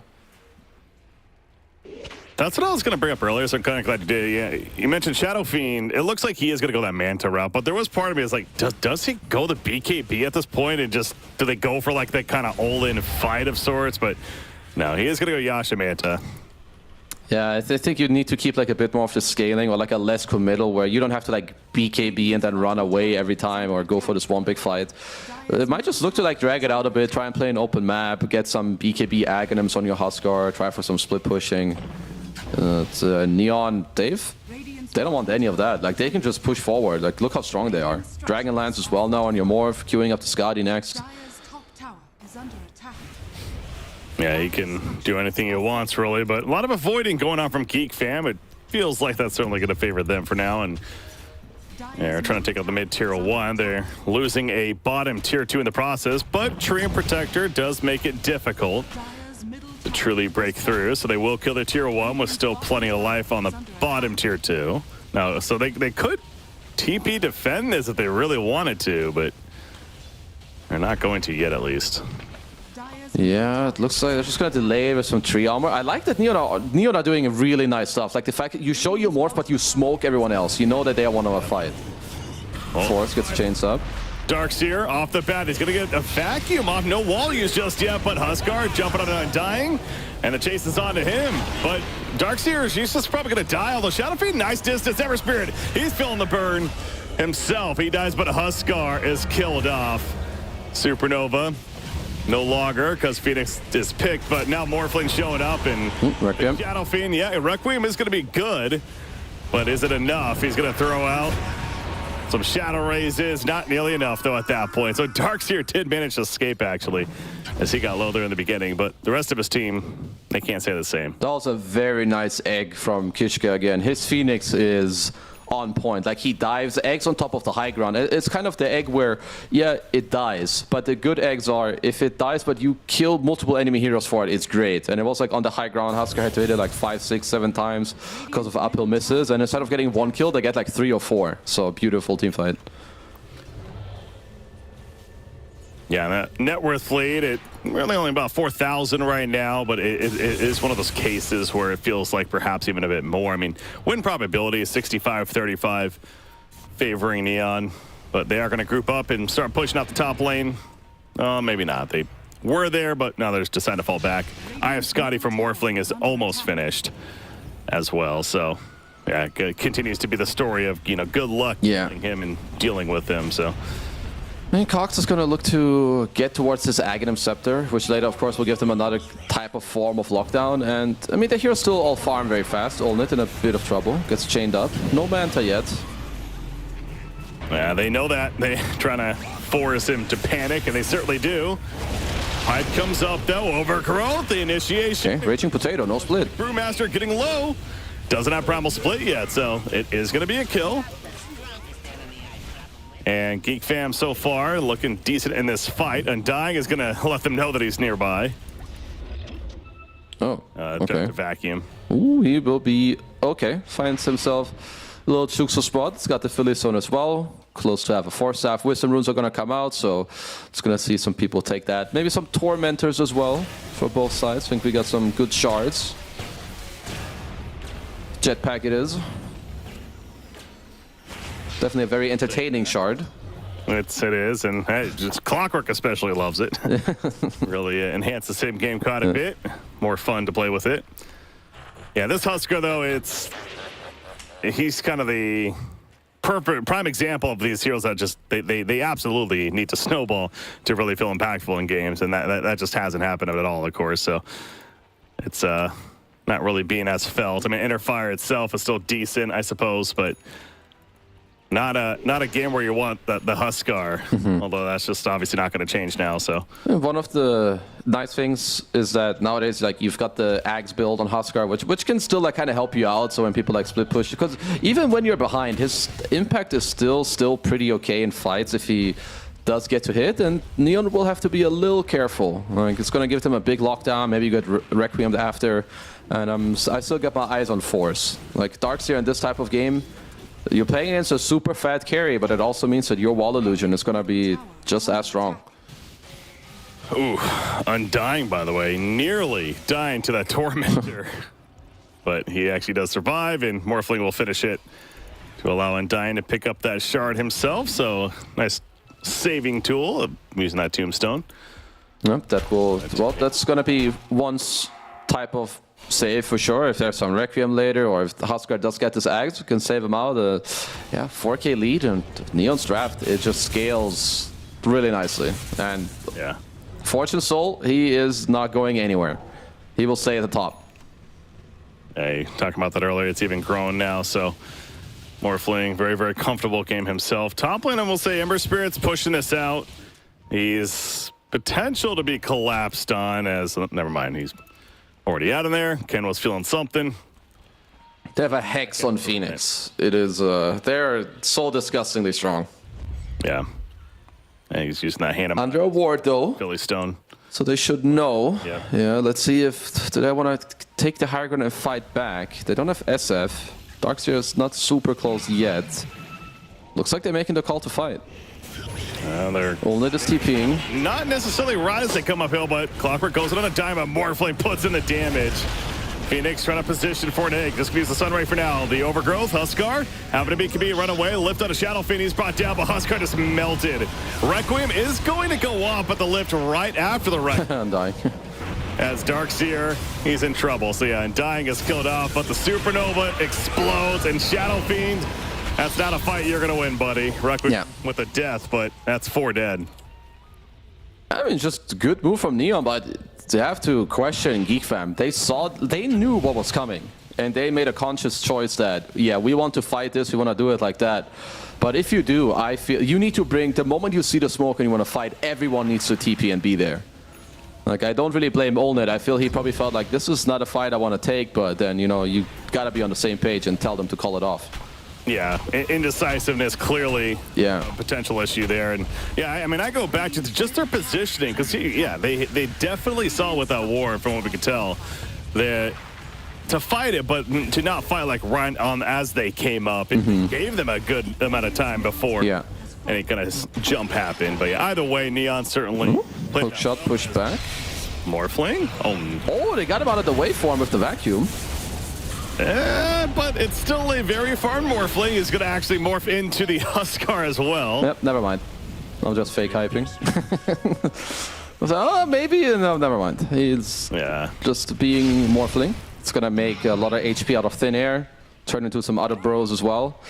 Well, second Roche is going to be the next biggest thing on the menu here. Yeah, 1 minute before that Roshan will spawn, as we can see. Treant delaying once again as that armor goes up on the tower, so they're probably not going to get the tier 2 for now. Radiant are scanning. And Neon trying to figure out what they want to do from here. You talk about Roshan, again, 45 seconds now, so he could have been up by now. A little surprised that Neon hasn't even checked it yet, but they are starting to head that direction. As the Rocket's also going to scout from the Radiant side, they'll see that it's not up, but the things are coming out, and you can feel that Neon is interested in perhaps doing that Roshan. Yep, they know what's up. It's okay, gonna go bottom for a bit because they know that Olnit's around, but I don't think they're gonna get him here. It's very likely they're just gonna step back up to top. Also a good scan. He kind of feels it that they're pushing forward. And Network looks a little bit funny. It looks more like some maybe Alchemist type game where Fortune Soul is 6,000 gold ahead of the next Radiant hero. Yeah, and how, I mean, we've talked about it a couple times, but it required plenty of teammate support, but yeah, Ken just got to be feeling on cloud 9 right now. Oh, for sure. The fact that he's second in net worth with a Huskar lane that wasn't going his way at all, as expected. Yep. And yeah, good avoidance right there as well. So yeah, his game is completely opened up now too, and he's a very relevant factor. They will also see SF now in the mid wave, so there's going to be a lot of confidence for Neon, at least for a while, because they know that, okay, well, if they're coming to contest, they're not all together. There's a Tombstone, Fletch Golem as well to kill it fast. It looks like there's the call has been made. It's time to give it up.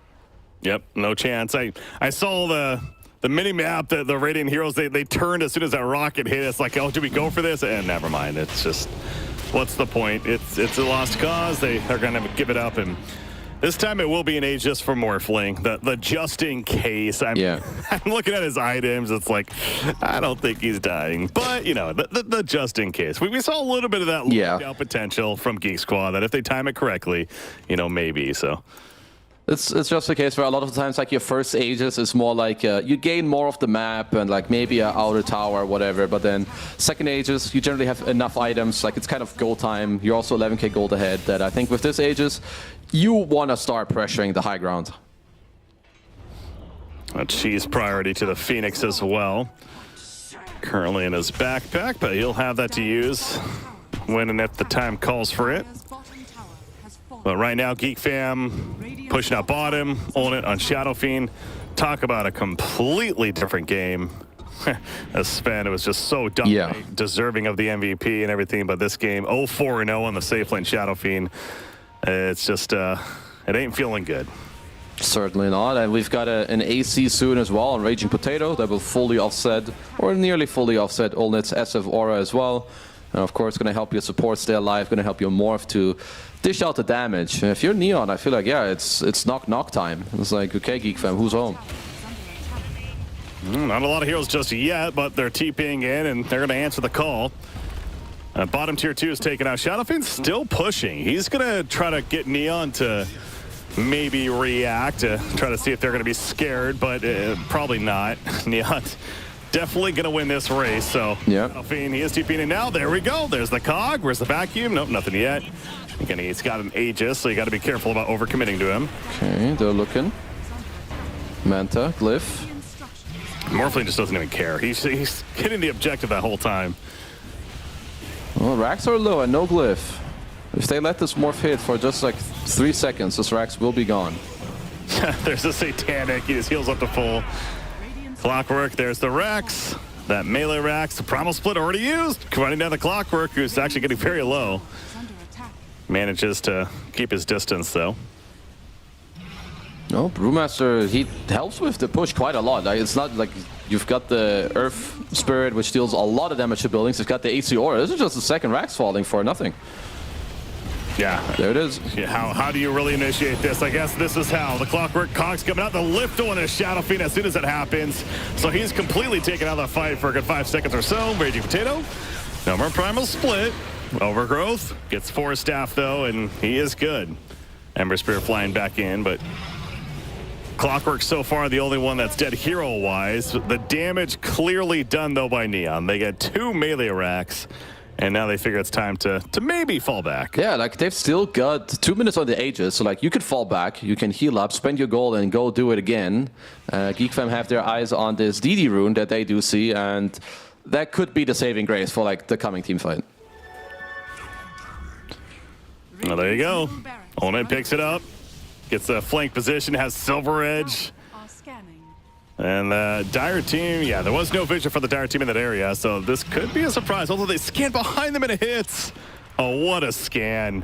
What a scan. Oh. Battlefield, no, the run gets canceled. He does get it off. Oh, Raging Potato, vacuum. Vacuum combo, that is a lot of damage coming out. Brewmaster does go down, as does the 9. Supernova in the midst of it. The focus is on from Shadow Fiend. Oh, the use. Able to take it out as well. It's looking decent for Geek Fam. They lost Huskar, but now can go in toe-to-toe with Shadow Fiend, but here's Morphling. Morphling shows up, and look at the life pool of Shadow Fiend start dropping. He's out for 70 seconds with no buyback. So the start was fairly prime, but the end, maybe not so much. Although, a Huskar buyback and actually Morphling. So that's an Aegis for now. Oh yeah, Waveform Satanic. That Satanic, that combo is beautiful. With the level 20. Overgrowth though, they're gonna burn this Aegis, all right. They clearly got some good damage. They've got a new life break as well. They got him. You can't use it just yet, the life break in. Oh, they don't. Oh, they do. Nice vac. Vacuum pulls him right back in and down goes Morphling. So Geek Fam says it ain't over yet. He forced for some nice timings, and these are the type of moves that I love to see from teams that are behind, and especially like from carry players. Like you find this DD and you just go from behind, because you know if you just do some normal play from the front, they're just gonna take your last racks and then game's over. So you gotta take a risk. You go from behind to only get some 3-man Requiem into like vacuum to start the fight, and honestly, that's like a really big play, and they get to hold. Yeah, and you made the call earlier about Huskar still being fairly relevant, if anything, because of this Ags, and that definitely is a key to helping to kill that the Morphling that is as well. So yeah, I gotta say I'm surprised myself, as I'm sure Neon is a little bit, that they actually held somewhat right there. And Geek Fam wants to just keep the pressure up while they have a bit of an opening. 25 more seconds of Morphling. They think the smoke and go deep into the Dire side. They've got the Blink plus Aghanims on Huskar, so anyone they run into, he's basically like an axe right now. He's just gonna force you to hit him. It could be enough lockdown for the SF to like truck you down or follow up with a Requiem. So you've got to be a little careful if you're Neon on the map now. And they are. I mean, you look at where they are. Yeah. They're basically all in their base. They're waiting for the big boy Morphling to come back up, and he is back up now. So that was also the Tormentor kill, as we saw. Ember Spirit gets the Aghanim Shard to go with the Aghanim Scepter he has himself. So building up more as well. 5 players smoke at bottom. Geek Fam hoping that Neon gets greedy down here, but it ain't happening right now. Credit to Neon for playing disciplined when they have a decent lead like this. Yeah. Okay, so it's 5-man smoke, because Geek Fam have a lot of vision in this dire triangle. But unless they catch one off guard here, looks like Neon are doing a good job not really walking there, as they just want to go straight to bottom. Like, they're just pinging down the bottom tier 3 tower. They know what objective they want. Well, we've seen this before. It's Shadow Fiend just still over here by himself, but he is going to start TPing now, and Brewmaster juking a little bit, but finally commits to the Primal Split. Remnants are dead. They're trying to bait the illusion. A lift on Huskar. Yeah, the illusion Morphling. That's baited. That's not real, guys. They realize now. They barely canceled that Requiem, actually. That was a nice try. Either way, now into the real push. That real one's certainly there now. They still have lift. Take the damage. Half HP. All right, there it is. There you go. Shadow Fiend lifted again. He doesn't have a blink, so his Requiem can't necessarily be the greatest BKB from Morphling. As soon as the life break went in, and Huskar's dead for 95. Requiem goes up, but that BKB Morphling doesn't seem to care too much. Kills clock. Got the Huskar too. For buyback. Yeah, Huskar's out for 85. No buyback for him, so that life break not going to be used. Shadow Fiend, he just doesn't have enough lockdown to work with at this point, it feels like. That's going to be mega creeps, and Ember Spirit now zip-zapping around with the remnants. And the push further in from Neon. Really trying to finish this game and force that third and final one. On the verge of doing so. Looks like they will be successful. It's got Megas to hero step without buyback. Neon honestly doing a lot of things right when it comes to this game. It's tier 4's fall. Throne is up next. That's a quick kill. Oh, the 5-man vacuum. Lived. Wow, the vacuum play for Darkseer keeps him alive, but it's just a little flashiness as the game. It is going to be officially over. It is Neon taking it and forcing a third and final game. How about that? You love to see this in these elimination matches going the distance.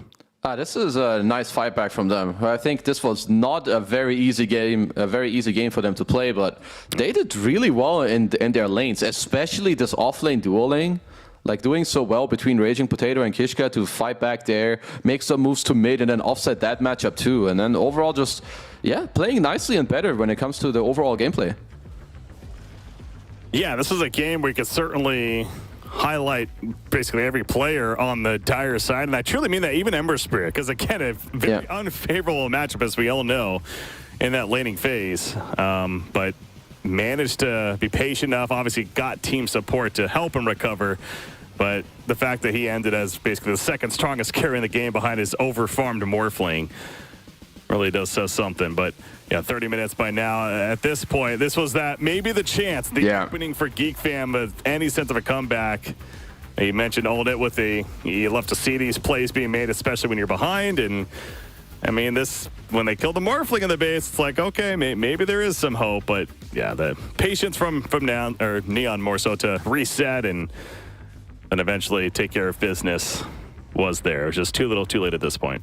Yeah, no, they just played nice, right? They know who to play around with the Morph. He's got the Aegis, but for Geek Fam, it still gives me quite a bit of confidence to see some of these plays come out, where it's like, okay, they kind of know still how they need to go about it, to go back and forth and try and bring back the game.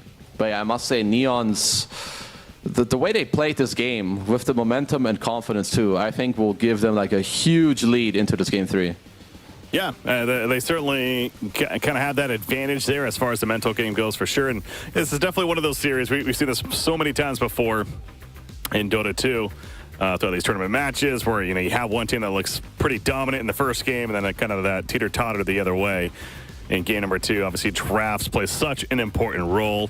But again, even on paper, there's reason to believe that Geek Fam certainly had some good advantages. I keep going back to that mid matchup, especially across the board. That it made sense what they were going for, a very high tempo potential lineup. But credit to Neon really for keeping that in check early on, slowing things down, adjusting, adapting, and you really love to see that because that truly is the hardest thing to do in this level of play, especially with Dota 2, in my opinion, and they performed very well and deserving of that victory. So 1-1, as you see the stat line right there across the board. And one of these cases, again, there's certainly candidates across the board, KZU, that we can do for the MVP here. But I think you mentioned it earlier on, and Phoenix, man. Phoenix, as a support, he had high impact in this game. Yeah, I think they heavily worked on overtime in this offlane dual lane, especially Raging Potato and Kishka. Like, look at it, 90% kill participation. He was mid early when the first kill came out on Husker. He was there when the second kill came out. He had great eggs, nice itemization. Overall, yeah, I feel like this offlane duo, even though Fortune Soul, of course, he held his ground. He played a very clean game on the Morphling. I think they were the reason why this game was turned so upside down. Yeah. Well, again, this is going to be it now for one of these two teams. This will be the final game of this season. Yep. As that is what it's on the line. Only that one spot for TI here in the lower bracket now here for Southeast Asia. So one of these two teams going to be coming to an end, but the happy side of it, obviously, the other team advancing on and will be staying alive. That's what we're bound to find out next. So, KZU, anything else before we go into the break? It's I think just time for these teams to take a breather, because as you said, one more loss will kind of, it will seal the deal. You will not be at TI, so this next game, probably one of your most important games ever. It's time to take a quick breather, quick snack, maybe a quick pep talk, and it's time to go. Well said. Ladies and gentlemen, Break CBK joined by KZU, Game 3. We're coming up next.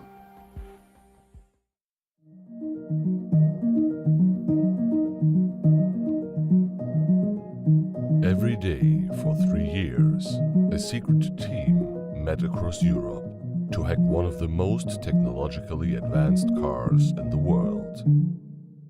Meet the Deloitte cybersecurity team that developed new state-of-the-art automotive software defenses, making the world safer for drivers, passengers, and pedestrians.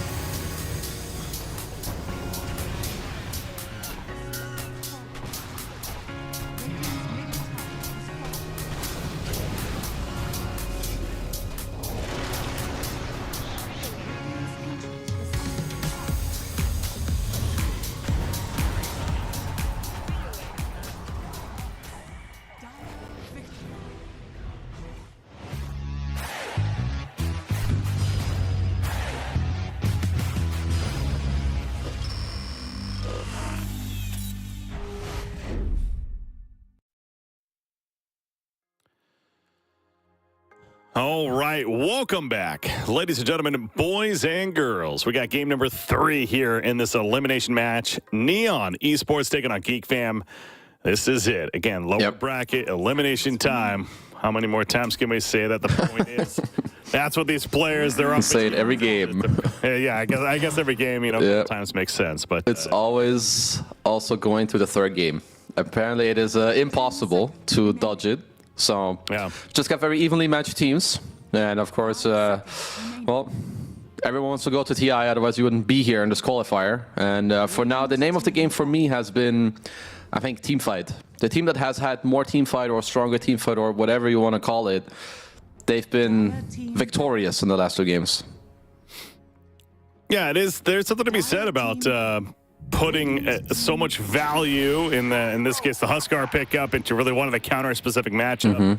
And obviously, yeah, it makes sense. Even had the start that you were hoping for, but adjustments can be made, even when things look gloomy from the draft alone, and Neon was a prime example of that last game. So, but Geek Fam, they're not going to waste any time. They're going to go with that gyrocopter. And they, well, as you would expect, they banned for this hero. There's no AA, there's no Razor, no Bad Rider to drag you in. Looks like they're all looking around. They're probably asking, yo, what do you think about this one here? Another thing to mention is that they have a penalty. They only had 1 minute and 10 seconds reserve time. Oh, wow. So they're already dipping into 45 seconds here early on. And they will go with a Brewmaster. Oh, man, that's kind of a big deal. Yeah, it is. You really, especially in game 3 with a tight series. I mean, okay, you're going to have to go quickly with these picks. So very, very good point out there. So they settled on Beastmaster. You know, a hero that did come to mind was that Doom. But again, we've seen him a bit, and specifically in these gyrocopter matchups. But Brewmaster certainly feels like he brings his own, right? I mean, I would say Gyro used to be very good against Brew. Because you would kind of get to like kill the split if you BKB, but I think nowadays as Brew, when you have the shard, you can cancel it yourself. You'll never really die to it. But either way, I think it's like a 2-way matchup. I don't think either of them hate it that much, but either way, Brewmaster gives you all the teamfight that we talked about before. Geek Fam instantly and very quickly on their bans, just Monkey King Sven. Heroes that can get on top of the gyro. Well, we get a casual Rubik, some follow-up damage. Seems good. Yeah, we saw Narman for Geek Fam played in game 1 very well, so it's going to be on Neon's turn. Kishka, their position 4. We'll see if it ends up in their hands or not, but either way, yeah, Rubik, solid pick. Gives them another way to maybe get in there against a gyrocopter, put him in a bad position, and blow him up from there, so understandable. But now Geek Fam, they're 2 and 3. Obviously, support options to come. Lion maybe comes to mind, one of these heroes that just is sound support. No, honestly, I don't think Lion is bad at all. That's the type of lockdown that you would want when you play against a hero like Brewmaster especially. Okay, so they're just going to go for more teamfight, similar to just the last game, right? Sure, pick some Darkseer, get some auras. So very similar build-up for Geek Fam as in the last game. Like, just substitute the SF for a gyrocopter and you've got the same 3 heroes. Yeah, I really kind of, I think it's some insight too into that game too, where they especially really wanted this. Is this going to be a Phoenix? Okay, was Phoenix banned? No, because I was going to say I think they really did the same thing themselves, but no, they probably couldn't have. And they still kind of do though, because they have a Morphling to go behind Dying. So they say, all right, yeah, you get those 2 heroes that you want again. We're going to do these 2 heroes, and did pretty well. So, what do you do here as Geek Fam? Because so you already picked your offlaner. I mean, there's a way that Team Secret did this in the Western European qualifier. I mean, you kind of spend 5 bans on this gyro being a carry, but an idea that you could go for is, okay, you see all these heroes, you're like, yeah, I don't really want my gyro to be carry anymore. And like you shove him into what, +5 or something like that? Because right now, I feel like the heroes that generally counter Morphling are the carries and the offlaners. And he saw both. Like, there's a good reason they picked Morphling here, and it's a very strong pick. Yeah. Yeah, a great last game, and so right on the high off of that, but yeah, it's clearly they like it in these matchups as well. So yeah, Geek Fam, that 4th pick, they that would be something, because you figure right here they would go another support, but if they potentially are thinking of swapping things up with the gyrocopter to maybe help them answer that morphling a bit more, it wouldn't be the most absurd thing ever. But they're going to go the Ember Spear route for now, at least. Okay. Well, I wouldn't say it addresses Neon's draft very much, but you have Clock yourself, you have Darkseer yourself, so you've got like the stronger ball that if you do get the tempo, they can kind of go in for you. Of course, now as Geek Fam, you're gonna have to ban properly, and if they really want to own this Ember, they can, because there's more than like 2 heroes in Dota that will shit on this guy in the mid lane, so Geek Fam will have to really try to nail these bans. Well, it's going to be up to Neon first to throw out their ban, but then the next 2 belonging to the side of Geek Fam. Then as you're stressing, that's going to be Geek Fam picking, and then Neon will have the overall final pick right there. So that lacking the reserve time, sometimes maybe that I don't want to say it could help, but it's like, you know, sometimes when you're on that clock even that much quicker, you're just that much more calm. You're not overthinking some of these picks, and maybe it could help in that sense, I guess. So, but yeah, so far it seems like even despite that lack of reserve time, they've managed to put together a very solid draft. That it's more so Geek Fam, the one that has to figure out those answers. So yeah, Disruptor, Nagasaran ban. They banned Huskar themselves, not wanting to give up that matchup. Now Geek Fam, what's their final ban? 5 seconds remaining. The puck is kind of one that always comes to mind here. In this case. The puck is okay. I'm trying to think of other heroes that will like make this guy's life also hard on the Ember. Nothing comes to mind like too hard. I think this bad rider stuff is maybe, I think maybe some Invoker could be pretty decent. I think you win mid, you get Alacrity, you get more team fight, you're annoying for Darkseer.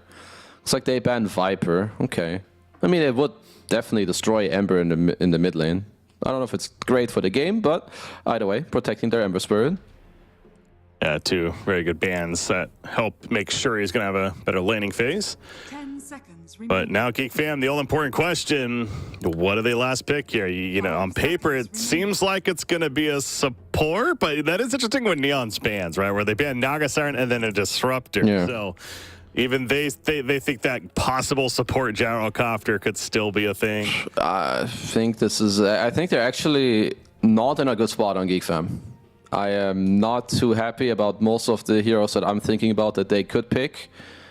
I feel like this morph from Neon has really made the draft hard for Geek Fam here. Radiant team pick. So they'll go with the Invoker. So it's going to be a support gyro. It's just Invoker mid-Ember safe lane would be my initial thought. Is it Invoker 5? What's going on? It's Invoker support. Yeah, we did see that earlier today, and I even talked with the changes to Invoker. I mean, a little more viable, you could argue. So, yeah, but is that the answer that they needed? So you throw some Alacrity on your gyro? I mean, am I missing something in this draft? No, I'm not. What? Yeah, I'm not missing anything. Yeah, it's a +5 Invoker. It's gonna buff up your gyro, so yeah, it's gonna be, well, it is a gyrocopter game. He's gonna get auras, he's gonna get Alacrity and whatnot. Yeah, okay. I think the early picks from Geek Fam were fine, but I feel like Neon's draft is very scary, like incredibly scary. Yeah, you don't seem too satisfied with Geek Fam's draft. Is the vibe I'm kind of not really. Invoker certainly not. I mean, I'm a fan of always seeing Invoker. I like to see it in this different role now as support as well. So there is that. But yeah, when it comes to the actual draft itself and how this is going to be able to win the game, I mean, you said something though that certainly stands true. It is still gyrocopter in the end. This is the strongest position to win the stat just right now in these qualifiers. So there is that factor. Then I mean, pretty buff on top of that is nice. So like perhaps one thing that they can get to is like gyro gets really strong, and then you have the Darkseer who can like try to offset the matchup against the Morph a little bit, and then like later throughout the game you get some tornadoes, EMPs, Death Blast from your like support Invoker to like help offset all of this. But I feel like Storm should have a good game, Morph will have a good game. There's team fight with the Undying and Brew, so yeah, I think this is well, Geek Fam is gonna have to perform. I think, just to put it straight. Hey, backs against the wall. Yep. I had the first game. They looked pretty clean in that one. Game 2, different story. It was Neon that played it very well and carrying that momentum here into game number 3. And on paper, it does feel like the draft's certainly favoring Neon, but Geek Fam, I'm sure they're still confident with their own and just maybe a bit more of an uphill battle than they hoped for. But it is doable. We said that about Neon's draft, frankly, last game, right? It's the uphill battle, especially with that mid matchup and throughout in several cases, but they perform. So it's now Geek Fam's turn to be up to the challenge. This is going to be fun, though. Invoker, again, in that support role, does get the Wex early on. Babysit the Gyrocopter, though, but Cox playing the Ember Spirit, so we got our Spirit matchup mid. We didn't even really talk much about Storm Spirit. With that Yeah. But, yeah, how do you feel about the Storm Spirit here overall? I would say it's pretty solid in this game. Sure, you're just going to be like Ember Storm mid matchup, pretty farm tradey in terms of that. Later, if your Rubik can get a couple good spells, they just wanted like a hero that can jump in the backline. I think this Darkseer early game could make a little bit of a difference to Storm, because you don't like playing into early pipe and mech. Suddenly you don't kill the heroes, you jump. Speaking of killing heroes, they jump. It got the Radiant Neon is wrapping around this bounty rune up here. Oh, the Watcher, though. Vision's there, so it's not going to be as much of a surprise maybe as they hoped for, although still running in, so maybe it is. In fact, Clockwork gets the bounty rune, but I don't think he's getting out of this one alive. No, he's paying a price. Yeah. And they're going to take the bounty, so it's a fantastic start for Neon. The 3-for-1, and they kill Clockwork. No, at least there's a nice deny on the mid ward there by Ken. Because some early XP on this Invoker, let's not underestimate that. Pulse 5 Invoker certainly needs that. Yeah. So, but the start there again for Neon, and they're going to now go into the laning phase. Up even happier than before. As Undying is going to take the long way back to the bottom lane, takes the Twin Gate, and he'll be joining his Morphling teammate now once again. So yeah, the matchup at the bottom, maybe shifting. It was top lane last game, but it's the same matchup though, right? Morphling Undying versus the Clockwork Darkseer. And we did see Neon do very well. Morphling got his free farm. Oh yeah, he did. I think he will just do the same this time around. Sure, like the mid hero is a bit different. Like they have Embers out of Huskar to like maybe try and come help this lane. But even then, like Ember doesn't really kill a Morphling. He pushes you out, but he doesn't kill you. Flak cannons begin at the top lane to push out the lane a bit and assist with some CS as we're watching the bottom. And Clockwork gonna go all the way to the creep wave, start pulling it now. Have a courier kill in the process.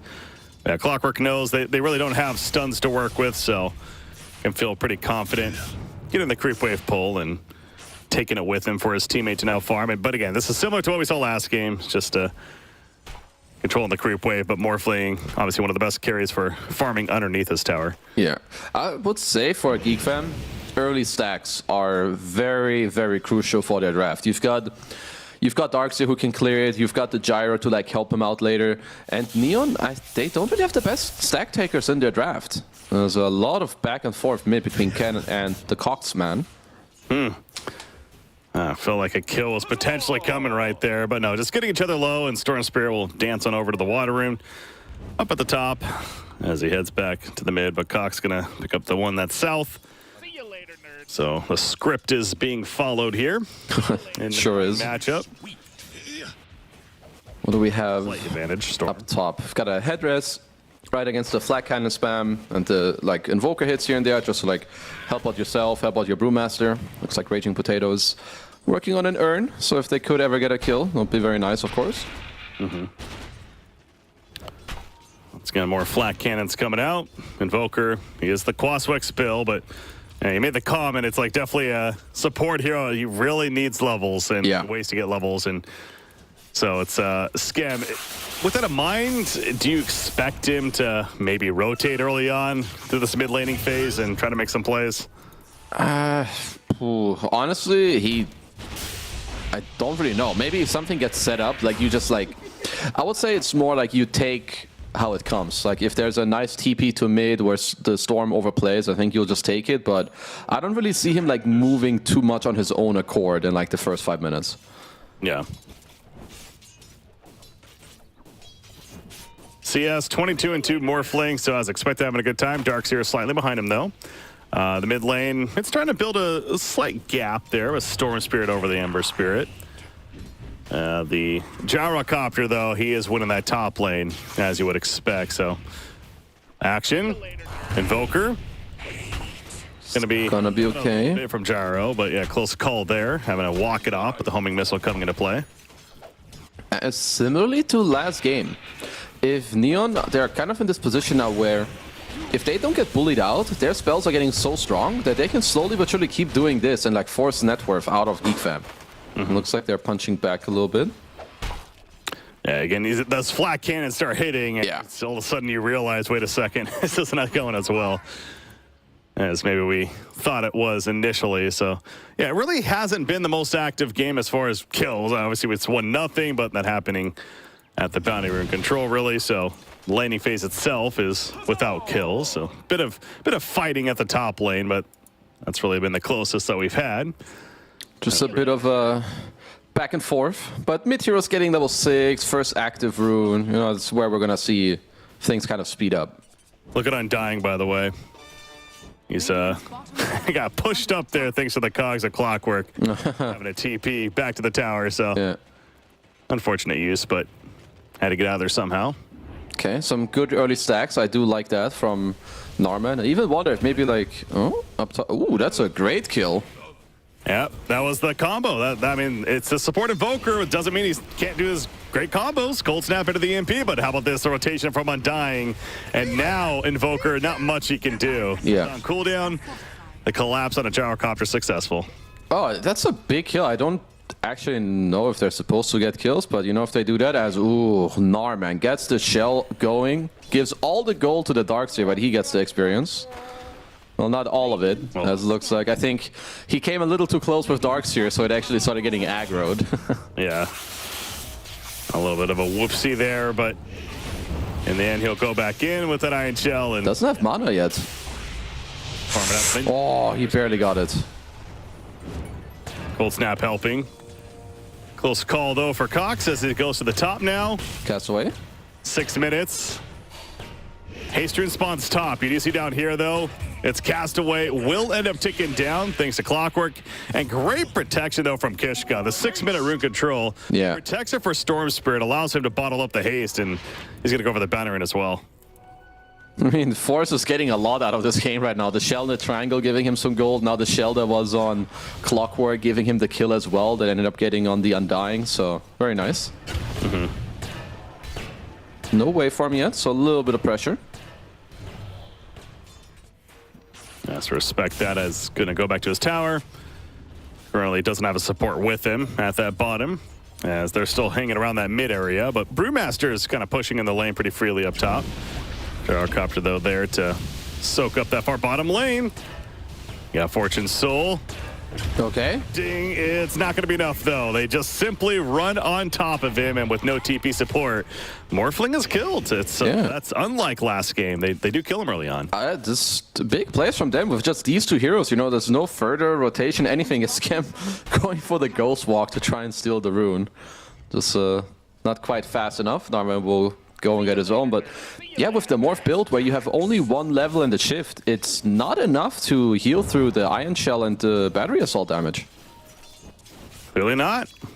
Yeah, very curious on the lack of supports TPing in as well. Maybe there was mana issues or something else, but in the end, not able to do so. Perhaps the TP is even on cooldown, but either way, goes down, so yeah, big kill for the dire side. Storm Spirit currently out of mana. He's going to go back to base, has a Falcon Blade, though, in his inventory.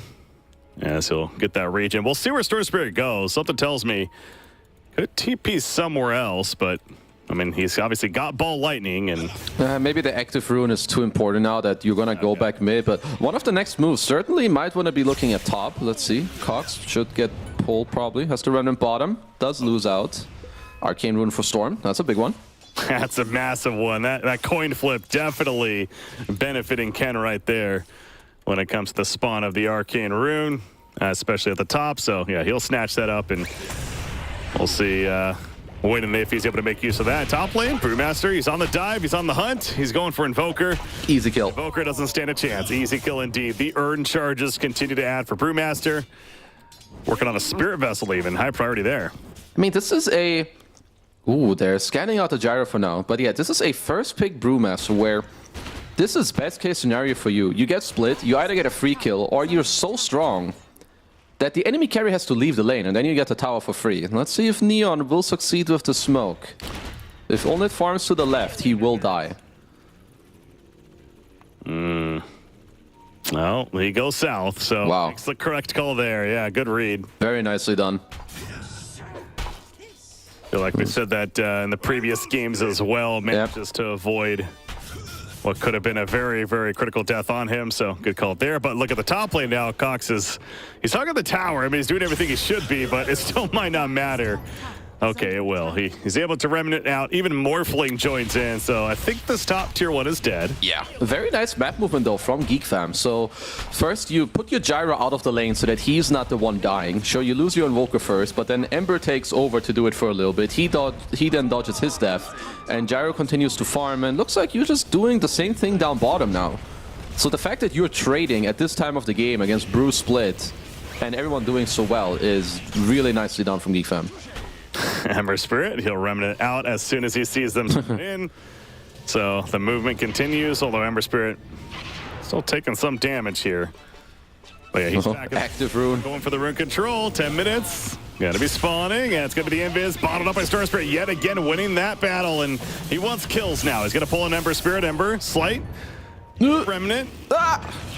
Oh, it's just, you can't get away. They're just all over the place. I mean, they have certainly said before the game, #1 priority, my friends, is active runes. Because on every active rune, there's like 3, 4, maybe even 5 dots in this mid lane. Yeah. That's the case now. All 5 are here, and they are not afraid to play as a team. Early on, we saw what they did top lane, now they're mid lane. So Neon clearly sticking together. Invoker's trying to get away this whole time. He will, but getting Brewmaster to chase him for quite a bit. But yeah, there's the tower kill, and Neon certainly has to be fairly satisfied with where things are at right now, but Darkseer Force, he's free farming bottom lane, and let's not forget about Gyrocopter as well. He's got the Chrysalis early in, so prioritizing that for some little bit extra farm potential, but of course the Axe is queued up. Is it safe to say that Gyrocopter is doing his job so far? Oh, I would say nearly everyone in this game is doing their job. Look at Force, he's also top net worth. This might just be a free kill in Castaway too, as good luck casting Tombstone against Battery Assault, my friendo. Yeah. It does not work. Darkseer runs over to assist, but Narmin the one credit for the kill. And yeah, as you're talking about Darkseer, he's going to have a pipe, and this pipe is definitely going to be valuable. I mean, the pipe, it may actually even be the difference maker of how aggressive Geek Fam can play with like the first 1 or 2 gyro items. Like you get that against Brewmaster, it's not the most damage, so you're slowing that down. Same with the Storm. So Force in this early game doing a very good job in terms of the net worth. That's kind of what we hope for, being a Game 3 elimination match. A very back and forth one as we're approaching 12 minutes in right now. Top lane, Invoker. Okay, again, remind yourself, it's a support Invoker. He's just going into harass. And can Cox get a rune? Yes, he can. Yep. Gets the shield rune. Another smoke. Dota gods in his favor. Oh, the Ghost Walk of Invoker no longer active thanks to the Sentry, but he is going to be tanky enough. Yeah, they just walk. Ken doesn't have the most mana, so they just walk it off. They did catch Gyrocopter, but he just walked. Good, they got him bottom. Uh-oh, he's scratching his head. He knows that this was a bit of an oopsie-whoopsie. Yeah. I guess wall right there. Yeah, wall vacuum into the hook. Cogs didn't get to shift enough. Just dies. They didn't even need. They only needed 375 damage to kill him. So yeah, he was obviously very low in typical Morphling style. This is why, Breaky, never go full agi. You will be caught. Morphling, Fortune Soul for going further in this game. You'd figure he's certainly learned his lesson now. Yeah, I think that was the last time, I think, that this happens. Yeah. Because one more time and you're definitely kind of throwing the game away a little bit. So yeah, might want to shift up maybe like to 500 HP, you know? A little bit better. Yeah. All right. Gyrocopter, though, he's going to his jungle, and look at the stack he has to work with there at the Ancients. This goddamn Invoker, man. I would definitely say, guys, can someone come and kill this clown? He's just tornado EMPing me on Brewmaster for 8 times in a row, and he's getting away with it. Yeah, I mean, as a support Invoker, you can prioritize that harassment that much more. Oh, Force. They catch Darkseer. We know I think he is a vacuum on the uphill, but it's too much damage. Even with the pipe by himself, essentially, not going to get away. Neither is Clockwork. Double kill for Ken, playing the Storm Spirit. But look at what we see again. All 5 heroes fighting on the side of Neon. Yep. In the meantime, Gyro was clearing some stacks. Still a good move. Like, get them out of this jungle, get yourself some more golden XP from killing this pesky Darkseer who's having, and well, we've stressed it enough, and an incredible game. Yeah.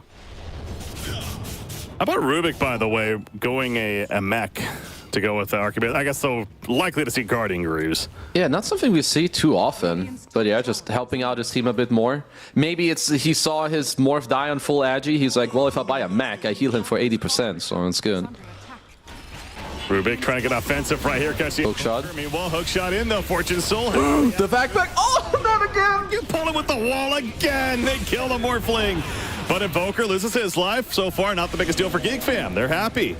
Homing missile. Connects. Rubik. Rubik likely dead himself. The stolen vacuum seems like may just delay this. The lift. Yeah, it's not going to be enough for getaway.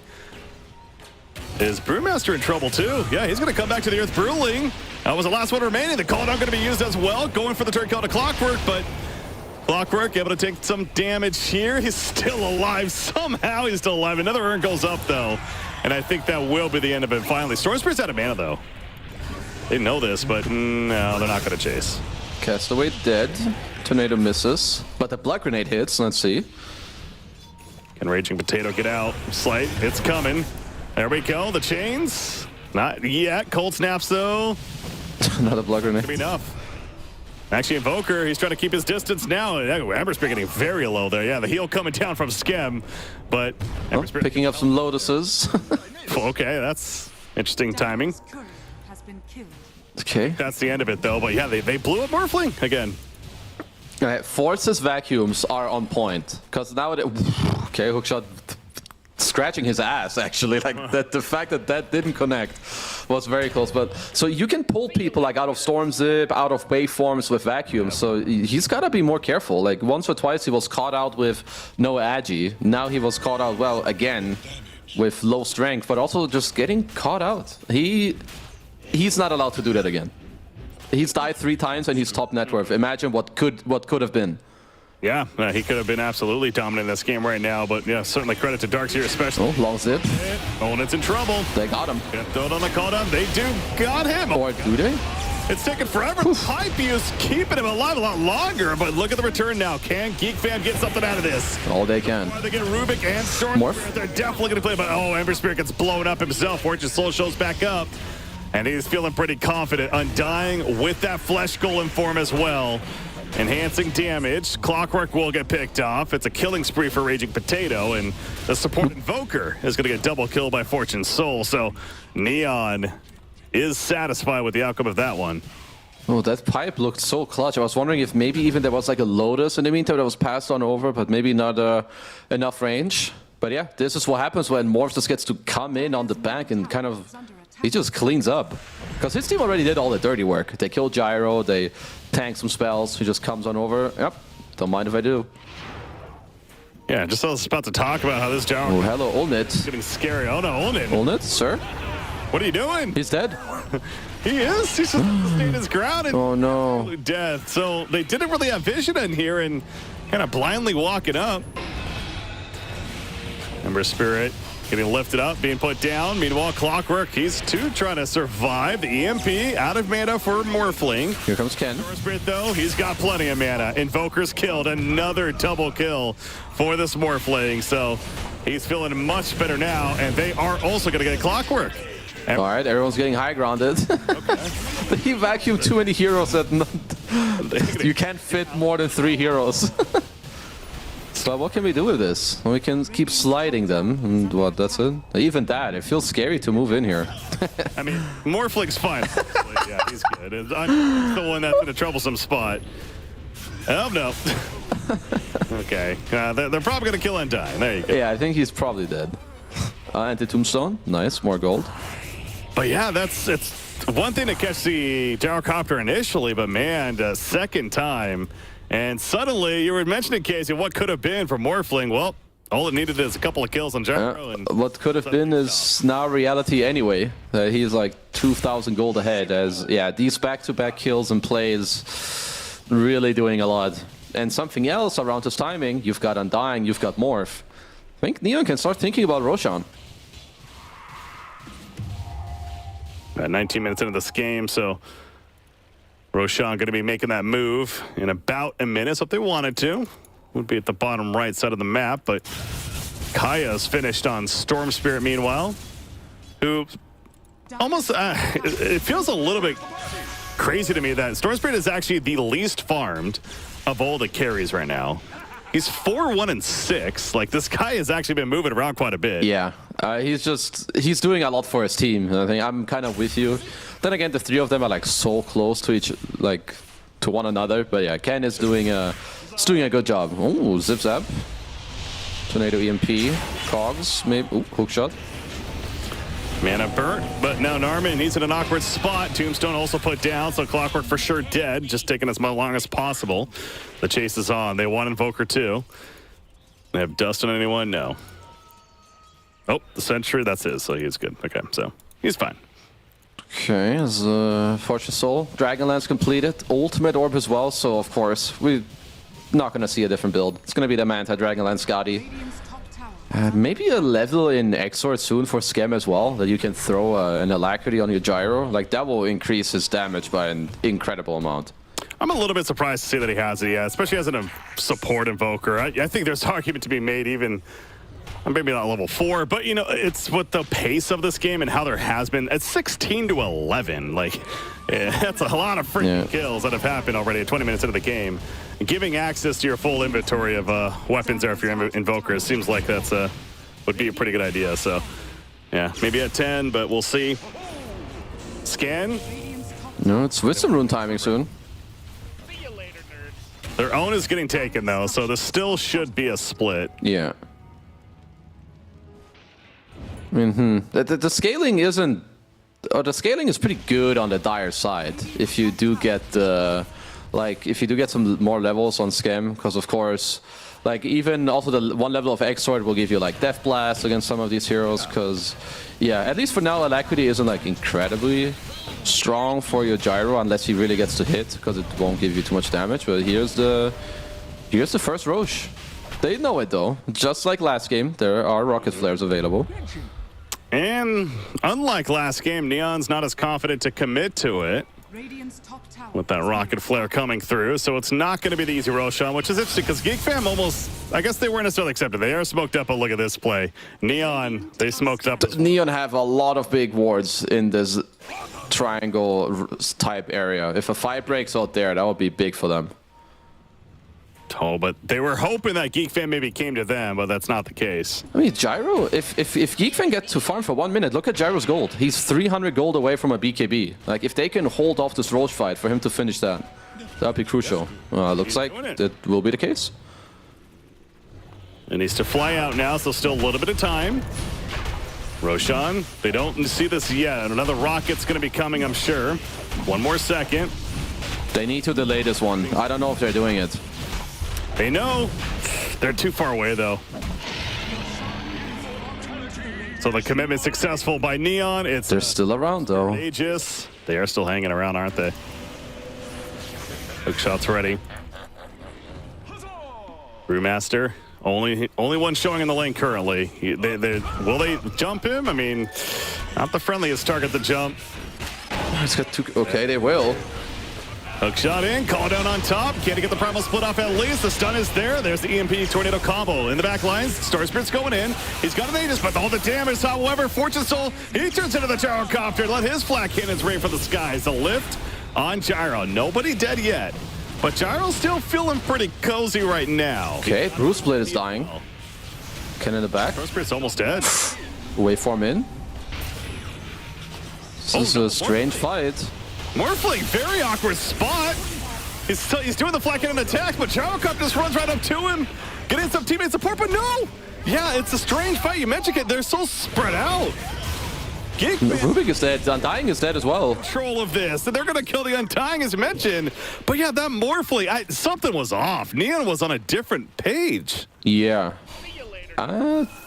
Yeah, very sus fight. I don't even know how to fully Is under attack. analyze this one. I think Ken just got away with a lot of sleight of fist over the course of this fight as well. Like maybe even 2 or 3 flag cannons being casted by Olnid. Like if you take this fight as Neon, you just talk, okay, I'm gonna Bruce Split, I'm gonna lift this one guy up and stun the other, and we just slowly but surely killed him. Yeah, look at that fight recap. I mean, both Ember Spirit and Gyrocopter dominating the damage meters. Yeah, they did like 5k each. Yeah. Okay, looking for Narman on the clock. Kind of a reset now. Clocker pulled back in, but Storm Spirit, oh my gosh, look at the damage. Stormy burned the Aegis. Close He one. barely gets away. Ember trying to finish the job, but still unable to do so. And now Cox is going to get back to his teammates. He has BKB. No, still. Yeah, you mentioned no BKBs used just yet. There we go. Now Ember's finally going to use the call down. It will take out the Aegis of Storm Spirit. Fortune Soul again back and going to be vacuumed with the illusion, the EMP. Storm is back. But Storm is back. No more Aegis this time, but still wants to cause a fight. However, not going to happen. So Clockwork, the only death, if you count the Aegis as well, I suppose, with Storm. But now Neon, excuse me, is really trying to force this. Yeah, they need to... I think they need to take a breather and talk about how they actually want to fight. Because I think if you lose, like, one crucial fight to this Gyro, Olnid could reach, like, critical mass with some of... There's now drums as well on the Invoker. They're looking for more. Castaway looking... It's been 30 seconds, KZ. Another fight. Let's Yeah. Clockwork's in. Okay, lift out. Going to be Lotus Orbed as well. Undying. He's not being Undying. He's dead. It's very dead. 5 seconds. Radiant's middle tower is under attack. So Okay. Neon's now running, knowing that they're behind in numbers. But yeah, Gyrocopter, dataless, it's coming. So you're getting Skadi on Morph, which of course is a incredible item, but you're also... looks like Olnid, at first he wanted to go straight dataless, but now he also bought the Claymore for the Satanic, so might be doing that first. Ken, chained up. Good dispel from the Panda. Well done by Raging Potato. Ghost Walk going to be essentially canceled right there. Invoker trying to run. Primal Split from the Brewmaster. Clockwork left in no man's land. He's certainly dead. Lift on Ember. He's got BKB still, though. Olnid's not here. He's still pushing bottom lane, by the way. Doesn't have TP for 8 seconds. Yeah, he's not coming. With the Gyro. Ooh. Okay, wall onto the Morph. Stolen wall. Uh-oh. Gotta be careful of that. Olnid's making his way over, but he is still pretty far away. I guess this TP is ready now. Cover the damage. Ember Spirit, they do catch him. They pull him in. BKB is finally going to be used. A Remnant, just enough to get away. You mentioned the stolen wall coming to play there as well. But Gyrocopter, oh, they finish him off. Morphling, the adaptive strike is enough. Oh, what a dirty snipe, actually. Just comes in on the back, gets the adaptive off. 1k gold for him and his team. Skadi now completed. Okay, it is time for both teams, I think, to really talk about how they want to play these fights, because they're getting scrappy. Which, you know, TI Quals Game 3, there's a lot on the line. I thought you were just about to say it's time for Divine Rapiers. Not yet. I know we've been seeing them, but it's be a little too early for it now. I mean, hey, when this game's going, though, it definitely is a possibility later on. But yeah, the biggest thing for me about that last fight was, again, Gyrocopter wasn't even close. That fight lasted almost a good minute, it felt like. Yeah. He didn't show up until the very end, where his teammate died in front of him. Okay, good. Gonna have a defensive lift, so now you don't always have to lift out the Clockwork to save someone. You can just lift out whoever they go on. It's a very nice tool for Neon, of course. But still, Roche is still quite a bit away, so we're gonna see a bit more of map play or even some smaller skirmishes. Yeah. 34 hero kills combined at 28 minutes. Yeah, these two teams clearly showing they're not afraid to clash. Satanic, though, Gyrocopter spending all that time farming, he is able to finish it, showing some tools as a result. Now the Daedalus likely to be next in line. You talked about Rubik with the shard. He did just get a blink dagger as well, so his positioning pretty strong, and he still has the wall. He still has the wall for a good amount of time, actually. Yeah. Coming I guess Gyro's illusion isn't incredible, but having more oomph and speed in your lineup, like, you'll certainly take it. It could be a difference maker. Yeah. Yeah, there really is like so much reset though between these two teams, and yeah, obviously these tanky heroes in the front, so it seems like these fights can last forever. The wraparound, Brewmaster with the Storm Brewling leading the way. If they get a lift off, they know Invoker's down here.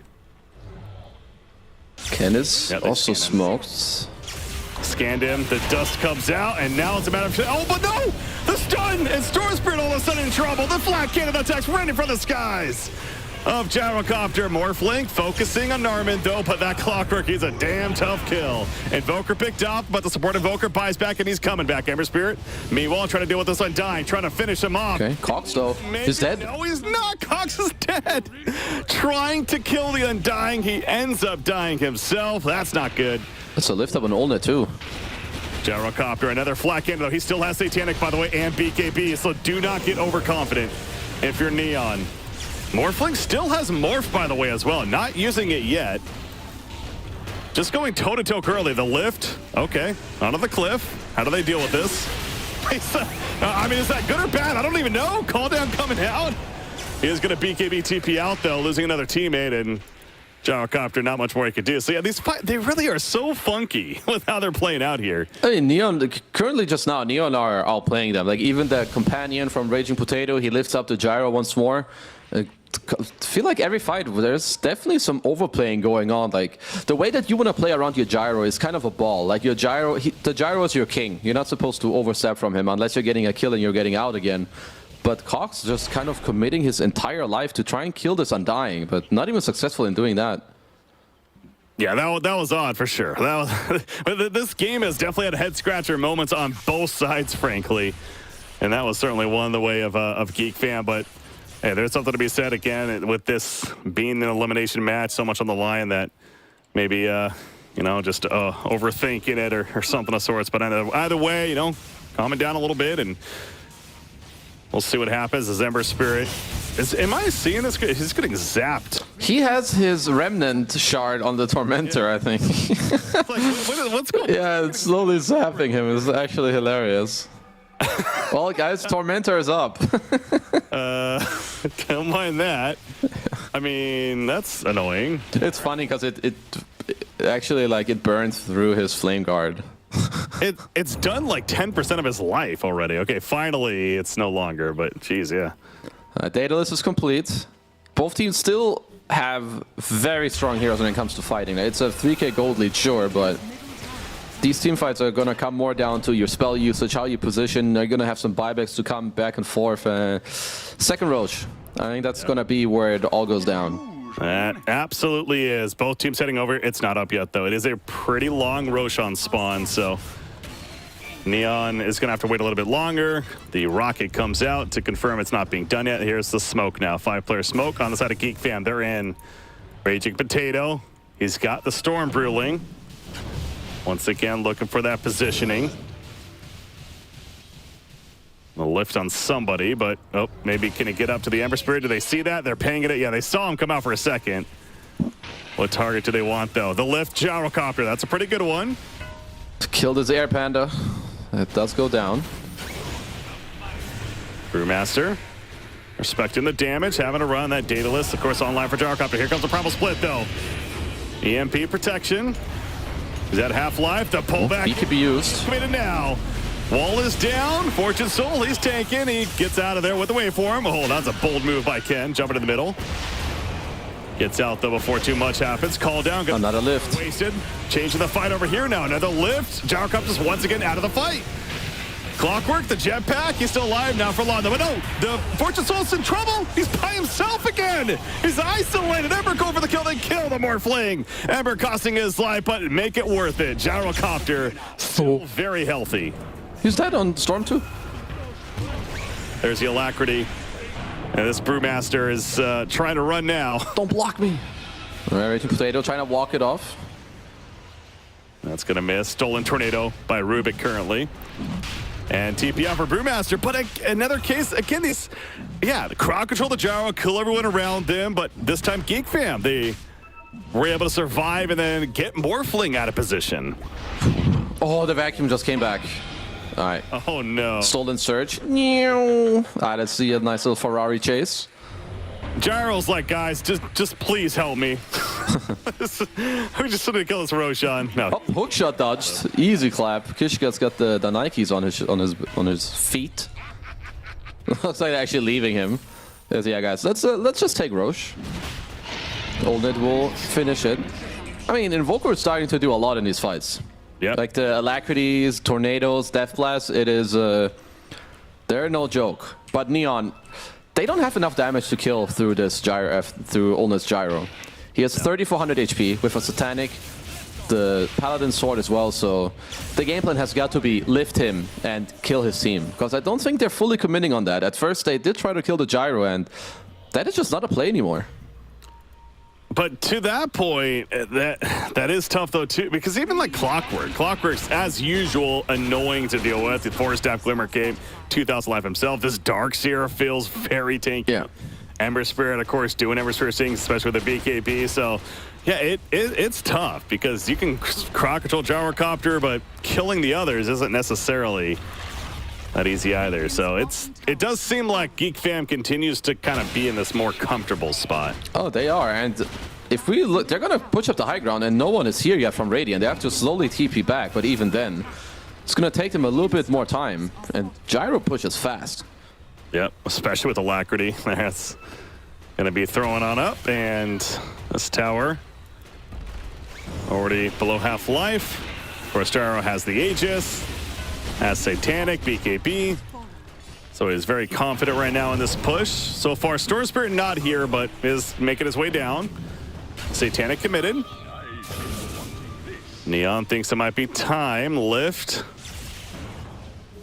They're just stalling. I mean, 15 seconds for Satanic. I feel like you can wait a little bit. Yeah, your Ember goes top, he can defend. Then, of course, Remnant back to you. Alacrity is back up. Morphling. He is the Gyrocopter as well. There's a lift. They're on Scam. Down here, yeah, south. Yeah. That's a good kill. That would be a big one, and it is going to be a big one. Invoker's out. Gyrocopter nearly dying, by the way. He hasn't BKB'd, though. Call down just on himself. Called on stolen, actually, by Rubik. That's why it was all green. Cox. Remnant around. And Gyro's got 7 seconds on Satanic, so this age is still 2.5 minutes. You don't want to just burn this if you don't have to. I mean, good early hold, because Wall is used. You also did kill the Invoker. So Oldnet will heal up. Oh. Nice try on the vacuum. Missile is on him, but he's got the blink. Should be okay. Black Cannon, yeah, that was close, actually. Gyro, he committed for this, trying to get that kill. So that will be an Aegis burn now. Back up. And now it's going to be the get back. Yeah, Geek Fam deciding, all right, that's enough. You know what I'm going to say? Now it is Rapier time, Berkey. For the Morphling? Nah, Gyro. Okay. I think he's still at the space where it's not easy for Neon to kill him, and he has so much backup that if he wanted to take a risk, I think he can. Otherwise, if the game drags 50 minutes on, then he'll do it in 15 minutes. Sure. But we will see a Rapier. I can feel it. I can smell the Rapier. It's potential for sure. I mean, you see his inventory. He has a similar idea, so. Ooh, Butterfly. Nah, it's a very good item. You already see that Fortune Soul is kind of struggling to deal with him, which means he's going to need to buy damage, like a Daedalus or whatever. Morphling, not the biggest fan of buying MKB. As, yeah, his Daedalus is going to be there soon on the Morph, of course.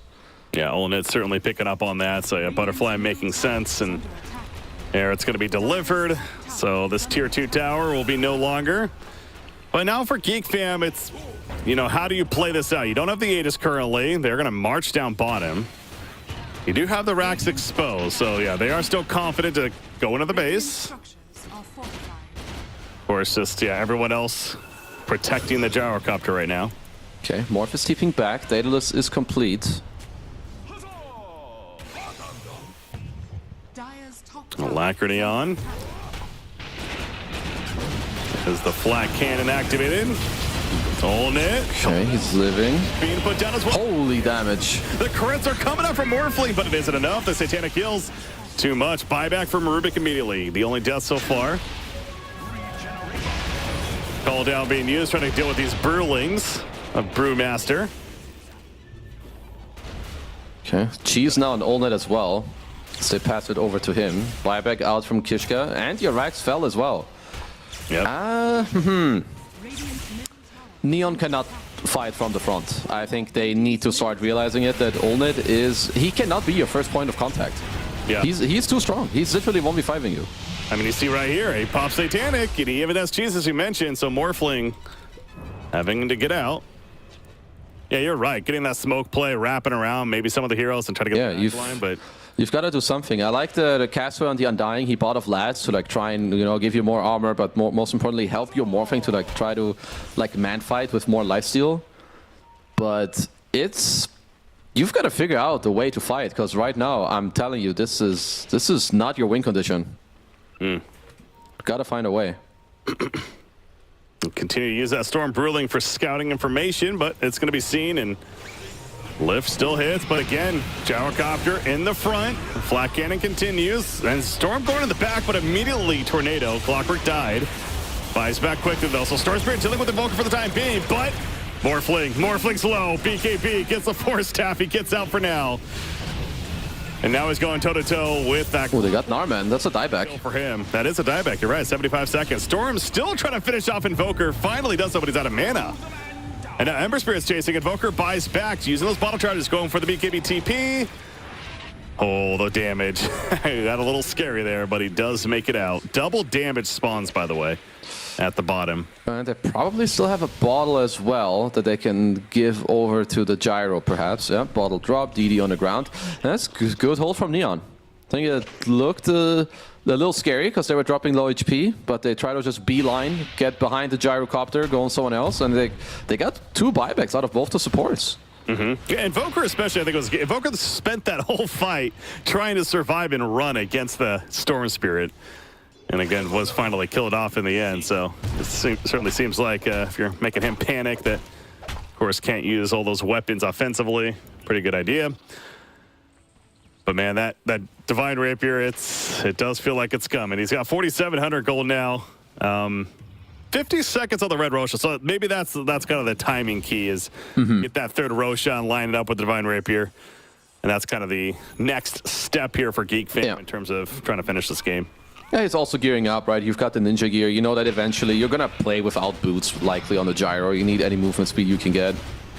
Can eat his Ags next and then still try to get his Rapier. So Ags is being eaten for now. His Synth is coming out. Yeah. Next Roshan. That's gonna be a very big deciding factor if only can...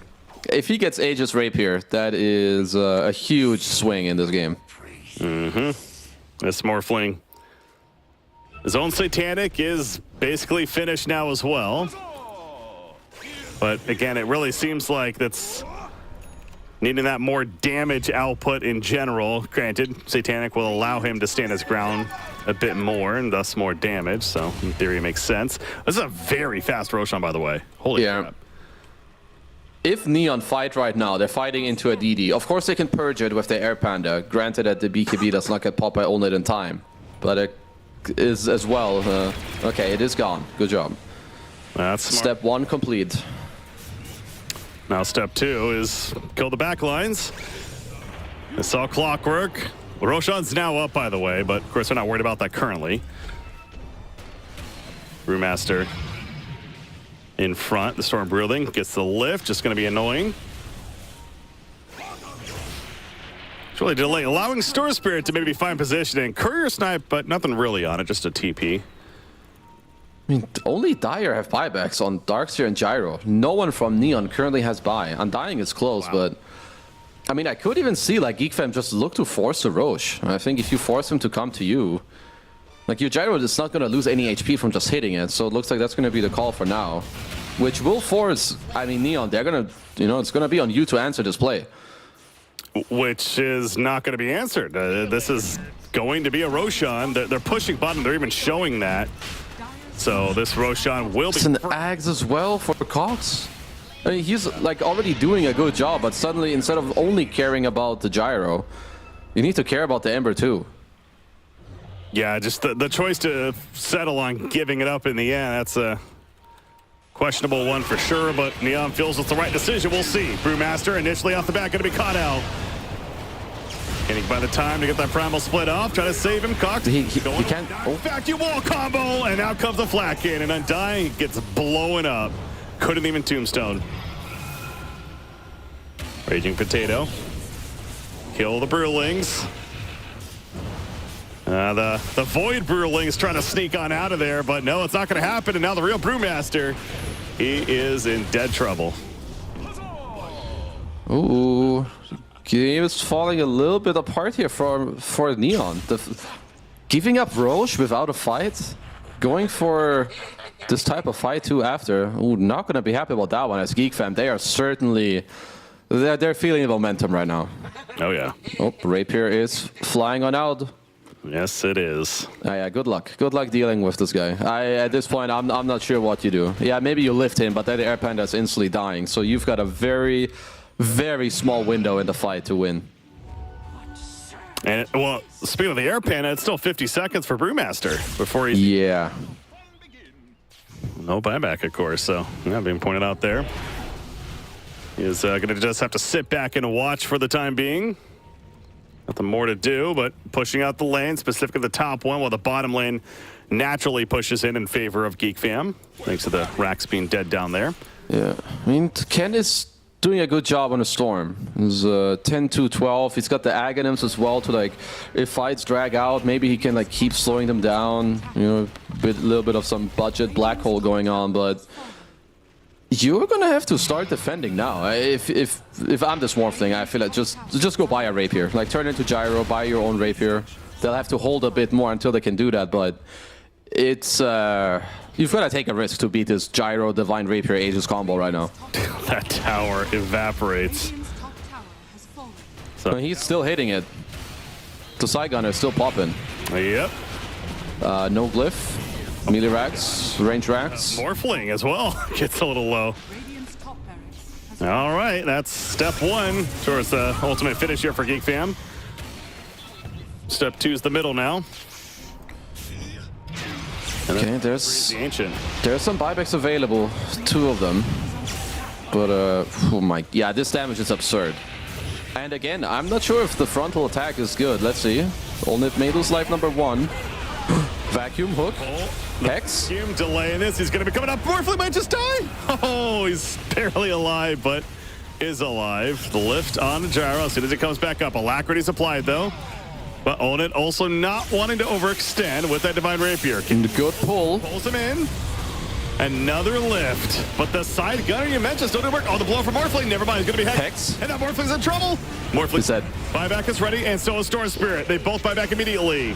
It's a triple kill for Olnit, though. Ken going back in once again with the pull-in. Okay, Olnit, Satanic. Satanic comes out. Olnit, he's at half-life. It's bouncing every which way. It's a freaking pinball machine. It's going back and forth, but in the end, it's Olnit's way. Oh, give it the Rampage. There it is, baby. The Rampage and the GG. It's Geek Fam staying alive. Whew. This is a nice series and a good game to win here for sure. If you're a Geek Fam, you're gonna feel, I think, good about that one, not just as a team, but also for Olnit as a player. I think this is a very nice boost moving forward. As for Neon, of course, you're gonna be very sad losing this game, but you've got to be kicking yourselves too. I think Fortune Soul had a free game, and they did not deliver together. Yeah. And especially after such a great Game 2 performance on the very same hero, the same lane matchup, and to have it go so different from one game to the next, it certainly is interesting. But yeah, Neon just unfortunately unable to answer the call that was. And see here, what is it, about 23 minutes in? I mean, even by now, it did feel like that maybe it was already a little bit too much on the gyrocopter on the other side. But yeah, these fights, there was just so many it's just so spread out. Yeah. Like, this is the type of replay that would help you a lot to improve. The problem is that this is going to be the replay that kicked you out of TI. So this is already the type of game that will destroy a lot of teams, because I think you've got the tools, like you've got Aegis, you've got all the right stuff to make it happen, but this is just, Dota is a game of very small instances. One guy messes up one thing, or you're not on the same page, and suddenly Geek Fam, just make it look easy. Your Gyro just stands there, he does all the stuff, and Olnet just kind of, putting on a very nice performance. Yeah, absolutely. Well played on his part. You see another great vacuum coming out. Speaking of that, Darkseer certainly had his moments throughout this game. Yeah.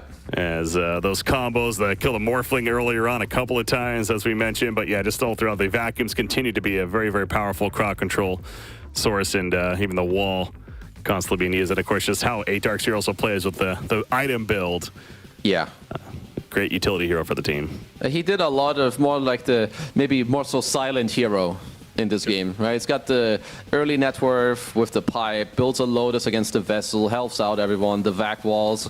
Like, most importantly, even the clutch Vacs, like getting Fortune Soul back into it when he tries to like waveform out. Because these early kills, like really, I have to go back to it. Like the 3 early kills they got on the Morph to stop him from going out of control. Like, all of these things, they led into everything that happened in this game. Yeah, again, Morphling, he just continued to be a little bit behind the gyrocopter, one step behind, dare I say. Triple kill there for on the double buyback, and figure, okay, if they can blow him up here, maybe at least still alive, but they couldn't. The support is a little bit too much against being a Darkseer. The aura's provided. I mean, Clockwork doing plenty, of course, and too little, too late at that point. So the victory, a rampage finish. You see, even the hero kills, though, is still favoring Neon at the very end, 30-27. But it's obviously a lot more than just simply the hero kills to determine the outcome. Hero kills don't matter if you're losing to one hero, because then if you've killed everyone else, who cares? But this Gyro with the auras behind, he's just so damn strong. Yeah. So, of course, look at the scoreboard there, but also worth pointing out the MVP, and I think we hinted at it a couple times right there. Forrest on the Darkseer, he truly was a wrecking ball for the team. The silent utility in the backlands, I think he's put it well. Oh my God, 96.3%. Yeah. Was involved in 26 of the 27 kills. That's pretty good. Yeah, a lot of the ion shells as well going on, right? Even going back to like the early game where Narman is stacking for him, putting the shell on him. So certainly that's like a team effort where they all help out each other. But yeah, 96 kill participation with good spell usage. Also the Hex in the end against Morphling. One of the most annoying items for this hero to deal with. Yeah, just some very, very solid performance. Absolutely, and that means Geek Fam is staying alive once again, and they're going to be playing Bleed Esports in their next round matchup. Of course, that'll be tomorrow. Yeah, in the lower bracket as they continue their run. So congratulations to them, Neon Esports. Unfortunately, their journey ends here, as we're going to suggest one more time. So, but that also means, Keizu, we got our final series of the day coming up. Another elimination match. We're going to take a break here, of course, but setting that one up, Army Geniuses versus Boom Esports. Any quick thoughts on that before we go to the break? This is going to be a nail biter, I think. Army Geniuses has been steadily improving. Maybe the same for Boom, but they're still a bit shaky. Boom are the favorites, but this is games like these can really break you. Yeah, definitely. Best out of 3. We'll see what happens. Ladies and gentlemen, our final series of the day here for the Southeast Asian Qualifiers. Coming up next, stay tuned. We'll be back.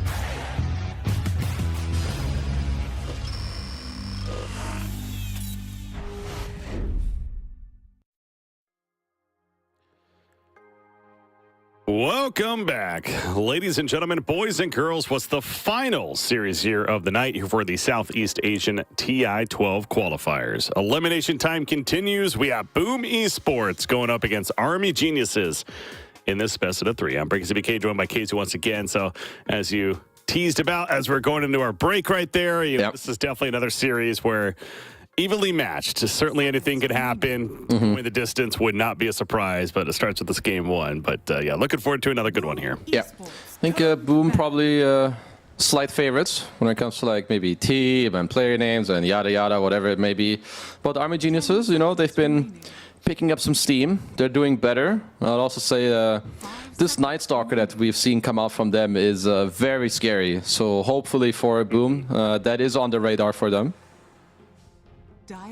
Sure it is. Army Geniuses. It's interesting because, I definitely agree with you. Again, you look at the players, Boom Esports, perhaps the slightly favored, but Army Geniuses did finish 6th, and Boom was 7th as far as seeds go. So technically, Army Geniuses, seed-wise, is even the favorite team. So again, it really goes back to, though, this is definitely a matchup where it can happen, and it's going to be Army Geniuses opening with a Vengeful. So you've put stress into this that you really like where Vengeful's at right now. Yeah, this hero is just super strong. Like I feel like it can be a support, it can be an off lane. It just lanes well early. It has a nice shard. It has good Aghanim's. It has save. It can pull people in. So either way, it feels great. Boom Esports also did ban the Nightstalk in the first phase, which generally just means that they just want to get it out of the way now, because later you're a bit more... you don't have so many bans later, right? They only have 3 left, so might as well take it out now, so that now you can still like ban the heroes you actually have to ban, not because you're forced to ban them. Yeah. So the Treant Protector, speaking of heroes that are just solid picks, especially early on, certainly fits that list. And something I did notice earlier, though, with the Vengeful Spirit, specifically in Southeast Asia, is 6 games, 1-5 record. So hasn't necessarily translated as far as the success throughout these qualifiers. Well, overall, I would say it's not like... this tree is going to be some wow pick, but overall against Venge generally helps you like deal more physical damage, both with the Wave of Terror and her aura. So having Living Armor, some early trading, and also the Overgrowth later, is just pretty good. So I think for now, both teams probably very happy with like the early setup to their draft. Yeah. Army Geniuses needs their 5th ban. They took out the Elder Titan there as well. Very heavy on support options. Yeah. Nearly fully on support, apart from Dawnbreaker, which of course we've generally seen as an offlane. Does look very strong in that role, though. Yep, but really puts value on her, especially picking up earlier. There could be that flex as well. So yeah, just taking her out. I wanted to give it an option, and Pango is the 5th ban at least that Army Geniuses will settle on. I feel like some Darkseers and TBs, like these type of heroes, I feel like could be on the radar for kind of either team. Like I think having TB with Venge is good. I think having TB against Venge is good as well. You get the aura. I think playing some Darkseer draft against Treant is always pretty nice, because Treant doesn't really have a lot of damage, and you kind of out team fight him. So I'm a little interested to see if either team will look to snatch one of those later. That's an Earthshaker to pair up with the Treant. Of course, great team fight synergy already, certainly there. But now the question is that going to be a mid Earthshaker? Yopaj, perhaps the one to play it, but it seems like that mid role is certainly even like a coin flip. You talked about that the other day. That's whether or not he's going to be there. So. Well, this certainly has got to do with the fact that your 2nd pick, because these 2 heroes together, I must say they don't look so beautiful, Treant and Earthshaker, but from 2nd pick you can flex it. If it turns out that it is still good mid towards the last pick, then you can keep it there. Otherwise, you can shift it to the 4. Looks like Army Geniuses, they have more of the type of draft that like it can easily force mistakes out of you. Like they're gonna be making their own plays. Like they can swap you out, they can bring you in with the lasso. Like this is already kind of scary to look at from the get-go. This Army Geniuses setting up to control the tempo, really, with their first 2 picks in comparison. And who are they going to pair them up with? Ooh, Silencer. So a bit more of a defensive mechanism there, but it seems like a pretty good answer to a Treant Earthshaker opening. No, absolutely. Like I've always liked that too. And now they, right, get the silencer in there, some counter team fight of sorts, if you will. Can always combo break the Earthshaker. That's pretty okay against Treant. But and you have heroes that go in for you, which is generally what you are looking for when you're playing silencer. You want your global to be used in a offensive capability. So like you global, you help your guy like easily swap a guy out or bring someone in. And I think now if I'm Boom, I would want to play heroes that help me play the map. Like you cannot just have everyone defend every lane and just get lassoed off the bat. So like Nagas, TBs, I feel like should be very high on your radar. Also thinking about ways to maybe deal with Bat Rider initiation, especially, and Legion Commander even comes to mind as possibility with their press the attack. But yeah, we'll see what direction Boom wants to go in. Their pick here. Again, it's also likely to be a little more telling as far as where the Earthshaker is going to end up. Now let's see. They're probably gonna.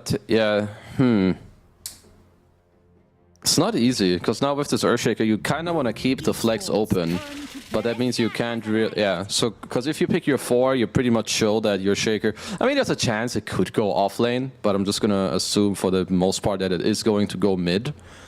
So you have your 4, you have your 5, and like your 2 and 3 potentially.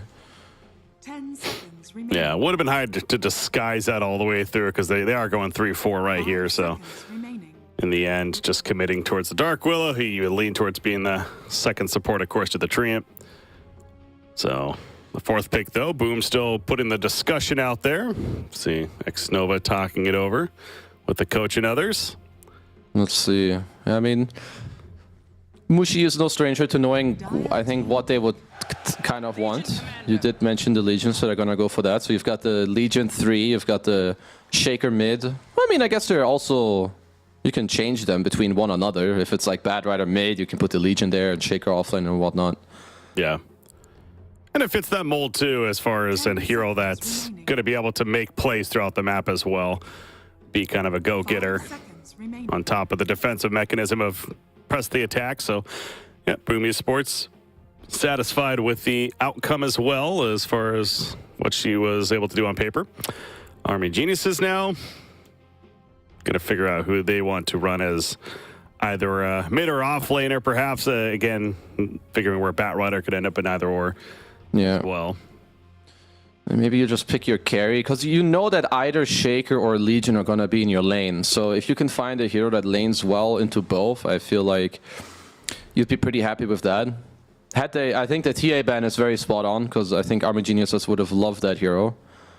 Hero they picked yesterday was Razor, which is fine against these two, but I feel like with a Silencer 5, I don't know if that would be my go-to here. So I'm kind of still looking.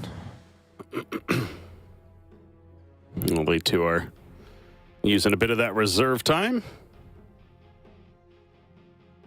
But first, position 1, you mentioned, get your carry here, perhaps, if there's one that really is tempting. And then ban around... your final pick, and knowing that you got the Earthshaker matchup mid, likely at least. And it is going to be the position 1. It is the Drow Ranger. Okay, so you have the Drow Venge. You can keep high range. Yeah, I'm pretty okay with this for now.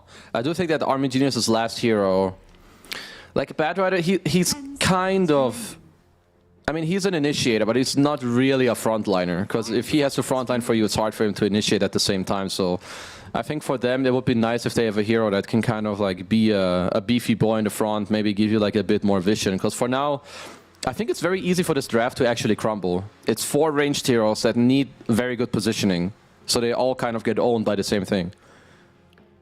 Yeah, and that kind of goes to Boom's lineup, that they have several heroes that can certainly get in the back line as well currently. The Earthshaker, the Legion Commander, Dark Willow even, sneak back. Obviously, Train can get positioning, especially with the Shard later on. So, yeah, Army Geniuses definitely needs that, that kind of chaos creator of sorts, it feels like. But Spectre is going to be one man taken out. So we saw that hero yesterday.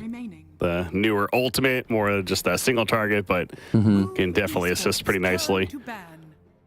That's a very good ban. Like we already touched on, okay, you have all these heroes that rely on positioning and, you know, they don't want to be caught off. Spectre is definitely a good band for that. Army Geniuses. I mean, I feel like they would want this type of hero I touched on. 10 seconds. But you don't really... I mean, it's not the best if you have to pick some melee mids against Shaker, because then suddenly they pick the Shaker early. He gets a free lane anyway. Doesn't feel good. But I feel like you need one of these heroes. Like some mid-Earth Spirit or something like that, which is banned, so never mind. You cannot get your hands on that. Yeah, when we're thinking of maybe tank here, Dragon Knight does come to mind. I was going to say Timbersaw too. I was thinking, but yeah, obviously banned out there, so... Boom, taking away that option. Yeah, that would have been a good pick. I'm sure that has to be a good matchup against the Shaker mid. I mean, Bad Rider mid is kind of whatever. I feel like generally people want to play that off lane. So yeah, they're going to go with the Storm.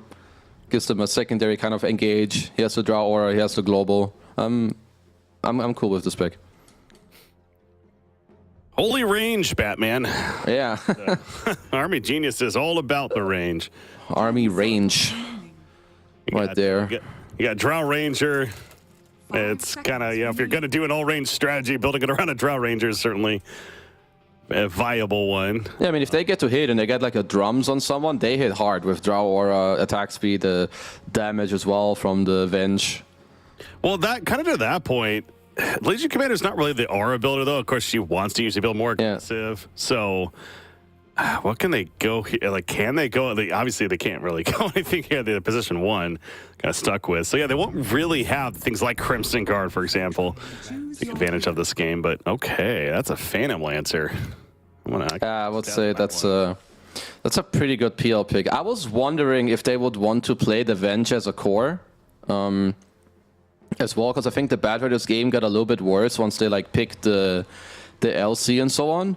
But I think Venge core into PL is very, well, it's just straight up bad, which is of course a big reason why they also picked PL. It's good against the whole draft. I feel like maybe once you see the PL come out, maybe you want to just put the Bad Rider in the offlane. But either way, very solid draft from both teams. It is, and you can kind of get the idea of what they're going for. I mean, it is still very scary overall to see, you know, like I said, a Drow around these 5 heroes, including her, building around that mentality. A lineup that can certainly 1 or 2 fights go the wrong way early on, and you're losing objectives left and right. So that early tempo certainly could be there for Army Geniuses. But you know, it's like especially with a hero to pick up like this, like take a good look at the stats. And yeah, Phantom Lancer has not been seen yet in Southeast Asia, and 4 times overall in all of these qualifiers. Yeah, not really picked often, but it sounds like here you really do like the pick. Actually, it's a very good PL pick. The only hero that does remotely anything to you is kind of the Storm, or a Bad Rat if he gets a lot of levels, but he's a 4. So I would expect him to do very well in this game. Nevertheless, Army Geniuses draft is very good, but they're more heavily reliant on like how their lane goes, how do the first like 10, 11, 12 minutes go. Should be a fun one. Definitely the potential for some fast play, especially on the side of Army Geniuses. But yeah, Yopaj on the Earthshaker in the mid, going to be matched up against Yao on Storm Spirit. Is there, what do you think of that matchup there? Does Earthshaker feel like he actually should be fine there, you think? Or? Well, Shaker isn't going to get any kills, as maybe opposed to some other mid matchups, but he should do well. Very farm tradey. Maybe your Dark Willow can, like, you know, try to come mid. You do some Fisher and 2 Bramble play. You get to walk up and, like, totem him. But overall, I think farm trade for both. All right, going to be loading into our first game now in your dream. Cue it up on that Drow Ranger. Yeah, as we got to pause to kick things off here, as we're going to get into it, though, shortly. So, again, both these teams. Oh, apparently one of the PCs actually froze. That is not good. Not a good sign to have that kick off. Yeah. This best of the 3 series, but yeah, so not picked up often, but just one of those games where it just makes sense. Phantom Lancer coming out. Natsumi, the one to play it for the team. I'm just looking at like Army Geniuses. I think early on they're gonna be like way stronger. You're gonna have like global. Your Storm can zip in under the effect of global silence. They just get like free reign. Like maybe you get to kill the Legion or the tree and go on the Dark Willow. Because PL is not gonna want to fight for quite a while. He wants his treads. He wants his diffusal. Shaker wants his blink dagger. So it's gonna be. For Boom, it's more important that they get to like kind of hold and not die too much. Whereas Army Geniuses, they need to like really speed it up early on.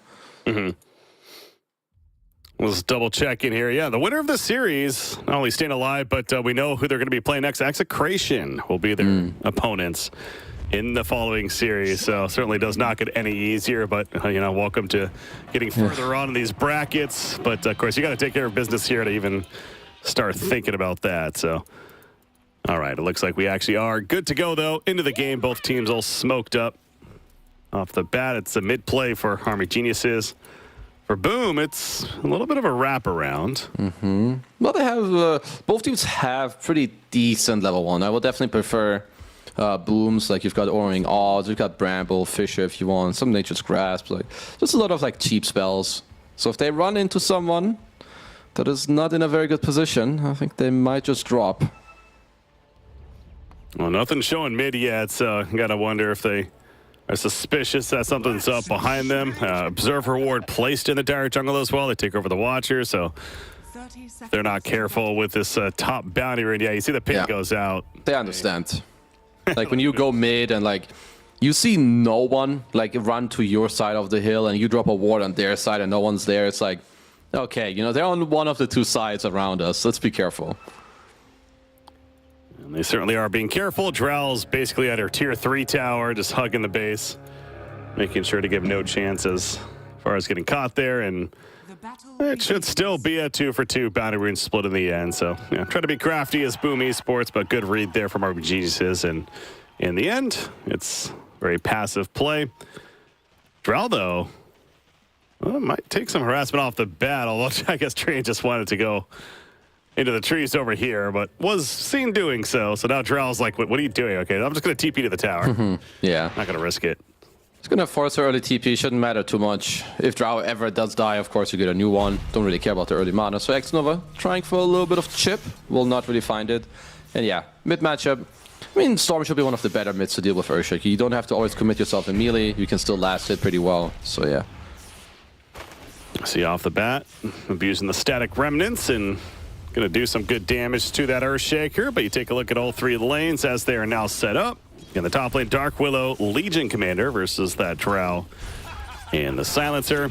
The Wisdoms are already in play. Yeah, the Glaives of Wisdom, that is. As Earthshaker mid is actually taking some good chunk of damage there. I suppose he is fine. He even has a very far worse case, but yeah, Storm Spirit playing extra aggressive from the beginning. Yeah, he's just taking a lot of hits all the time. Like a Shaker, you have to like kind of go in a little bit, like commit your body. I think Yao is just making good use of the fact that he has to play like that. Keep an eye on that CS as it picks up, but so far, Storm Spirit certainly winning that matchup, as again, getting low. But bottom lane, you got Batrider going at it with Treant and gonna take this creep wave from him. I'm noticing down here, but don't necessarily see a kill happening, as again, keeping focus on that mid lane action though. It feels like that something could be happening. Fisher level up and he got him. You know what? I'm sitting here like, are we going to move somewhere else? I'm certainly glad the Observer staying on that mid lane because it was bound to happen. No, just when they're playing on such low HP, and this is like, a lot of them go by like, muscle memory and like knowing that, yeah, sure, I can stay low, he can't kill me. So he got him on the high ground with a little nice flame break. And he remembered from the start of the game, doesn't have a TP. I mean, Xnova was laughing, but I think on the inside, he's a little bit dead inside right now. This is not a nice play. It's one of those Joker laughs going on. Yeah. Like, this is great, guys. Yeah, it's like, haha, I'm fine. You guys are silly. All right, I'm just going to chill here for a while. Yeah. But back to the first blood. It was very nicely done. Goes in, you get the kill with the totem while you get the hit off, Fisher level up, and bam, you get it. Because that should not really happen, but if you find a little opening, you go for an outplay. Well, certainly it can. Gets the water rune.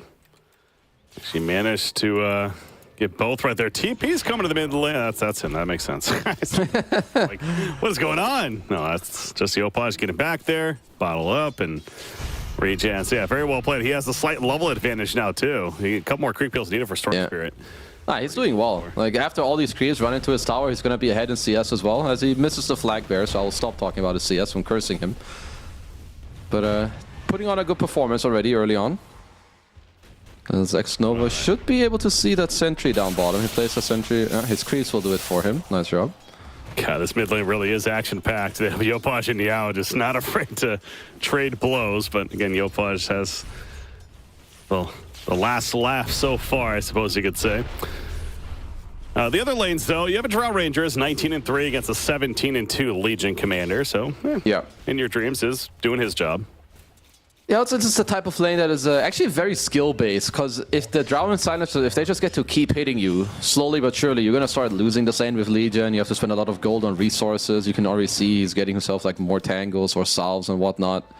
So, with that said, if they can ever find aggressive players on Drow, that will really slow down the Drow's game, but it's on you to find those moves. Well, that multi-shot as well as Silencer throwing out the Arcane Curse. Legion Commander is going to be able to walk it off. Boca Bramble Maze will help him do so, but Drow showing that she can start playing extra aggressive now. Bottom lane, Treant's coming in, throws down the Nature's Grasp, but DB is also doing really good. 20-7 on the Vengeful, 12-2 on Phantom Lancer. So yeah, Natsumi, he is falling behind here at the bottom. The DB is kind of a Chad, I think. Like, whenever we see him lane, whether it's Legion, Nightstalker, or Avenge, just hold that for a moment. A lot of pressure, my friend, though. Careful. Yeah, Drow needs to be careful. So does Silencer, apparently. So look at that. Maybe a turn, but they take out the Silencer. But good TP support from Batrider, and at least he'll get the revenge kill, and certainly the higher priority of them. Well, so very good trade for AG, of course. As down bottom, did DB just killed him 2v1 somehow? I'm telling you, this guy is a Chad. I don't know how it's possible. You called him a Chad, he had to flex. He's like, yep, I'm going to show you why. How are you killing a lane 1v2 as Venge? Actually, what a monster. This guy's good. I think they tried to kill him, but again, being the Chad that he is, that wasn't going to be, so. Yeah, well played by DB and continues to accelerate. And that's scary because you are dealing with this Drow lineup, the Vengeful Core as well. Those two heroes in synergy is, you know, both of them having a good start. Those levels will add up and they're going to be hard to deal with. I mean, DB has like a lot of early damage as well. Like Venge being universal nowadays, I feel like she benefits way more from being agi as she was back in the day. Your Wave of Terror lowers their attack damage as well in the lane. So like when he uses it on PL, he only has like 60 damage, whereas Venge hits as hard as Treant Protector right now. So let's hold that for a moment. Active Rune. DD for Mr. Yopaj. Ooh, he's liking that and wants to get a chance to maybe use it. Goes out the Fissure, but that's a pretty deep Storm Spirit. Oh, they really wanted to commit to that. This is a lot of pressure. Like, even if they don't kill him, you have the Siege Creep available. Your next wave is coming. You've got a DD too, and Storm is not 6. Batrider realizing that his teammate needs a little bit of support. Needs to be careful himself, though. Gets the Leech Seed, but yeah, very aggressive playstyle coming out from Boom, but clearly makes sense as the double damage auto attacks from Yopaj. Glyph as well. This is just mid tower down. Maybe a deny at least. Silencer comes up with a curse. Storm Spirit doesn't want to risk it. It is a free tower kill, so yeah, they don't get the hero, but they get a big objective over 7 minutes into the game. Yeah, and just like see how snowbally Dota is. Without this earlier play where Yopaj does the outplay with First Blood, we would not be talking about the mid tower like this. It would not be dead right now. So all these small things just going to one another. He's 800 gold ahead of the Storm. Will be forced to TP out though, so a good recovery play from AG for sure. Yeah, again, the best of that situation. But yeah, not only would he not, if he doesn't get that close kill, but he could have died himself, and then Storm Spirit suddenly is snowballing. Yeah. It's the other direction, and yeah, definitely very good point there. It's how these small things in the laning phase can certainly add up and change things beyond. So, but yeah, very good there for Boom, and at least in that sense, but you kind of take a step back, you look at the big picture, and you still stand with Drow and Vengeful both having a great time. And speaking of Drow top lane, trying to save her teammate, the Gust, the multi-shots, that kill Silencer, but at what cost? It's a dead Legion Commander. Nearly burning out to the Firefly. DB again putting a lot of pressure down bottom. But yeah, once Natsumi is level 6, I think he should be A-okay. Then you've got all delusions that... it's like Venge's biggest nightmare. It summons and delusions. It's the one thing this hero does not deal with in any way. Maybe a Wave of Terror. Yeah, the Wave of Terror them. Buy a Maelstrom. He might have to in this game. I'm not even capping. Yeah, that actually might not be. Yeah, like... being core is technically not out of the question. You know, speaking of that, I wanted to bring up Drow Ranger going the Midas build. Yeah. I have seen this more. I think it started at Riyadh. I think that it was maybe... It may have been Yotoro who did it. I think it has a lot to do with the fact that the first items on Drow Ranger, they just feel very strange. Like you go Dragonlance, it doesn't really help you farm. Like you don't have a... You don't go Maelstrom, because your farming tool is kind of your multi-shot, right? So I think you farm more with levels. So I think getting a Midas, which gives you attack speed, and then of course the levels, it helps. X-Nova. Storm Spirit. See ya. +2. Yell's moving, and he finds the free kill on a Tran, so making some plays as a Storm Spirit. We're now 9 minutes in, as you'd expect. Yopaj smokes up with Dark Willow, just out of vision, and they're headed top. They want to deal with this Drow. Can they catch him? Well, no blink, so they'll just have to straight up run into him, as In Your Dream is looking to pull, which means probably one of them broke. Oh, See ya. Just gonna echo just to really get the start going, and easy kill in the end. So yeah, that's very worth the use of an Echo Slam. Yeah. Got the Drow and set up a tower push.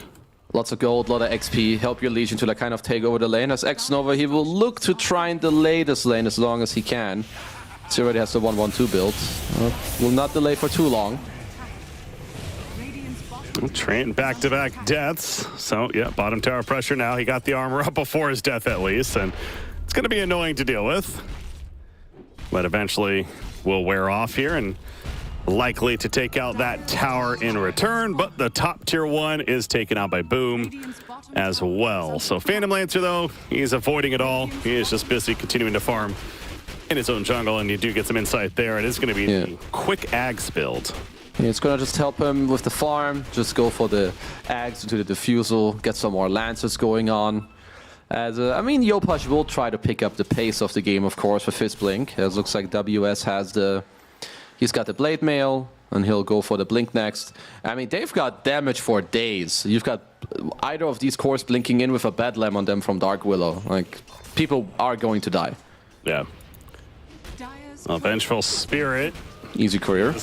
Going his own Ags as the other current. Nice job right there with the use of the Doppelganger to avoid the magic missile. But the Ags build on Vengeful Spirit. That Vengeance Aura will be online. And about another 2,000 gold here. I mean, Venge is a scary hero. I mean, any hero is scary being top network, but generally when you play offlane Venge, you don't get to this Ags that early on because you get shot down in lane, or maybe you get ganked because your comeback mechanism isn't too good. But this hero being top network, it will do a lot in like this mid game, like this 15-minute plus mark. If he gets Ags, like you cannot touch this hero, because if you kill her, you're gonna die 3 times as much. She just comes with her illusion, stuns you again. Good luck fighting that. I know it's been like this for a while, Casey, but this game is really highlighting how far Ags has come as an item. Yeah. All 4 cores, mid and safe lane, are going the Ags, essentially first item in this game. Yeah. I guess that's true. Technically not Storm Spirit, but yeah, you get the point. It's 4 of these 6 cores in total are going to be going Ags early on. That's something. Well, we've got a Freeman Smoke. We need to remember that there's a global. Like if you go for the smoke with your Blink Shaker and you go for something, if they're fast on a global, that's just an instant counterplay. Jokum is taking the bounty. Doppel. Fear not going to go off. There's that global silence though. Phantom Lancer. He's still in trouble. However, Echo Slam comes out, catches Vengeful Spirit. The Terrorize on top. The damage, though, isn't enough. He is a tanky Vengeful. The damage is enough, and the dual victory on a Bat Rider as well. Nice press the attack. Dark Willow escapes, and Yao's out of mana. He's in trouble. Maybe. They have a chase. Fissure in 3. There's the jump. Totem, the Fissure. They got him. It is a dead Storm Spirit as well. Huge play. APM tries to get aggressive. It backfires. That was sick from Yopaj. I think a lot of Shakers, they would have blinked in, but he was like constantly stutter stepping backwards and forwards, and like I think he forced the Silencer to kind of global, which in hindsight, he should just wait to like combo break the Shaker, because if by the time global is out, they haven't won the fight, this will happen every time. It was really well done by Boom. There's always going to be that mind game coming into play with the Silencer in the game, playing around it. So the mid-earth Shaker coming through, and Yopaj has taken over as the top farm after what we saw right there. Of course, Drow Ranger keeping it close, especially with that Midas build. But certainly got to be satisfied if you're Boom with your success of your Earthshaker, of course, having the blink. And maybe, does he prioritize the Ags next, or is it going to be the BKB first? I think it's the right, because, yeah, there's a point booster. Oh, let's see. Natsumi. Lasso, silence. Oh, They should get him. They need one click. Yep. he's trying to juke. Oh, hard to juke as well when there's a living armor on you. But he was going to die there anyway. So yeah, it's going to be the Blink Axe on Yopaj. It looks like Natsumi also is changing up the build. He wants to go Manta first. I'm kind of with him on that one. I think you can get out of the Guts, you can get out of the Global. Because that is just, yeah, it's just annoying to play into. That's going to be an issue, yeah. That last fight probably having something to do with that as well, but that realization hit of, okay, yeah, this makes more sense this time around. As good as the Axe could have been, more for the aggressive route. Manta style is fairly necessary here. So, yeah, make it the priority there. But Drow Rangers sticking to the Yags follow-up at least for now, it looks like. Has a Dragon Lance early on. That she did get after the Hand of Midas. Storm Spirit has been doing his thing of the Falcon Blade and looking to finish a full-on Witch Blade. It seems like this is kind of the Drow build that I've seen. The build as of new. The Midas, you go Dragon Lance, and you can split your Dragon Lance into the Ags as well. So dude's gonna be farming, and maybe I think Venge Ags plus Global. It's time to smoke at the mid-tier 1 and try to take that over for AG. Another big item pickup, though, on the side of Boom this time. It's Blink, finished by Legion Commander. She's got the Blade Mail, now has a Blink being delivered. That with the Earthshaker, it's the initiation is definitely online now for Boom. Oh yeah, you've got multiple sources, but again, we'll have to talk about the Global. It's going to be the bane of their initiation, so they'll kind of have to look how they can play around that. But Natsumi is falling a little bit behind in the net worth on their PL now. That one kill from earlier definitely putting a little bit of a stop to his net worth. Having to play really defensive on the left side of the map. Bottom side, Legion Commander. She's not seen. She's just out of range. Where did that blink go? It's on the courier. Okay. Yeah, so it's got to be coming. As there's a duel. No blink needed. Freebie. Walk-up strat will win. And Batrider's caught. Oh, they got both. Well done. Yeah, that's big. I mean, especially without the blink on Legion Commander, manages to still get up, get a duel, and get the victory. So Legion Commander is at the second victory. Well, yeah, 28 damage. Yep. WS feeling good. Okay, Arcane Rune for Yao, who's also looking at an Orchid. You have a small window to still try and kill Natsumi once before the Manta. As it's only 350 gold away. Not sure if too much will happen until then. Looks like he should get to his Manta with just one death. I think that's pretty acceptable.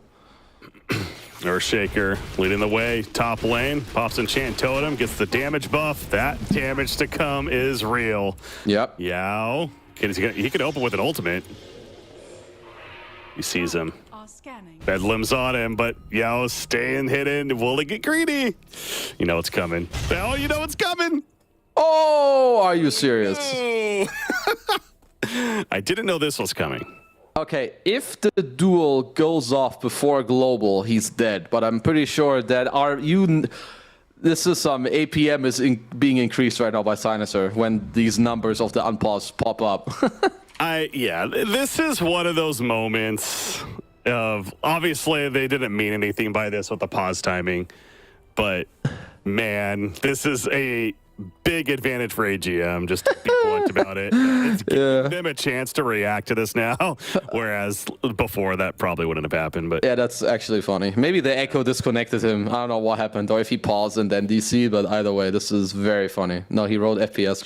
Yeah, no, he wrote it and then disconnected after, so yeah, it's definitely happened to be awkward timing. What a godlike timing. I'm telling you, this guy is a Chad. This guy even makes good plays when he doesn't even mean to. Just writes FPS drop and pauses the moment his mid player is about to get wrecked. Plan, don't worry.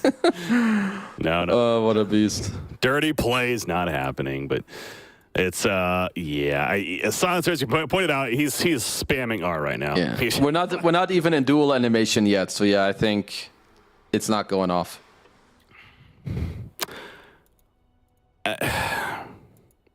Let's see. I mean, there's no way, right? Yeah, he was sorry. He knows it's like. What happens next? I think he lives. Let's see.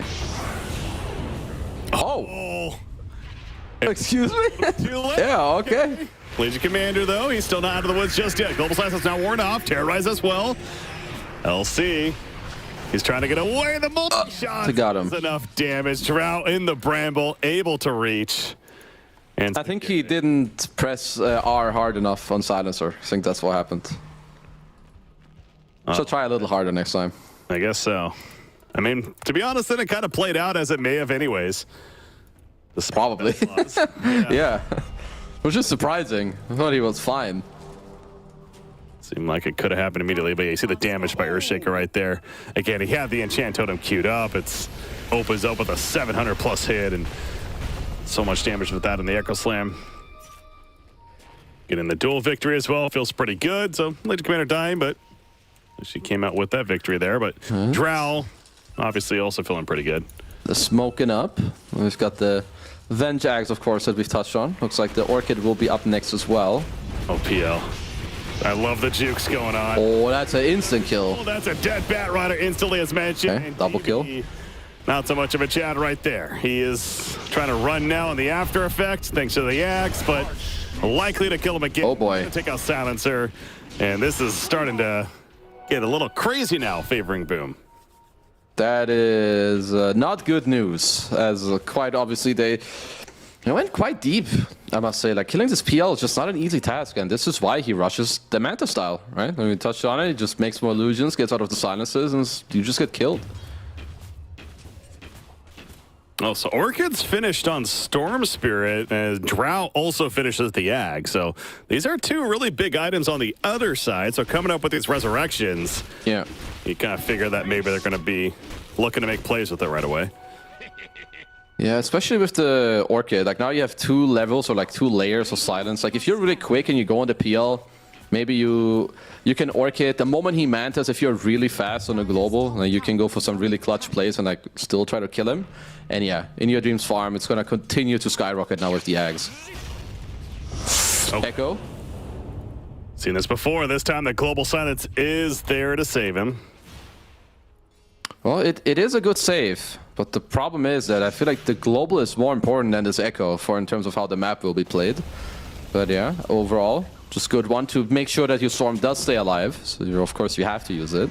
Yeah, so now Good with the keyword. Silence, though, Boom is feeling a bit more confident. However, Trent going to get initiated on, but the Fissure's there to save as well as the Bramble Bays, or that's the idea at least. Look at the Swarm. You love it. DB getting aggressive to make the kill happen. Does have the Grove Bow as well on Venge. Certainly gonna enjoy that, being a low-range hero. And yeah, with the Drow Aura, gonna get yourself a little more attack speed, a little more damage from being universal as well. Yeah, this Vengeful's can also hit pretty hard. It's kind of what you're getting at right there with, with everything going on. So gotta respect her damage too.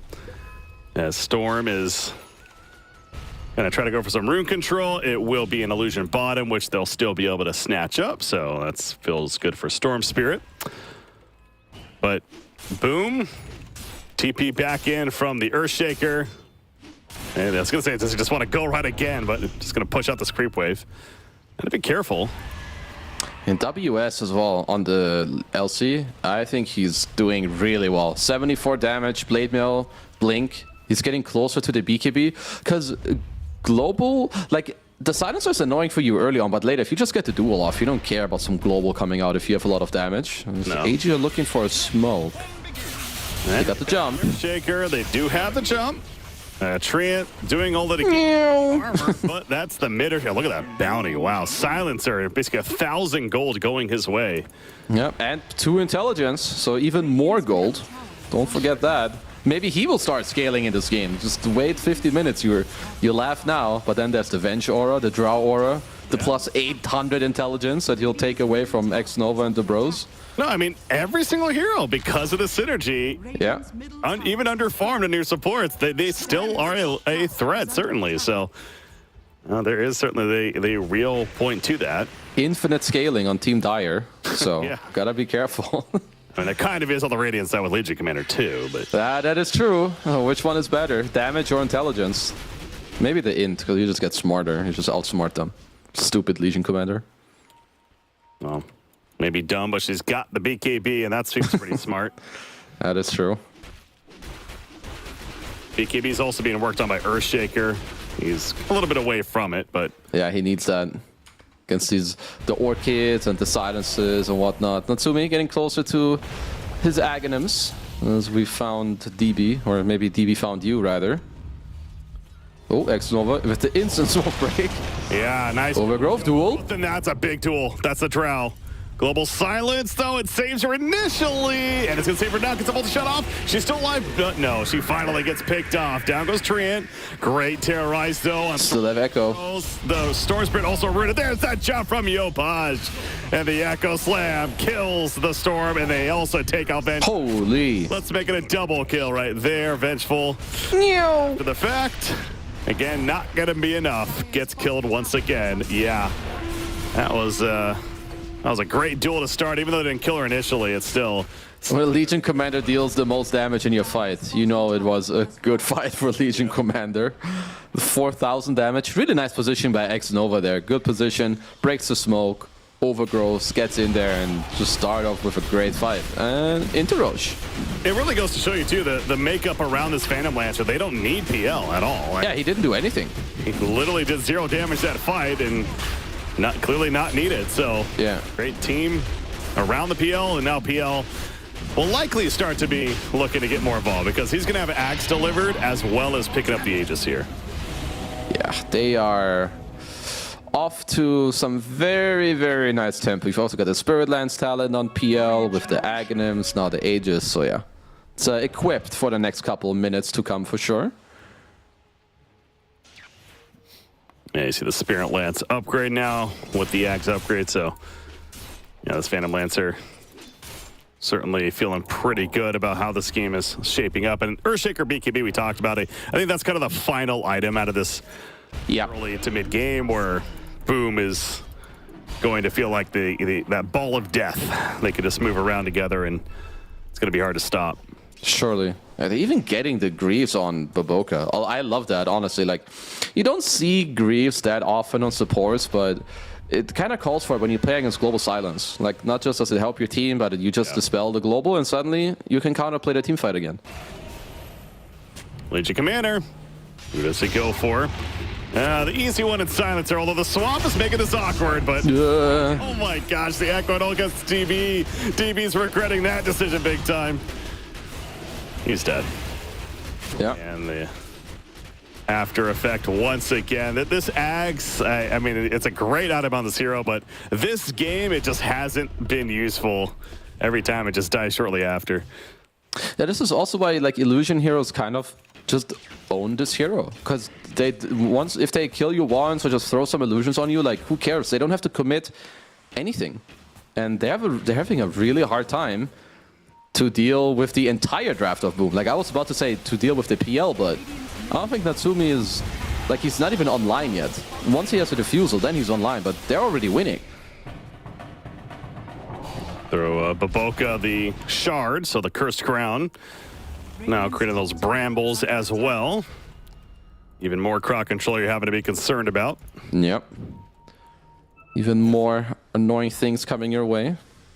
Drow Ranger, she's still on top of the net worth, but the other core is certainly falling behind. Boom have a very good ward down here in the mid lane, which did spot them run through all the way. So let's see if there's any catch coming out.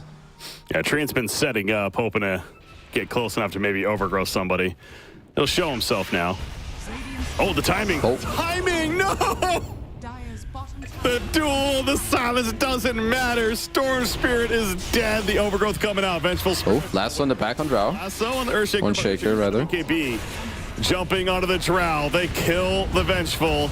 Drow is just trying to run this whole time. PL catches up. Nice flame break. Push back. The multi-shot turn. But the press the attack even comes out. This Drow is just trying to run for her life, but she just can't get away. I think Boom has pretty good control of this game now. Yeah. DV is trying to walk it off, but yeah. Michael Jordan, he's here. He's going to dunk all over you. It's Boom. They're up 9k gold. Aegis is still on the deck. I've still yet to see them really... he did deal damage with PL this fight, but it still just goes to show you that his team, they're already playing so well that even without the last pick, they're just kind of rolling on them. Up, another kill for Yopaj. As shown, Legion has 130 dual damage, working on an AC. Yeah, they're playing very well. Yeah, that is insane. You saw that last fight again. Another case of Legion Commander leading the damage chart. So as PL really is online now with the Diffusal Blade, he has Aegis for another minute plus. What do you do if you're AGM? This is a lineup. This is the thing with these draw lineups, especially when you're kind of all in with the whole range strategy of, yeah, great tempo early on potentially, get objectives, but when it doesn't happen like you wanted it to, then yeah, you're finding yourself in a position such as this where they don't really have that frontliner now. I mean, Vengeful's fallen off quite a bit. Yeah, your timings they've kind of dwindled away, I think, at this point. Like, yeah, in your dream, still having a good game when it comes to the network, but how does he truly dish out this damage? Like, all of these heroes, they don't really feel good, like, standing their ground. They're all forced to run at the same time, and then, like, who's dealing damage? Nobody. Uh-oh, here comes Michael. Run away, everyone. Dire's courier has been killed. Yopaj, aka Uh-oh. Oh, my friend. See ya. Rao is maybe dead. Yeah, you're definitely dead. Nah, he's fine. No, he's good. Never mind. Press buyback. You're good. Can't even do that. He's out for Yeah. Radiant's courier. And Yopaj's courier gets killed. All right, there's a victory. Oh, we take those. The creeps are just too strong. I like that Boom are not using like all 5 heroes in the place that they go. Like earlier when they were lurking around mid, they had the PL pushing bottom because they knew no one's going to attack him. We can already go mid. Now when they were hunting, Legion was pushing in top. Like just very efficient map play. Is under attack. Someone continues. Look at Silencer is going to be found. Damage again is just always so impressive. Yopaj opens, gets the free kill. However, they're trying to turn on the Earthshaker. There's a TP coming in. Legion Commander's making their way over here. Yeah, you do not want to commit to this if you're AGM. Certainly not. Well, you're at least close to your Storm BKB. That's like something that can maybe help you deal with the backline. But then again, how good is it for you to jump the enemy backline? It's not like Drow will follow you there, because that will actually put her out of position. And Boboka's got Guardian Greaves, so I don't think he's going to die to that. Yeah. Trent was scouting Storm Spirit, making the smart decision there, just going backwards and didn't want to get caught. Vengeful, though. Free kill. Not going to do the same. That is a free kill. Winner, winner. Legion Commander, 168 damage now. Once again, going to take out the after effect. And we have nearly a 20,000 net worth lead just about for the side of Boom Esports. And Phantom Lancer's like, okay, yeah, sure, I'll buy a heart as well, because... Yeah. Well, like he was dying anyways. I think only moves that the AG has is you need to smoke, blink lasso, force a guy in, and just kill like that. I don't think they should be trying anything else, really. There's yeah, too many problems coming their way. Like, even this tree and is super annoying for In Your Dreams damage output, because like Drow Aura, you pierce through all the armor, but this guy, he pops Living Armor, he pops Solar Crest, suddenly you have to hit through 15 armor anyway, even though you're Drow Ranger. Yeah. There is a double damage up at the top rune spot, but neither team has vision over there, so not going to necessarily head on over. Phantom Lancer, though, is just already knocking on the door, taking out the tier 3 tower. It's got the heart. Yeah. That's ridiculous. Yeah, I mean, I like the Cyclone push. I think a lot of the times we see people play... Oh, hold it. Swap. Oh, but the silence comes late. He's able to doppelganger away. In the back lines, Drow. Oh, Drow's dead. Yeah, it's like 2 buybacks. And DB's dead as well. Again, the Ags effect is still there, but swap in, Legion Commander. Where's the damage? Oh, swap into lasso. But the backup's coming though. Phantom Lancer. Nice overgrowth. Drow into the base. The overgrowth also assisting as Storm Spirit's staying dead. And yeah, I'm sure AGM is thinking about game number 2 now. Very likely. I mean, if you're not thinking about it yet, Boom will make you think about it soon. As even the Drow was just illusions and the curse ground. Oh! Oh no! Ah! Okay, he lived. He's good. Everything's fine. He's fine. He's totally fine. Base I was not even afraid. Yeah, 200 dual damage, so safe to say that WS is having a grand old time. I mean, you got to think, again, talk about this quite a bit. Obviously, AGM, they don't have the stats in front of them to truly break down how this game is looking, but you certainly have to feel it. They can feel it. understand that they are pretty behind in this one. And it's just that Holy damage, Batman. dual victory. There we go. It is a GG. Oh. Game 1 officially going to Boom. So, hey, like the Trell strat, very Olin-ish with the whole 5-player range. Yeah. Again, potential's definitely there, but Boom. Yeah, there's just specific things that when you have a strat that is very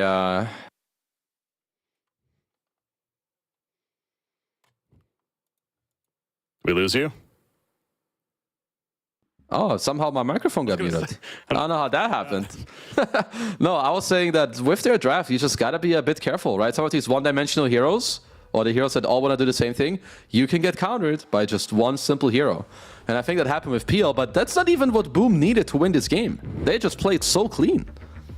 Yeah, just like you got countered by the Global Silence there. Yeah, he casted it on me. What the hell, man? Global Silence this game, unfortunately, just didn't do as much as he hoped for. But yeah, across the board, it was really Boom setting that, I use a word we use a lot, but the tempo. And your AGM is the one to do so. But you know what? Like, I don't want to over-analyze this point that I'm about to make, but at the same time, you brought it up earlier, how it's that kill by Earthshaker in the lane. What happened after the fact there, and maybe that wouldn't have taken place if that never took place in the first place. You get the point, and now here we are by the end of the game. You kind of wonder, well, maybe that one kill effect. It will definitely make the game look very different. Like maybe, you know, your Storm gets to hold his lane more, then he gets to like gank bottom for the Venge and like help Venge open up the tower, kick out the PL, yada yada, like whatever it may be. I still think you're running a huge risk running this specific tri-core into a last pick PL with like no adjustments. But I mean, overall, I didn't really mind their draft. So I think going into the next game, just gonna talk about some of the small things, maybe clean up a little bit of gameplay and just go next. Yeah, it's nothing wrong with that. Certainly, point to be made about. We could talk about. You don't want to overanalyze. Exactly. You certainly can't play against this squad. But yeah, the Phantom Blades here, again, a hero that we hadn't seen yet in Southeast Asia. Only 4 times out all these qualifiers, not a picked up core at all in most cases, but this time it made sense on paper, and obviously Boom was behind that idea as well. And all 3 cores, frankly, looked very good. Hell, even, I mean, yes, Phantom Lancer eventually came online too, and of course he played through it, but really was the LC and especially that mid Earthshaker that was able to open up so much space. Yeah, like I don't think Natsumi played bad by any means. It's more that his team just played so well that they didn't really need him, right? WS, as you said, Yopaj with the mid performance into like more plays, great echo slams, just jumping around here with a DD. He's like 2-shotting everyone.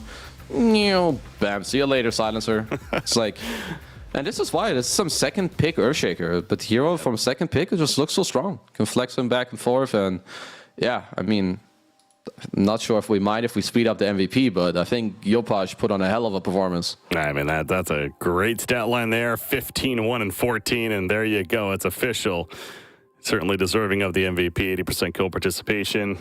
Yeah, what more else is there to say? Again, not much, I think. Yeah, like only 1 versus 1 kill and went from there. Yeah, sick kills, good calls, nice patience. I think other maybe hero you can call out. Boboka had a 3-0-2-2 stat line. So, of course, very impressive there for the memes. Yep, that's always fun. But the important thing is, overall for Boom Esports, is that as a team, they get the victory. Yeah. And felt good doing so, I'm sure. That was one of those games, definitely had fun playing it. Every single player on that team. Oh, yeah. Like the Legion Commander and Yopaj in mid, so fun one to play for them, so... All right, but we got the break that's going to be coming up. Ladies and gentlemen, Army Geniuses, can they do it? Can they force a Game 3, or will Boom Esports close it out? That's what we're going to be finding out next on Breaking CBK, joined by Keizu. Southeast Asian TI-12 qualifier coverage continues next.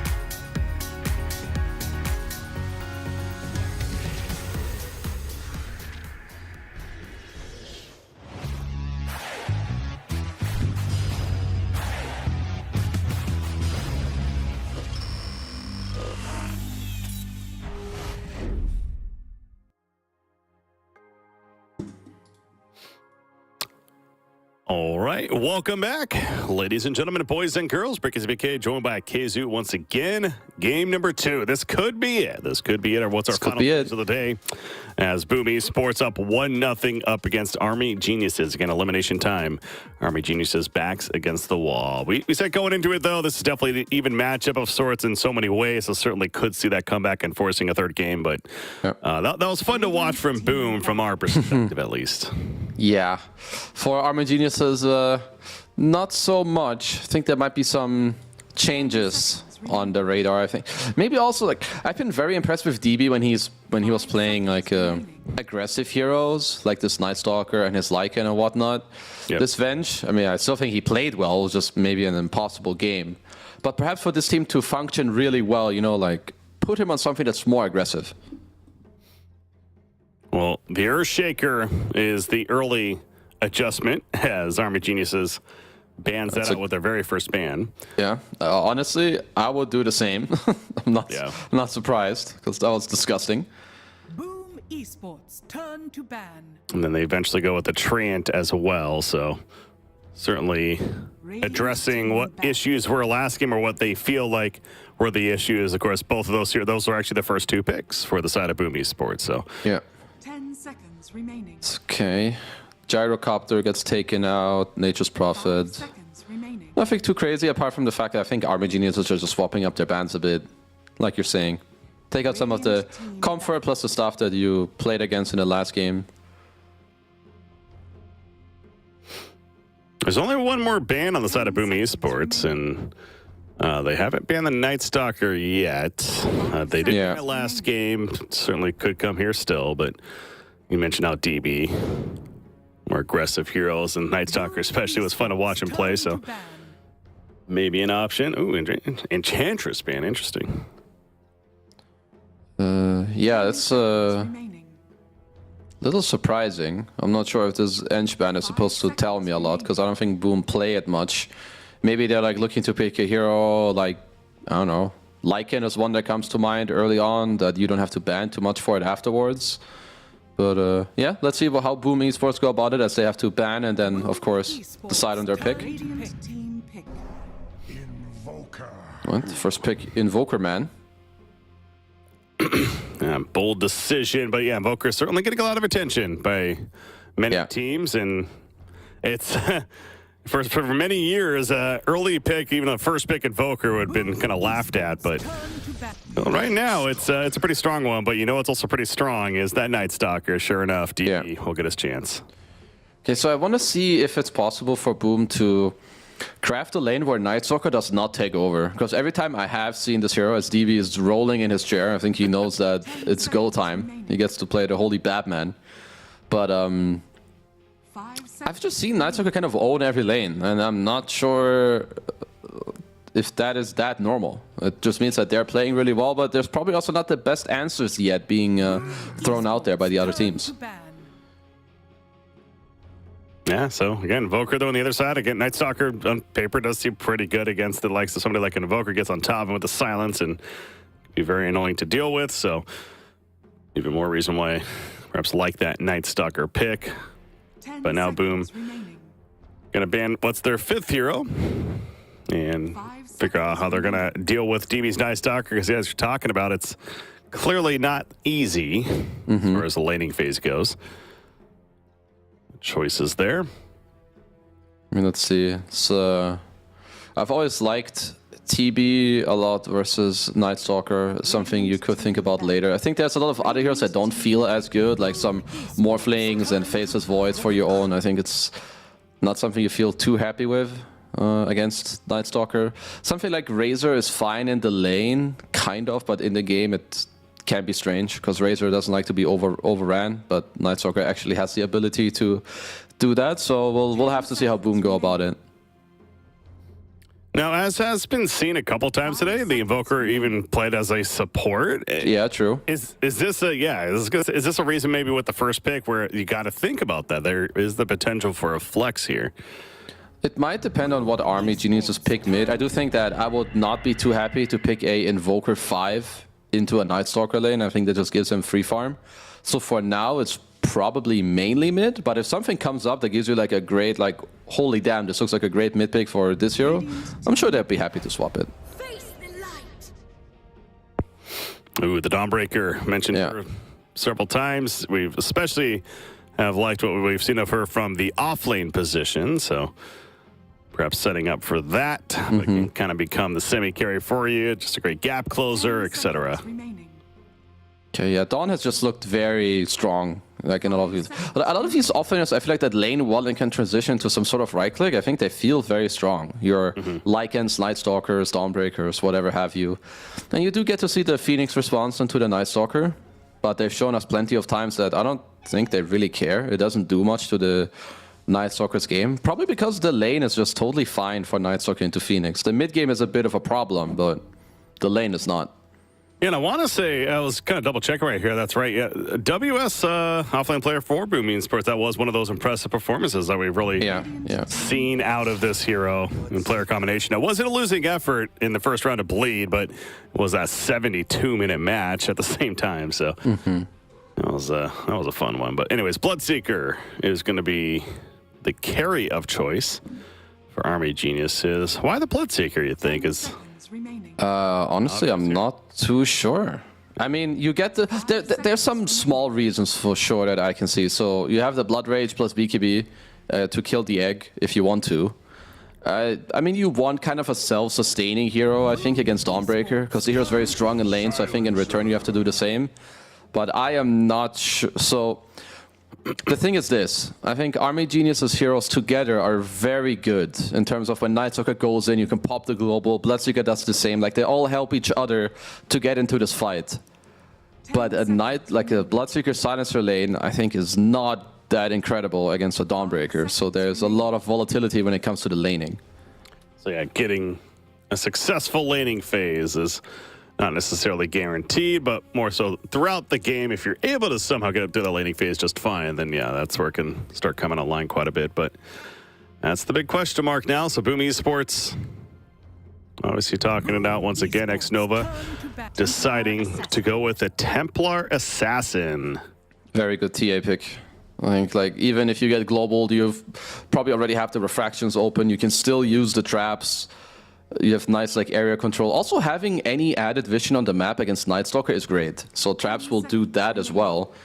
And you just you get to stand your ground. And you have a lot of teamfight around you. Like the single target TA with some...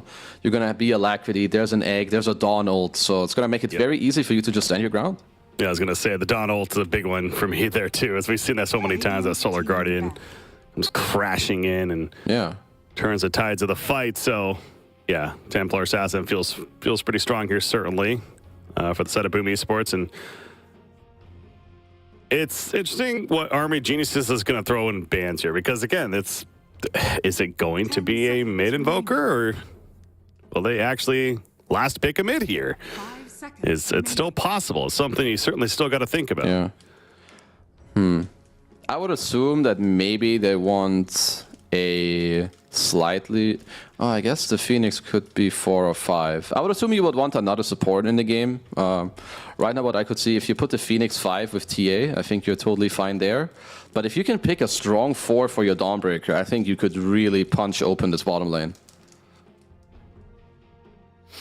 So what strong 4 would come to mind? More of like a bully 4, maybe something like an Undying even, a Clockwork, one of those that kind of run at you? Maybe like another... Well, there's a Clockwork band. Dark Willow or something. So they probably think that the Phoenix is the 4 with Dawn, which could work. Or I guess you could also run the Clock 4, as you're saying. I think Clock ban is warranted. I think Willow could work. Oh, actually banning Tide. I guess it could be Dawn and Phoenix supports. I mean, it's a solid Tide pick. I just feel like that support duo is a bit... that's a hard support duo to play into Night Stalker and Silencer, so... yeah. I would not like that too much if Boom were to do that. Yeah, but as you're talking about earlier, it almost feels difficult to deal with that Night Stalker in the laning phase anyway. So it's like, maybe you just make that sacrifice, that accept that he's going to have a pretty good time, your TA, just as long as she's able to still get her last hits in there and deal with the Night Stalker later on. It could be a mentality going into this as well. Okay, it's Boom taking quite a bit of time to decide what they want to do here. They got the pick right after, so. Yeah. I mean, Army Geniuses need a mid. I think they need a mid that opens up the map a little bit. Try to like run at this TA, help your Night Stalker move on the map. Would be even an added benefit if you have a lot of harass in your mid hero later on to like help your Bloodseeker. Like just be fast all the time. So Boom, what's it gonna be? Just a classic Boboka Lion. Okay, so it's gonna settle on the mid Invoker, and yeah, the Lion Phoenix supporting duo, Dawnbreaker in the offlane, and Templar Assassin as your safe lanes. And Army Geniuses has that information. What do they pick for mid? 5 seconds remaining. An Invoker matchup. Ember Spirit is not there. Never mind. Yeah, he's out. I don't think the Queen is not that good. Or I mean, Queen fits into like your tempo, but I don't think it's particularly good against Boom's heroes.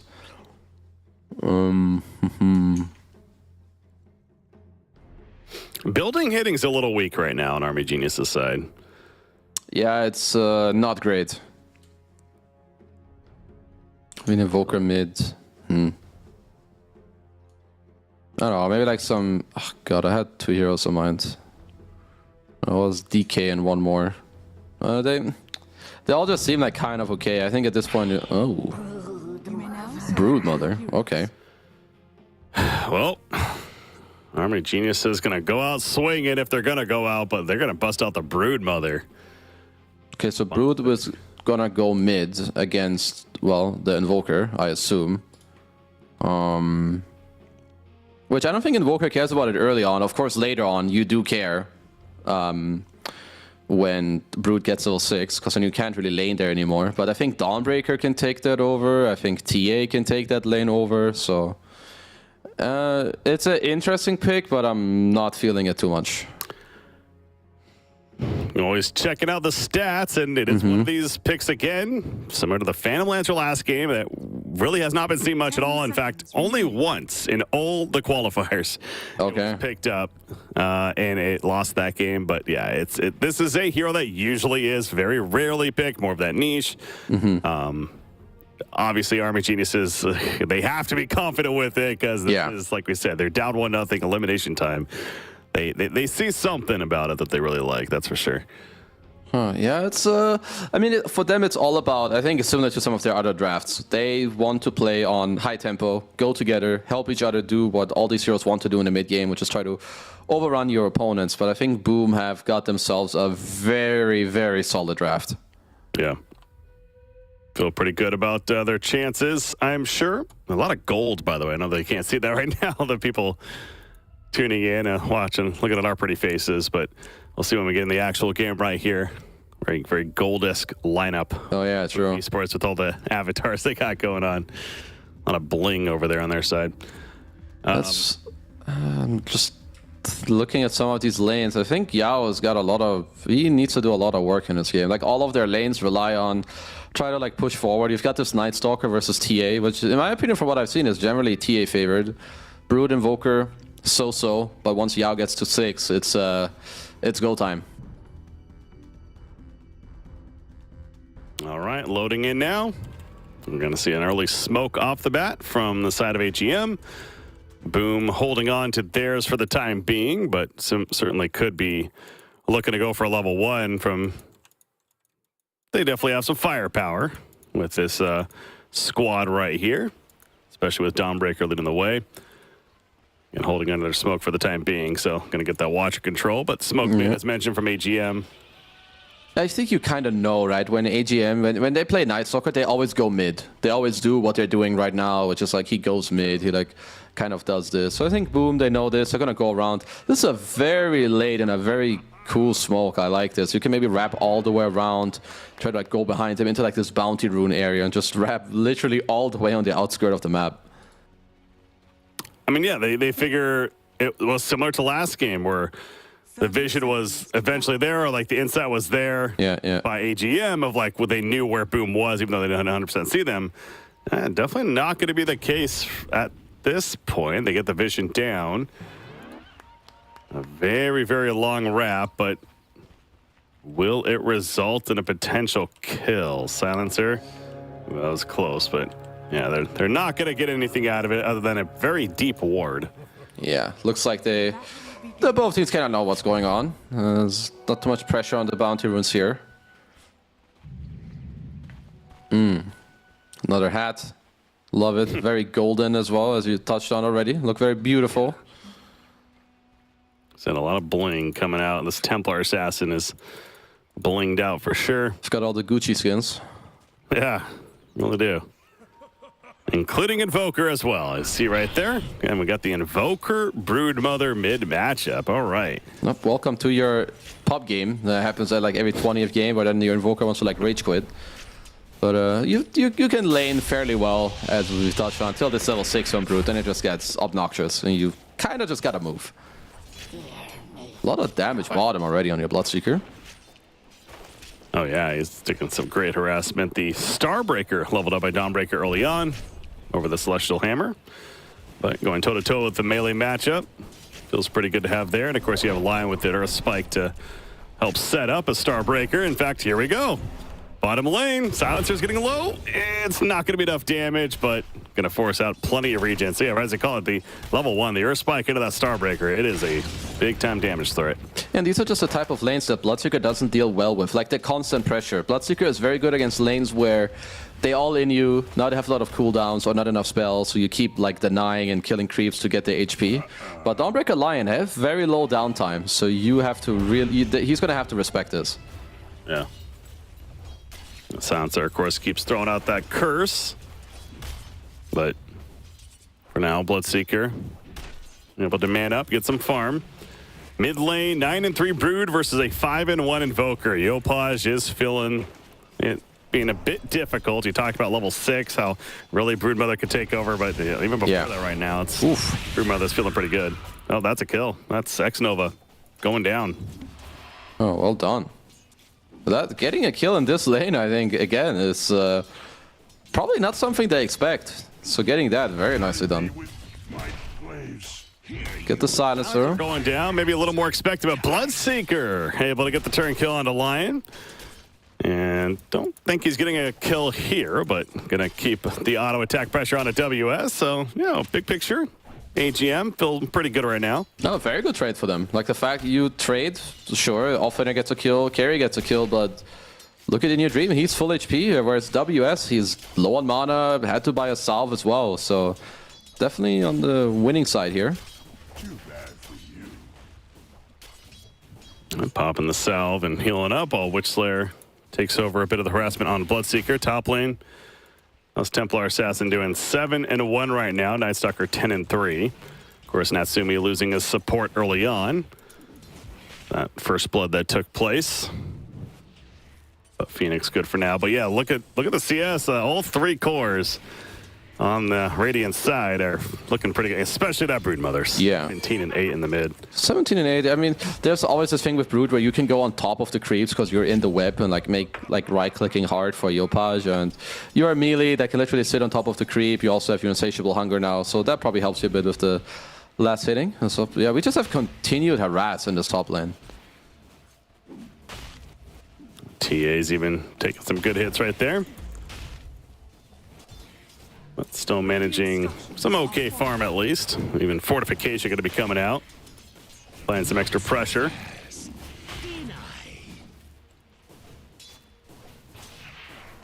Huh. So what's the build on Broodmother, we think here? Is it the right-click style, the Orchid, etc., or is it...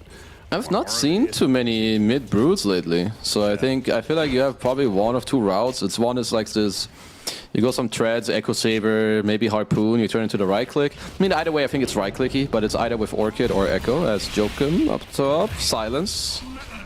Doesn't matter. It's gonna get a turn kill though, so Rubik for Phoenix. Rubik going down first. DB will be fine, gonna take a little bit of damage and run to the tower. Yeah. I still like the fact that he did skill Silence. I think he needed it, first of all, against the Phoenix to not get Fire Spirited, but also to cut through the Refraction. It's very good. Good glyph from Yopaj. Yeah, he does get level 4 though there, right as we're getting ready to get into our first nighttime. And that means he'll at least have the 1 point in Hunter in the Night. Take advantage. I'll just keep looking back at this mid lane. I mean, I'll say Invoker, Yopaj is doing all right. He's 21 and 7, so he's actually not doing too bad. It's just Broodmother is that much better. Yeah, it's going to be a lot about how does Boom deal with the fact when Brood gets like level 6, level 7 with a lot of spiders. Like, is Yopaj going to rotate out? Is Dawn going to go mid? Is TA going to go mid? Silencer. See you later. Dead. Yeah, Bloodseeker, we've seen this before, though. Going for Lion. However, Phoenix now shows up, so Lion's dead, but Bloodseeker, he's just way too fast. No, it's just a hasted hero, so yeah, good luck getting him. As Natsumi, in the meantime, he's being left alone. Taking a lot of pressure. Yeah. Definitely not the hero you want to be left alone against. This Night Stalker in nighttime. Ooh, stun miss. Missed the stun. That's big, and they know it, so they feel a little more freedom now. Although Phoenix also showing up. They're playing this very nicely. I must say I'm very impressed by AGM's offlane dual lane. There's also their safe lane, forcing out WS to TP away. So Bloodseeker, he'll get some very free farm in the meantime. Bloodseeker, or more so Broodmother even, is level 6 now though.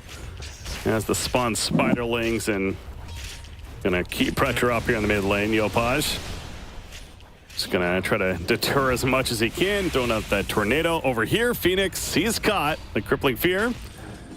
Yeah, Chris time. No, it gets lifted. Land back there is the dive though, and it is enough to get away. Natsumi running in, trying to here comes Silencer. But line of sight, and Silencer now in as well. Curse, last word. But he actually lived. Wow, that's stick use. Well, at least Bloodseeker is winning from him being so low HP, or he should be. As, yeah, it's going to be impossible to hit any Dawnbreaker spells. Zoom, zoom, zoom. And Phoenix is trying to take care of that. He's slowly making his way back to base. Yeah, it's going to have to do that. If you're a Brood, I think, if you're a Yao here, you likely want to just get a dust. Call for one. Okay, he has a dust. He's calling for one of his supports to mid because, yeah, I think Yopaj is. He should not be allowed to step in this lane aggressively. Like, if he sits at his tower and gives up some waves, that's fine. But if he's going to actively tornado your spiders, he is supposed to die for it. Yeah. Well, the net worth suggesting it's looking pretty good right now for AGM. All three cores farming very well ahead of their counterparts. Templar Assassin working on the Dragonlance, of course. Bottom lane. Got the kill. He is dead. Good early game pressure. They must be feeling good. Like, they have 3 tempo cores that are all winning their lane, even if it's slightly. Well, apart from Bloodseeker, I think that's sizable with 800 gold and a level advantage. So doing very well. I mean, he certainly Broodmother as well. Feeling very good too. Oh, the glaive. Top. Got him. Lane, that's a kill on Phoenix actually. And yeah, that was mid lane, sorry. But it's on the top lane. There's a rotation coming in from Rubik, but not going to get a chance to catch TA. But killing Phoenix, so more success for AGM. Now overall a 2,000 net worth lead. Well, you gotta be careful here if you're Boom, because so TA, he's just gonna be sitting top, of course. He's not gonna do any rotations unless they call for him to like take over the mid lane. New push, getting some spiders on him. Dust is used. Oh no. Baboka doing what he can. There's a tornado. And he's going to be forced out of the lane completely, as you talked about. So Yao gets the creep wave, pushing into the tower. Likely to be a tier 1 mid going down. I don't think your Invoker can sit here anymore. I mean, you're going to lose the mid tower anyway. All right, if AGM can play the next couple minutes well, I think they can really destroy this entire map.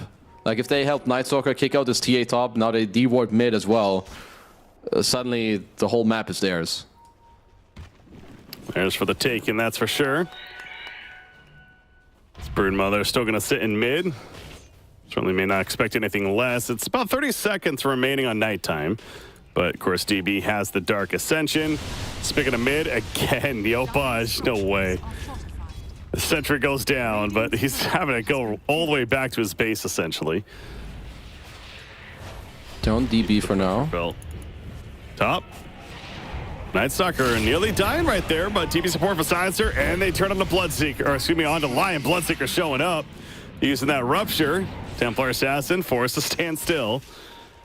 A fraction finally comes out, but guess who's here as well? It's the Broodmother, kills the Phoenix, and Kizu, I think they're doing what they need. Yeah, Boom is crumbling right now. They can't deal with this early aggression. There's too much going on. Yopaj, good. Goes walk into Cold Snap. Donald. Great combo. Very needed return kill. My god, if they lose this tower as well, that would have been not good news. Yeah, no, that's massive, because Broodmother still will remain on top of the network chart after all that, but how about Dawnbreaker getting nearly 800 gold just from the kill alone? Stolen Lion stun. More kills, perhaps, coming their way.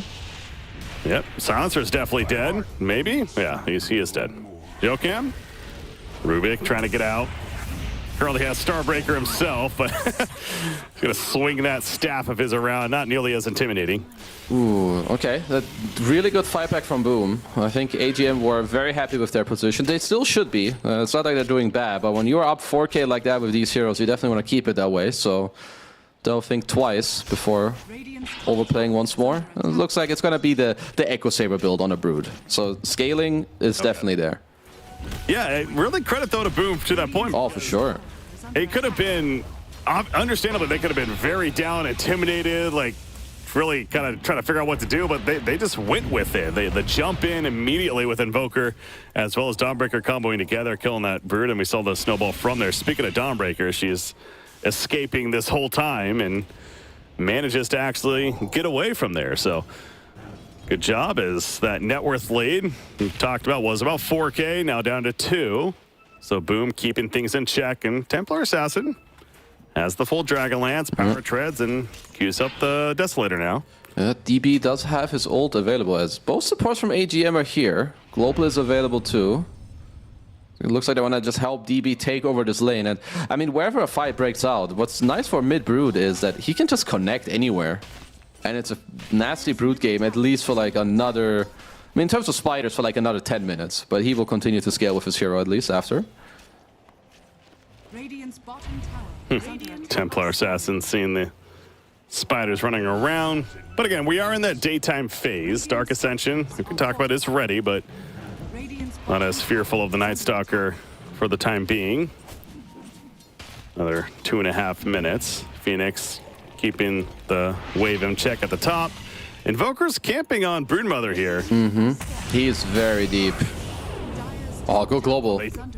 Yeah, the global silence was big right there, and Baboka's just gonna die because of it. Maybe? Nice tornado.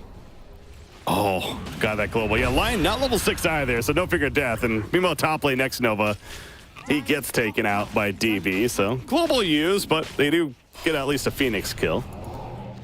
I'm gonna get the Phoenix kill and I open up the top tier 1 with the Dark Ascension. Meantime, Natsume's gonna make his way down bottom. Yeah, it's gonna be important for them to like try to get to this Deso timing and then perhaps try to even get the first Roche themselves when it goes back up to the top lane later. I think first Aegis in the hands of AGM is gonna increase their tempo even more. Spear Vessel is finished, at least onto the Invoker, and he's going to smoke up with a couple supports, Lion and Phoenix, making the way to the bottom lane. Templar Assassin freely pushing bottom, just gets the tier 1 tower down there. Natsumi doing a good job. Yeah, no global, no Dark Ascension. Maybe that's a bit too far for your Brood to connect, so he just gets to take that over. But good read on the smoke, at least, that something is coming. So Yopaj would love to use this vessel right now. Yeah. One charge he has on it, but unable to find anyone. So, yeah, AGM understanding that they're not in the best of spots to fight currently. Waiting for a couple of those cooldowns to come back up. Lion's being pinged out by this Brood. He sends the army of spiders in, and Lion's able to back off for now. But he instantly, careful. Yeah, he instantly lost his ward. He's not level 6 yet either. Not a very common sight when you watch Baboka to not be level 6 at like, I don't know, maybe 9, 10, 11 minutes. We're already at 14:30. We'll finally get the finger. Yeah, so at least has it now, but not a friendly game for this Lion. Oh, Invoker Oh, trying once again to find the Broodmother. Did see him for a split second, but sneaks away. Sentry. Uh-oh. Push. Lift. Not where you want to be. Solar Guardian, though. Finger of Death comes out. Global Silence, but Dawnbreaker's already there. He also has Blade Mail now, by the way, and they do take out the Rubik. That was really close. I think Global had just come up. It's 10-second longer cooldown than the Dawn ult, so by the time Dawn was already flying down on the ground. Dire's top tower is under attack. Dark. Or more so Lion. Night Stalker. Makes it an eye for an eye as gets the support on the other side. But yeah, I mean, again, boom. Hey, they got a Global Silence. They even got the kill anyway, so not too shabby for them. And buying more time for the Templar Assassin to finish the Desolator, which she should be able to now if she wants to with the Mithril Hammer. Yeah. Well, that's at least a good sign for them. I mean, more levels, and I mean, this TA needs to continue to scale. I think he's going to be the only one as for now. Looks they're going to poke WS a little bit. Blade Mail activated. Yeah, Night Stalker having to respect that TP play. They got him. Yeah, of course. Like, you cannot TP out like that, because when Night Stalker pops his ult, he just refreshes his spells, which means he gets the Void again to just cancel your TP. I thought he was fine as well. Well, Night Stalker now trying to make use of this Dark Ascension. Also a double damage rune in hand. Hunting for his next victim. And He's Invoker. looking for more. Careful. He's got a bit more time in the Dark Ascension. I think X-Nova is dead. Dire's top tower is under attack. Yep, goodbye, sir. Found his prey. 3 hits. Kinda needed a 4th. This man wants to go to TI.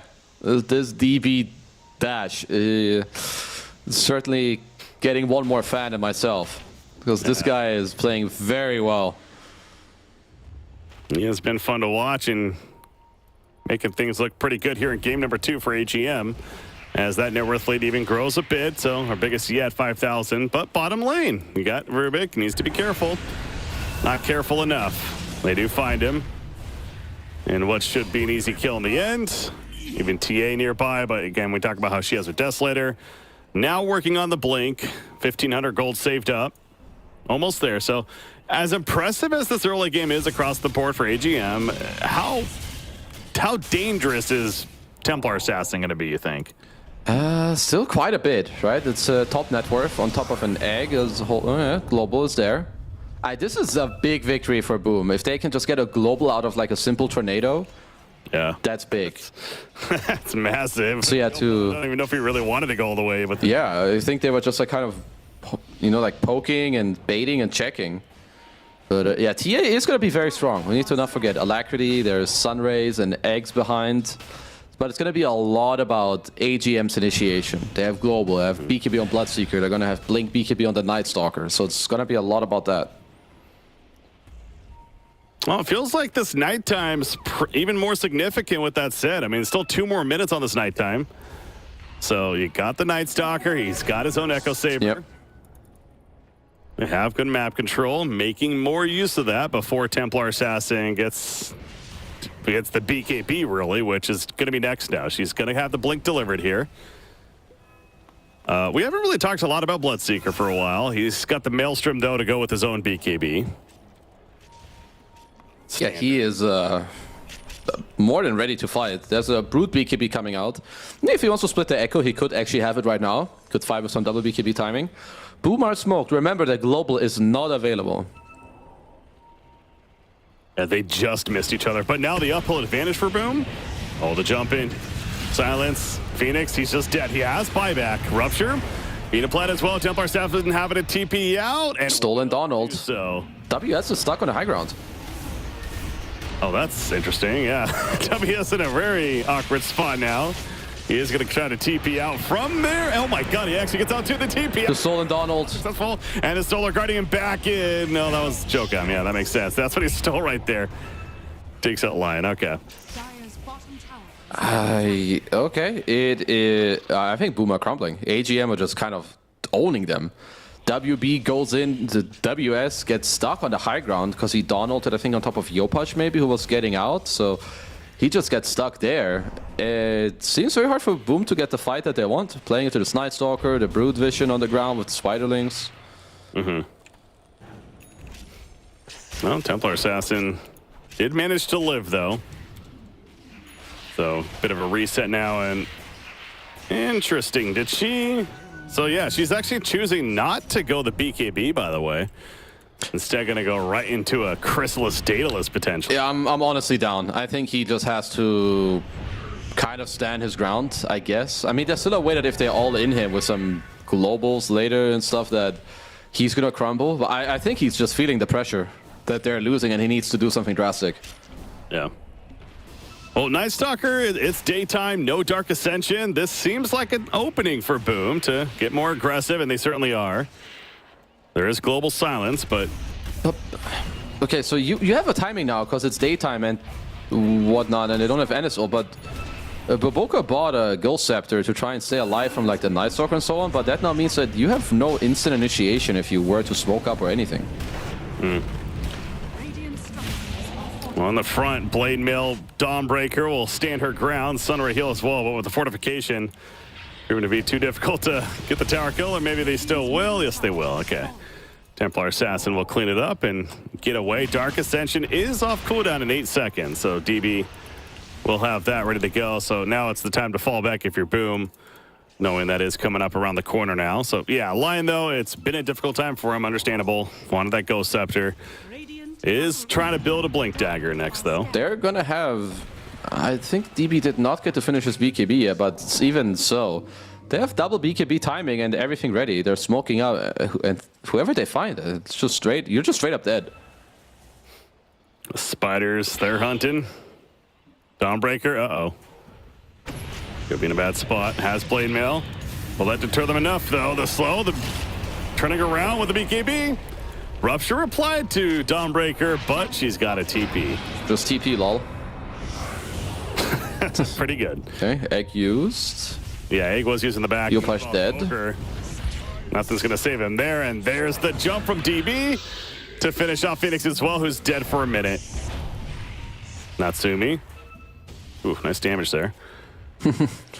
Chrysalis, Desolator, Auto Destruction. It's a good amount of damage. Dire's bottom tower is under attack. And WS is back in, ready to fight. So, yeah, certainly don't want to get overconfident if you're AGM. He did use Global. Oh, my God, that's a...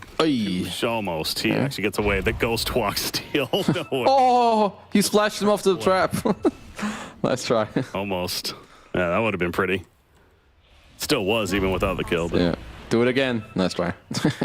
Clap, clap, clap. Oh, splash him off the Roche. Ah, it's too hard. That would have been way too good.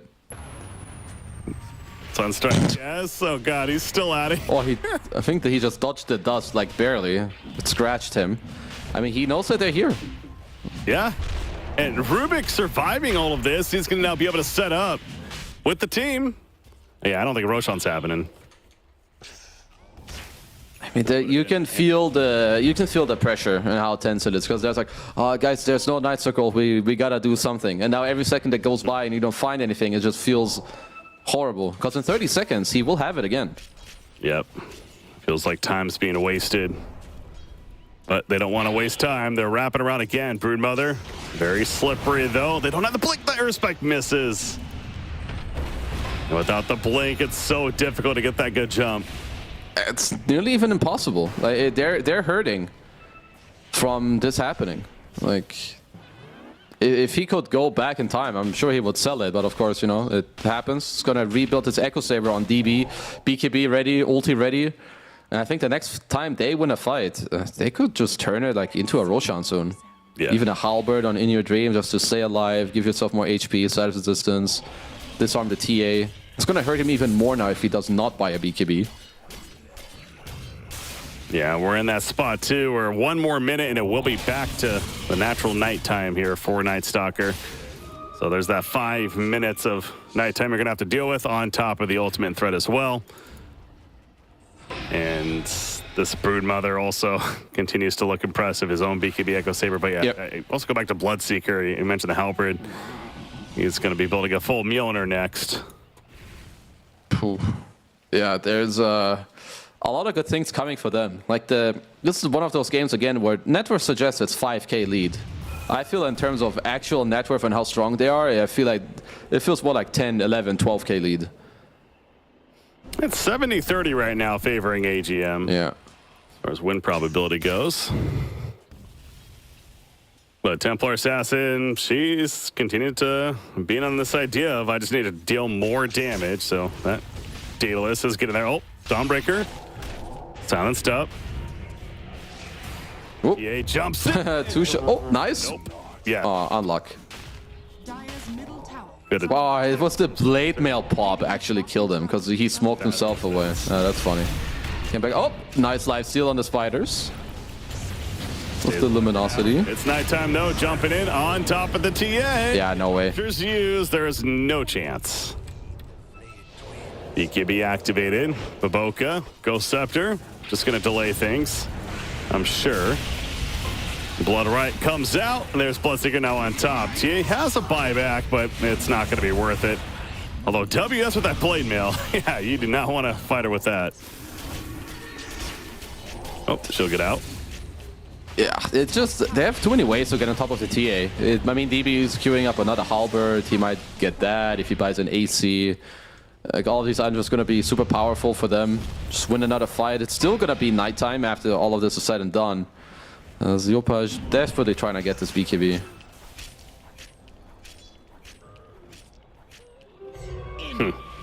I mean, it's going to have it and just under 200 gold. I guess there needs to be something to farm, though. Yeah.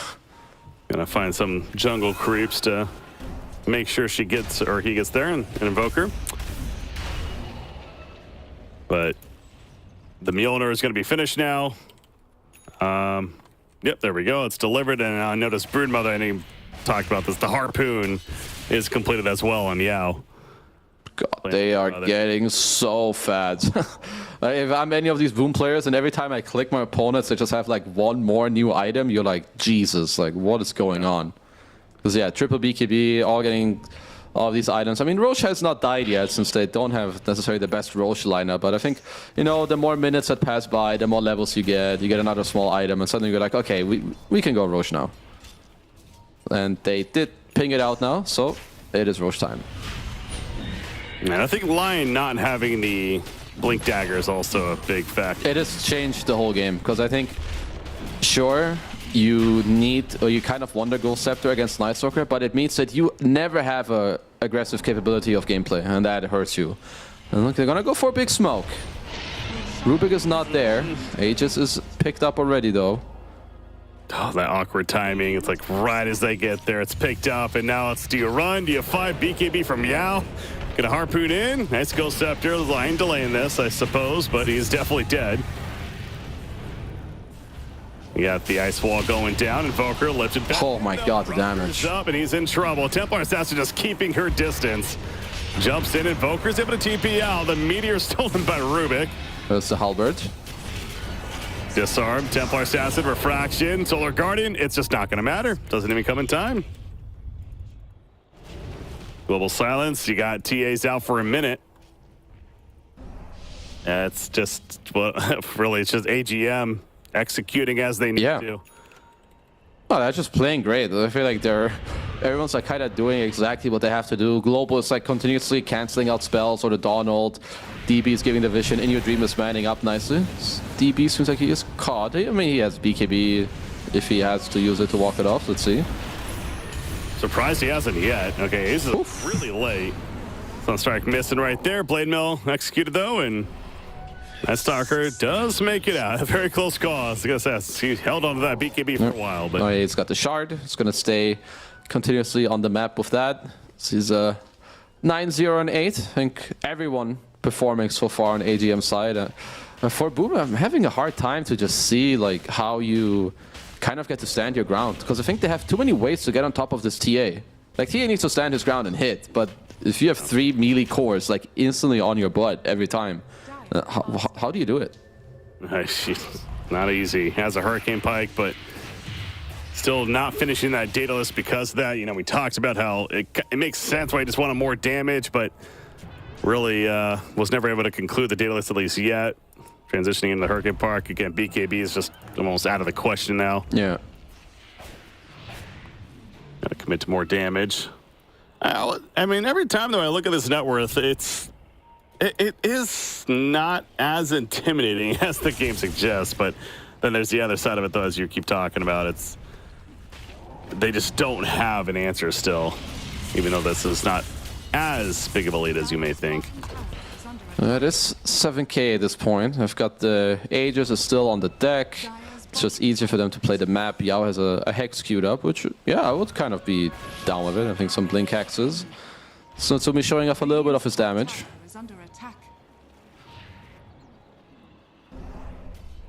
Yo, Paj. Ping, ping, ping is coming out, but how can you control any areas? You have no initiation on Boom. And the problem is if they go on you, it's such an overwhelming like amount of presence plus global that having a defensive posture is not good either. Yeah, Lions, 1,900 gold saved up, so he is getting there. Baboka doing his best to farm that blink. Case of perhaps too little too late, though. We'll see. TA pushing out top lane. We saw Bloodseeker get the level 20 talent of the Rupture cast range. So. Yeah, nasty. You've got the gem picked up as well to like just help you out against the wards, against the TA traps on the map. I think Night Stalker is like one of the best heroes in the game to hold it. Dire's bottom tower is under attack. Radiant's top tower is under attack. Certainly a good argument to be made there.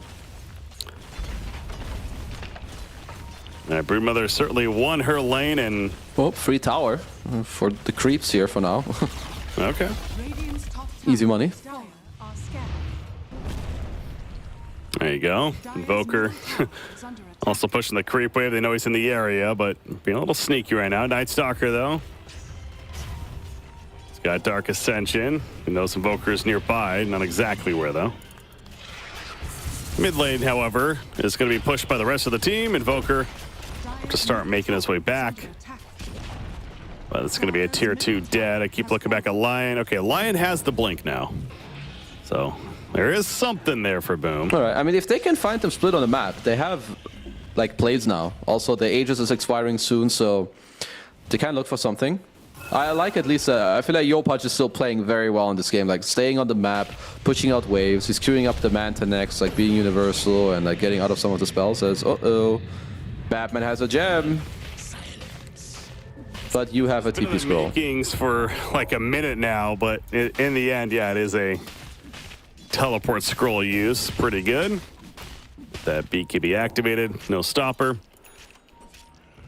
We're gonna see those bashers coming out. Oh yeah, you already know. Yeah, and none yet, but all three heroes certainly candidates. Yeah, I think probably both Night Stalker and Bloodseeker will go for one. Maybe Night Stalker, like I would assume DB will go for one straight after the AC. As for now, they've got the Hex, they can play through the map.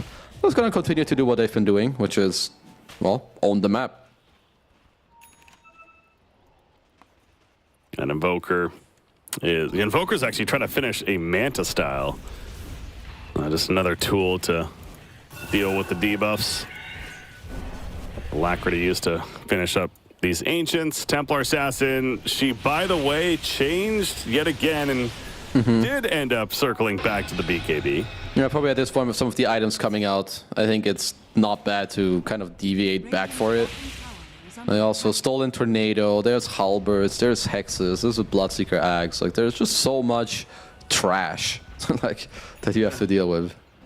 Yeah, Bloodseeker Axe almost finished that. Blood Mist is about to come online. Assault Cuirass also just finished on Night Stalker. So has that tool to work with now. Another minute, we'll be into the true nighttime. But 5-player smoke from Boom. They're going to try to make that play here. Again, Baboka, blink in hand. Marching down mid. Going to go into their own jungle, but as we can see, how about, I mean, AGM, very defensively postured. Yeah. They're actually doing the Tormentor. There you go. I did the Tormentor, they're kind of waiting for the Dark Ascension to come back online. Up in 10 seconds, time to smoke. And now it's their turn. DB, of course, leading the way. Dark Ascension ready to go. Wherever he happens to find, and definitely could be finding somebody shortly. Smoke, it'll pop. It's the Phoenix. Off the bat, no chance, even with the BKB, that's one. It doesn't matter. even BKB and still died. That's oh, yeah, that's disgusting. Take that off my screen. Why is she walking like that even? Jesus Christ. Hey, yeah, what the? Is that What's happened? going on? No, this is some bug going on. A little bugged bug going on, yeah. That's disturbing. I'm closing my eyes. You cast this game. This is disgusting. Night Stalker trying to solo the other Tormentor, but having to back off from it. But as a team, they certainly can take it. Broodmother waddling on over. Doing a little dance while moving around. Yeah, the arachnophobia really kicking in now. Oh, Sunstrike trying to guess. Nope, not going to hit. As Invoker pushing out the top lane. Invoker doing the rat strat. Maybe he can get the Wisdom Rune at least. If he wanted to, but nope, not going to go for it.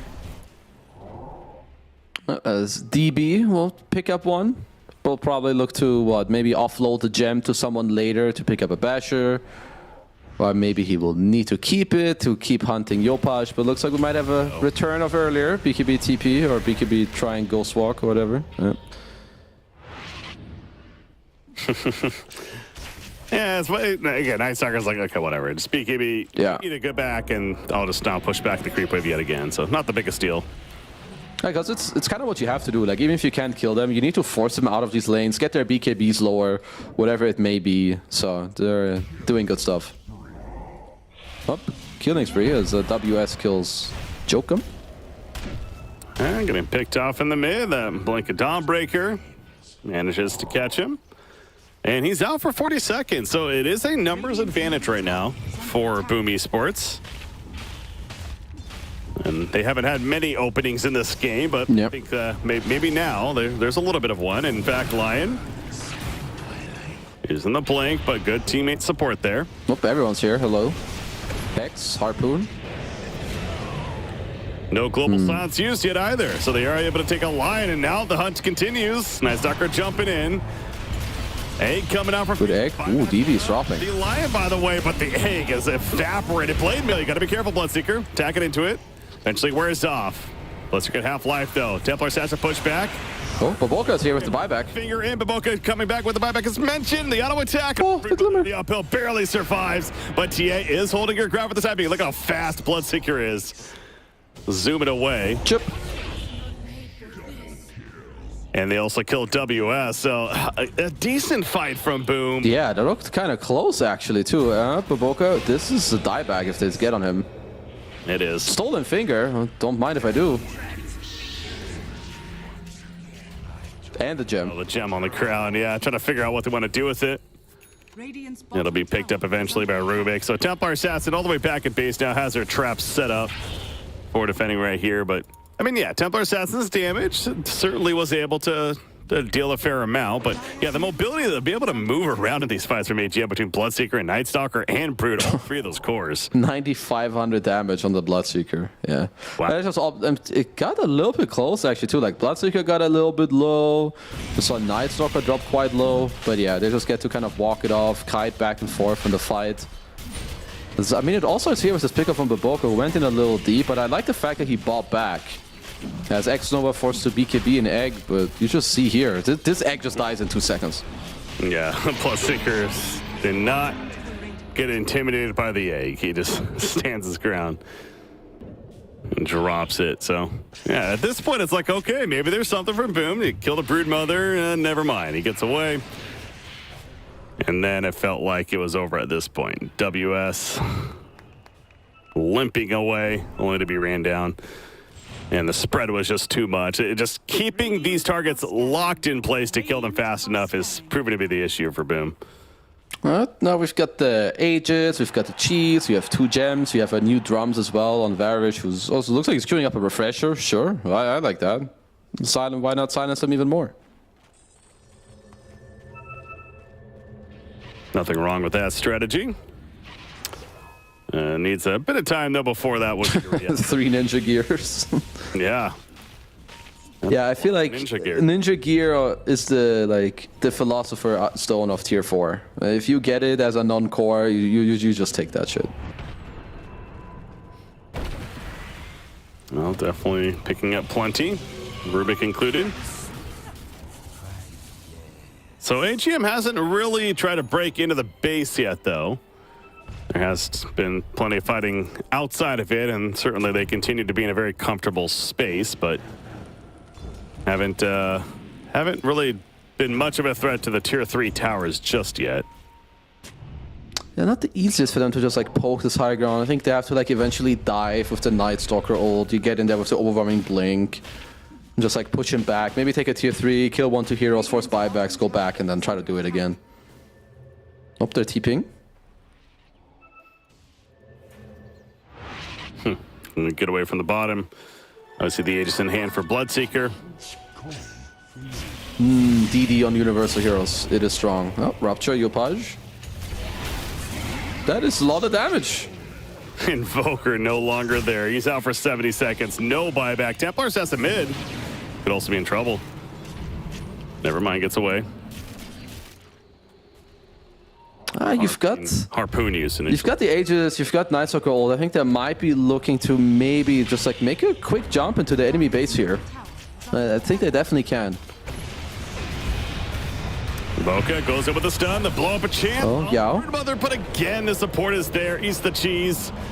DB also in the back with the silence. The egg wants it. Oh, nice stun. Natsumi is still alive, though, barely. Losing another teammate to Lion, and now they get the kill on TA. And none of them are buying back as they march even further into the base, all the way to the Ancient even. So but they also go for the actual they also stole Dawn ult, so they've got that going for themselves. So, you know, Joker was just like, sure, guys, I'll go bottom. I'll go farm some creeps if you need me. I'll just come straight back. With TA especially dead, the damage output is not nearly enough of a threat. Even a Rupture use right there on Phoenix. He flies back to the fountain, but yeah, gonna clear up the top set of racks now. I mean, they feels like they could honestly even just go bottom and get the mega creeps here. No reason to overthink this. Jokin pushing out of smoke. I mean, he even has an Aghanims, which means if he holds onto the Dawn ult, it is no one will die. So it's gonna keep, they're gonna heal more, gonna give evasion.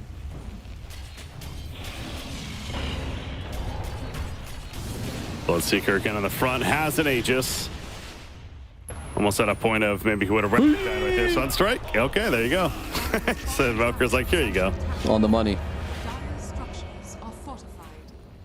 All right, but now Bloodseeker back up, full life, full mana. He's got a Swift Blink.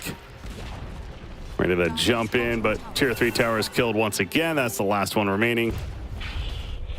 But no mega creeps yet. Not yet. We're gonna have to wait for another Night Stalker ult to like try and look for another play in the game. It's also getting close to his 25 talent, so we see some of these coming out. We've got Night Stalker, we've got Bloodseeker with double rupture.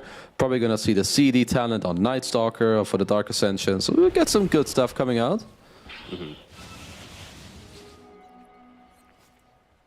Bloodseeker in the trees, waiting to see if we can find anybody. Meanwhile, Broodmother on the high ground has plenty of vision for the team. Dawnbreaker will push out the mid lane, working on a nullifier. And then the components of it, actually, so likely to happen before this next fight takes place here. Team's not with the team, though. Here comes Dark Ascension. Hot chase, though, the quick death on Phoenix. Egg. As buyback. Oh, it goes for BKB, my friend. Yep, that's Rubik, and they indeed have the... Well played. Wow. Nicely done. Deserving of that tip from his teammates. So Invoker is out for more than a minute. Well, this will be daytime for just a little bit after this, for about 55 seconds or so. Yeah, never mind. He just wants the attack speed. It's time to end. He doesn't need more ults, he just needs a stronger ult. Jesus, he's gonna hit so fast. This one all but over. That Invoker, they don't have all the spells to at least spam into them, so the Mega Creeps are spawning. Templar Assassin going for a chance right here. The blow up on Broodmother. Again, though, we've seen this before. This time it is successful. Even despite the global silence. Nope, got him. also going to get the Rubik. So they did get 2 Rubiks out for 70. That is a dieback. Well, some signs of life. I mean, it comes with a price, but they get some. As we also have a Scythe of Life on Silencer. So no refresher this time around, just another Hex. 22 intelligence stolen. Those right clicks are not too shabby either. Yeah, Dawnbreaker with that nullifier pickup. This time they are able to actually blow up the Broodmother, but now they're dealing with mega creeps as Bloodseeker does get the Basher purchase now finally. With the Abyssal Blade come next. If the DV also has one queued up. I mean, he could like get rid of the Echo Saber. Yeah, like I think Echo at this point is actually not that useful anymore. Like, you already have so much attack speed. Who really cares about the double hit? So if he wants to hold on to the gem, I would not mind seeing him do that. That's Yopaj. More like that. Dead Page. Dead Page down -4. Rack up those insteals. Oh, there's a Divine Rapier ready to be disassembled. Or assembled, rather. I don't know. You know what I mean. All right. Yeah, put together. Locking up the Sacred Relic for now, but that Divine Rapier, it is coming. Natsumi. Understandable position. This does feel like it's all but over. But will purchase it. Lincoln's on Broodmother. It's another tool. As he clearly is the target that they go for the blow up in most of these fights initially. And in the last time, they just did enough to be able to complete it. 30 seconds still on Invoker, though. Yeah, no buy on him. Still lift in WS with a Hex. And another Hex. It is enough. Buyback immediately. No ultimate for 30 more seconds, though. Hex on to Natsumi. They're pinging around as if they want to go for it. There we go, the jump in. Remember, there would be a dive on Dawnbreaker as well. Deep. Careful. Yeah, get away from the egg. Rupture. Another Rupture. Assassin. She's just going to blink back to the fountain, though. Wow, nice. Instant Hex. EMP. Gonna block them out. Invoker is back up. Dawnbreaker. Starbreaker hits. Global silence. Templar Assassin's dead. Dire's middle tower. I mean, Jokum On the ground. WS picks it up, but dies right after as well. And there we go. GG is called. So having fun with it, but in the end, well, Casey, that means we do officially have our game number 3. We've got another game 3 as towards the end, Jokum was like playing Overthrow or something. He had Lion Hex and Lion Stun stolen, just kept returning it to them. And yeah, I must say that AGM, I wasn't too sure if their draft would work. I knew their mid game and their tempo was going to be incredible, but definitely showing me that, goddamn, they are really good, especially with this Night Stalker when they can just play forward and fast. Like, my god. Yeah, it's certainly that. Props on the Broodmother pick. You know, there were the question marks a bit, but obviously he played it very well. Yao did, and not only won the mid lane matchup, but felt very impactful all throughout the game. As we're taking a look at the highlights here. Yeah, like, I don't know. They just did. I feel like they were not really dropping the ball ever in this game. They're just playing forward, doing nice, not really overplaying. Kind of play where you can, get all the gold. Whenever you have plays, like, go in, you're waiting for spells, you move back. I definitely do think that not having a Blink Online made this game a lot harder, but I understand, you know, shit happens. And yeah, now you need to start preparing for game 3. Yeah, we got to be thinking about that one now, and it starts with, I have to think, as they did in the first game, but yeah, banning that Night Stalker, they let it sneak through here in game 2. And Army Geniuses first picking it, and for good reason. He's got to go. This hero